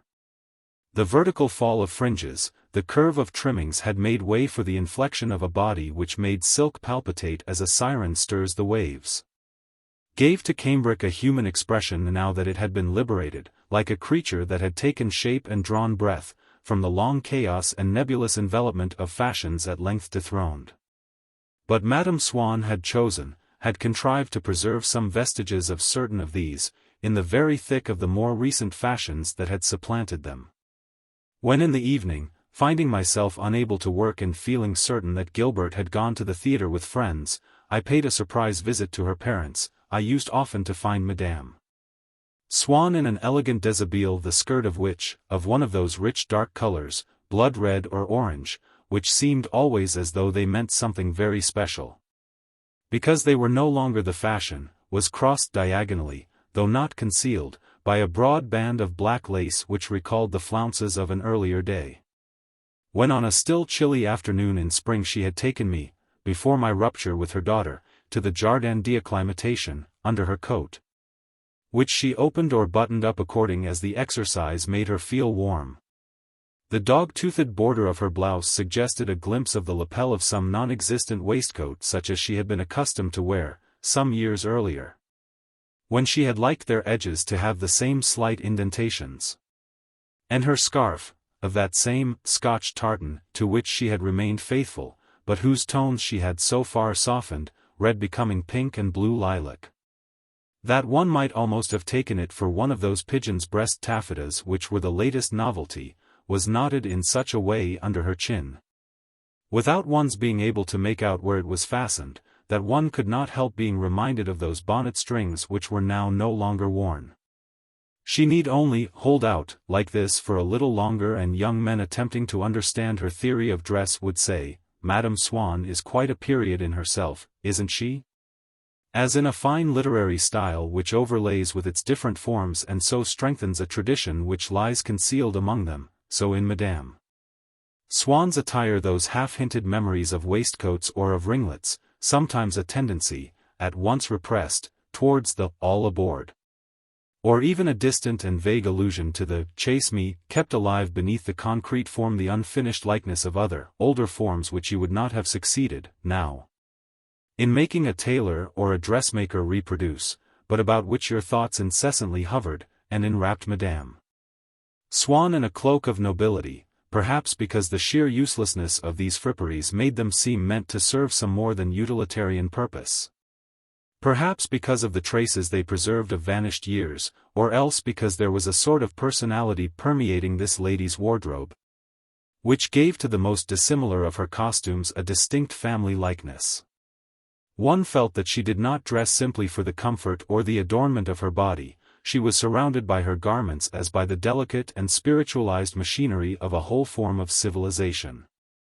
When Gilbert, who, as a rule, gave her tea parties on the days when her mother was at home, had for some reason to go out, and I was therefore free to attend Madame Swann's kettledrum, I would find her dressed in one of her lovely gowns, some of which were of taffeta, others of grosgrain, or of velvet, or of crêpe de chine, or satin or silk, gowns which, not being loose like those that she generally wore in the house but buttoned up tight as though she were just going out in them, gave to her stay-at-home laziness on those afternoons something alert and energetic. And no doubt the daring simplicity of their cut was singularly appropriate to her figure and to her movements, which her sleeves appeared to be symbolizing in colors that varied from day to day. One would have said that there was a sudden determination in the blue velvet, an easy-going good humor in the white taffeta, and that a sort of supreme discretion full of dignity in her way of holding out her arm had, in order to become visible, put on the appearance, dazzling with the smile of one who had made great sacrifices, of the black crêpe de chine. But at the same time these animated gowns took from the complication of their trimmings, none of which had any practical value or served any conceivable purpose, something detached, pensive, secret, in harmony with the melancholy which Madame Swann never failed to show, at least in the shadows under her eyes and the drooping arches of her hands. Beneath the profusion of sapphire charms, enameled four-leaf clovers, silver medals, gold medallions, turquoise amulets, ruby chains and topaz chestnuts there would be, on the dress itself, some design carried out in color which pursued across the surface of an inserted panel a preconceived existence of its own, some row of little satin buttons, which buttoned nothing and could not be unbuttoned, a strip of braid that sought to please the eye with the minuteness, the discretion of a delicate reminder. And these, as well as the trinkets, had the effect, for otherwise there would have been no possible justification of their presence, of disclosing a secret intention, being a pledge of affection, keeping a secret, ministering to a superstition, commemorating a recovery from sickness, a granted wish, a love affair or a Philippine.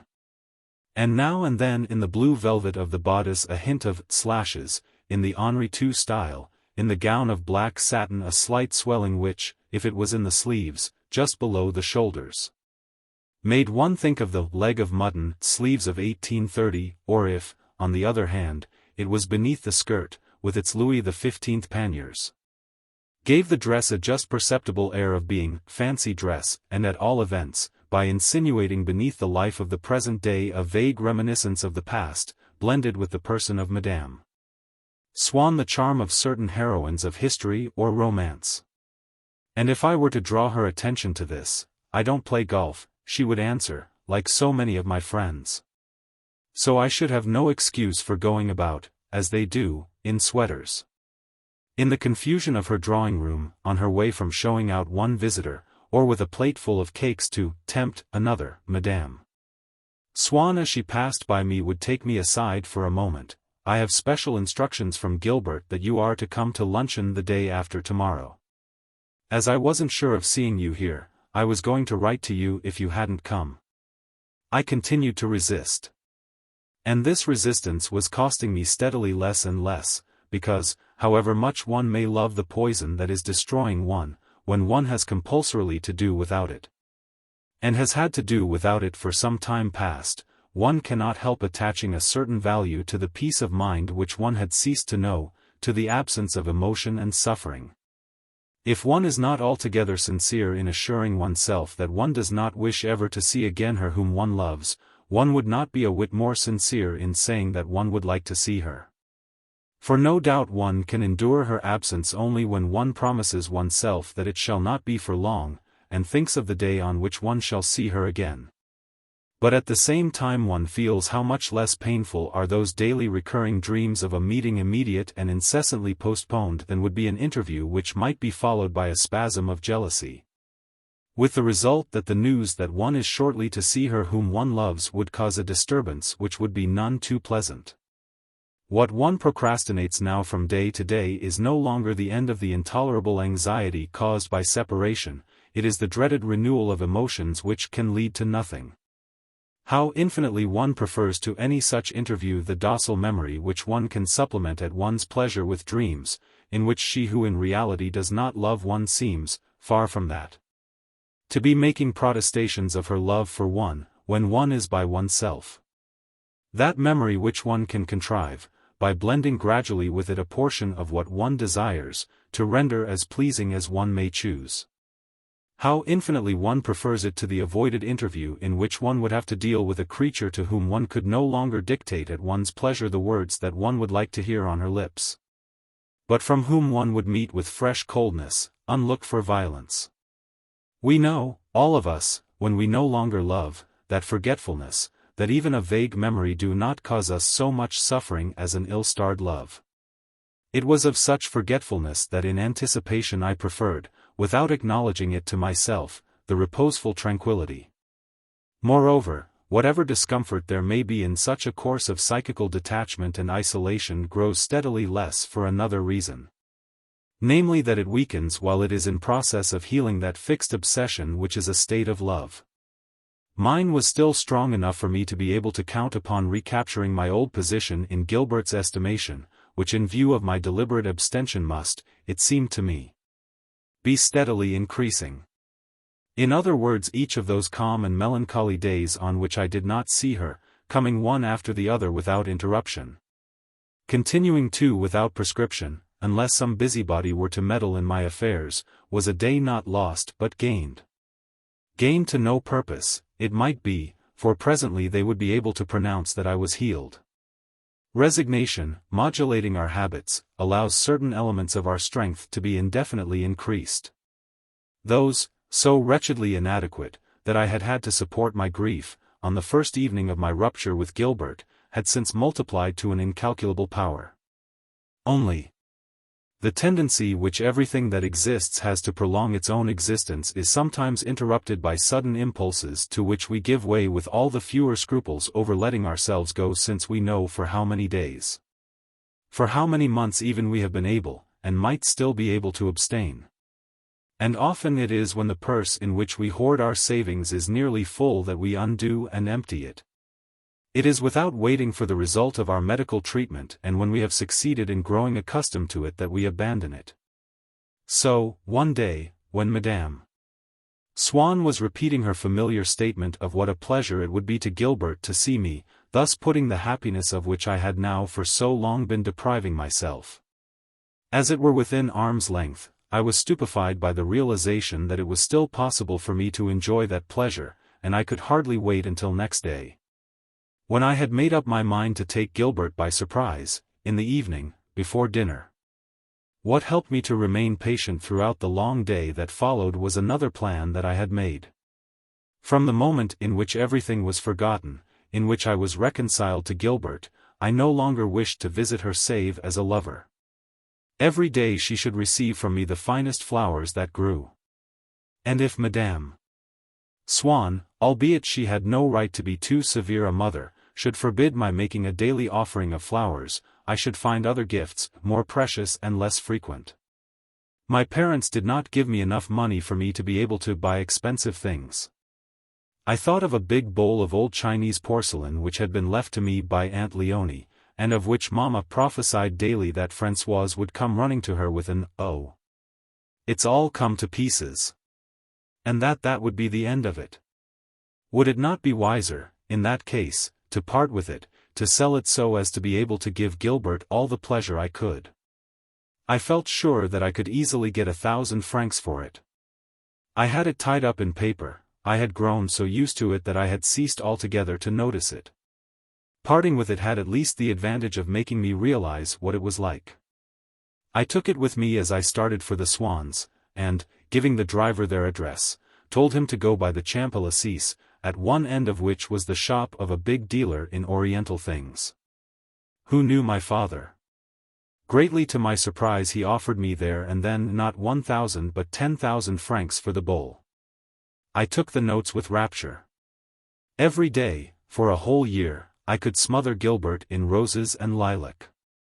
When I left the shop and got into my cab again, the driver, naturally enough, since the Swanns lived out by the Bois, instead of taking the ordinary way, began to drive me along the Avenue de Champs-Élysées. He had just passed the end of the Rue de Berry when, in the failing light, I thought I saw, close to the Swann's house but going in the other direction, going away from it, Gilbert, who was walking slowly, though with a firm step, by the side of a young man with whom she was conversing, but whose face I could not distinguish. I stood up in the cab, meaning to tell the driver to stop, then hesitated. The strolling couple were already some way away, and the parallel lines which their leisurely progress was quietly drawing were on the verge of disappearing in the Elysian gloom. A moment later, I had reached Gilbert's door. I was received by Madame Swann. "Oh! She will be sorry," was my greeting. "I can't think why she isn't in. She came home just now from a lesson, complaining of the heat, and said she was going out for a little fresh air with another girl. I fancy I passed her in the Avenue de Champs-Élysées." "Oh, I don't think it can have been. Anyhow, don't mention it to her father. He doesn't approve of her going out at this time of night. Must you go? Goodbye." I left her, told my driver to go home the same way, but found no trace of the two walking figures. Where had they been? What were they saying to one another in the darkness so confidentially? I returned home, desperately clutching my windfall of 10,000 francs. Which would have enabled me to arrange so many pleasant surprises for that Gilbert whom now I had made up my mind never to see again. No doubt my call at the dealer's had brought me happiness by allowing me to expect that in future, whenever I saw my friend, she would be pleased with me and grateful. But if I had not called there, if my cabman had not taken the Avenue de Champs-Élysées, I should not have seen Gilbert with that young man. Thus a single action may have two contradictory effects, and the misfortune that it engenders cancel the good fortune that it has already brought one. There had befallen me the opposite of what so frequently happens. We desire some pleasure, and the material means of obtaining it are lacking.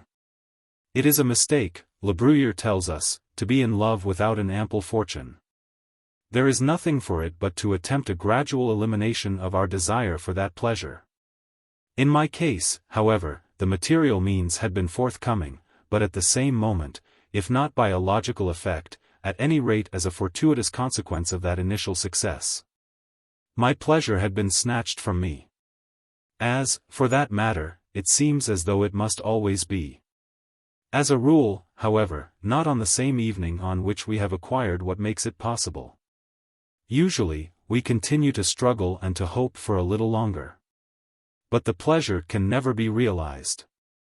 If we succeed in overcoming the force of circumstances, nature at once shifts the battleground, placing it within ourselves, and effects a gradual change in our heart until it desires something other than what it is going to obtain. And if this transposition has been so rapid that our heart has not had time to change, nature does not, on that account, despair of conquering us, in a manner more gradual, it is true, more subtle, but no less efficacious. It is then, at the last moment, that the possession of our happiness is wrested from us, or rather it is that very possession which nature, with diabolical cleverness, uses to destroy our happiness. After failure in every quarter of the domain of life and action, it is a final incapacity, the mental incapacity for happiness that nature creates in us. The phenomenon of happiness either fails to appear, or at once gives way to the bitterest of reactions. I put my 10,000 francs in a drawer. But they were no longer of any use to me. I ran through them, as it happened, even sooner than if I had sent flowers every day to Gilbert. For when evening came I was always too wretched to stay in the house and used to go and pour out my sorrows upon the bosoms of women whom I did not love. As for seeking to give any sort of pleasure to Gilbert, I no longer thought of that. To visit her house again now could only have added to my sufferings. Even the sight of Gilbert, which would have been so exquisite a pleasure only yesterday, would no longer have sufficed me. For I should have been miserable all the time that I was not actually with her. That is how a woman, by every fresh torture that she inflicts on us, increases, often quite unconsciously, her power over us and at the same time our demands upon her. With each injury that she does us, she encircles us more and more completely. Doubles our chains, but halves the strength of those which hitherto we had thought adequate to bind her in order that we might retain our own peace of mind. Only yesterday, had I not been afraid of annoying Gilbert, I should have been content to ask for no more than occasional meetings, which now would no longer have contented me and for which I should now have substituted quite different terms. For in this respect love is not like war. After the battle is ended we renew the fight with keener ardor, which we never cease to intensify the more thoroughly we are defeated, provided always that we are still in a position to give battle. This was not my position with regard to Gilbert. Also I preferred, at first, not to see her mother again. I continued, it is true, to assure myself that Gilbert did not love me, that I had known this for ever so long, that I could see her again if I chose, and, if I did not choose, forget her in course of time. But these ideas, like a remedy which has no effect upon certain complaints, had no power whatsoever to obliterate those two parallel lines which I kept on seeing, traced by Gilbert and the young man as they slowly disappeared along the Avenue de Champs-Élysées. This was a fresh misfortune, which like the rest would gradually lose its force. A fresh image which would one day present itself to my mind's eye completely purged of every noxious element that it now contained, like those deadly poisons which one can handle without danger, or like a crumb of dynamite which one can use to light one's cigarette without fear of an explosion. Meanwhile there was in me another force which was striving with all its might to overpower that unwholesome force which still showed me, without alteration, the figure of Gilbert walking in the dusk, to meet and to break the shock of the renewed assaults of memory. I had, toiling effectively on the other side, imagination. The former force did indeed continue to show me that couple walking in the Champs-Élysées, and offered me other disagreeable pictures drawn from the past. As for instance Gilbert shrugging her shoulders when her mother asked her to stay and entertain me. But the other force, working upon the canvas of my hopes, outlined a future far more attractively developed than this poor past which, after all, was so restricted.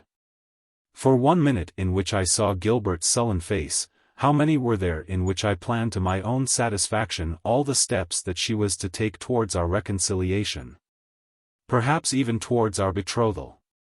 It is true that this force, which my imagination was concentrating upon the future, it was drawing, for all that, from the past.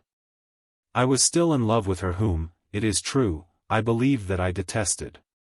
But whenever anyone told me that I was looking well, or was nicely dressed, I wished that she could have been there to see me. I was irritated by the desire that many people showed about this time to ask me to their houses, and refused all their invitations.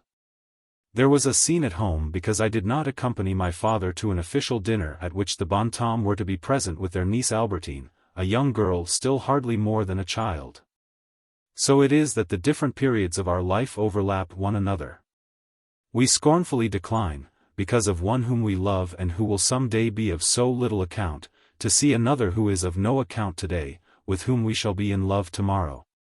With whom we might, perhaps, had we consented to see her now, have fallen in love a little earlier and who would thus have put a term to our present sufferings, bringing others, it is true, in their place. Mine were steadily growing less. I had the surprise of discovering in my own heart one sentiment one day, another the next, generally inspired by some hope or some fear relative to Gilbert. To the Gilbert whom I kept within me. I ought to have reminded myself that the other, the real Gilbert, was perhaps entirely different from mine, knew nothing of the regrets that I ascribed to her, was thinking probably less about me.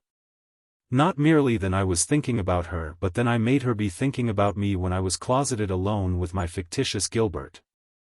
Wondering what really were her feelings with regard to me, and so imagining her attention as constantly directed towards myself.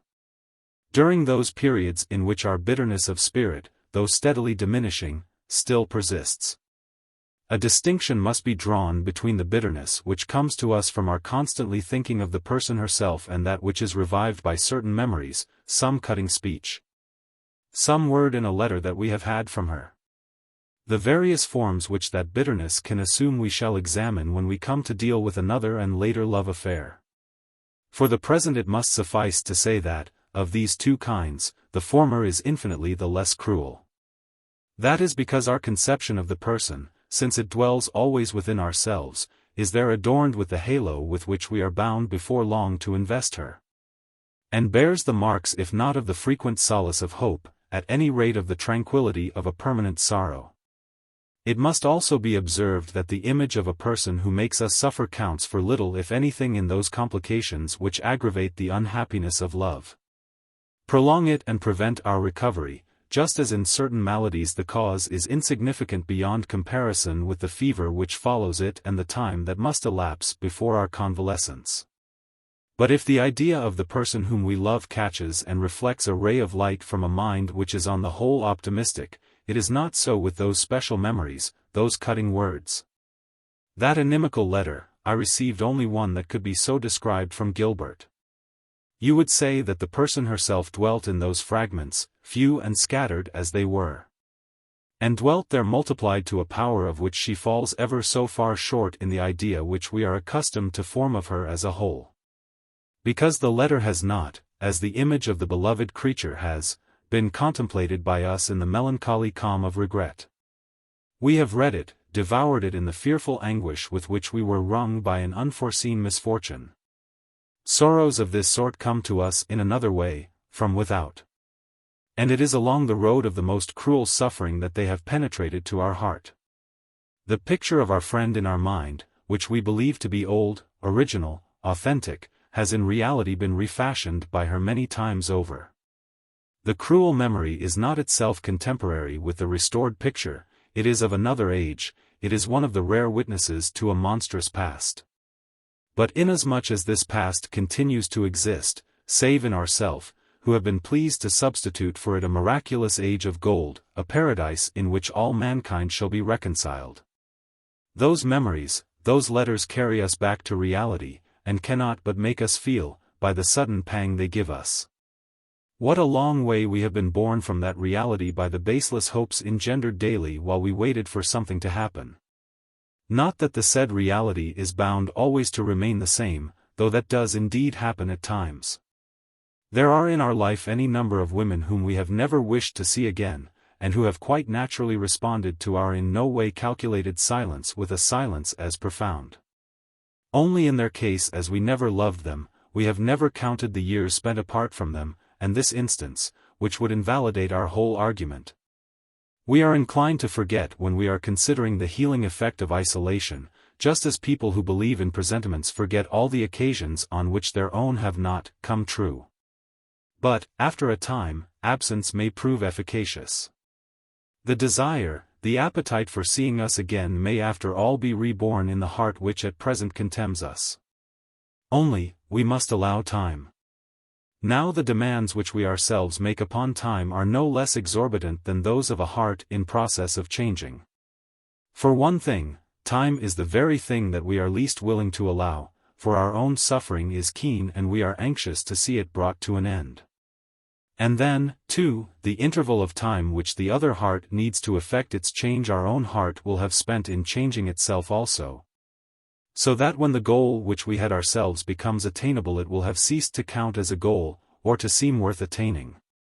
This idea, however, that it will be attainable, that what, when it no longer spells any good fortune to us, we shall ultimately secure is not good fortune, this idea embodies a part. But a part only of the truth. Our good fortune accrues to us when we have grown indifferent to it. But the very fact of our indifference will have made us less exacting. And allow us in retrospect to feel convinced that we should have been in raptures over our good fortune had it come at a time when, very probably, it would have seemed to us miserably inadequate. People are not very hard to satisfy nor are they very good judges of matters in which they take no interest. The friendly overtures of a person whom we no longer love, overtures which strike us, in our indifference to her, as excessive, would perhaps have fallen a long way short of satisfying our love. Those tender speeches, that invitation or acceptance, we think only of the pleasure which they would have given us.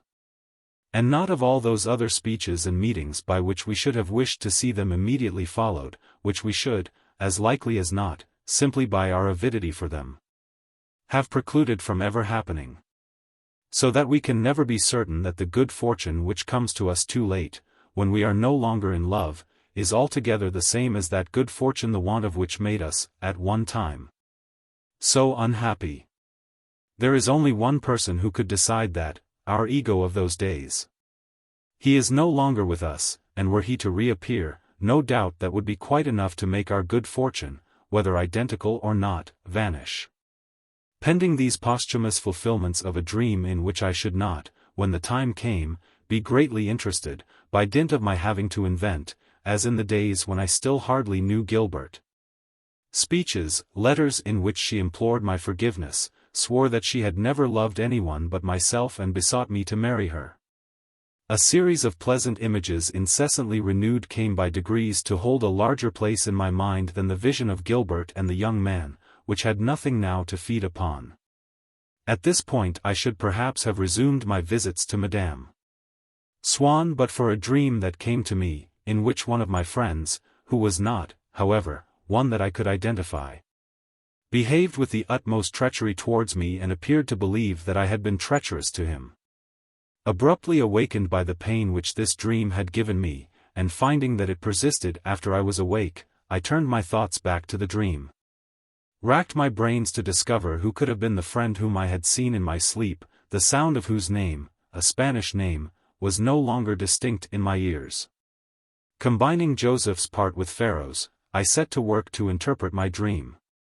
I knew that, when one is interpreting a dream, it is often a mistake to pay too much attention to the appearance of the people one saw in it, who may perhaps have been disguised or have exchanged faces, like those mutilated saints on the walls of cathedrals which ignorant archaeologists have restored, fitting the body of one to the head of another and confusing all their attributes and names. Those that people bear in a dream are apt to mislead us.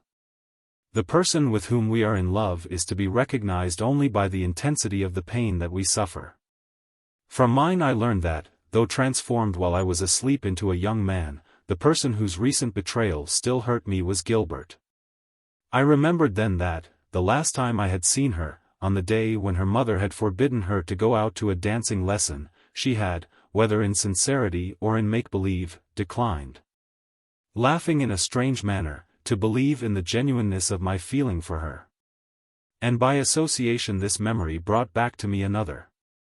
Long before that, it had been Swann who would not believe in my sincerity, nor that I was a suitable friend for Gilbert. In vain had I written to him, Gilbert had brought back my letter and had returned it to me with the same incomprehensible laugh. She had not returned it to me at once. I remembered now the whole of that scene behind the clump of laurels. As soon as one is unhappy one becomes moral. Gilbert's recent antipathy for me seemed to me a judgment delivered on me by life for my conduct that afternoon. Such judgments one imagines one can escape because one looks out for carriages when one is crossing the street, and avoids obvious dangers. But there are others that take effect within us. The accident comes from the side to which one has not been looking, from inside, from the heart. Gilbert's words, "If you like, we might go on wrestling," made me shudder. I imagined her behaving like that, at home perhaps, in the linen room, with the young man whom I had seen escorting her along the Avenue de Champs-Élysées. And so, just as when, a little time back, had believed myself to be calmly established in a state of happiness, it had been fatuous in me, now that I had abandoned all thought of happiness, to take for granted that at least I had grown and was going to remain calm. For, so long as our heart keeps enshrined with any permanence the image of another person, it is not only our happiness that may at any moment be destroyed. When that happiness has vanished, when we have suffered, and, later, when we have succeeded in lulling our sufferings to sleep, the thing then that is as elusive, as precarious as ever our happiness was is our calm. Mine returned to me in the end, for the cloud which, lowering our resistance, tempering our desires, has penetrated, in the train of a dream, the enclosure of our mind, is bound, in course of time, to dissolve, permanence and stability being assured to nothing in this world, not even to grief. Besides, those whose suffering is due to love are, as we say of certain invalids, their own physicians. As consolation can come to them only from the person who is the cause of their grief, and as their grief is an emanation from that person, it is there, in their grief itself, that they must in the end find a remedy, which it will disclose to them at a given moment. For the longer they turn it over in their minds, this grief will continue to show them fresh aspects of the loved, the regretted creature. At one moment so intensely hateful that one has no longer the slightest desire to see her, since before finding enjoyment in her company one would have first to make her suffer. At another so pleasant that the pleasantness in which one has invested her one adds to her own stock of good qualities and finds in it a fresh reason for hope.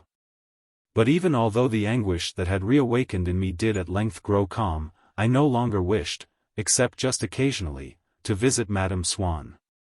In the first place because, among those who love and have been forsaken, the state of incessant, even if unconfessed, expectancy in which they live undergoes a spontaneous transformation, and, while to all appearance unchanged, substitutes for its original elements others that are precisely the opposite. The first were the consequences of a reaction from the painful incidents which had upset us. The tension of waiting for what is yet to come is mingled with fear, all the more since we desire at such moments, should no message come to us from her whom we love, to act for ourselves. And are none too confident of the success of a step which, once we have taken it, we may find it impossible to follow up. But presently, without our having noticed any change, this tension, which still endures, is sustained, we discover. No longer by our recollection of the past but by anticipation of an imaginary future. From that moment it is almost pleasant. Besides, the first state, by continuing for some time, has accustomed us to living in expectation. The suffering that we felt during those last meetings survives in us still, but is already lulled to sleep. We are in no haste to arouse it, especially as we do not see very clearly what to ask for now. The possession of a little more of the woman whom we love would only make more essential to us the part that we did not yet possess, which is bound to remain, whatever happens. Since our requirements are begotten of our satisfactions, an irreducible quantity. Another, final reason came later on to reinforce this, and to make me discontinue altogether my visits to Madame Swann. This reason, slow in revealing itself, was not that I had now forgotten Gilbert but that I must make every effort to forget her as speedily as possible. No doubt, now that the keen edge of my suffering was dulled, my visits to Madame Swann had become once again, for what sorrow remained in me, the sedative and distraction which had been so precious to me at first. But what made the sedative efficacious made the distraction impossible, namely that with these visits the memory of Gilbert was intimately blended. The distraction would be of no avail to me unless it was employed to combat a sentiment which the presence of Gilbert no longer nourished, thoughts, interests, passions in which Gilbert should have no part. These states of consciousness, to which the person whom we love remains a stranger, then occupy a place which, however small it may be at first, is always so much reconquered from the love that has been in unchallenged possession of our whole soul. We must seek to encourage these thoughts, to make them grow, while the sentiment which is no more now than a memory dwindles. So that the new elements introduced into our mind contest with that sentiment, wrest from it an ever-increasing part of our soul, until at last the victory is complete. I decided that this was the only way in which my love could be killed, and I was still young enough, still courageous enough to undertake the attempt. To subject myself to that most cruel grief which springs from the certainty that, whatever time one may devote to the effort, it will prove successful in the end. The reason I now gave in my letters to Gilbert for refusing to see her was an allusion to some mysterious misunderstanding, wholly fictitious, which was supposed to have arisen between her and myself, and as to which I had hoped at first that Gilbert would insist upon my furnishing her with an explanation.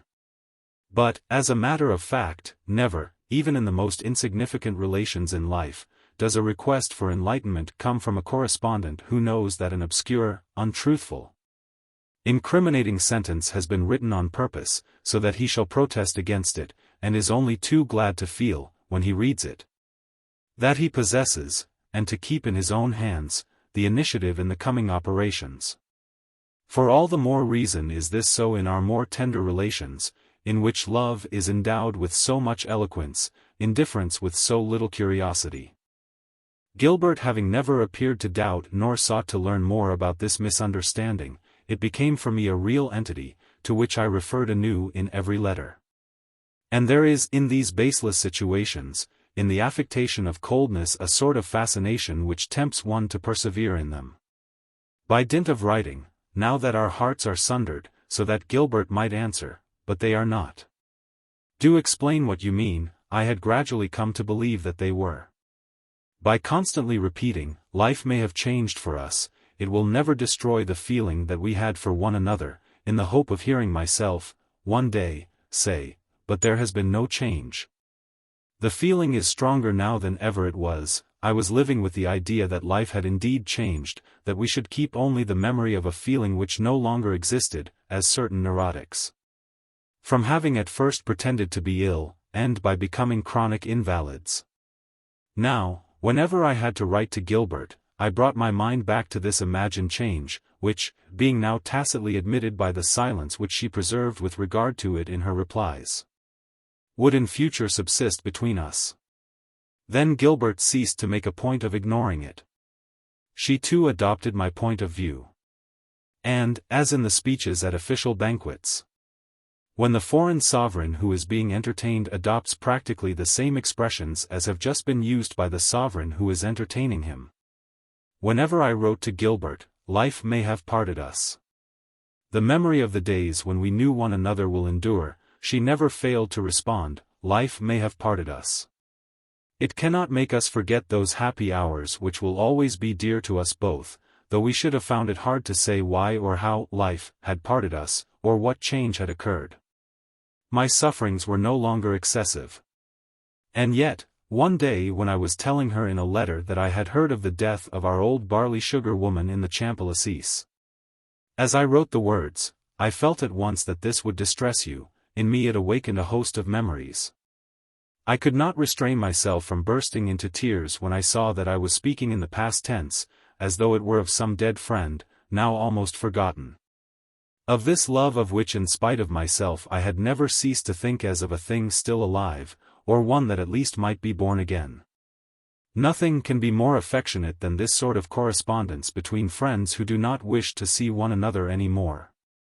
Gilbert's letters to me had all the delicate refinement of those which I used to write to people who did not matter, and showed me the same apparent marks of affection, which it was so pleasant for me to receive from her. But, as time went on, every refusal to see her disturbed me less. And as she became less dear to me, my painful memories were no longer strong enough to destroy by their incessant return the growing pleasure which I found in thinking of Florence, or of Venice. I regretted, at such moments, that I had abandoned the idea of diplomacy and had condemned myself to a sedentary existence, in order not to be separated from a girl whom I should not see again and had already almost forgotten. We construct our house of life to suit another person, and when at length it is ready to receive her that person does not come. Presently she is dead to us, and we live on, a prisoner within the walls which were intended only for her.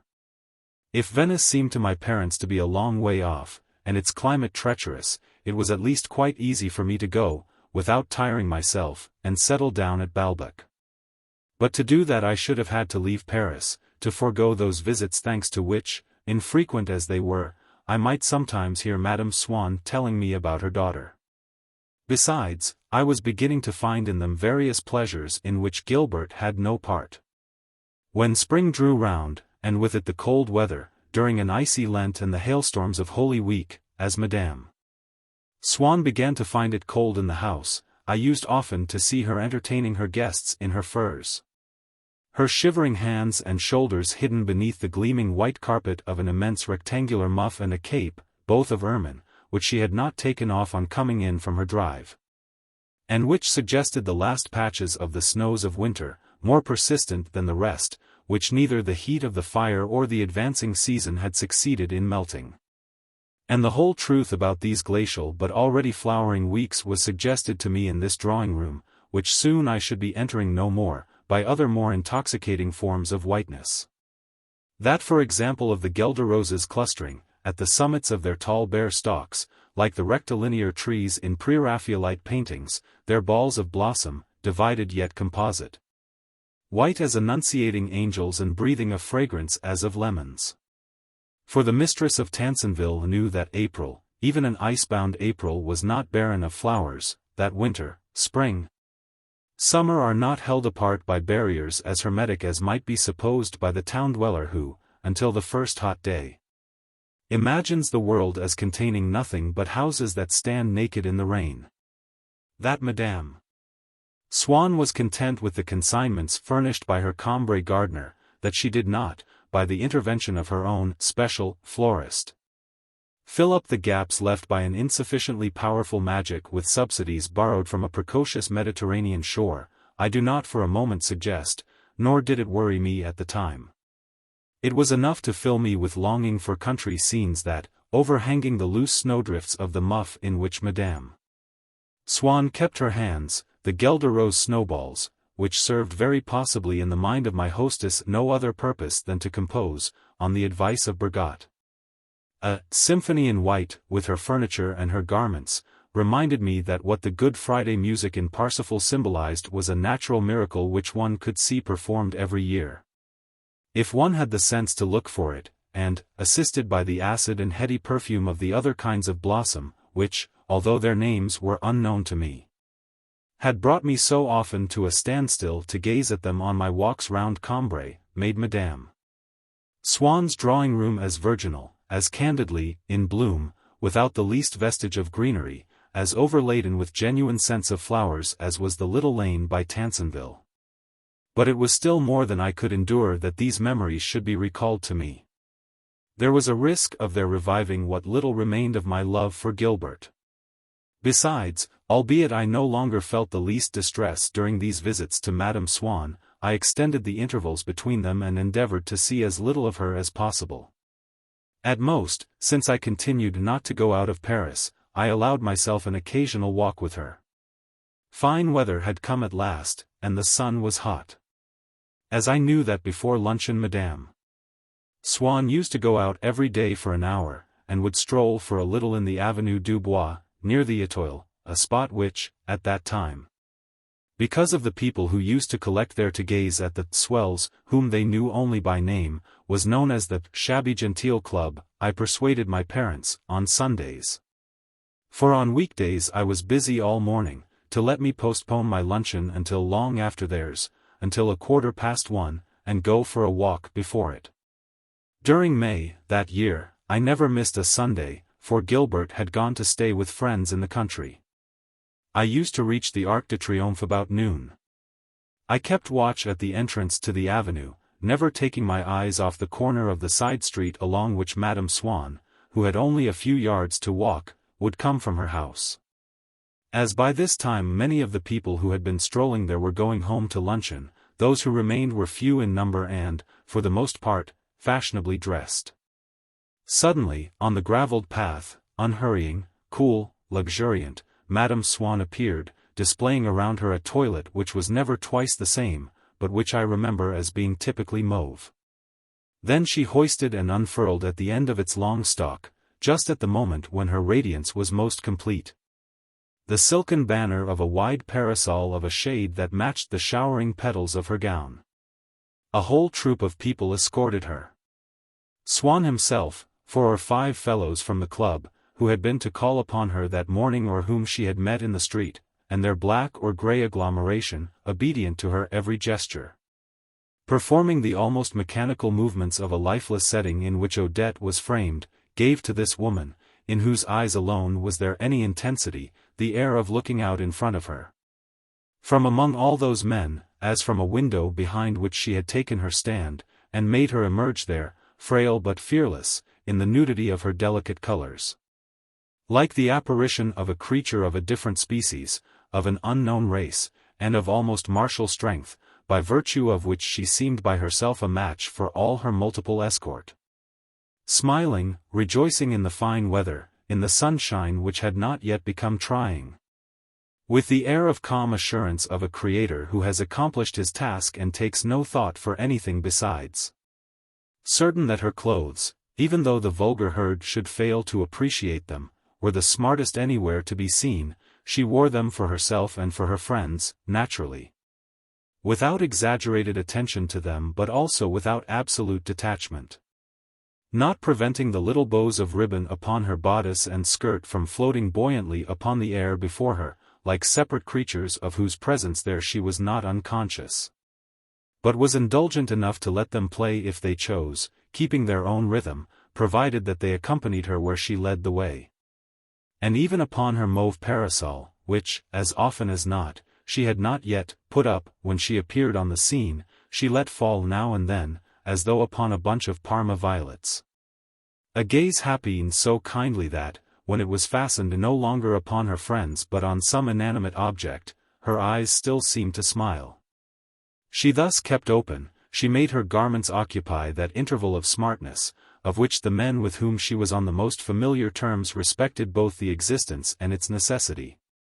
Not without showing a certain deference, as of profane visitors to a shrine, an admission of their own ignorance. An interval over which they recognized that their friend had, as we recognize that a sick man has over the special precautions that he has to take. Or a mother over her children's education, a competent jurisdiction. No less than by the court which encircled her and seemed not to observe the passers-by, Madame Swann by the lateness of her appearance there at once suggested those rooms in which she had spent so long, so leisurely a morning and to which she must presently return for luncheon. She seemed to indicate their proximity by the unhurrying ease of her progress. Like the turn that one takes up and down one's own garden of those rooms, one would have said that she was carrying about her still the cool, the indoor shade. But for that very reason the sight of her gave me only a stronger sensation of open air and warmth.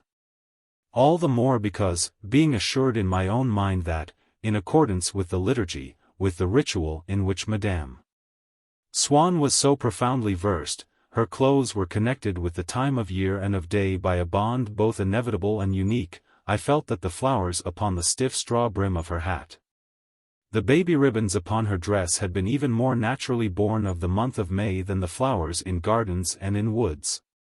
And to learn what latest change there was in weather or season I had not to raise my eyes higher than to her parasol, open and outstretched like another, a nearer sky, round, clement, mobile, blue. For these rites, if they were of sovereign importance, subjugated their glory, and, consequently, Madame Swann her own, in condescending obedience to the day, the spring, the sun.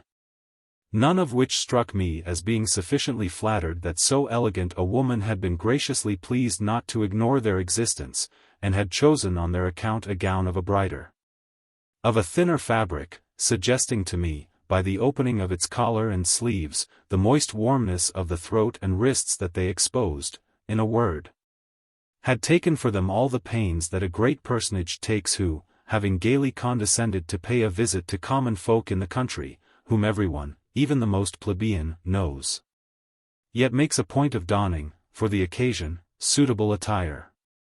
On her arrival I would greet Madame Swann, she stop me and say, in English, "Good morning," and smile. We would walk a little way together.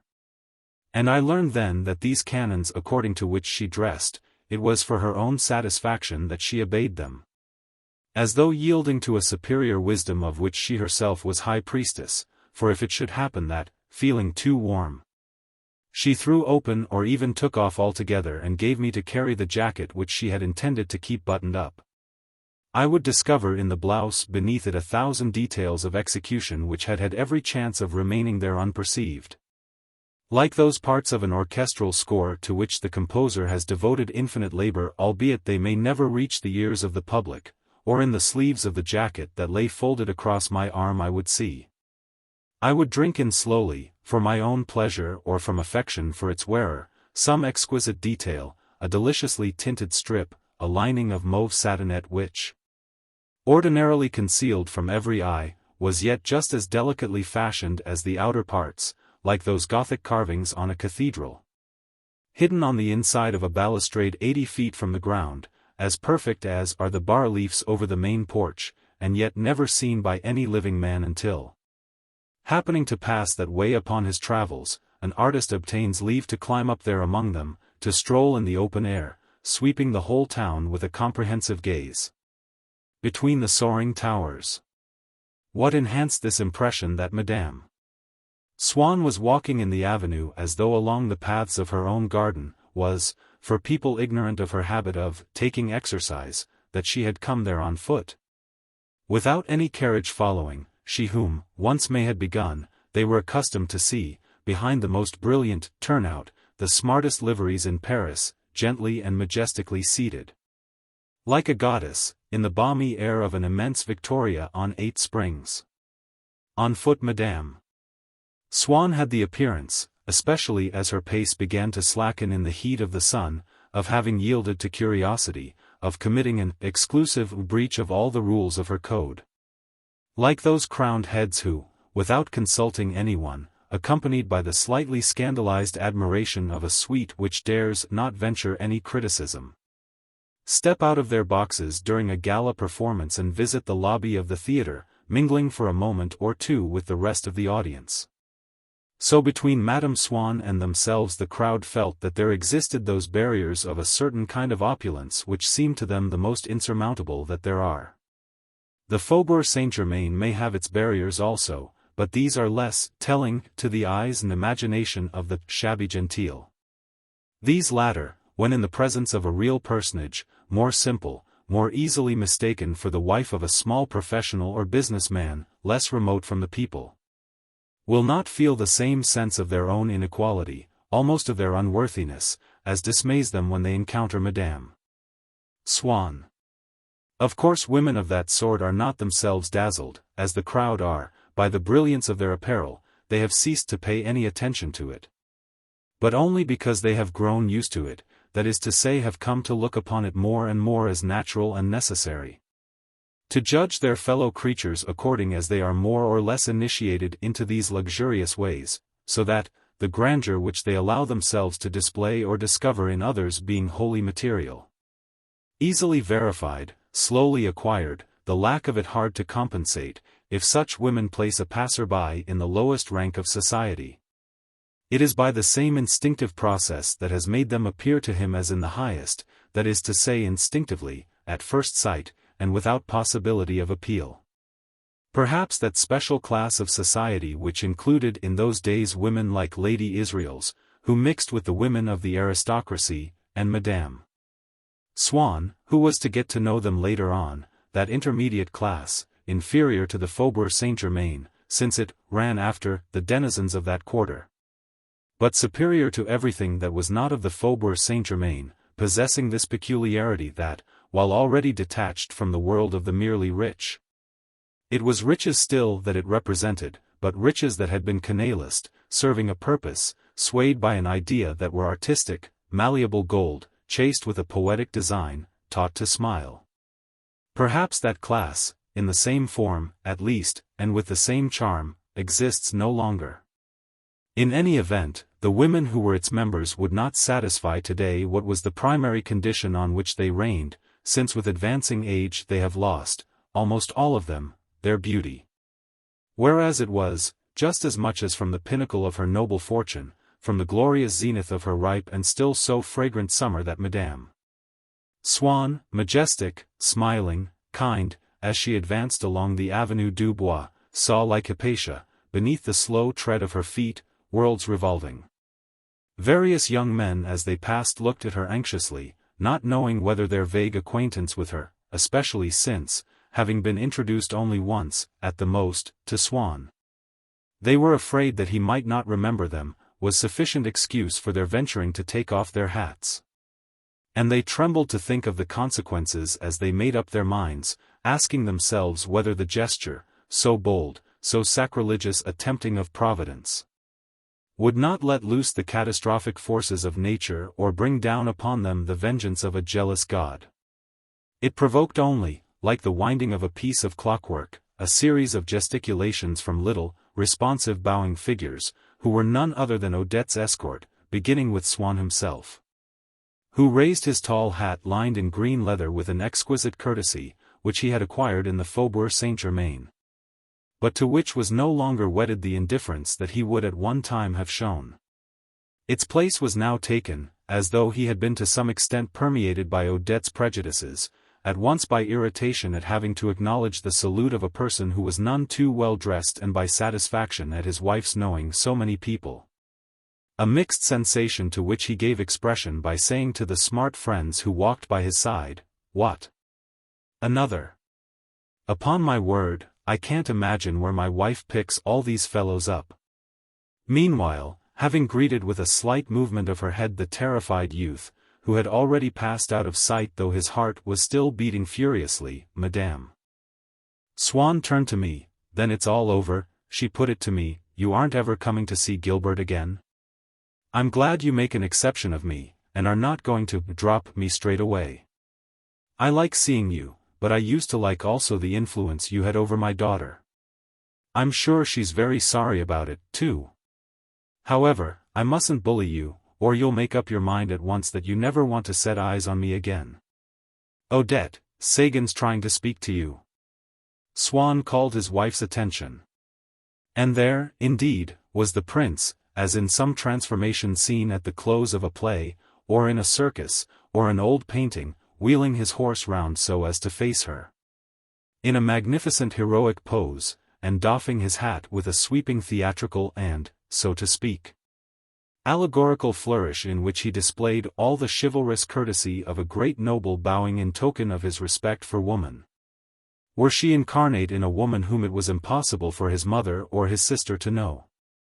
And at every moment, recognized in the depths of the liquid transparency and of the luminous glaze of the shadow which her parasol cast over her, Madame Swann was receiving the salutations of the last belated horsemen, who passed as though in a cinematograph taken as they galloped in the blinding glare of the avenue, men from the clubs.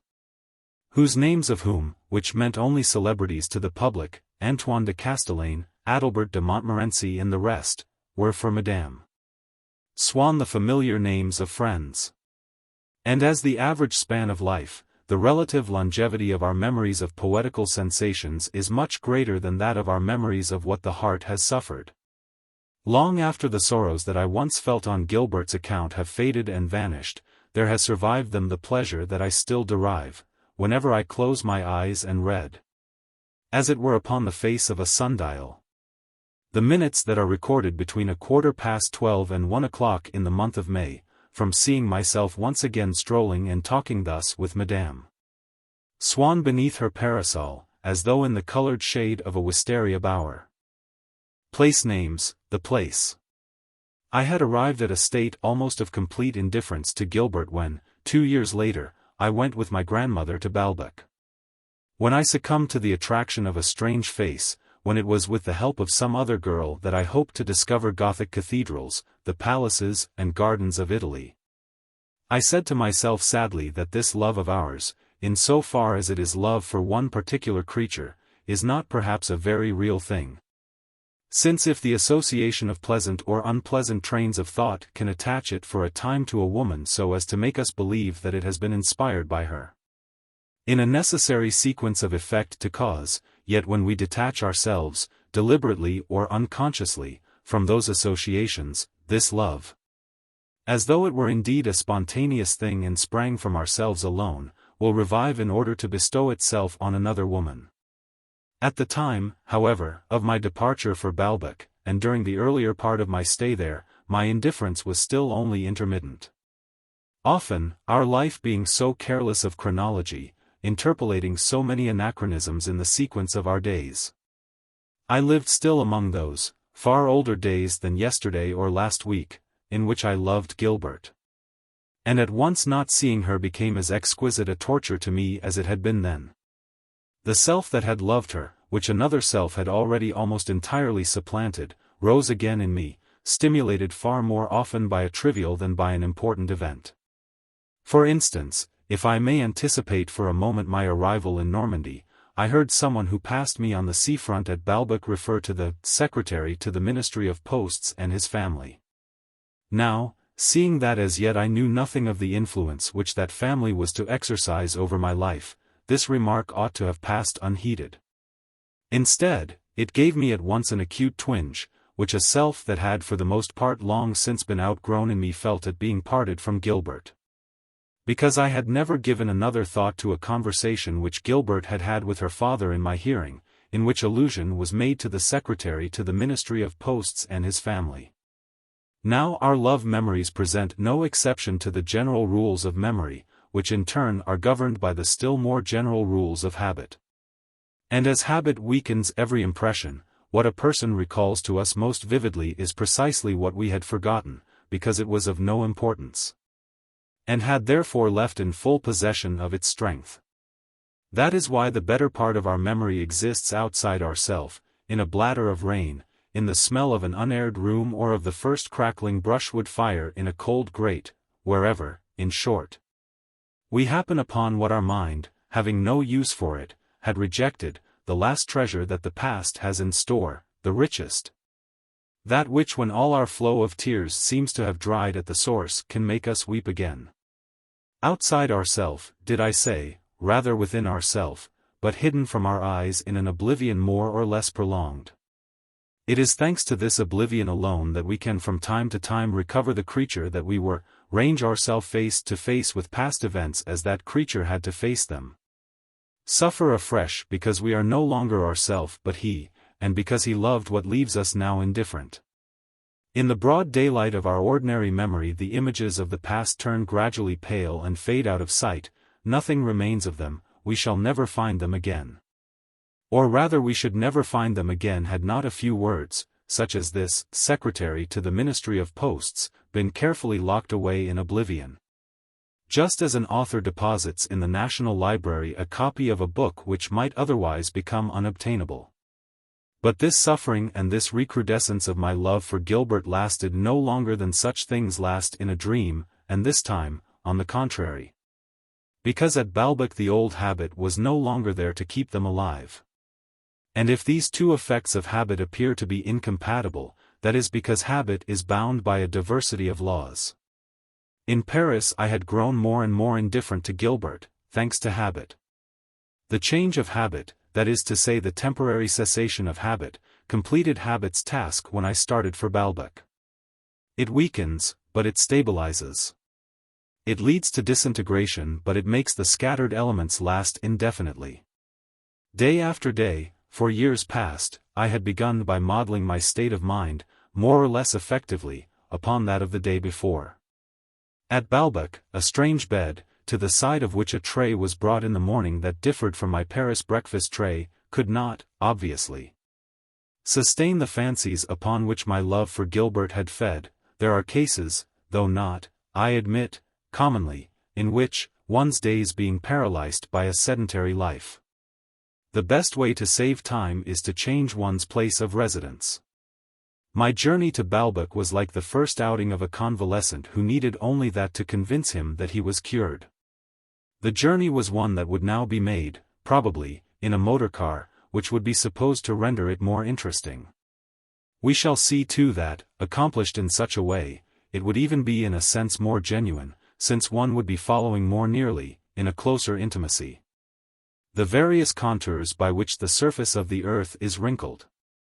But after all, the special attraction of the journey lies not in our being able to alight at places on the way and to stop altogether as soon as we grow tired, but in its making the difference between departure and arrival not as imperceptible but as intense as possible, so that we are conscious of it in its totality, intact, as it existed in our mind when imagination bore us from the place in which we were living right to the very heart of a place we longed to see. In a single sweep which seemed miraculous to us not so much because it covered a certain distance as because it united two distinct individualities of the world, took us from one name to another name.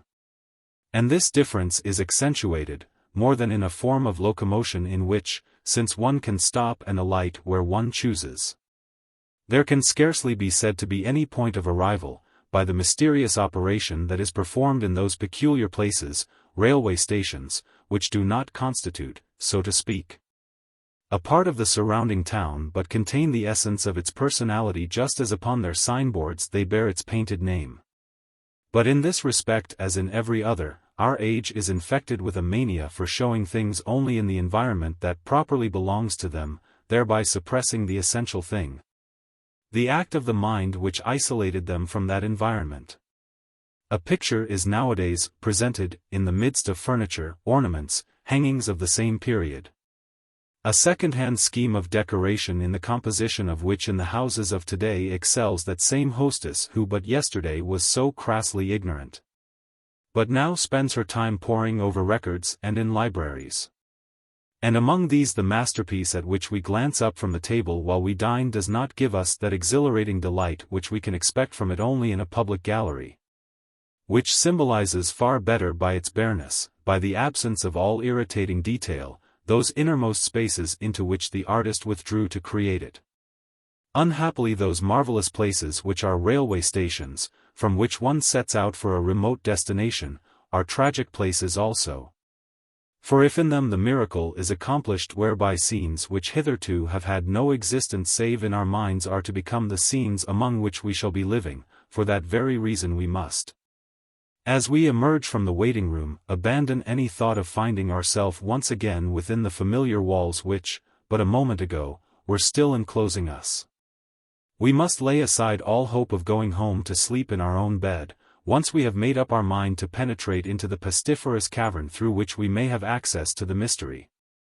Into one of those vast, glass-roofed sheds, like that of Saint Lazare, into which I must go to find the train for Balbec, and which extended over the rent bowels of the city, one of those bleak and boundless skies, heavy with an accumulation of dramatic menaces, like certain skies painted with an almost Parisian modernity by Montaigne or Veronese, beneath which could be accomplished only some solemn and tremendous act, such as a departure by train or the elevation of the cross. So long as I had been content to look out from the warmth of my own bed in Paris at the Persian church of Balbec, shrouded in driving sleet, no sort of objection to this journey had been offered by my body. Its objections began only when it had gathered that it would of itself to take part in the journey, and that on the evening of my arrival I should be shown to my room which to my body would be unknown. Its revolt was all the more deep-rooted in that on the very eve of my departure I learned that my mother would not be coming with us, my father, who would be kept busy at the ministry until it was time for him to start for Spain with M. de Norpois, having preferred to take a house in the neighborhood of Paris. On the other hand, the spectacle of Balbec seemed to me none the less desirable because I must purchase it at the price of a discomfort which, on the contrary, I felt to indicate and to guarantee the reality of the impression which I was going there to seek, an impression the place of which no spectacle of professedly equal value, no panorama, which I might have gone to see without being thereby precluded from returning home to sleep in my own bed, could possibly have filled. It was not for the first time that I felt that those who love and those who find pleasure are not always the same. I believed myself to be longing fully as much for Balbec as the doctor who was treating me, when he said to me, surprised, on the morning of our departure, to see me look so unhappy. I don't mind telling you that if I could only manage a week to go down and get a blow by the sea, I shouldn't wait to be asked twice. You'll be having races, regattas, you don't know what all. But I had already learned the lesson, long before I was taken to hear Burma, that, whatever it might be that I loved, it would never be attained save at the end of a long and heartrending pursuit, in the course of which I should have first to sacrifice my own pleasure to that paramount good instead of seeking it there. My grandmother, naturally enough, looked upon our exodus from a somewhat different point of view. And, for she was still as anxious as ever that the presents which were made me should take some artistic form, had planned, so that she might be offering me, of this journey, a print that was, at least, in parts old, that we should repeat, partly by rail and partly by road, the itinerary that Madame de Sévigné followed when she went from Paris to Lorient by way of Chalons and the Pont-Audemer. But my grandmother had been obliged to abandon this project, at the instance of my father who knew, whenever she organized any expedition with a view to extracting from it the utmost intellectual benefit that it was capable of yielding, what a tale there would be to tell of missed trains, lost luggage, sore throats and broken rules. She was free at least to rejoice in the thought that never, when the time came for us to sally forth to the beach, should we be exposed to the risk of being kept indoors by the sudden appearance of what her beloved Sévigné calls a beast of a coachload, since we should know not a soul at Balbec, Legrandin having refrained from offering us a letter of introduction to his sister.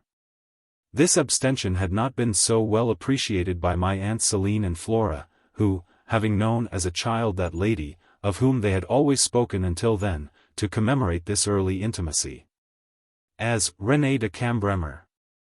And having had from her and still possessing a number of those little presents which continue to ornament a room or a conversation but to which the feeling between the parties no longer corresponds, imagine that they were avenging the insult offered to us by never uttering again, when they called upon Madame Legrandin, the name of her daughter, confining themselves to a mutual congratulation. Once they were safely out of the house, I made no reference to you know whom. I think that went home. And so we were simply to leave Paris by that 1:22 train which I had too often beguiled myself by looking out in the railway timetable, where its itinerary never failed to give me the emotion, almost the illusion of starting by it, not to feel that I already knew it. As the delineation in our mind of the features of any form of happiness depends more on the nature of the longings that it inspires in us than the accuracy of the information which we have about it, I felt that I knew this train in all its details, nor did I doubt that I should feel, sitting in one of its compartments, a special delight as the day began to cool. Should be contemplating this or that view as the train approached one or another station. So much so that this train, which always brought to my mind's eye the images of the same towns, which I bathed in the sunlight of those post-meridian hours through which it sped, seemed to me to be different from every other train. And I had ended, as we are apt to do with a person whom we have never seen but of whom we like to believe that we have won his friendship, by giving a distinct and unalterable cast of countenance to the traveler. Artistic, golden-haired, who would thus have taken me with him upon his journey, and to whom I should bid farewell beneath the cathedral of St. Lo, before he hastened to overtake the setting sun. As my grandmother could not bring herself to do anything so stupid as to go straight to Balbec, she was to break the journey halfway, staying the night with one of her friends, from whose house I was to proceed the same evening, so as not to be in the way there, and also in order that I might arrive by daylight and see Balbec Church, which, we had learned, was at some distance from Balbec Plage, so that I might not have a chance to visit it later on, when I had begun my course of baths. And perhaps it was less painful for me to feel that the desirable goal of my journey stood between me and that cruel first night on which I should have to enter a new habitation, and consent to dwell there. But I had first to leave the old. My mother had arranged to move in, that afternoon, at St. Cloud, and had made, or pretended to make all the arrangements for going there directly after she had seen us off at the station, without needing to call again at our own house, to which she was afraid that I might otherwise feel impelled at the last moment, instead of going to Balbec, to return with her. In fact, on the pretext of having so much to see to in the house which she had just taken and of being pressed for time, but in reality so as to spare me the cruel ordeal of a long-drawn parting, she had decided not to wait with us until that moment of the signal to start, at which, concealed hitherto among ineffective comings and goings and preparations that lead to nothing definite, separation is made suddenly manifest, impossible to endure when it is no longer possibly to be avoided, concentrated in its entirety in one enormous instant of impotent and supreme lucidity. For the first time I began to feel that it was possible that my mother might live without me, otherwise than for me, a separate life. She was going to stay with my father, whose existence it may have seemed to her that my feeble health, my nervous excitability complicated somewhat and saddened. This separation made me all the more wretched because I told myself that it probably marked for my mother an end of the successive disappointments which I had caused her, of which she had never said a word to me but which had made her realize the difficulty of our taking our holidays together, and perhaps also the first trial of a form of existence to which she was beginning, now, to resign herself for the future, as the years crept on for my father and herself. An existence in which I should see less of her, in which, a thing that not even in my nightmares had yet been revealed to me, she would already have become something of a stranger. A lady who might be seen going home by herself to a house in which I should not be, asking the porter whether there was not a letter for her from me. I could scarcely answer the man in the station who offered to take my bag. My mother, to comfort me, tried the methods which seemed to her most efficacious. Thinking it to be useless to appear not to notice my unhappiness, she gently teased me about it. Well, And what would Balbec Church say if it knew that people pulled long faces like that when they were going to see it? Surely this is not the enraptured tourist Ruskin speaks of. Besides, I shall know if you rise to the occasion. Even when we are miles apart I shall still be with my little man. You shall have a letter tomorrow from Mamma. My dear, said my grandmother, I picture you like Madame de Sévigné, your eyes glued to the map, and never losing sight of us for an instant. Then Mamma sought to distract my mind, asked me what I thought of having for dinner, drew my attention to Françoise, complimented her on a hat and cloak which she did not recognize. In spite of their having horrified her long ago when she first saw them, new, upon my great-aunt, one with an immense bird towering over it, the other decorated with a hideous pattern and jet beads. But the cloak having grown too shabby to wear, Françoise had had it turned, exposing an inside of plain cloth and quite a good color. As for the bird, it had long since come to grief and been thrown away. And just as it is disturbing, sometimes, to find the effects which the most conscious artists attain only by an effort occurring in a folk song. On the wall of some peasant's cottage where above the door, at the precisely right spot in the composition, blooms a white or yellow rose, so the velvet band. The loop of ribbon which would have delighted one in a portrait by Chardin or Whistler, Françoise had set with a simple but unerring taste upon the hat, which was now charming. To take a parallel from an earlier age, the modesty and integrity which often gave an air of nobility to the face of our old servant having spread also to the garments which, as a woman reserved but not humbled, who knew how to hold her own and to keep her place, she had put on for the journey so as to be fit to be seen in our company without at the same time seeming or wishing to make herself conspicuous, Françoise in the cherry-colored cloth, now faded, of her cloak, and the discreet nap of her fur collar, brought to mind one of those miniatures of Anne of Brittany painted in books of hours by an old master, in which everything is so exactly in the right place. The sense of the whole is so evenly distributed throughout the parts that the rich and obsolete singularity of the costume expresses the same pious gravity as the eyes, lips and hands. Of thought, in relation to Françoise, one could hardly speak.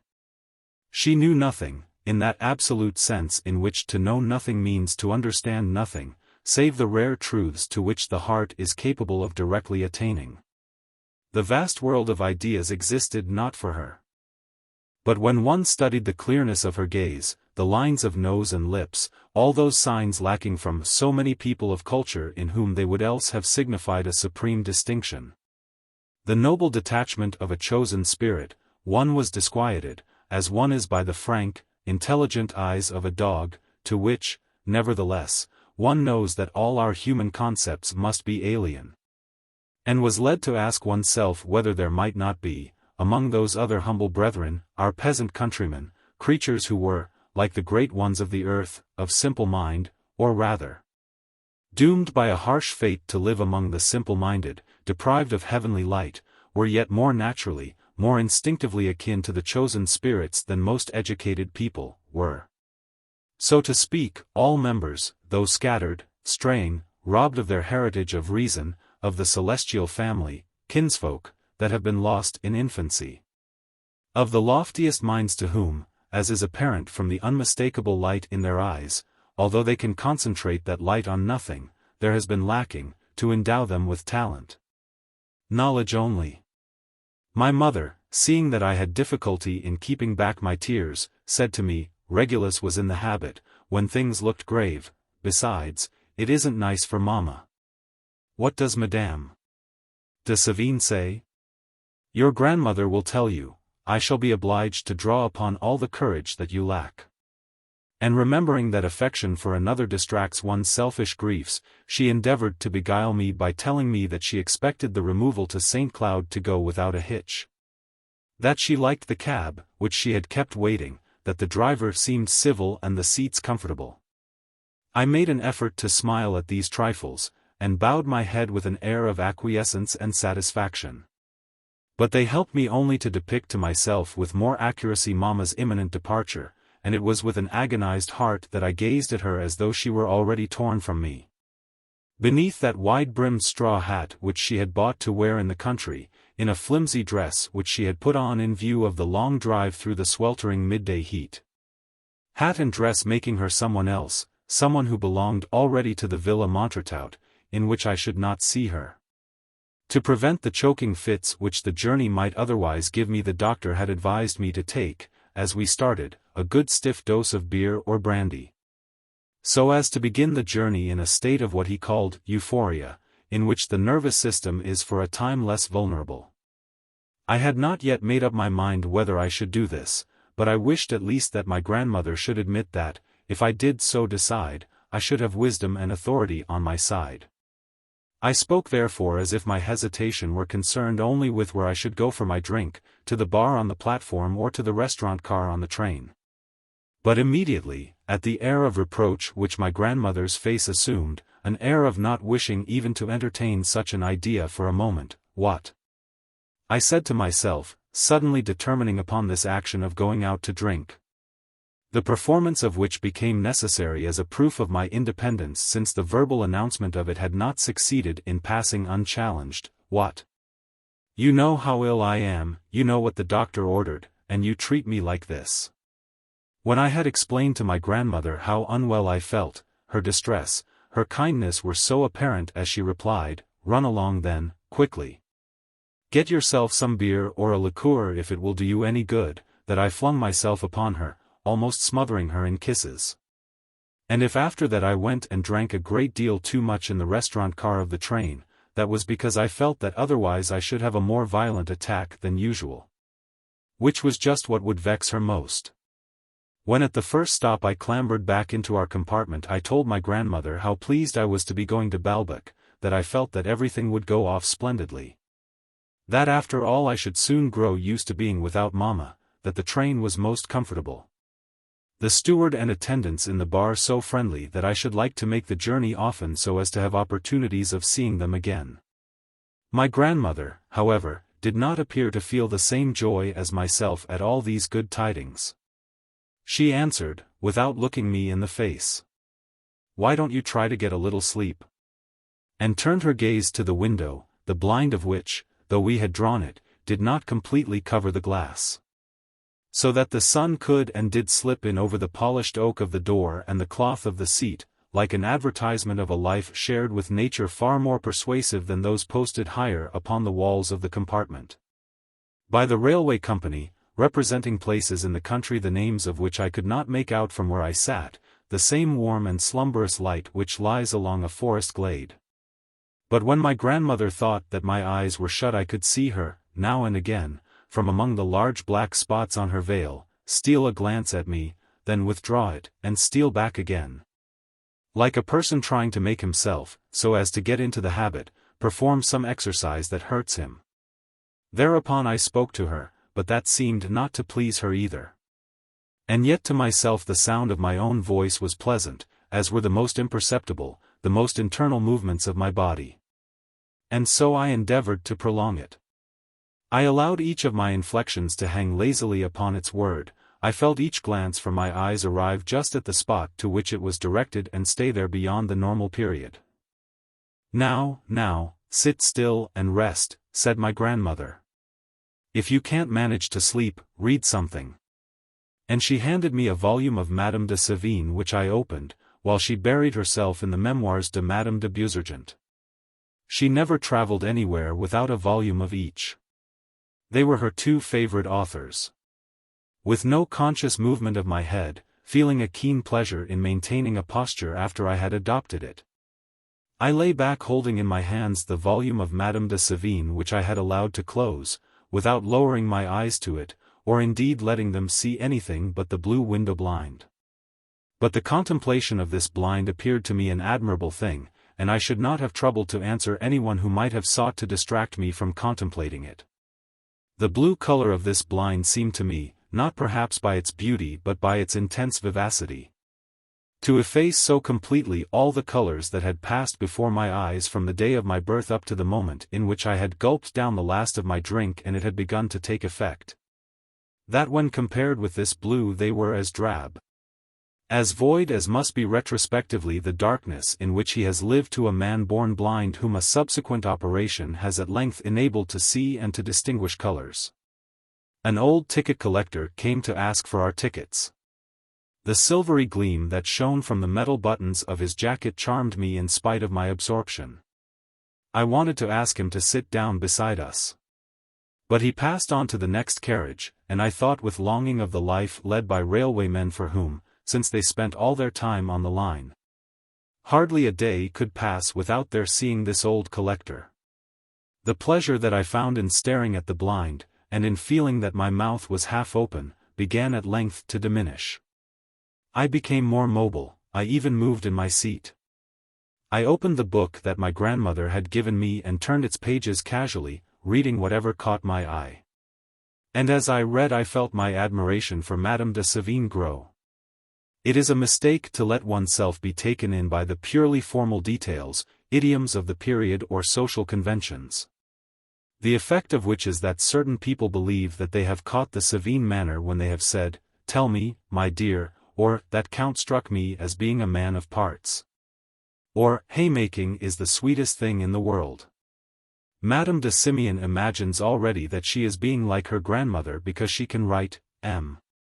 de la Boulaye is bearing wonderfully, sir, and is in excellent condition to hear the news of his death, or, "Oh, my dear Marquis, how your letter enchanted me. What can I do but answer it?" Or, "Meseems, sir, that you owe me a letter, and I owe you some boxes of bergamot. I discharge my debt to the number of 8, others shall follow. Never has the soil borne so many. Apparently for your gratification."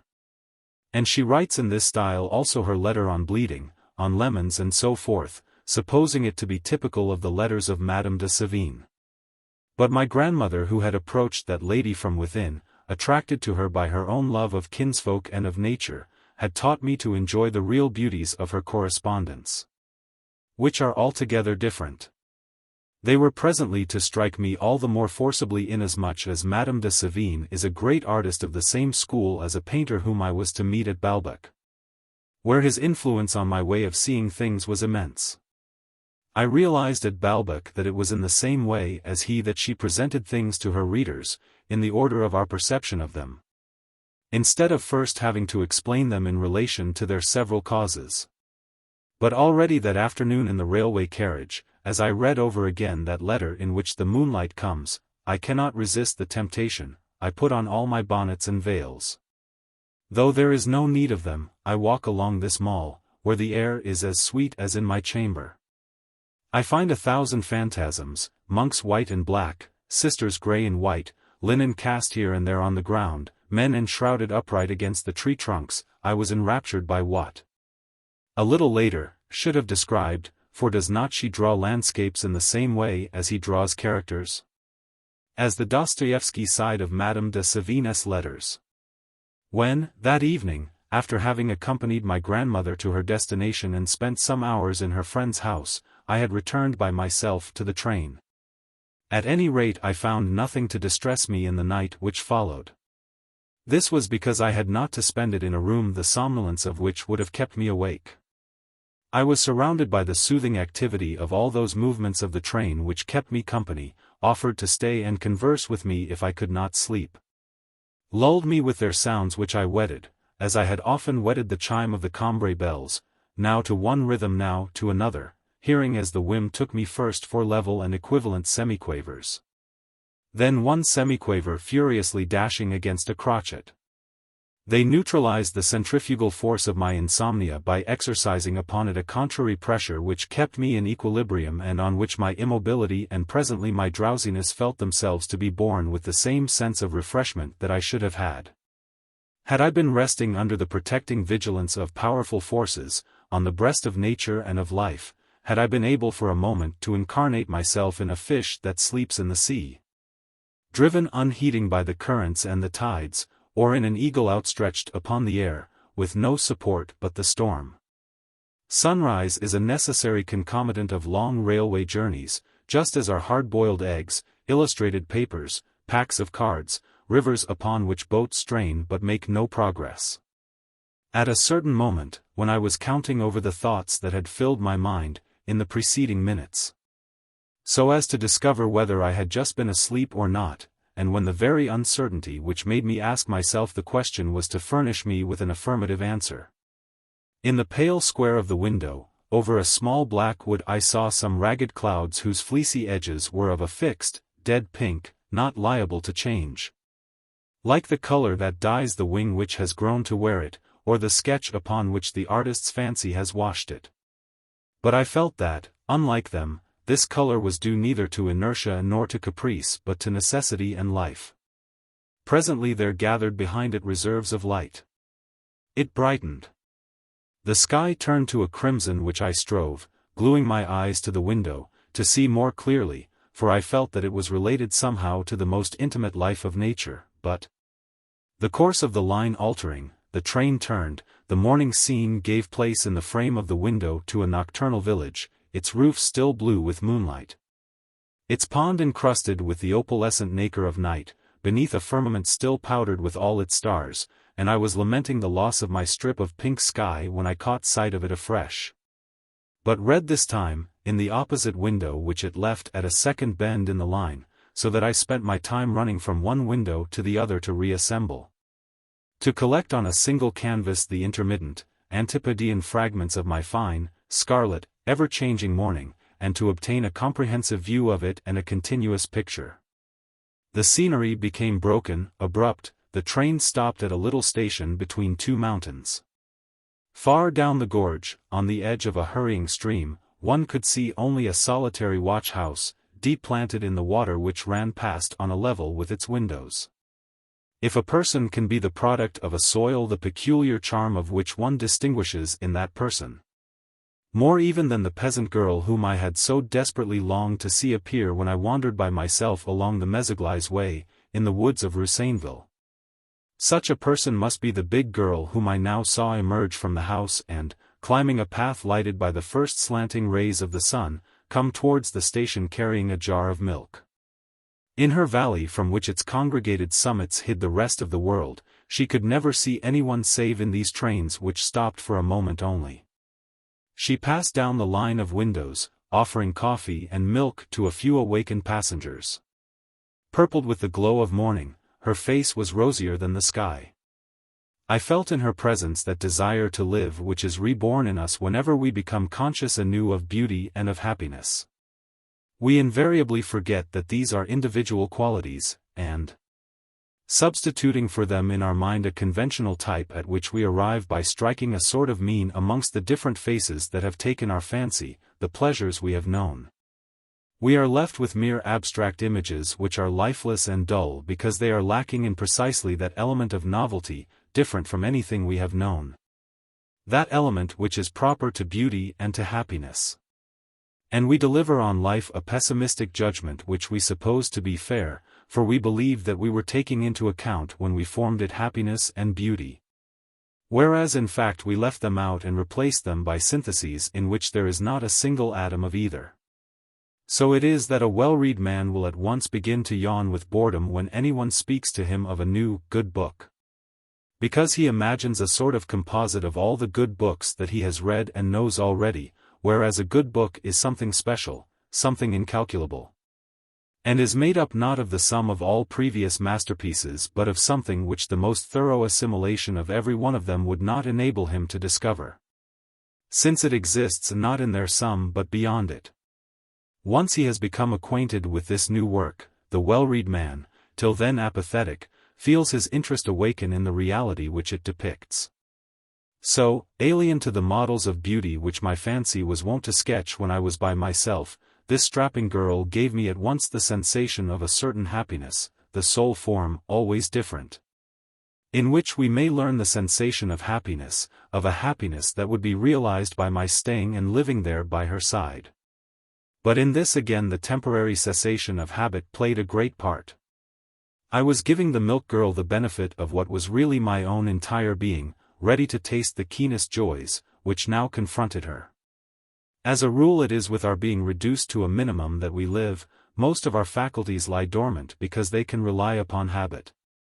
which knows what there is to be done and has no need of their services.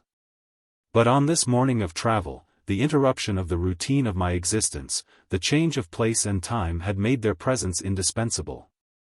My habits, which were sedentary and not matutinal, played me false, and all my faculties came hurrying to take their place, viewing with one another in their zeal, rising, each of them, like waves in a storm, to the same unaccustomed level, from the basest to the most exalted, from breath, appetite, the circulation of my blood to receptivity and imagination.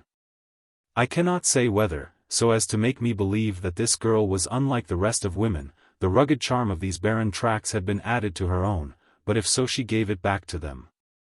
Life would have seemed an exquisite thing to me if only I had been free to spend it, hour after hour, with her, to go with her to the stream, to the cow, to the train, to be always at her side. To feel that I was known to her, had my place in her thoughts. She would have initiated me into the delights of country life and of the first hours of the day. I signaled to her to give me some of her coffee. I felt that I must be noticed by her. She did not see me. I called to her. Above her body, which was of massive build, the complexion of her face was so burnished and so ruddy that she appeared almost as though I were looking at her through a lighted window. She had turned and was coming towards me. I could not take my eyes from her face, which grew larger as she approached, like a sun which it was somehow possible to arrest in its course and draw towards one, letting itself be seen at close quarters, blinding the eyes with its blaze of red and gold. She fastened on me her penetrating stare, but while the porters ran along the platform shutting doors the train had begun to move. I saw her leave the station and go down the hill to her home. It was broad daylight now, I was speeding away from the dawn. Whether my exaltation had been produced by this girl or had on the other hand been responsible for most of the pleasure that I had found in the sight of her, in the sense of her presence. In either event she was so closely associated with it that my desire to see her again was really not so much a physical as a mental desire, not to allow this state of enthusiasm to perish utterly. Not to be separated forever from the person who, although quite unconsciously, had participated in it. It was not only because this state was a pleasant one. It was principally because, just as increased tension upon a cord or accelerated vibration of a nerve produces a different sound or color, it gave another tonality to all that I saw. Introduced me as an actor upon the stage of an unknown and infinitely more interesting universe. That handsome girl whom I still could see, while the train gathered speed, was like part of a life other than the life that I knew, separated from it by a clear boundary, in which the sensations that things produced in me were no longer the same, from which to return now to my old life would be almost suicide. To procure myself the pleasure of feeling that I had at least an attachment to this new life, it would suffice that I should live near enough to the little station to be able to come to it every morning for a cup of coffee from the girl. But alas, she must be forever absent from the other life towards which I was being borne with ever-increasing swiftness. A life to the prospect of which I resigned myself only by weaving plans that would enable me to take the same train again some day and to stop at the same station. A project which would have the further advantage of providing with subject matter the selfish, active, practical, mechanical, indolent, centrifugal tendency which is that of the human mind. For our mind turns readily aside from the effort which is required if it is to analyze in itself, in a general and disinterested manner, a pleasant impression which we have received. And as, on the other hand, we wish to continue to think of that impression, the mind prefers to imagine it in the future tense, which while it gives us no clue as to the real nature of the thing, saves us the trouble of recreating it in our own consciousness and allows us to hope that we may receive it afresh from without. Certain names of towns, Vézelay or Chartres, Bourges or Beauvais, serve to indicate, by abbreviation, the principal church in those towns. This partial acceptation, in which we are so accustomed to take the word, comes at length, if the names in question are those of places that we do not yet know, to fashion for us a mold of the name as a solid whole, which from that time onwards, whenever we wish it to convey the idea of the town, of that town which we have never seen, will impose on it, as on a cast, the same carved outlines, in the same style of art. Will make of the town a sort of vast cathedral. It was, nevertheless, in a railway station, above the door of a refreshment room, that I read the name, almost Persian in style, of Baalbek. I strode buoyantly through the station and across the avenue that led past it. I asked my way to the beach so as to see nothing in the place but its church and the sea. People seemed not to understand what I meant. Old Baalbek, Baalbek and Tara, at which I had arrived, had neither beach nor harbor. It was, most certainly, in the sea that the fishermen had found, according to the legend, the miraculous Christ. Of which a window in the church that stood a few yards from where I now was recorded the discovery. It was indeed from cliffs battered by the waves that had been quarried the stone of its nave and towers. But this sea, which for those reasons I had imagined as flowing up to die at the foot of the window, was 12 miles away and more, at Baalbek plage, and, rising beside its cupola, that steeple. Which, because I had read that it was itself a rugged Norman cliff on which seeds were blown and sprouted, round which the seabirds wheeled.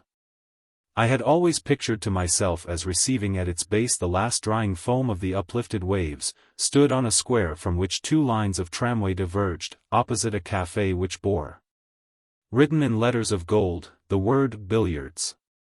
It stood out against a background of houses with the roofs of which no upstanding mast was blended. And the church, entering my mind with the café, with the passing stranger of whom I had had to ask my way, with the station to which presently I should have to return, made part of the general whole. Seemed an accident, a byproduct of this summer afternoon, in which its mellow and distended dome against the sky was like a fruit of which the same light that bathed the chimneys of the houses was ripening the skin, pink, glowing, melting soft. But I wished only to consider the eternal significance of the carvings when I recognized the apostles, which I had seen in casts in the Trocadero Museum, and which on either side of the Virgin, before the deep bay of the porch, were awaiting me as though to do me reverence. With their benign, blunt, mild faces and bowed shoulders they seemed to be advancing upon me with an air of welcome, singing the Alleluia of a fine day. But it was evident that their expression was unchanging as that on a dead man's face, and could be modified only by my turning about to look at them in different aspects. I said to myself, here I am, this is the church of Baalbek. This square, which looks as though it were conscious of its glory, is the only place in the world that possesses Baalbek church. All that I have seen so far have been photographs of this church, and of these famous apostles, this Virgin of the porch, mere casts only. Now it is the church itself, the statue itself. These are the unique things, this is something far greater. It was something less, perhaps, also. As a young man on the day of an examination or of a duel feels the question that he has been asked, the shot that he has fired, to be a very little thing when he thinks of the reserves of knowledge and of valor that he possesses and would like to have displayed, so my mind, which had exalted the Virgin of the porch far above the reproductions that I had had before my eyes, inaccessible by the vicissitudes which had power to threaten them, intact although they were destroyed, ideal, endowed with universal value, was astonished to see the statue which it had carved 1,000 times, reduced now to its own apparent form in stone, occupying, on the radius of my outstretched arm, a place in which it had for rivals an election placard and the point of my stick, fettered to the square. Inseparable from the head of the main street, powerless to hide from the gaze of the café and of the omnibus office, receiving on its face half of that ray of the setting sun, half, presently, in few hours' time, of the light of the street lamp, of which the bank building received the other half, tainted simultaneously with that branch office of a money-lending establishment by the smells from the pastrycook's oven, subjected to the tyranny of the individual to such a point that, if I had chosen to scribble my name upon that stone, it was she, the illustrious Virgin whom until then I had endowed with a general existence and an intangible beauty, the Virgin of Baalbek. The unique, which meant, alas, the only one, who, on her body coated with the same soot as defiled the neighboring houses, would have displayed, powerless to rid herself of them, to all the admiring strangers come there to gaze upon her, the marks of my piece of chalk and the letters of my name. It was she, indeed, the immortal work of art, so long desired, whom I found, transformed, as was the church itself, into a little old woman in stone whose height I could measure and count her wrinkles. But time was passing, I must return to the station, where I was to wait for my grandmother and Françoise, so that we should all arrive at Balbec-Plage together. I reminded myself of what I had read about Balbec, of Swann saying, "It is exquisite, as fine as Sienna." And casting the blame for my disappointment upon various accidental causes, such as the state of my health, my exhaustion after the journey, my incapacity for looking at things properly, I endeavored to console myself with the thought that other towns remained still intact for me, that I might soon, perhaps, be making my way, as into a shower of pearls, into the cool pattering sound that dripped from Quimperle, cross that green water lit by a rosy glow in which Pont-Aven was bathed. But as for Balbec, no sooner had I set foot in it than it was as though I had broken open a name which ought to have been kept hermetically closed, and into which, seizing at once the opportunity that I had imprudently given them when I expelled all the images that had been living in it until then, a tramway, a café, people crossing the square, the local branch of a bank, irresistibly propelled by some external pressure, by a pneumatic force, had come crowding into the interior of those two syllables which, closing over them, let them now serve as a border to the porch of the Persian church, and would never henceforward cease to contain them. In the little train of the local railway company which was to take us to Balbec-Plage I found my grandmother, but found her alone, for, imagining that she was sending Françoise on ahead of her, so as to have everything ready before we arrived, but having mixed up her instructions, she had succeeded only in packing off Françoise in the wrong direction, who at that moment was being carried down all unsuspectingly, at full speed, to Nantes, and would probably wake up next morning at Bordeaux. No sooner had I taken my seat in the carriage, filled with the fleeting light of sunset and with the lingering heat of the afternoon, the former enabling me, alas, to see written clearly upon my grandmother's face how much the latter had tired her, than she began, "Well, and Balbec?" With a smile so brightly illuminated by her expectation of the great pleasure which she supposed me to have been enjoying that I dared not at once confess to her my disappointment. Besides, the impression which my mind had been seeking occupied it steadily less as the place drew nearer to which my body would have to become accustomed. At the end, still more than an hour away, of this journey I was trying to form a picture of the manager of the hotel at Balbec, to whom I, at that moment, did not exist. And I should have liked to be going to present myself to him in more impressive company than that of my grandmother, who would be certain to ask for a reduction of his terms. The only thing positive about him was his haughty condescension, his lineaments were still vague. Every few minutes the little train brought us to a standstill in one of the stations which came before Balbec-Plage, stations the mere names of which, Incarville, Marcaville, Deauville, Pontet-Couleuvre, Arambouville, Saint-Mars-le-Vieux, Hermanville, Maineville, seemed to me outlandish. Whereas if I had come upon them in a book I should at once have been struck by their affinity to the names of certain places in the neighborhood of Cambrai. But to the trained ear two musical airs, consisting each of so many notes, several of which are common to them both, will present no similarity whatever if they differ in the color of their harmony and orchestration. So it was that nothing could have reminded me less than these dreary names, made up of sand, of space too airy and empty and of salt, out of which the termination ville always escaped.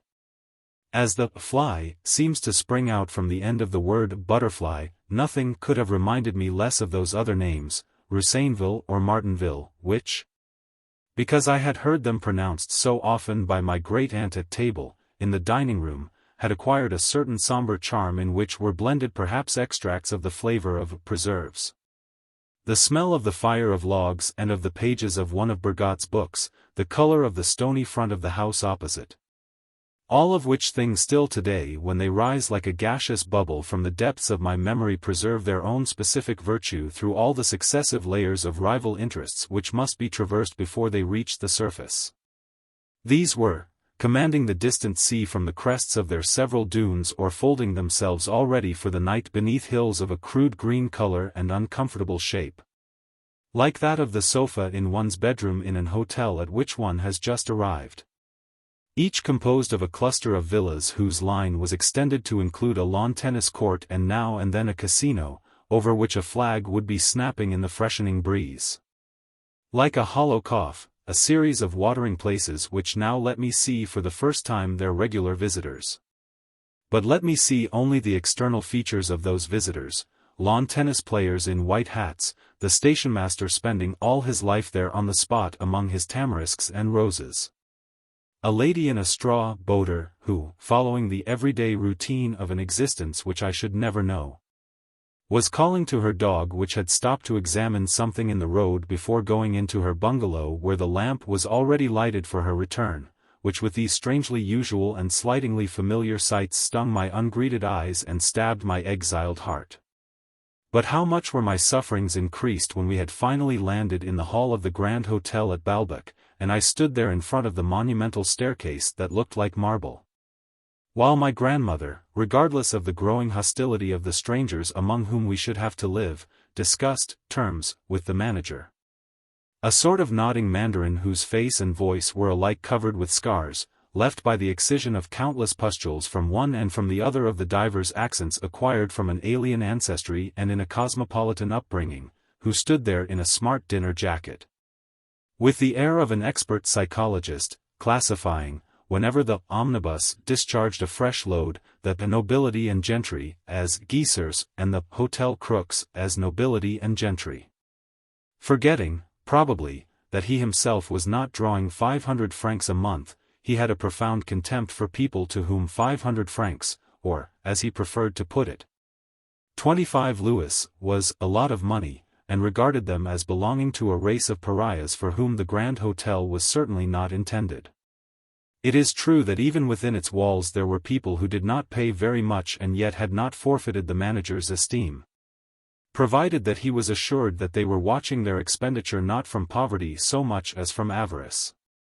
For this could in no way lower their standing, since it is a vice and may consequently be found at every grade of social position. Social position was the one thing by which the manager was impressed, social position, or rather the signs which seemed to him to imply that it was exalted. Such as not taking one's hat off when one came into the hall, wearing knickerbockers, or an overcoat with a waist, and taking a cigar with a band of purple and gold out of a crushed morocco case, to none of which advantages could I, alas, lay claim.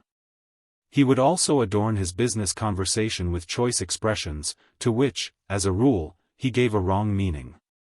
While I heard my grandmother, who showed no sign of annoyance at his listening to her with his hat on his head and whistling through his teeth at her, ask him in an artificial voice, "And what are your charges?" "Oh, far too high for my little budget." Waiting upon a bench, I sought refuge in the innermost depths of my own consciousness, strove to migrate to a plane of eternal thoughts, to leave nothing of myself, nothing that lived and felt on the surface of my body, anesthetized as are those of animals which by inhibition feign death when they are attacked, so as not to suffer too keenly in this place, with which my total unfamiliarity was made all the more evident to me when I saw the familiarity that seemed at the same moment to be enjoyed by a smartly dressed lady for whom the manager showed his respect by taking liberties with the little dog that followed her across the hall. The young blood with a feather in his hat who asked, as he came in, "Any letters?" All these people to whom it was an act of homecoming to mount those stairs of imitation marble, and at the same time the triple frown of Minos, Aeacus and Rhadamanthus, beneath which I plunged my naked soul as into an unknown element where there was nothing now to protect it, was bent sternly upon me by a group of gentlemen who, though little versed perhaps in the art of receiving, yet bore the title, reception clerks, while beyond them again, through a closed wall of glass, were people sitting in a reading room for the description of which I should have had to borrow from Dante alternately the colors in which he paints paradise and hell, according as I was thinking of the happiness of the elect who had the right to sit and read there undisturbed, or of the terror which my grandmother would have inspired in me if, in her insensibility to this sort of impression, she had asked me to go in there and wait for her by myself. My sense of loneliness was further increased a moment later, when I had confessed to my grandmother that I did not feel well, that I thought that we should be obliged to return to Paris. She had offered no protest, saying merely that she was going out to buy a few things which would be equally useful whether we left or stayed, and which, I afterwards learned, were all for my benefit. Françoise having gone off with certain articles which I might need. While I waited for her, I had taken a turn through the streets, packed with a crowd of people who imparted to them a sort of indoor warmth. Streets in which were still open the hairdresser's shop and the pastrycook's, the latter filled with customers eating ices, opposite the statue of Duguay-Trouin. This crowd gave me just about as much pleasure as a photograph of it in one of the illustrateds might give a patient who was turning its pages in the surgeon's waiting room. I was astonished to find that there were people so different from myself that this stroll through the town had actually been recommended to me by the manager as a distraction. And also that the torture chamber which a new place of residence is could appear to some people a continuous amusement, to quote the hotel prospectus, which might, it was true, exaggerate, but was, for all that, addressed to a whole army of clients to whose tastes it must appeal. True, it invoked, to make them come to the Grand Hotel, Balbec, not only the exquisite fare and the fairy-like view across the casino gardens, but also the ordinances of Her Majesty Queen Fashion, which no one may break with impunity, or without being taken for a Boeotian, a charge that no well-bred man would willingly incur. The need that I now had of my grandmother was enhanced by my fear that I had shattered another of her illusions. She must be feeling discouraged, feeling that if I could not stand the fatigue of this journey there was no hope that any change of air could ever do me good. I decided to return to the hotel and to wait for her there. The manager himself came forward and pressed a button, and a person whose acquaintance I had not yet made, labeled lift, who at that highest point in the building, which corresponded to the lantern in a Norman church, was installed like a photographer in his darkroom or an organist in his loft, came rushing down towards me with the agility of a squirrel, tamed, active, caged. Then, sliding upwards again along a steel pillar, he bore me aloft in his train towards the dome of this temple of Mammon. On each floor, on either side of a narrow communicating stair, opened out fanwise a range of shadowy galleries, along one of which, carrying a bolster, a chambermaid came past. I leant to her face, which the gathering dusk made featureless, the mask of my most impassioned dreams of beauty, but read in her eyes as they turned towards me the horror of my own nonentity. Meanwhile, to dissipate, in the course of this interminable ascent, the mortal anguish which I felt in penetrating thus in silence the mystery of this chiaroscuro so devoid of poetry. Lighted by a single vertical line of little windows which were those of the solitary water closet on each landing, I addressed a few words to the young organist, artificer of my journey and my partner in captivity, who continued to manipulate the registers of his instrument and to finger the stops. I apologized for taking up so much room, for giving him so much trouble, and asked whether I was not obstructing him in the practice of an art to which, so as to flatter the performer, I did more than display curiosity. I confessed my strong attachment. But he vouchsafed no answer, whether from astonishment at my words, preoccupation with what he was doing, regard for convention, hardness of hearing, respect for holy ground, fear of danger, slowness of understanding, or by the manager's orders. There is perhaps nothing that gives us so strong an impression of the reality of the external world as the difference in the positions, relative to ourself, of even a quite unimportant person before we have met him and after. I was the same man who had taken, that afternoon, the little train from Balbec to the coast. I carried in my body the same consciousness. But on that consciousness, in the place where, at 6 o'clock, there had been, with the impossibility of forming any idea of the manager, the Grand Hotel or its occupants, a vague and timorous impatience for the moment at which I should reach my destination, were to be found now the pustules excised from the face of the cosmopolitan manager. He was, as a matter of fact, a naturalized Monegasque, although, as he himself put it, for he was always using expressions which he thought distinguished without noticing that they were incorrect, of Romanian originality, his action in ringing for the lift boy himself, A whole frieze of puppet show characters issuing from that Pandora's box which was the Grand Hotel, undeniable, irremovable, and, like everything that is realized, sterilizing. But at least this change, which I had done nothing to bring about, proved to me that something had happened which was external to myself, however devoid of interest that thing might be, and I was like a traveler who, having had the sun in his face when he started, concludes that he has been for so many hours on the road when he finds the sun behind him. I was half dead with exhaustion, I was burning with fever, would gladly have gone to bed, but I had no night things. I should have liked at least to lie down for a little while on the bed, but what good would that have done me? Seeing that I should not have been able to find any rest there for that mass of sensations which is for each of us his sentient if not his material body. And that the unfamiliar objects which encircled that body, forcing it to set its perceptions on the permanent footing of a vigilant and defensive guard, would have kept my sight, my hearing, all my senses in a position as cramped and comfortless, even if I had stretched out my legs, as that of Cardinal La Balue in the cage in which he could neither stand nor sit. It is our noticing them that puts things in a room, our growing used to them that takes them away again and clears a space for us. Space there was none for me in my bedroom, mine in name only, at Balbec. It was full of things which did not know me, which flung back at me the distrustful look that I had cast at them, and, without taking any heed of my existence, showed that I was interrupting the course of theirs.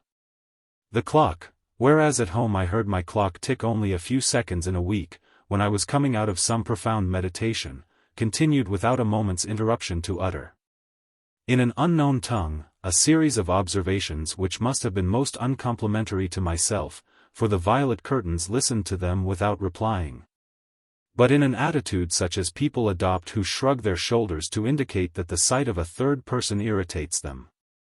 They gave to this room with its lofty ceiling a semi-historical character which might have made it a suitable place for the assassination of the Duc de Guise, and afterwards for parties of tourists personally conducted by one of Messrs. Thomas Cook and Sons guides, but for me to sleep in, no. I was tormented by the presence of some little bookcases with glass fronts which ran along the walls, but especially by a large mirror with feet which stood across one corner. For I felt that until it had left the room there would be no possibility of rest for me there. I kept raising my eyes, which the things in my room in Paris disturbed me no more than did my eyelids themselves, for they were merely extensions of my organs. An enlargement of myself, towards the fantastically high ceiling of this belvedere planted upon the summit of the hotel which my grandmother had chosen for me. And in that region more intimate than those in which we see and hear, that region in which we test the quality of odors, almost in the very heart of my inmost self, the smell of flowering grasses next launched its offensive against my last feeble line of trenches, where I stood up to it, not without tiring myself still further, with the futile incessant defense of an anxious sniffing. Having no world, no room, no body now that was not menaced by the enemies thronging round me, invaded to the very bones by fever, I was utterly alone, I longed to die. Then my grandmother came in, and to the expansion of my ebbing heart there opened at once an infinity of space. She was wearing a loose cambric gown which she put on at home whenever any of us was ill, because she felt more comfortable in it, she used to say. For she always ascribed to her actions a selfish motive, and which was, for tending us, for watching by our beds, her servant's livery, her nurse's uniform, her religious habit. But whereas the trouble that servants, nurses, religious take, their kindness to us, the merits that we discover in them and the gratitude that we owe them all go to increase the impression that we have of being, in their eyes, someone different, of feeling that we are alone, keeping in our own hands the control over our thoughts, our will to live. I knew, when I was with my grandmother, that, however great the misery that there was in me, it would be received by her with a pity still more vast. That everything that was mine, my cares, my wishes, would be, in my grandmother, supported upon a desire to save and prolong my life stronger than was my own. And my thoughts were continued in her without having to undergo any deflection, since they passed from my mind into hers without change of atmosphere or of personality. And, like a man who tries to fasten his necktie in front of a glass and forgets that the end which he sees reflected is not on the side to which he raises his hand. Or like a dog that chases along the ground the dancing shadow of an insect in the air, misled by her appearance in the body, as we are apt to be in this world where we have no direct perception of people's souls. I threw myself into the arms of my grandmother and clung with my lips to her face as though I had access thus to that immense heart which she opened to me.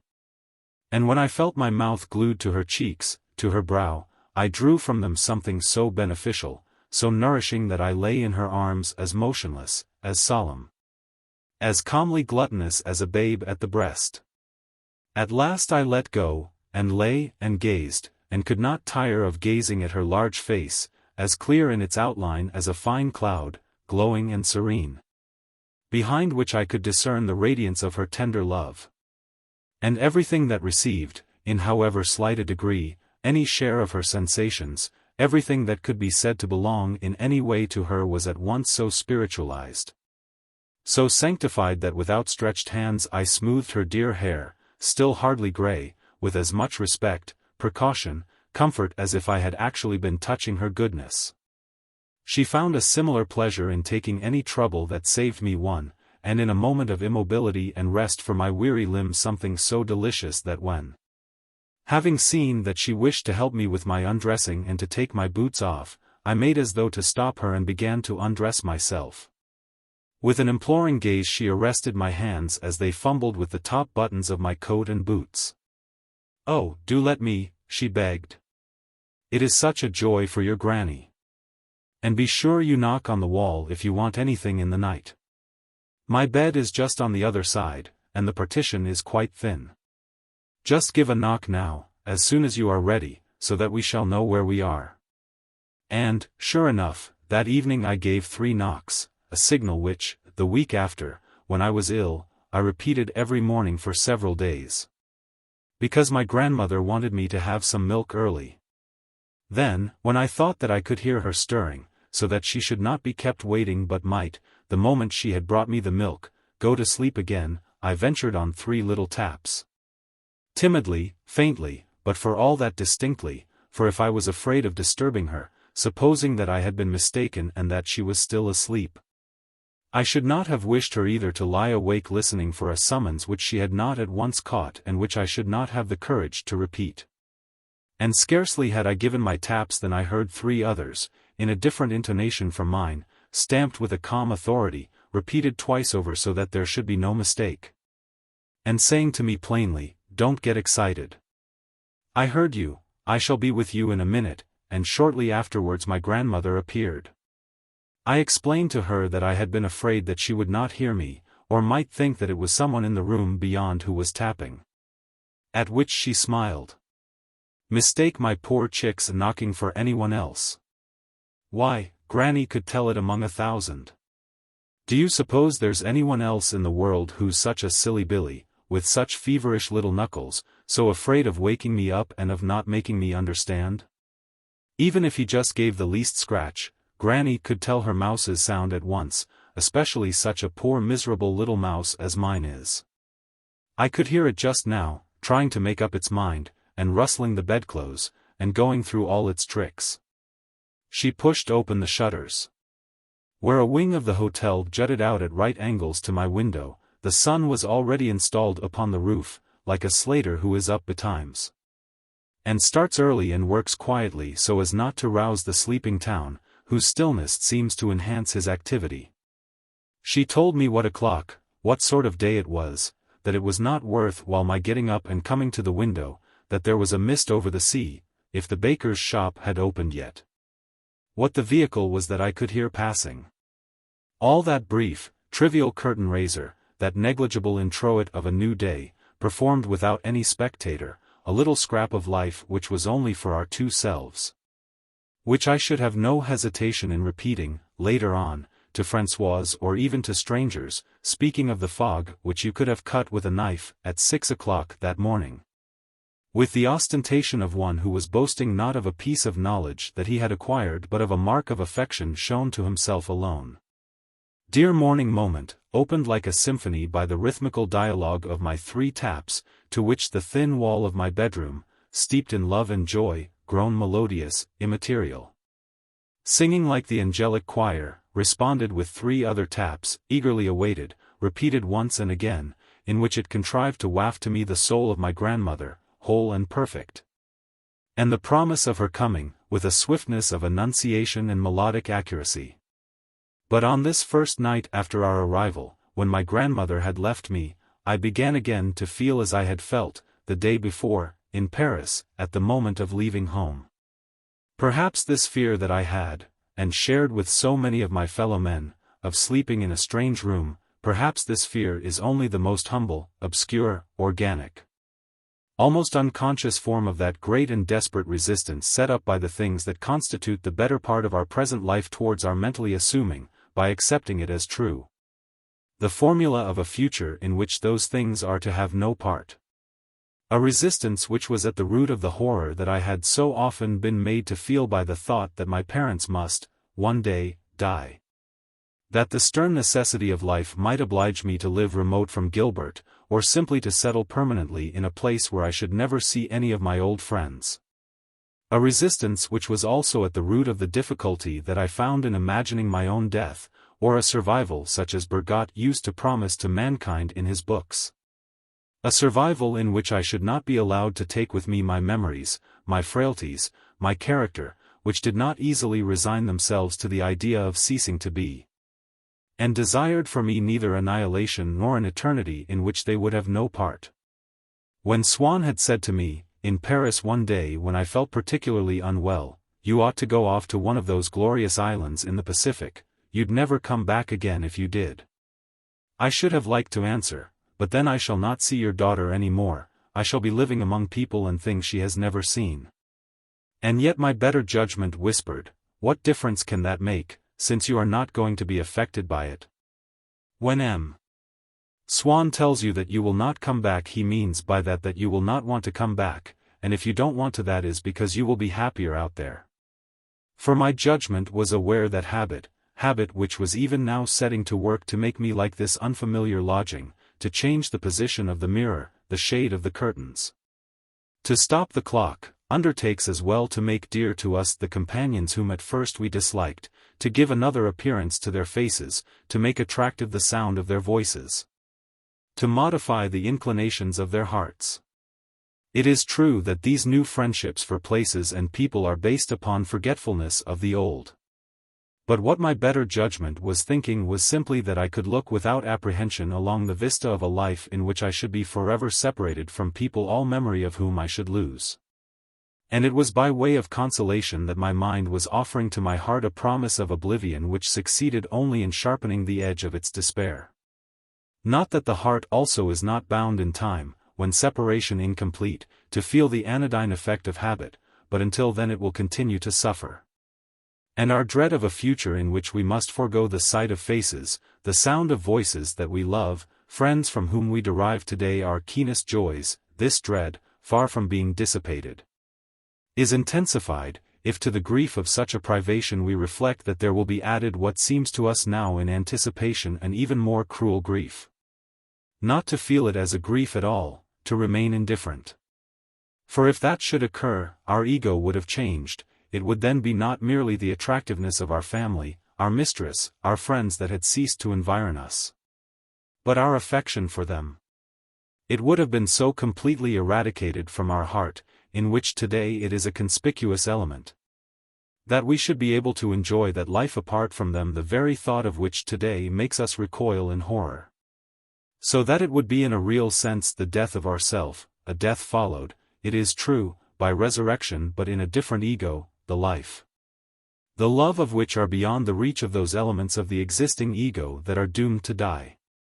It is they, even the meanest of them, such as our obscure attachments to the dimensions, to the atmosphere of a bedroom, that grow stubborn and refuse, in acts of rebellion which we must recognize to be a secret, partial, tangible and true aspect of our resistance to death, of the long resistance, desperate and daily renewed, to a fragmentary and gradual death such as interpolates itself throughout the whole course of our life, tearing away from us at every moment a shred of ourself.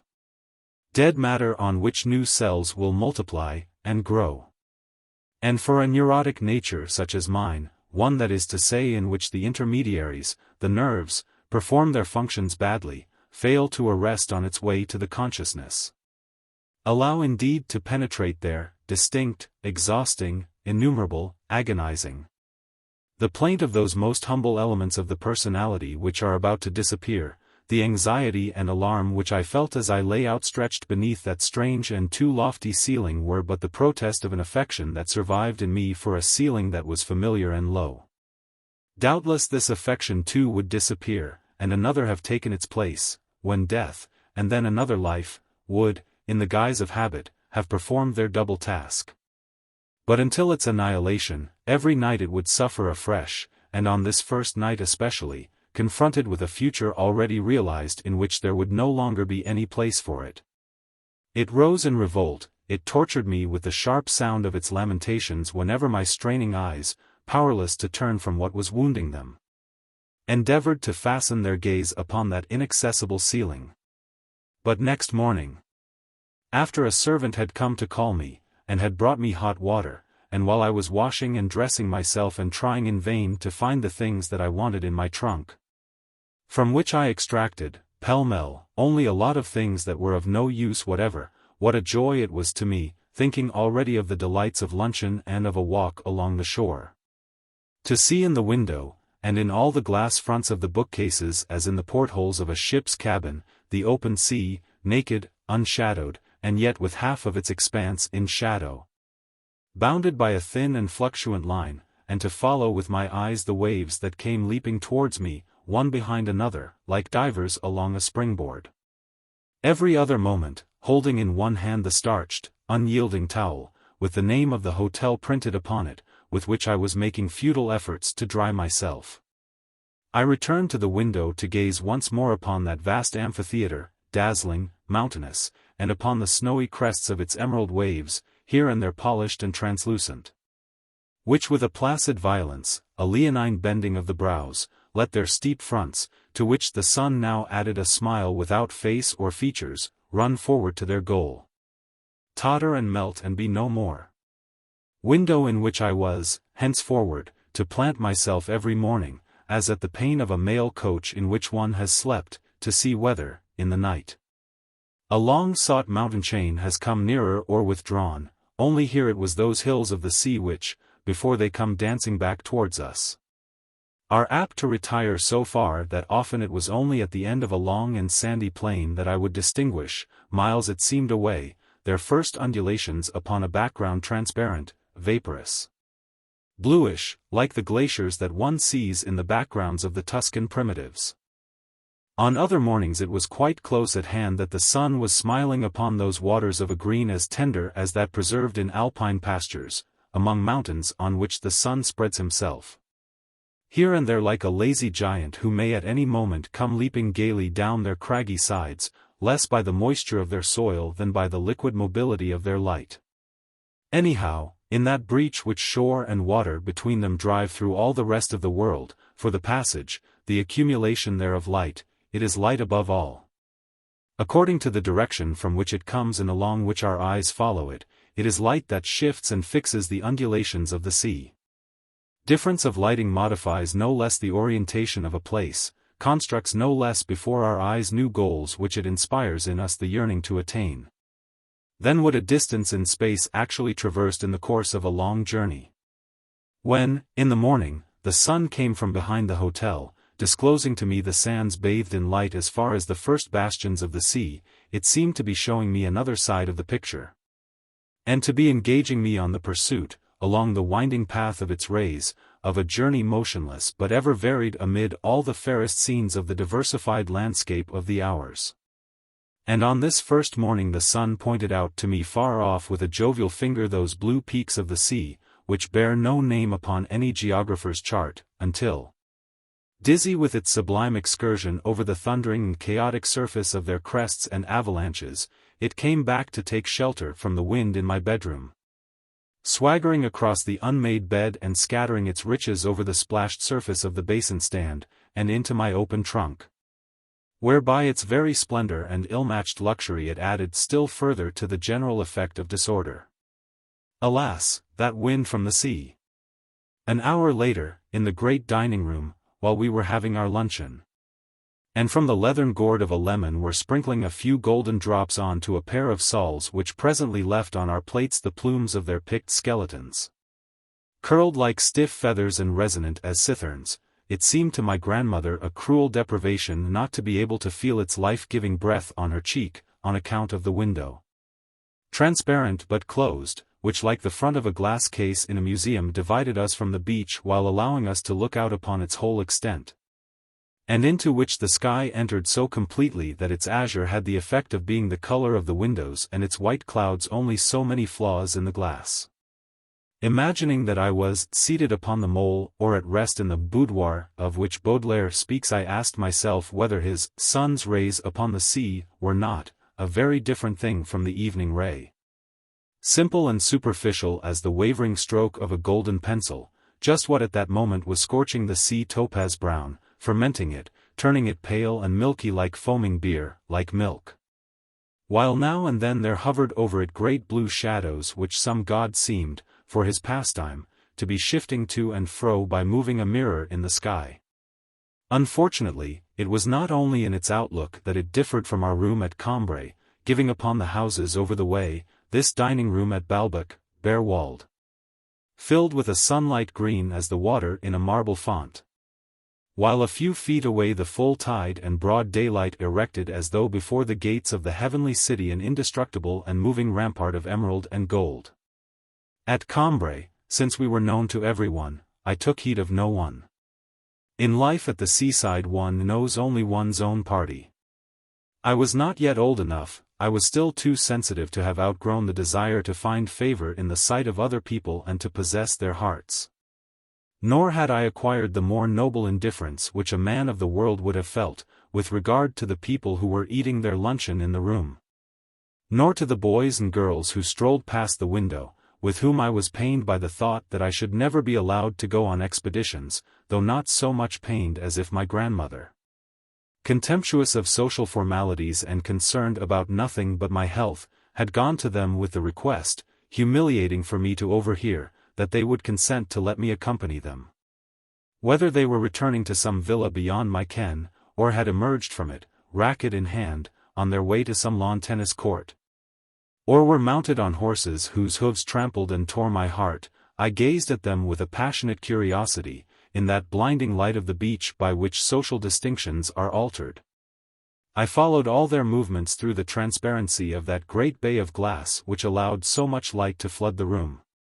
But it intercepted the wind, and this seemed wrong to my grandmother, who, unable to endure the thought that I was losing the benefit of an hour in the open air, surreptitiously unlatched a pane and at once set flying, with the bills of fare, the newspapers, veils and hats of all the people at the other tables.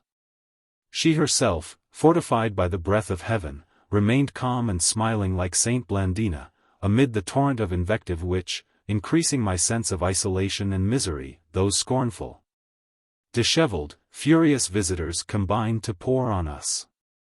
To a certain extent, and this, at Balbec, gave to the population, as a rule monotonously rich and cosmopolitan, of that sort of smart and exclusive hotel, a quite distinctive local character. They were composed of eminent persons from the departmental capitals of that region of France, a chief magistrate from Caen, a leader of the Cherbourg bar, a big solicitor from Le Mans, who annually, when the holidays came round, starting from the various points over which, throughout the working year, they were scattered like snipers in a battle or draftsmen upon a board, concentrated their forces upon this hotel.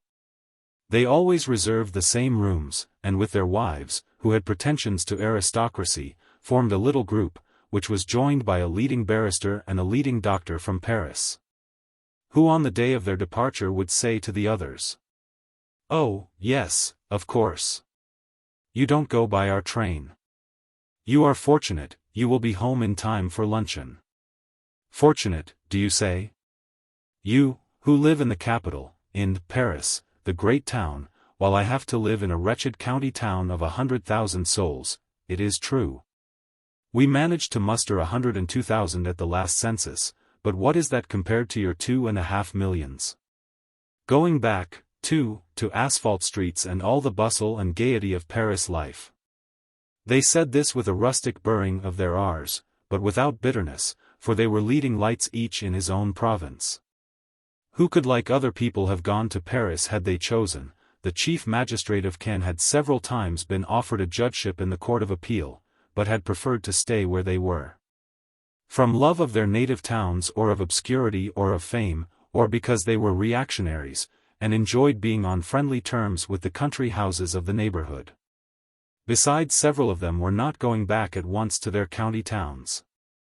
For, inasmuch as the Bay of Balbec was a little world apart in the midst of a great world, a basketful of the seasons in which were clustered in a ring good days and bad, and the months in their order, so that not only, on days when one could make out Rivebelle, which was in itself a sign of coming storms, could one see the sunlight on the houses there while Balbec was plunged in darkness, but later on, when the cold weather had reached Balbec, one could be certain of finding on that opposite shore 2 or 3 supplementary months of warmth, those of the regular visitors to the Grand Hotel whose holidays began late or lasted long.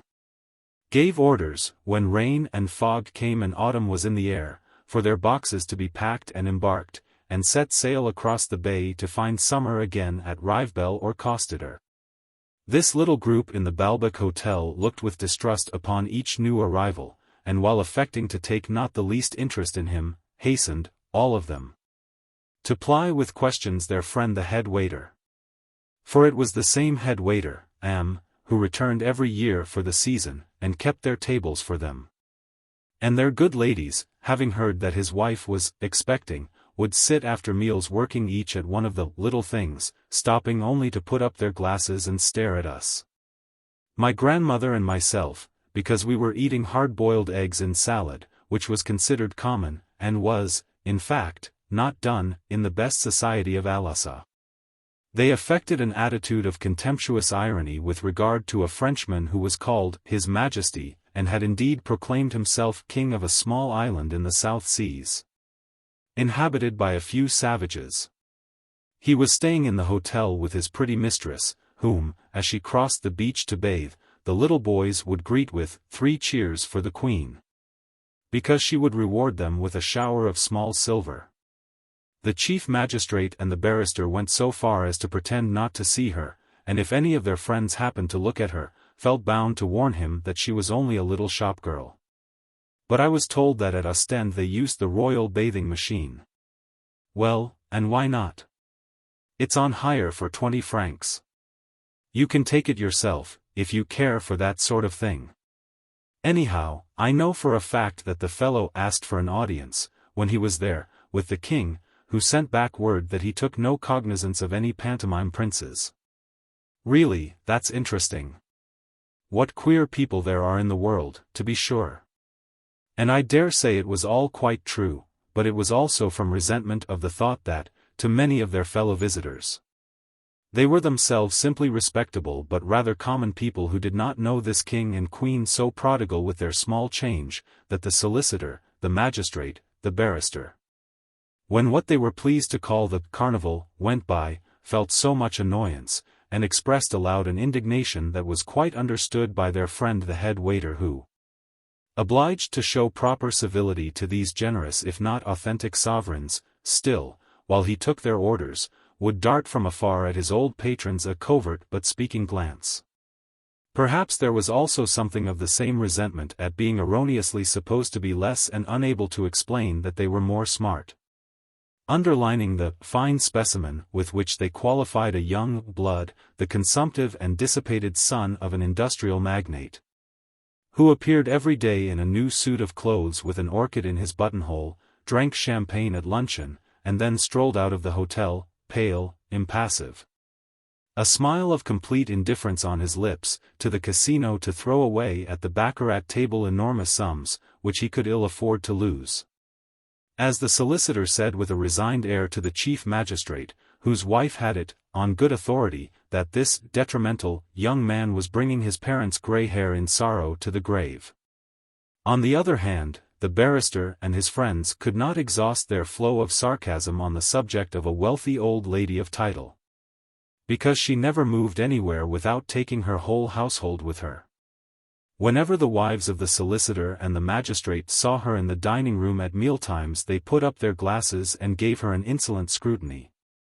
As minute and distrustful as if she had been some dish with a pretentious name but a suspicious appearance which, after the negative result of a systematic study, must be sent away with a lofty wave of the hand and a grimace of disgust.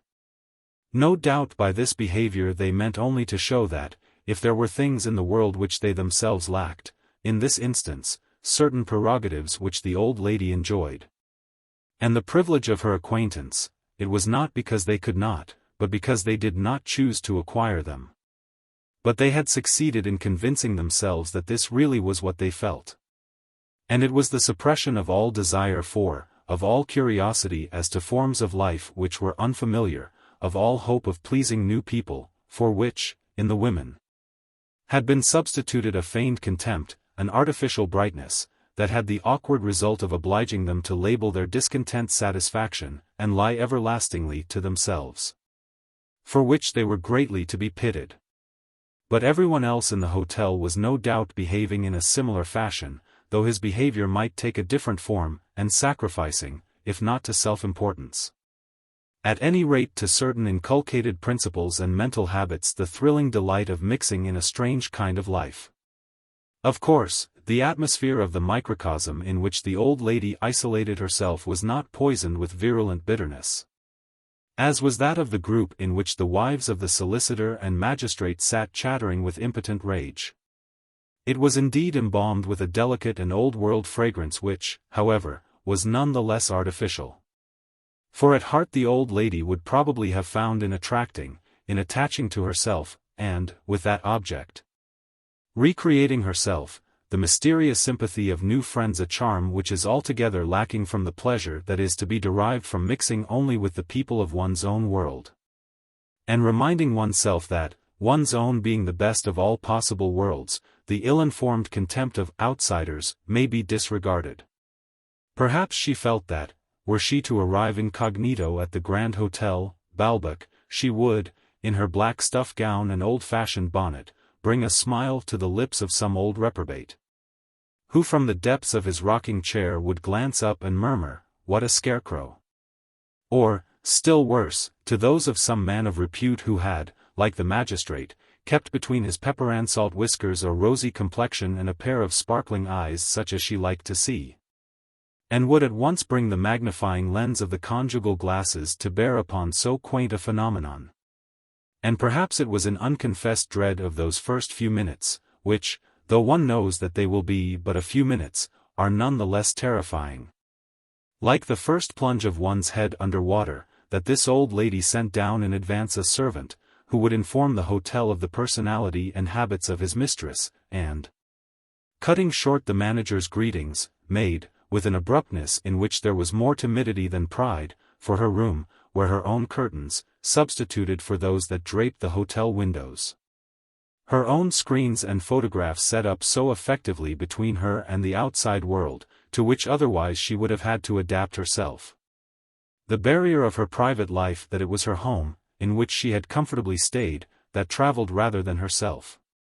Thenceforward, having placed between herself, on the one hand, and the staff of the hotel and its decorators on the other, the servants who bore instead of her the shock of contact with all this strange humanity, and kept up around their mistress her familiar atmosphere, having set her prejudices between herself and the other visitors, indifferent whether or not she gave offense to people whom her friends would not have had in their houses, it was in her own world that she continued to live, by correspondence with her friends, by memories, by her intimate sense of and confidence in her own position, the quality of her manners, the competence of her politeness.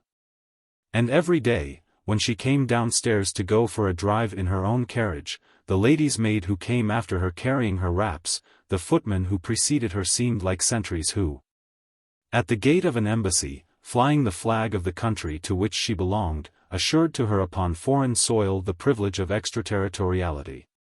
She did not leave her room until late in the afternoon on the day following our arrival, so that we did not see her in the dining room, into which the manager, since we were strangers there, conducted us, taking us under his wing, as a corporal takes a squad of recruits to the master tailor, to have them fitted.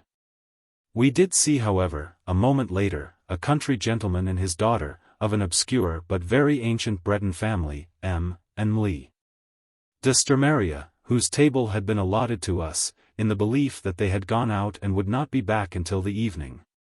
Having come to Balbec only to see various country magnates whom they knew in that neighborhood, they spent in the hotel dining room, what with the invitations they accepted and the visits they paid, only such time as was strictly unavoidable.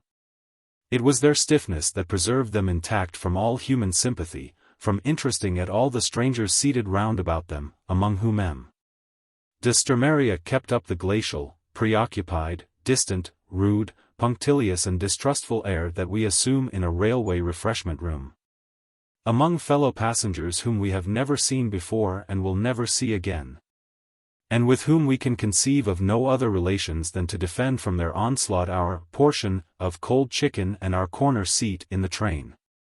No sooner had we begun our luncheon than we were asked to leave the table, on the instructions of de Sturmaria, who had just arrived and, without the faintest attempt at an apology to us, requested the head waiter, in our hearing, to see that such a mistake did not occur again.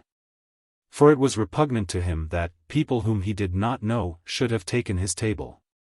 And certainly into the feeling which impelled a young actress, better known, though, for her smart clothes, her smart sayings, her collection of German porcelain, than in the occasional parts that she had played at the Odeon, her lover, an immensely rich young man for whose sake she had acquired her culture, and two sprigs of aristocracy at that time much in the public eye, to form a little band apart, to travel only together, to come down to luncheon, when at Balbec, very late, after everyone had finished, to spend the whole day in their sitting-room playing cards. There entered no sort of ill humor against the rest of us, but simply the requirements of the taste that they had formed for a certain type of conversation, for certain refinements of good living, which made them find pleasure in spending their time, in taking their meals only by themselves, and would have rendered intolerable a life in common with people who had not been initiated into those mysteries. Even at a dinner or a card table, each of them had to be certain that, in the diner or partner who sat opposite to him, there was, latent and not yet made use of, a certain brand of knowledge which would enable him to identify the rubbish with which so many houses in Paris were littered as genuine medieval or Renaissance pieces, and, whatever the subject of discussion, to apply the critical standards common to all their party whereby they distinguished good work from bad. Probably it was only, at such moments, by some infrequent, amusing interruption flung into the general silence of meal or game, or by the new and charming frock which the young actress had put on for luncheon or for poker, that the special kind of existence in which these four friends desired, above all things, to remain plunged was made apparent. But by engulfing them thus in a system of habits which they knew by heart, it sufficed to protect them from the mystery of the life that was going on all round them. All the long afternoon, the sea was suspended there before their eyes only as a canvas of attractive coloring might hang on the wall of a wealthy bachelor's flat, and it was only in the intervals between the hands that one of the players, finding nothing better to do, raised his eyes to it to seek from it some indication of the weather or the time, and to remind the others that tea was ready. And at night they did not dine in the hotel, where, hidden springs of electricity flooding the great dining room with light, it became as it were an immense and wonderful aquarium against whose wall of glass the working population of Balbec, the fishermen and also the tradesmen's families, clustering invisibly in the outer darkness, pressed their faces to watch, gently floating upon the golden eddies within, the luxurious life of its occupants. A thing as extraordinary to the poor as the life of strange fishes or mollusks, an important social question, this. Whether the wall of glass will always protect the wonderful creatures at their feasting.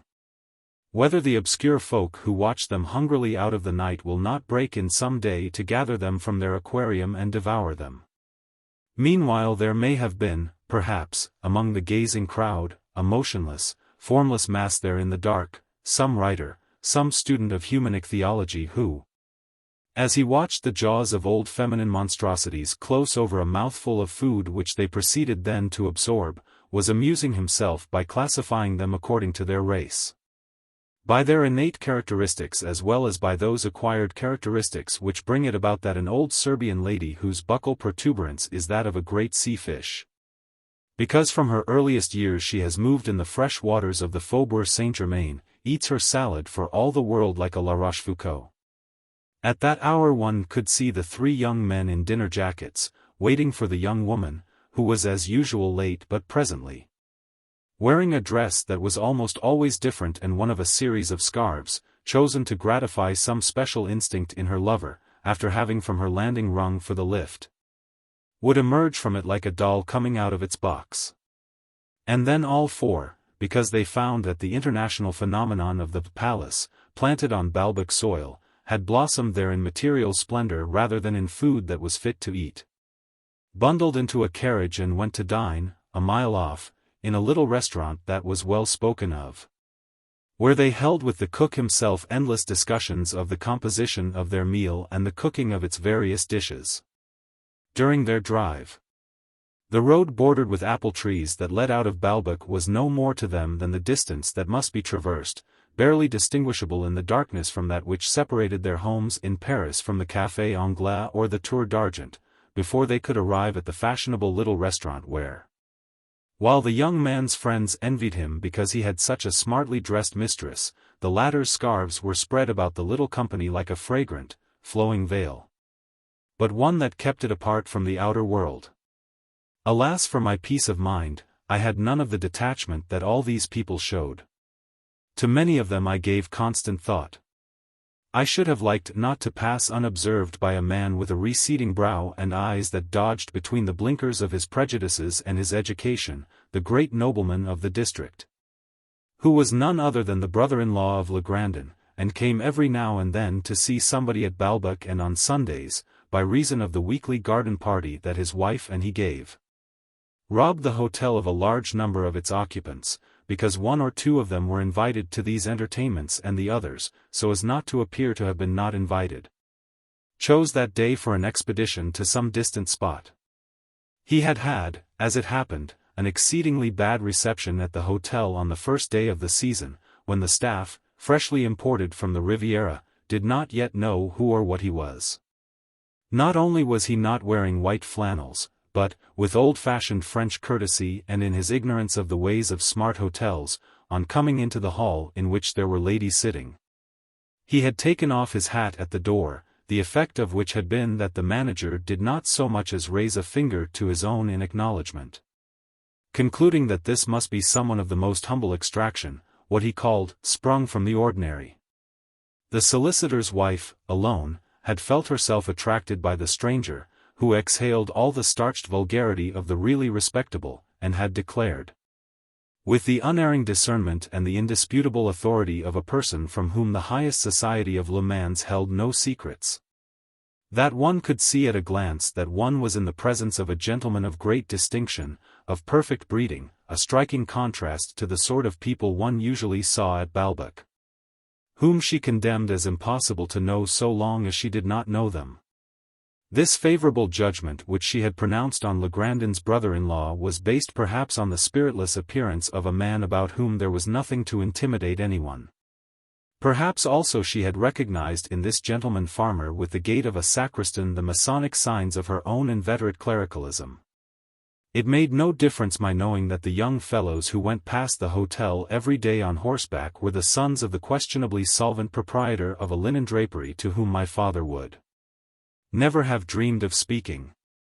The glamour of seaside life exalted them in my eyes to equestrian statues of demigods.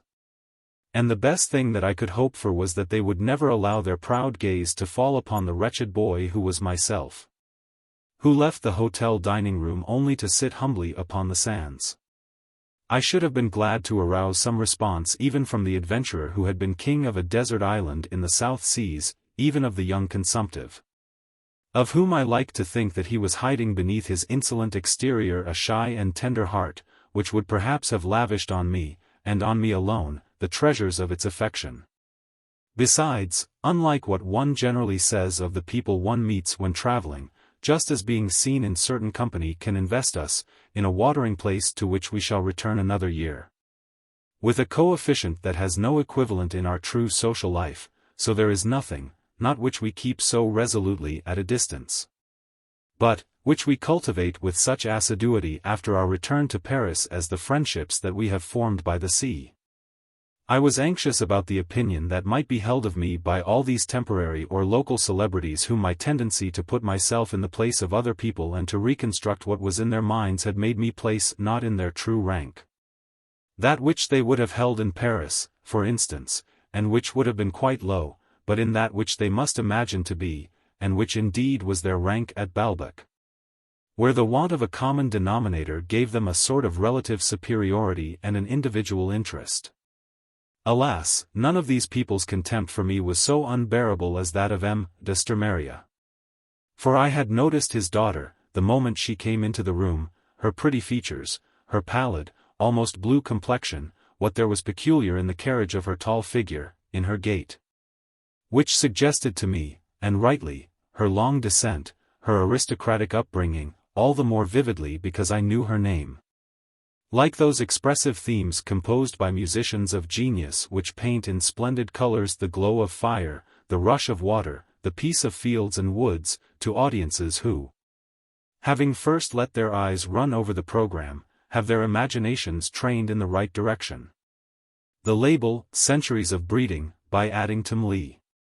De Sturmaria's charms, the idea of their origin, made them more desirable also. Advertising their rarity as a high price enhances the value of a thing that has already taken our fancy. And its stock of heredity gave to her complexion, in which so many selected juices had been blended, the savor of an exotic fruit or of a famous vintage. And then mere chance put into our hands, my grandmother's and mine, the means of giving ourselves an immediate distinction in the eyes of all the other occupants of the hotel. On that first afternoon, at the moment when the old lady came downstairs from her room, producing, thanks to the footman who preceded her, the maid who came running after her with a book and a rug that had been left behind, a marked effect upon all who beheld her and arousing in each of them a curiosity from which it was evident that none was so little immune as M. de Sturmaria. The manager leaned across to my grandmother and, from pure kindness of heart, as one might point out the Shah or Queen Renavalo to an obscure onlooker who could obviously have no sort of connection with so mighty a potentate, but might be interested, all the same, to know that he had been standing within a few feet of one, whispered in her ear, the Marquise de Villeparisis. While at the same moment the old lady, catching sight of my grandmother, could not repress a start of pleased surprise. It may be imagined that the sudden appearance, in the guise of a little old woman, of the most powerful of fairies would not have given me so much pleasure, destitute as I was of any means of access to Mli de Sturmaria, in a strange place where I knew no one, that is to say, for any practical purpose. Aesthetically, the number of types of humanity is so restricted that we must constantly, wherever we may be, have the pleasure of seeing people we know, even without looking for them in the works of the old masters, like Swann. Thus it happened that in the first few days of our visit to Balbec I had succeeded in finding Legrandin, Swann's hall porter and Madame Swann herself, transformed into a waiter, a foreign visitor whom I never saw again, and a bathing superintendent. And a sort of magnetism attracts and retains so inseparably, one after another, certain characteristics, facial and mental, that when nature thus introduces a person into a new body she does not mutilate him unduly. Legrandin turned waiter kept intact his stature, the outline of his nose, part of his chin. Madame Swann, in the masculine gender and the calling of a bathing superintendent, had been accompanied not only by familiar features, but even by the way she had of speaking. Only, she could be of little if any more use to me, standing upon the beach there in the red sash of her office, and hoisting at the first gust of wind the flag which forbade us to bathe, for these superintendents are prudent men, and seldom know how to swim, than she would have been in that fresco of the life of Moses in which Swann had long ago identified her in the portrait of Jethro's daughter. Whereas this Madame De Villeparisis was her real self. She had not been the victim of an enchantment which had deprived her of her power, but was capable, on the contrary, of putting at the service of my power an enchantment which would multiply it 100-fold, and thanks to which, as though I had been swept through the air on the wings of a fabulous bird, I was to cross in a few moments the infinitely wide, at least, at Balbec, social gulf which separated me from Lee de Sturmaria. Unfortunately, if there was one person in the world who, more than anyone else, lived shut up in a little world of her own, it was my grandmother. She would not, indeed, have despised me, she would simply not have understood what I meant had she been told that I attached importance to the opinions, that I felt an interest in the persons of people the very existence of whom she had never noticed and would, when the time came to leave Balbec, retain no impression of their names.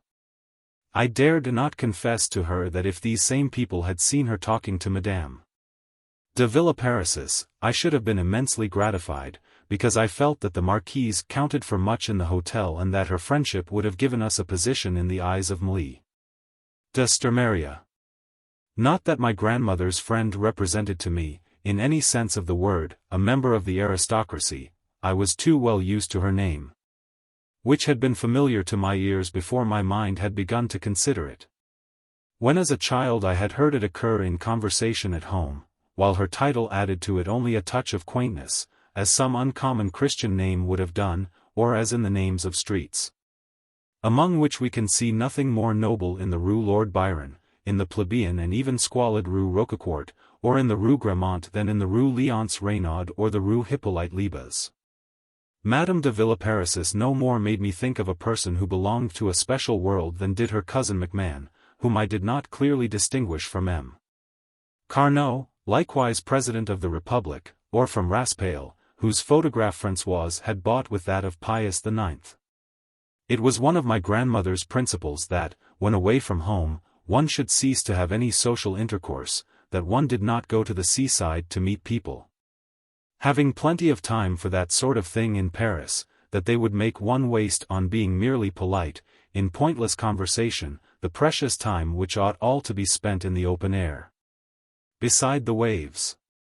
And finding it convenient to assume that this view was shared by everyone else, and that it authorized, between old friends whom chance brought face to face in the same hotel, the fiction of a mutual incognito, on hearing her friend's name from the manager she merely looked the other way, and pretended not to see Madame de Villeparisis, who, realizing that my grandmother did not want to be recognized, looked also into the void.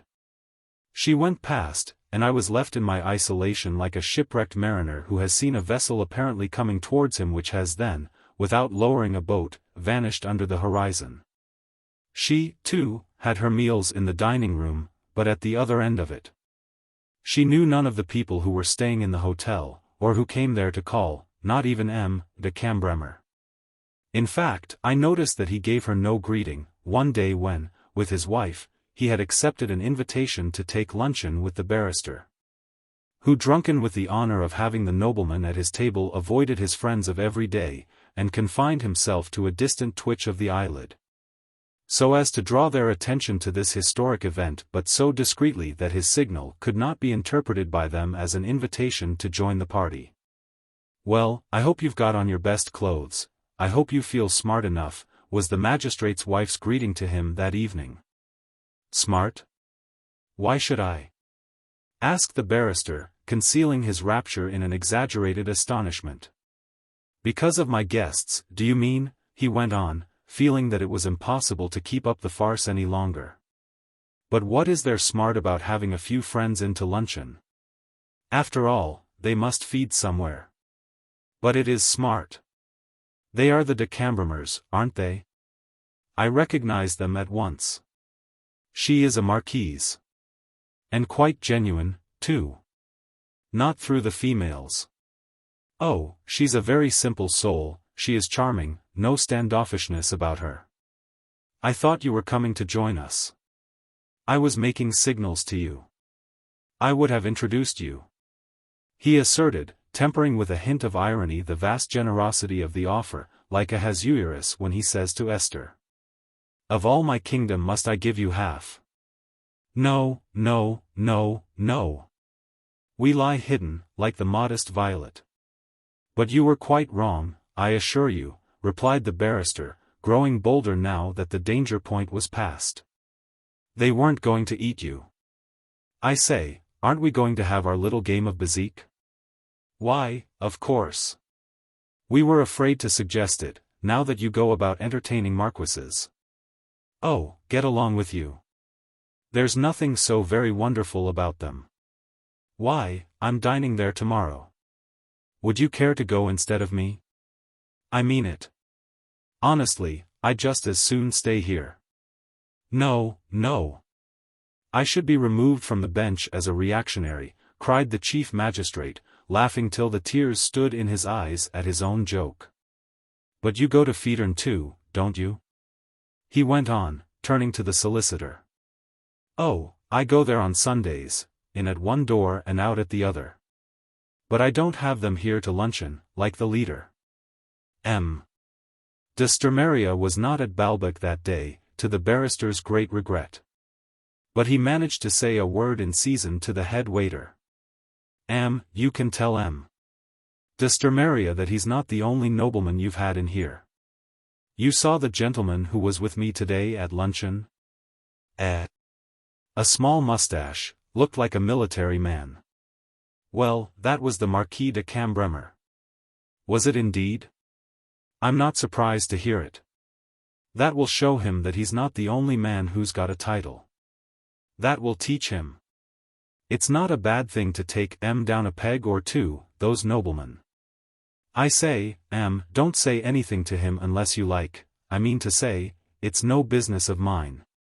Besides, they know each other already. And next day M. de Sturmeria, who remembered that the barrister had once held a brief for one of his friends, came up and introduced himself.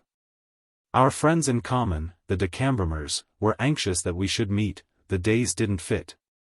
I don't know quite what went wrong, stammered the barrister, who, like most liars, imagined that other people do not take the trouble to investigate an unimportant detail which, for all that, may be sufficient, if chance puts you in possession of the humble facts of the case, and they contradict it, to show the liar in his true colors and to inspire a lasting mistrust. Then as at all times, but more easily now that her father had left her and was talking to the barrister, I was gazing at Mlle de Sturmeria. No less than the bold and always graceful originality of her attitudes, as when, leaning her elbows on the table, she raised her glass in both hands over her outstretched arms. The dry flame of a glance at once extinguished, the ingrained, congenital hardness that one could feel, ill-concealed by her own personal inflections, in the sound of her voice, which had shocked my grandmother. A sort of atavistic starting point to which she recoiled whenever, by glance or utterance, she had succeeded in expressing a thought of her own. All of these qualities carried the mind of him who watched her back to the line of ancestors who had bequeathed to her that inadequacy of human sympathy, those blanks in her sensibility. That short measure of humanity which was at every moment running out. But from a certain look which flooded for a moment the wells, instantly dry again, of her eyes.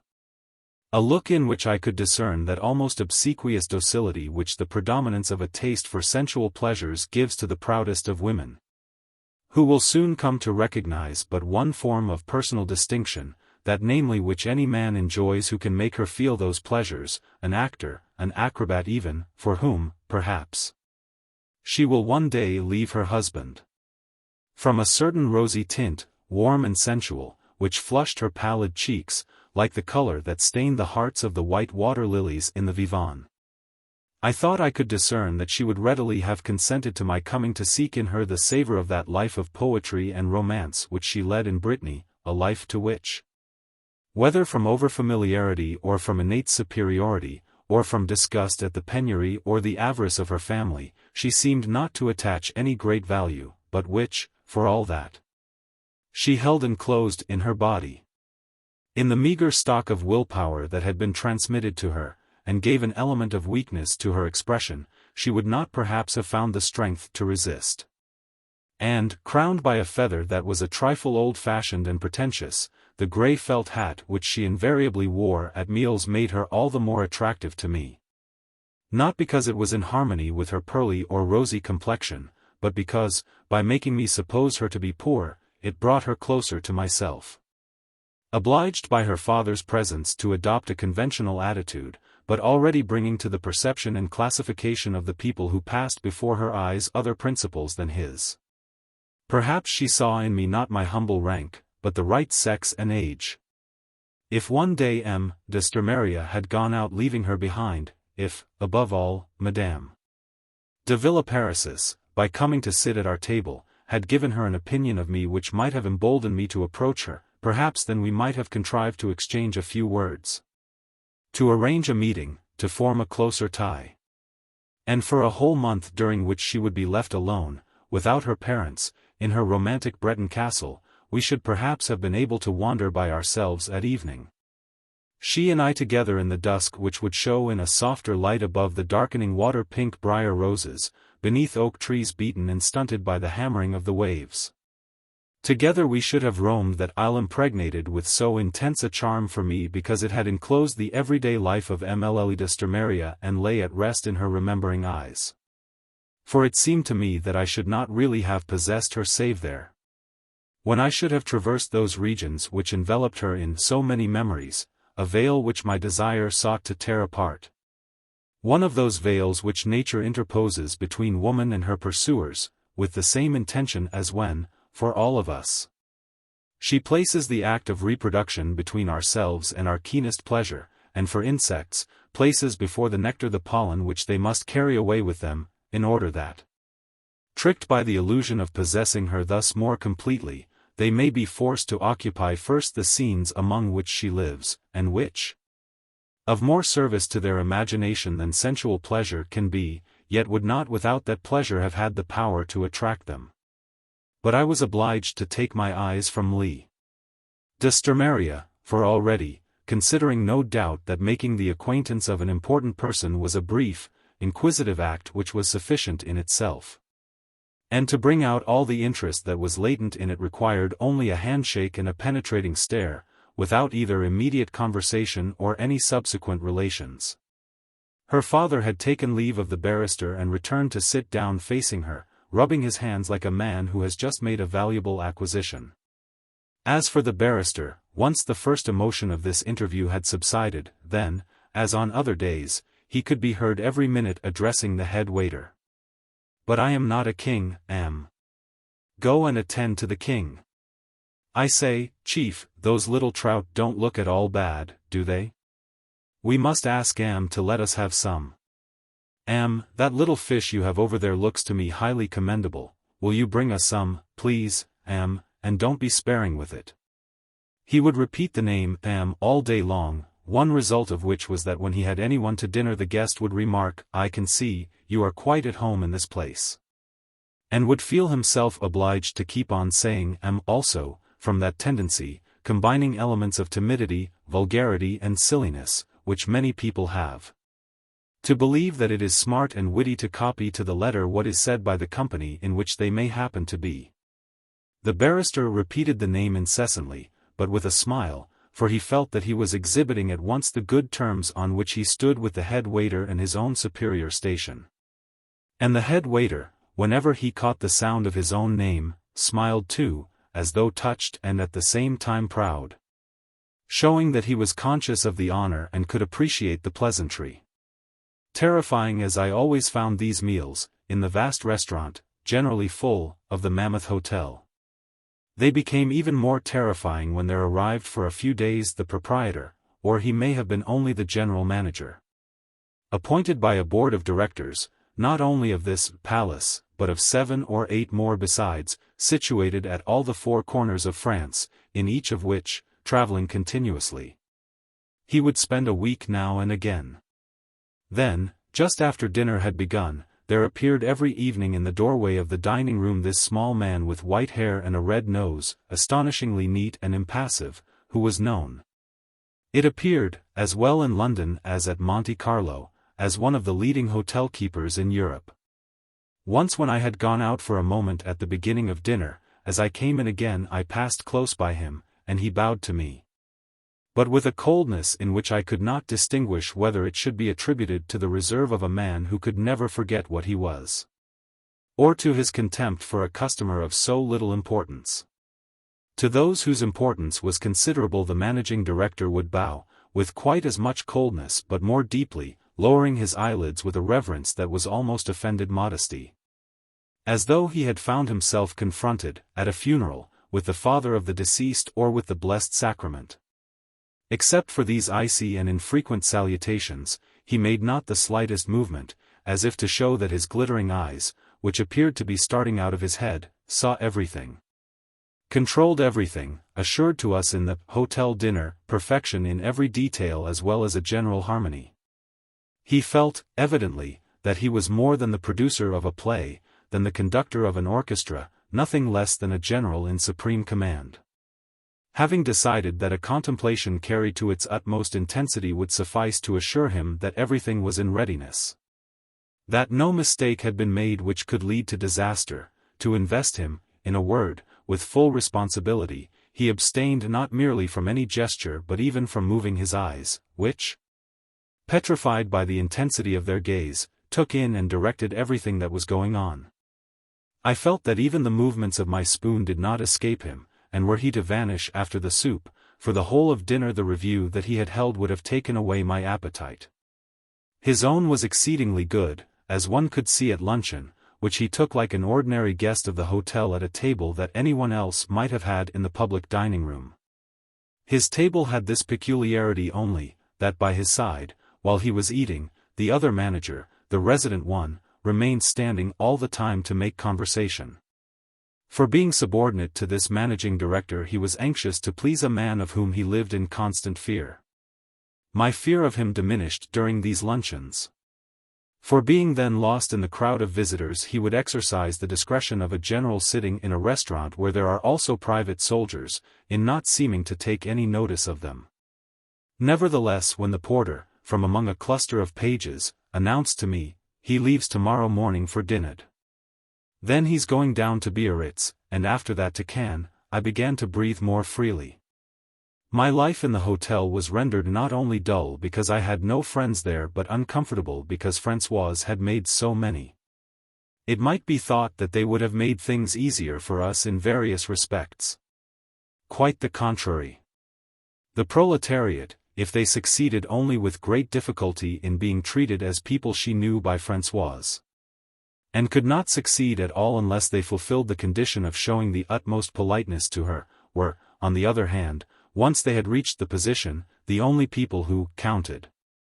Her time-honored code taught her that she was in no way bound to the friends of her employers, that she might, if she was busy, shut the door without ceremony in the face of a lady who had come to call on my grandmother. But towards her own acquaintance, that is to say, the select handful of the lower orders whom she admitted to an unconquerable intimacy, her actions were regulated by the most subtle and most stringent of protocols. Thus Françoise, having made the acquaintance of the man in the coffee shop and of a little maid who did dressmaking for a Belgian lady, no longer came upstairs immediately after luncheon to get my grandmother's things ready, but came an hour later, because the coffee man had wanted to make her a cup of coffee or a tisane in his shop, or the maid had invited her to go and watch her sew, and to refuse either of them would have been impossible, and one of the things that were not done. Moreover, particular attention was due to the little sewing maid, who was an orphan and had been brought up by strangers to whom she still went occasionally for a few days' holiday. Her unusual situation aroused Françoise's pity, and also a benevolent contempt. She, who had a family, a little house that had come to her from her parents, with a field in which her brother kept his cows, how could she regard so uprooted a creature as her equal? And since this girl hoped, on Assumption Day, to be allowed to pay her benefactors a visit, Françoise kept on repeating, "She does make me laugh. She says, I hope to be going home for the Assumption." "Home," says she. "It isn't just that it's not her own place, they're people who took her in from nowhere, and the creature says, home, just as if it really was her home. Poor girl. What a wretched state she must be in, not to know what it is to have a home." Still, if Françoise had associated only with the ladies' maids brought to the hotel by other visitors, who fed with her in the service quarters and, seeing her grand lace cap and her handsome profile, took her perhaps for some lady of noble birth, whom reduced circumstances or a personal attachment had driven to serve as companion to my grandmother, if in a word Françoise had known only people who did not belong to the hotel, no great harm would have been done, since she could not have prevented them from doing us any service, for the simple reason that in no circumstances, even without her knowledge, would it have been possible for them to serve us at all. But she had formed connections also with one of the wine waiters, with a man in the kitchen, and with the head chambermaid of our landing. And the result of this in our everyday life was that Françoise, who on the day of her arrival, when she still did not know anyone, would set all the bells jangling for the slightest thing, at an hour when my grandmother and I would never have dared to ring, and if we offered some gentle admonition answered, "Well, we're paying enough for it, aren't we?" As though it were she herself that would have to pay. Nowadays, since she had made friends with a personage in the kitchen, which had appeared to us to augur well for our future comfort, were my grandmother or I to complain of cold feet, Françoise, even at an hour that was quite normal, dared not ring. She assured us that it would give offense because they would have to light the furnace again, or because it would interrupt the servants' dinner and they would be annoyed. And she ended with a formula that, in spite of the ambiguous way in which she uttered it, was none the less clear, and put us plainly in the wrong. The fact is, we did not insist, for fear of bringing upon ourselves another, far more serious, "It's a matter." So that it amounted to this, that we could no longer have any hot water because Françoise had become a friend of the man who would have to heat it. In the end we too formed a connection, in spite of but through my grandmother, for she and Madame de Villeparisis came in collision one morning in a doorway and were obliged to accost each other, not without having first exchanged gestures of surprise and hesitation, performed movements of recoil and uncertainty, and finally uttered protestations of joy and greeting, as in some of Molière's plays, where two actors who have been delivering long soliloquies from opposite sides of the stage, a few feet apart, are supposed not to have seen each other yet, and then suddenly catch sight of each other, cannot believe their eyes, break off what they are saying and finally address each other, the chorus having meanwhile kept the dialogue going, and fall into each other's arms. Madame de Villeparisis was tactful, and made as if to leave my grandmother to herself after the first greetings, but my grandmother insisted on her staying to talk to her until luncheon, being anxious to discover how her friend managed to get her letter sent up to her earlier than we got ours, and to get such nice grilled things, for Madame de Villeparisis, a great epicure, had the poorest opinion of the hotel kitchen which served us with meals that my grandmother, still quoting Madame de Sévigné, described as, of a magnificence to make you die of hunger. And the Marquise formed the habit of coming every day, until her own meal was ready, to sit down for a moment at our table in the dining room, insisting that we should not rise from our chairs or in any way put ourselves out. At the most we would linger, as often as not, in the room after finishing our luncheon, to talk to her, at that sordid moment when the knives are left littering the tablecloth among crumpled napkins. For my own part, so as to preserve, in order that I might be able to enjoy Balbec, the idea that I was on the uttermost promontory of the earth, I compelled myself to look farther afield, to notice only the sea, to seek in it the effects described by Baudelaire and to let my gaze fall upon our table only on days when there was set on it some gigantic fish, some marine monster, which unlike the knives and forks was contemporary with the primitive epochs in which the ocean first began to teem with life, in the Sumerians' time. A fish whose body with its numberless vertebrae, its blue veins and red, had been constructed by nature, but according to an architectural plan, like a polychrome cathedral of the deep. As a barber, seeing an officer whom he is accustomed to shave with special deference and care recognize a customer who has just entered the shop and stop for a moment to talk to him, rejoices in the thought that these are two men of the same social order, and cannot help smiling as he goes to fetch the bowl of soap, for he knows that in his establishment To the vulgar routine of a mere barber's shop, are being added social, not to say aristocratic pleasures, so seeing that Madame de Villeparisis had found in us old friends, went to fetch our finger bowls with precisely the smile, proudly modest and knowingly discreet, of a hostess who knows when to leave her guests to themselves. He suggested also a pleased and loving father who looks on, without interfering, at the happy pair who have plighted their troth at his hospitable board.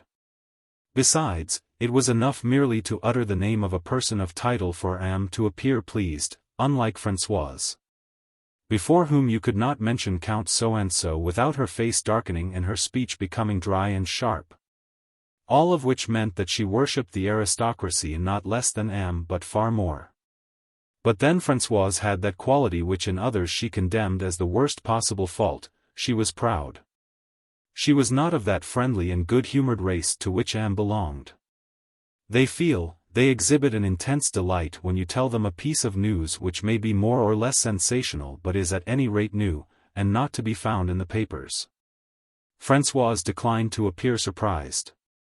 You might have announced in her hearing that the Archduke Rudolph, not that she had the least suspicion of his having ever existed, was not, as was generally supposed, dead, but alive and kicking. She would have answered only, yes, as though she had known it all the time.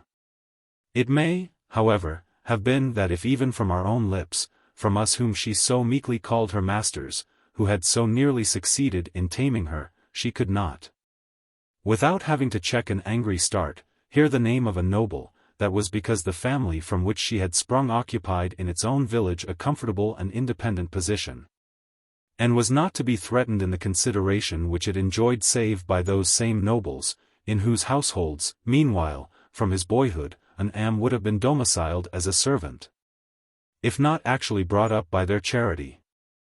Of Françoise, then, Madame de Villeparisis must ask pardon, first, for her nobility. But, in France, at any rate, that is precisely the talent, in fact the sole occupation of our great gentlemen and ladies. Françoise, following the common tendency of servants, who pick up incessantly from the conversation of their masters with other people fragmentary observations from which they are apt to draw erroneous inductions, as the human race generally does with respect to the habits of animals, was constantly discovering that somebody had failed us, a conclusion to which she was easily led, not so much, perhaps, by her extravagant love for us, as by the delight that she took in being disagreeable to us. But having once established, without possibility of error, the endless little attentions paid to us, and paid to herself also by Madame de Villeparisis, Françoise forgave her for being a marquise, and, as she had never ceased to be proud of her because she was one, preferred her thenceforward to all our other friends. It must be added that no one else took the trouble to be so continually nice to us. Whenever my grandmother remarked on a book that Madame de Villeparisis was reading, or said she had been admiring the fruit which someone had just sent to our friend, within an hour the footman would come to our rooms with book or fruit.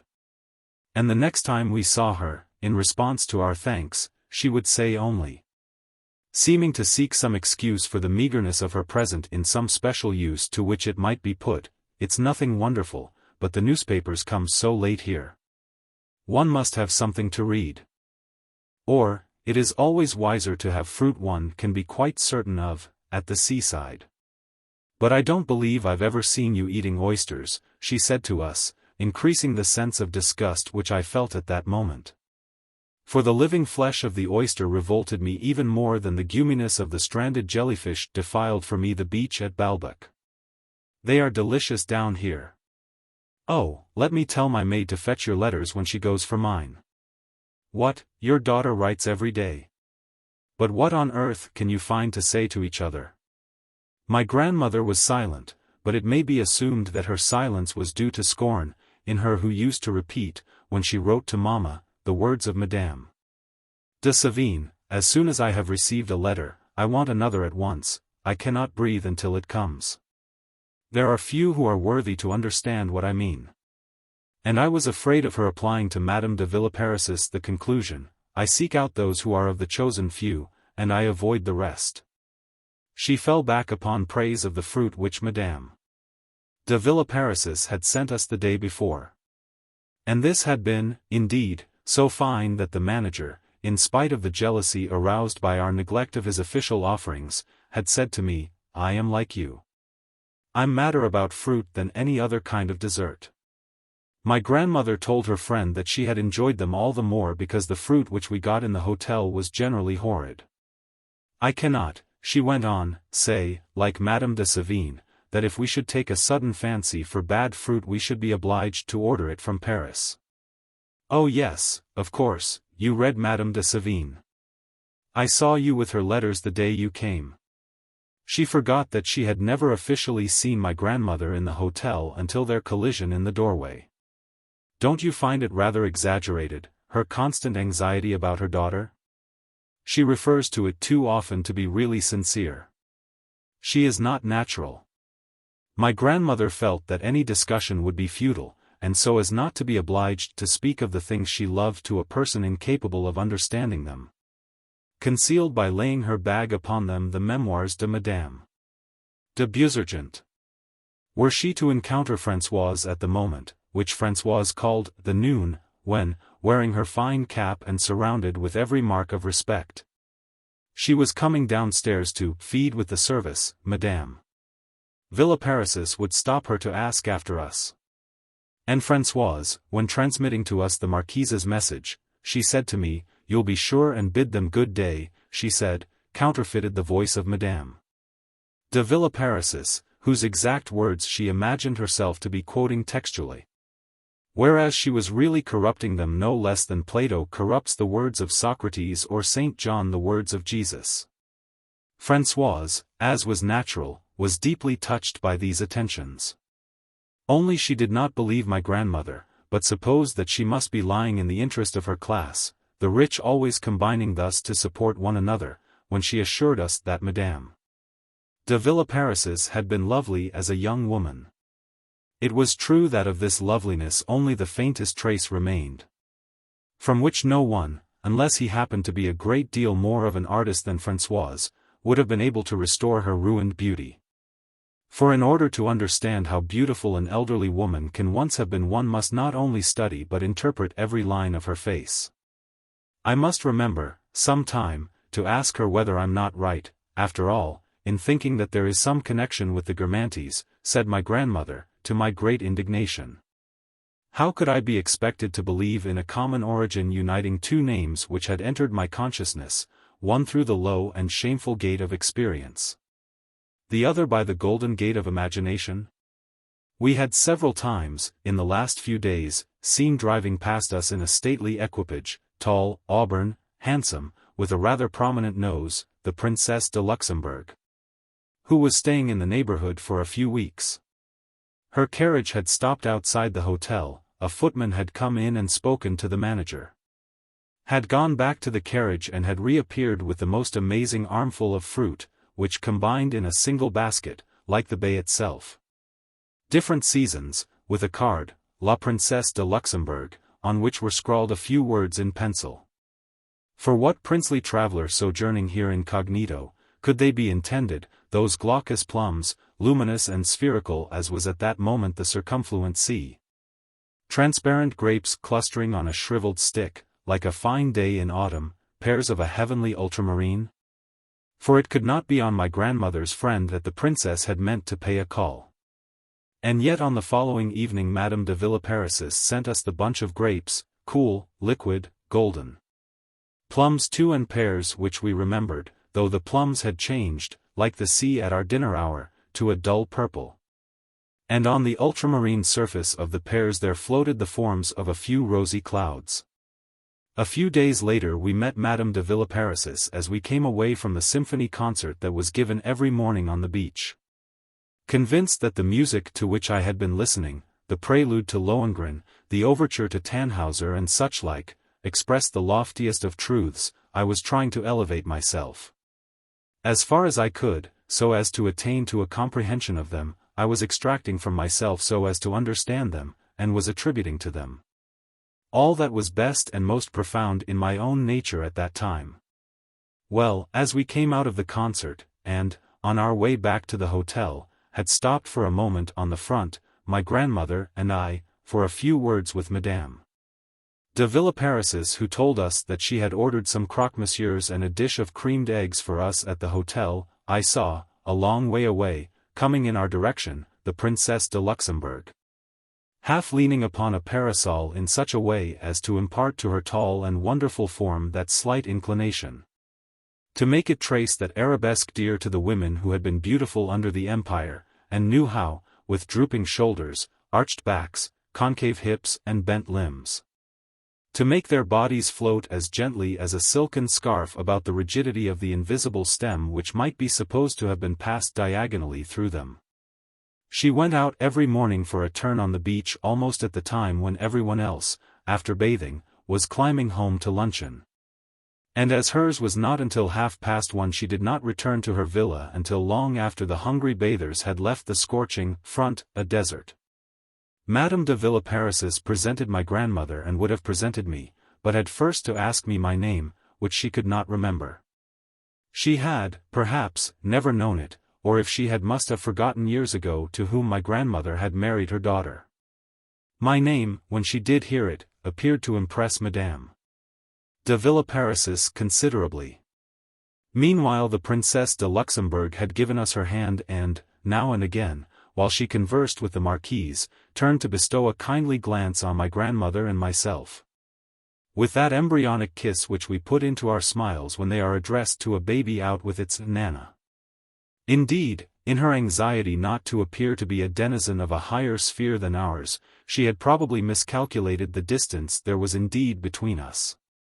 For by an error in adjustment she made her eyes beam with such benevolence that I could see the moment approaching when she would put out her hand and stroke us, as if we were two nice beasts and had poked our heads out at her through the bars of our cage in the gardens. And, immediately, as it happened, this idea of caged animals and the Bois de Boulogne received striking confirmation. It was the time of day at which the beach is crowded by itinerant and clamorous vendors, hawking cakes and sweets and biscuits. Not knowing quite what to do to show her affection for us, the princess hailed the next that came by. He had nothing left but one rye cake, of the kind one throws to the ducks. The princess took it and said to me, "For your grandmother." And yet it was to me that she held it out, saying with a friendly smile, "You shall give it to her yourself." Thinking that my pleasure would thus be more complete if there were no intermediary between myself and the animals. Other vendors came up. She stuffed my pockets with everything that they had, tied up in packets, comfits, sponge cakes, sugar sticks. "You will eat some yourself," she told me, "and give some to your grandmother," and she had the vendors paid by the little Negro page, dressed in red satin, who followed her everywhere and was a 9 days' wonder upon the beach. Then she said goodbye to Madame de Villeparisis and held out her hand to us with the intention of treating us in the same way as she treated her friend, as people whom she knew, and of bringing herself within our reach. But this time she must have reckoned our level as not quite so low in the scale of creation. For her and our equality was indicated by the princess to my grandmother by that tender and maternal smile which a woman gives a little boy when she says goodbye to him as though to a grown-up person. By a miraculous stride in evolution, my grandmother was no longer a duck or an antelope, but had already become what the Anglophile Madame Swann would have called a baby. Finally, having taken leave of us all, the princess resumed her stroll along the basking front, curving her splendid shape which, like a serpent coiled about a wand, was interlaced with the white parasol patterned in blue which Madame de Luxembourg held, unopened, in her hand. She was my first royalty, I say my first, for strictly speaking Princess Mathilde did not count. The second, as we shall see in due course, was to astonish me no less by her indulgence. One of the ways in which our great nobles, kindly intermediaries between commoners and kings, can befriend us was revealed to me next day when Madame de Villeparisis reported, "She thought you quite charming. She is a woman of the soundest judgment, the warmest heart. Not like so many queens and people. She has real merit." And Madame De Villeparisis went on in a tone of conviction, and quite thrilled to be able to say it to us, I am sure she would be delighted to see you again. But on that previous morning, after we had parted from the Princesse de Luxembourg, Madame de Villeparisis said a thing which impressed me far more and was not prompted merely by friendly feeling. Are you, she had asked me, the son of the permanent secretary at the ministry? Indeed. I am told your father is a most charming man. He is having a splendid holiday just now. A few days earlier we had heard, in a letter from Mamma, that my father and his friend M. de Norpois had lost their luggage. It has been found. As a matter of fact, it was never really lost. I can tell you what happened, explained Madame de Villeparisis, who, without our knowing how, seemed to be far better informed than ourselves of the course of my father's travels. I think your father is now planning to come home earlier, next week, in fact, as he will probably give up the idea of going to Algeciras. But he is anxious to devote a day longer to Toledo. It seems, he is an admirer of a pupil of Titian, I forget the name, whose work can only be seen properly there. I asked myself by what strange accident, in the impartial glass through which Madame de Villeparisis considered, from a safe distance, the bustling, tiny, purposeless agitation of the crowd of people whom she knew. There had come to be inserted at the spot through which she observed my father a fragment of prodigious magnifying power which made her see in such high relief and in the fullest detail everything that there was attractive about him. The contingencies that were obliging him to return home, his difficulties with the customs, his admiration for El Greco, and, altering the scale of her vision, showed her this one man so large among all the rest quite small, like that Jupiter to whom Gustave Moreau gave, when he portrayed him by the side of a weak mortal, a superhuman stature. My grandmother bade Madame de Villeparisis goodbye, so that we might stay and imbibe the fresh air for a little while longer outside the hotel, until they signaled to us through the glazed partition that our luncheon was ready. There were sounds of tumult. The young mistress of the king of the cannibal island had been down to bathe and was now coming back to the hotel. Really and truly, it's a perfect plague, it's enough to make one decide to emigrate, cried the barrister, who had happened to cross her path, in a towering rage. Meanwhile the solicitor's wife was following the bogus queen with eyes that seemed ready to start from their sockets. I can't tell you how angry Madame Blandace makes me when she stares at those people like that, said the barrister to the chief magistrate. I feel I want to slap her. That is just the way to make the wretches appear important. And of course that's the very thing they want, that people should take an interest in them. Do ask her husband to tell her what a fool she's making of herself. I swear I won't go out with them again if they stop and gape at those masqueraders. As to the coming of the Princesse de Luxembourg, whose carriage, on the day on which she left the fruit, had drawn up outside the hotel, it had not passed unobserved by the little group of wives. The solicitors, the barristers, and the magistrates, who had for some time past been most concerned to know whether she was a genuine marquise and not an adventuress, that Madame de Villeparisis whom everyone treated with so much respect, which all these ladies were burning to hear that she did not deserve. Whenever Madame de Villeparisis passed through the hall the chief magistrate's wife, who scented irregularities everywhere, would raise her eyes from her work and stare at the intruder in a way that made her friends die with laughter. Oh, well, you know, she explained with lofty condescension, I always begin by believing the worst. I will never admit that a woman is properly married until she has shown me her birth certificate and her marriage lines. But there's no need to alarm yourselves. Just wait till I've finished my little investigation. And so, day after day the ladies would come together, and, laughingly, ask one another, any news? But on the evening after the Princesse de Luxembourg's call the magistrate's wife laid a finger on her lips. I've discovered something. Oh, isn't Madame Ponson simply wonderful? I never saw anyone. But do tell us. What has happened? Just listen to this. A woman with yellow hair and 6 inches of paint on her face and a carriage like you could smell it a mile off. which only a creature like that would dare to have, came here today to call on the marquise, by way of. Oh yow yow. Tut tut tut tut. Did you ever? Why, it must be that woman we saw, you remember, leader. We said at the time we didn't at all like the look of her, but we didn't know that it was the marquise she'd come to see. A woman with a nigger boy, you mean? That's the one. D'you mean to say so? You don't happen to know her name? Yes, I made a mistake on purpose. I picked up her card. She trades under the name of the Princess de Luxembourg. Wasn't I right to have my doubts about her?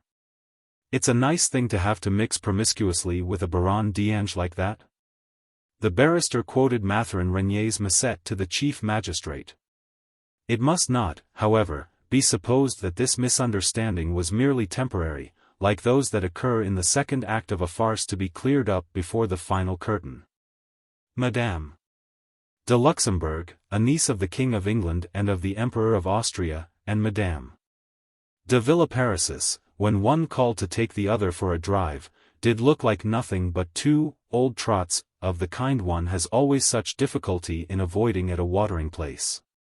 9/10 of the men of the Faubourg Saint-Germain appear to the average man of the middle class simply as alcoholic wasters, which, individually, they not infrequently are, whom, therefore, no respectable person would dream of asking to dinner. The middle class fixes its standard, in this respect, too high, for the feelings of these men would never prevent their being received with every mark of esteem in houses which it, the middle class, may never enter. And so sincerely do they believe that the middle class knows this that they affect a simplicity in speaking of their own affairs and a tone of disparagement of their friends. Especially when they are at the coast, which make the misunderstanding complete. If, by any chance, a man of the fashionable world is kept in touch with business people because, having more money than he knows what to do with, he finds himself elected chairman of all sorts of important financial concerns, the business man who at last sees a nobleman worthy, he considers, to rank with big business, would take his oath that such a man can have no dealings with the marquis ruined by gambling, whom the said business man supposes to be all the more destitute of friends the more friendly he makes himself. And he cannot get over his surprise when the Duke, chairman of the board of directors of the colossal undertaking, arranges a marriage for his son with the daughter of that very marquis, who may be a gambler but who bears the oldest name in France, just as a sovereign would sooner see his son marry the daughter of a dethroned king than that of a president still in office. That is to say, the two worlds take as fantastic a view of one another as the inhabitants of a town situated at one end of Balbec Bay have of the town at the other end. From Rivebelle you can just see Marcaville-l'Orgueilleus. But even that is deceptive, for you imagine that you are seen from Marcaville, where, as a matter of fact, the splendors of Rivebelle are almost wholly invisible.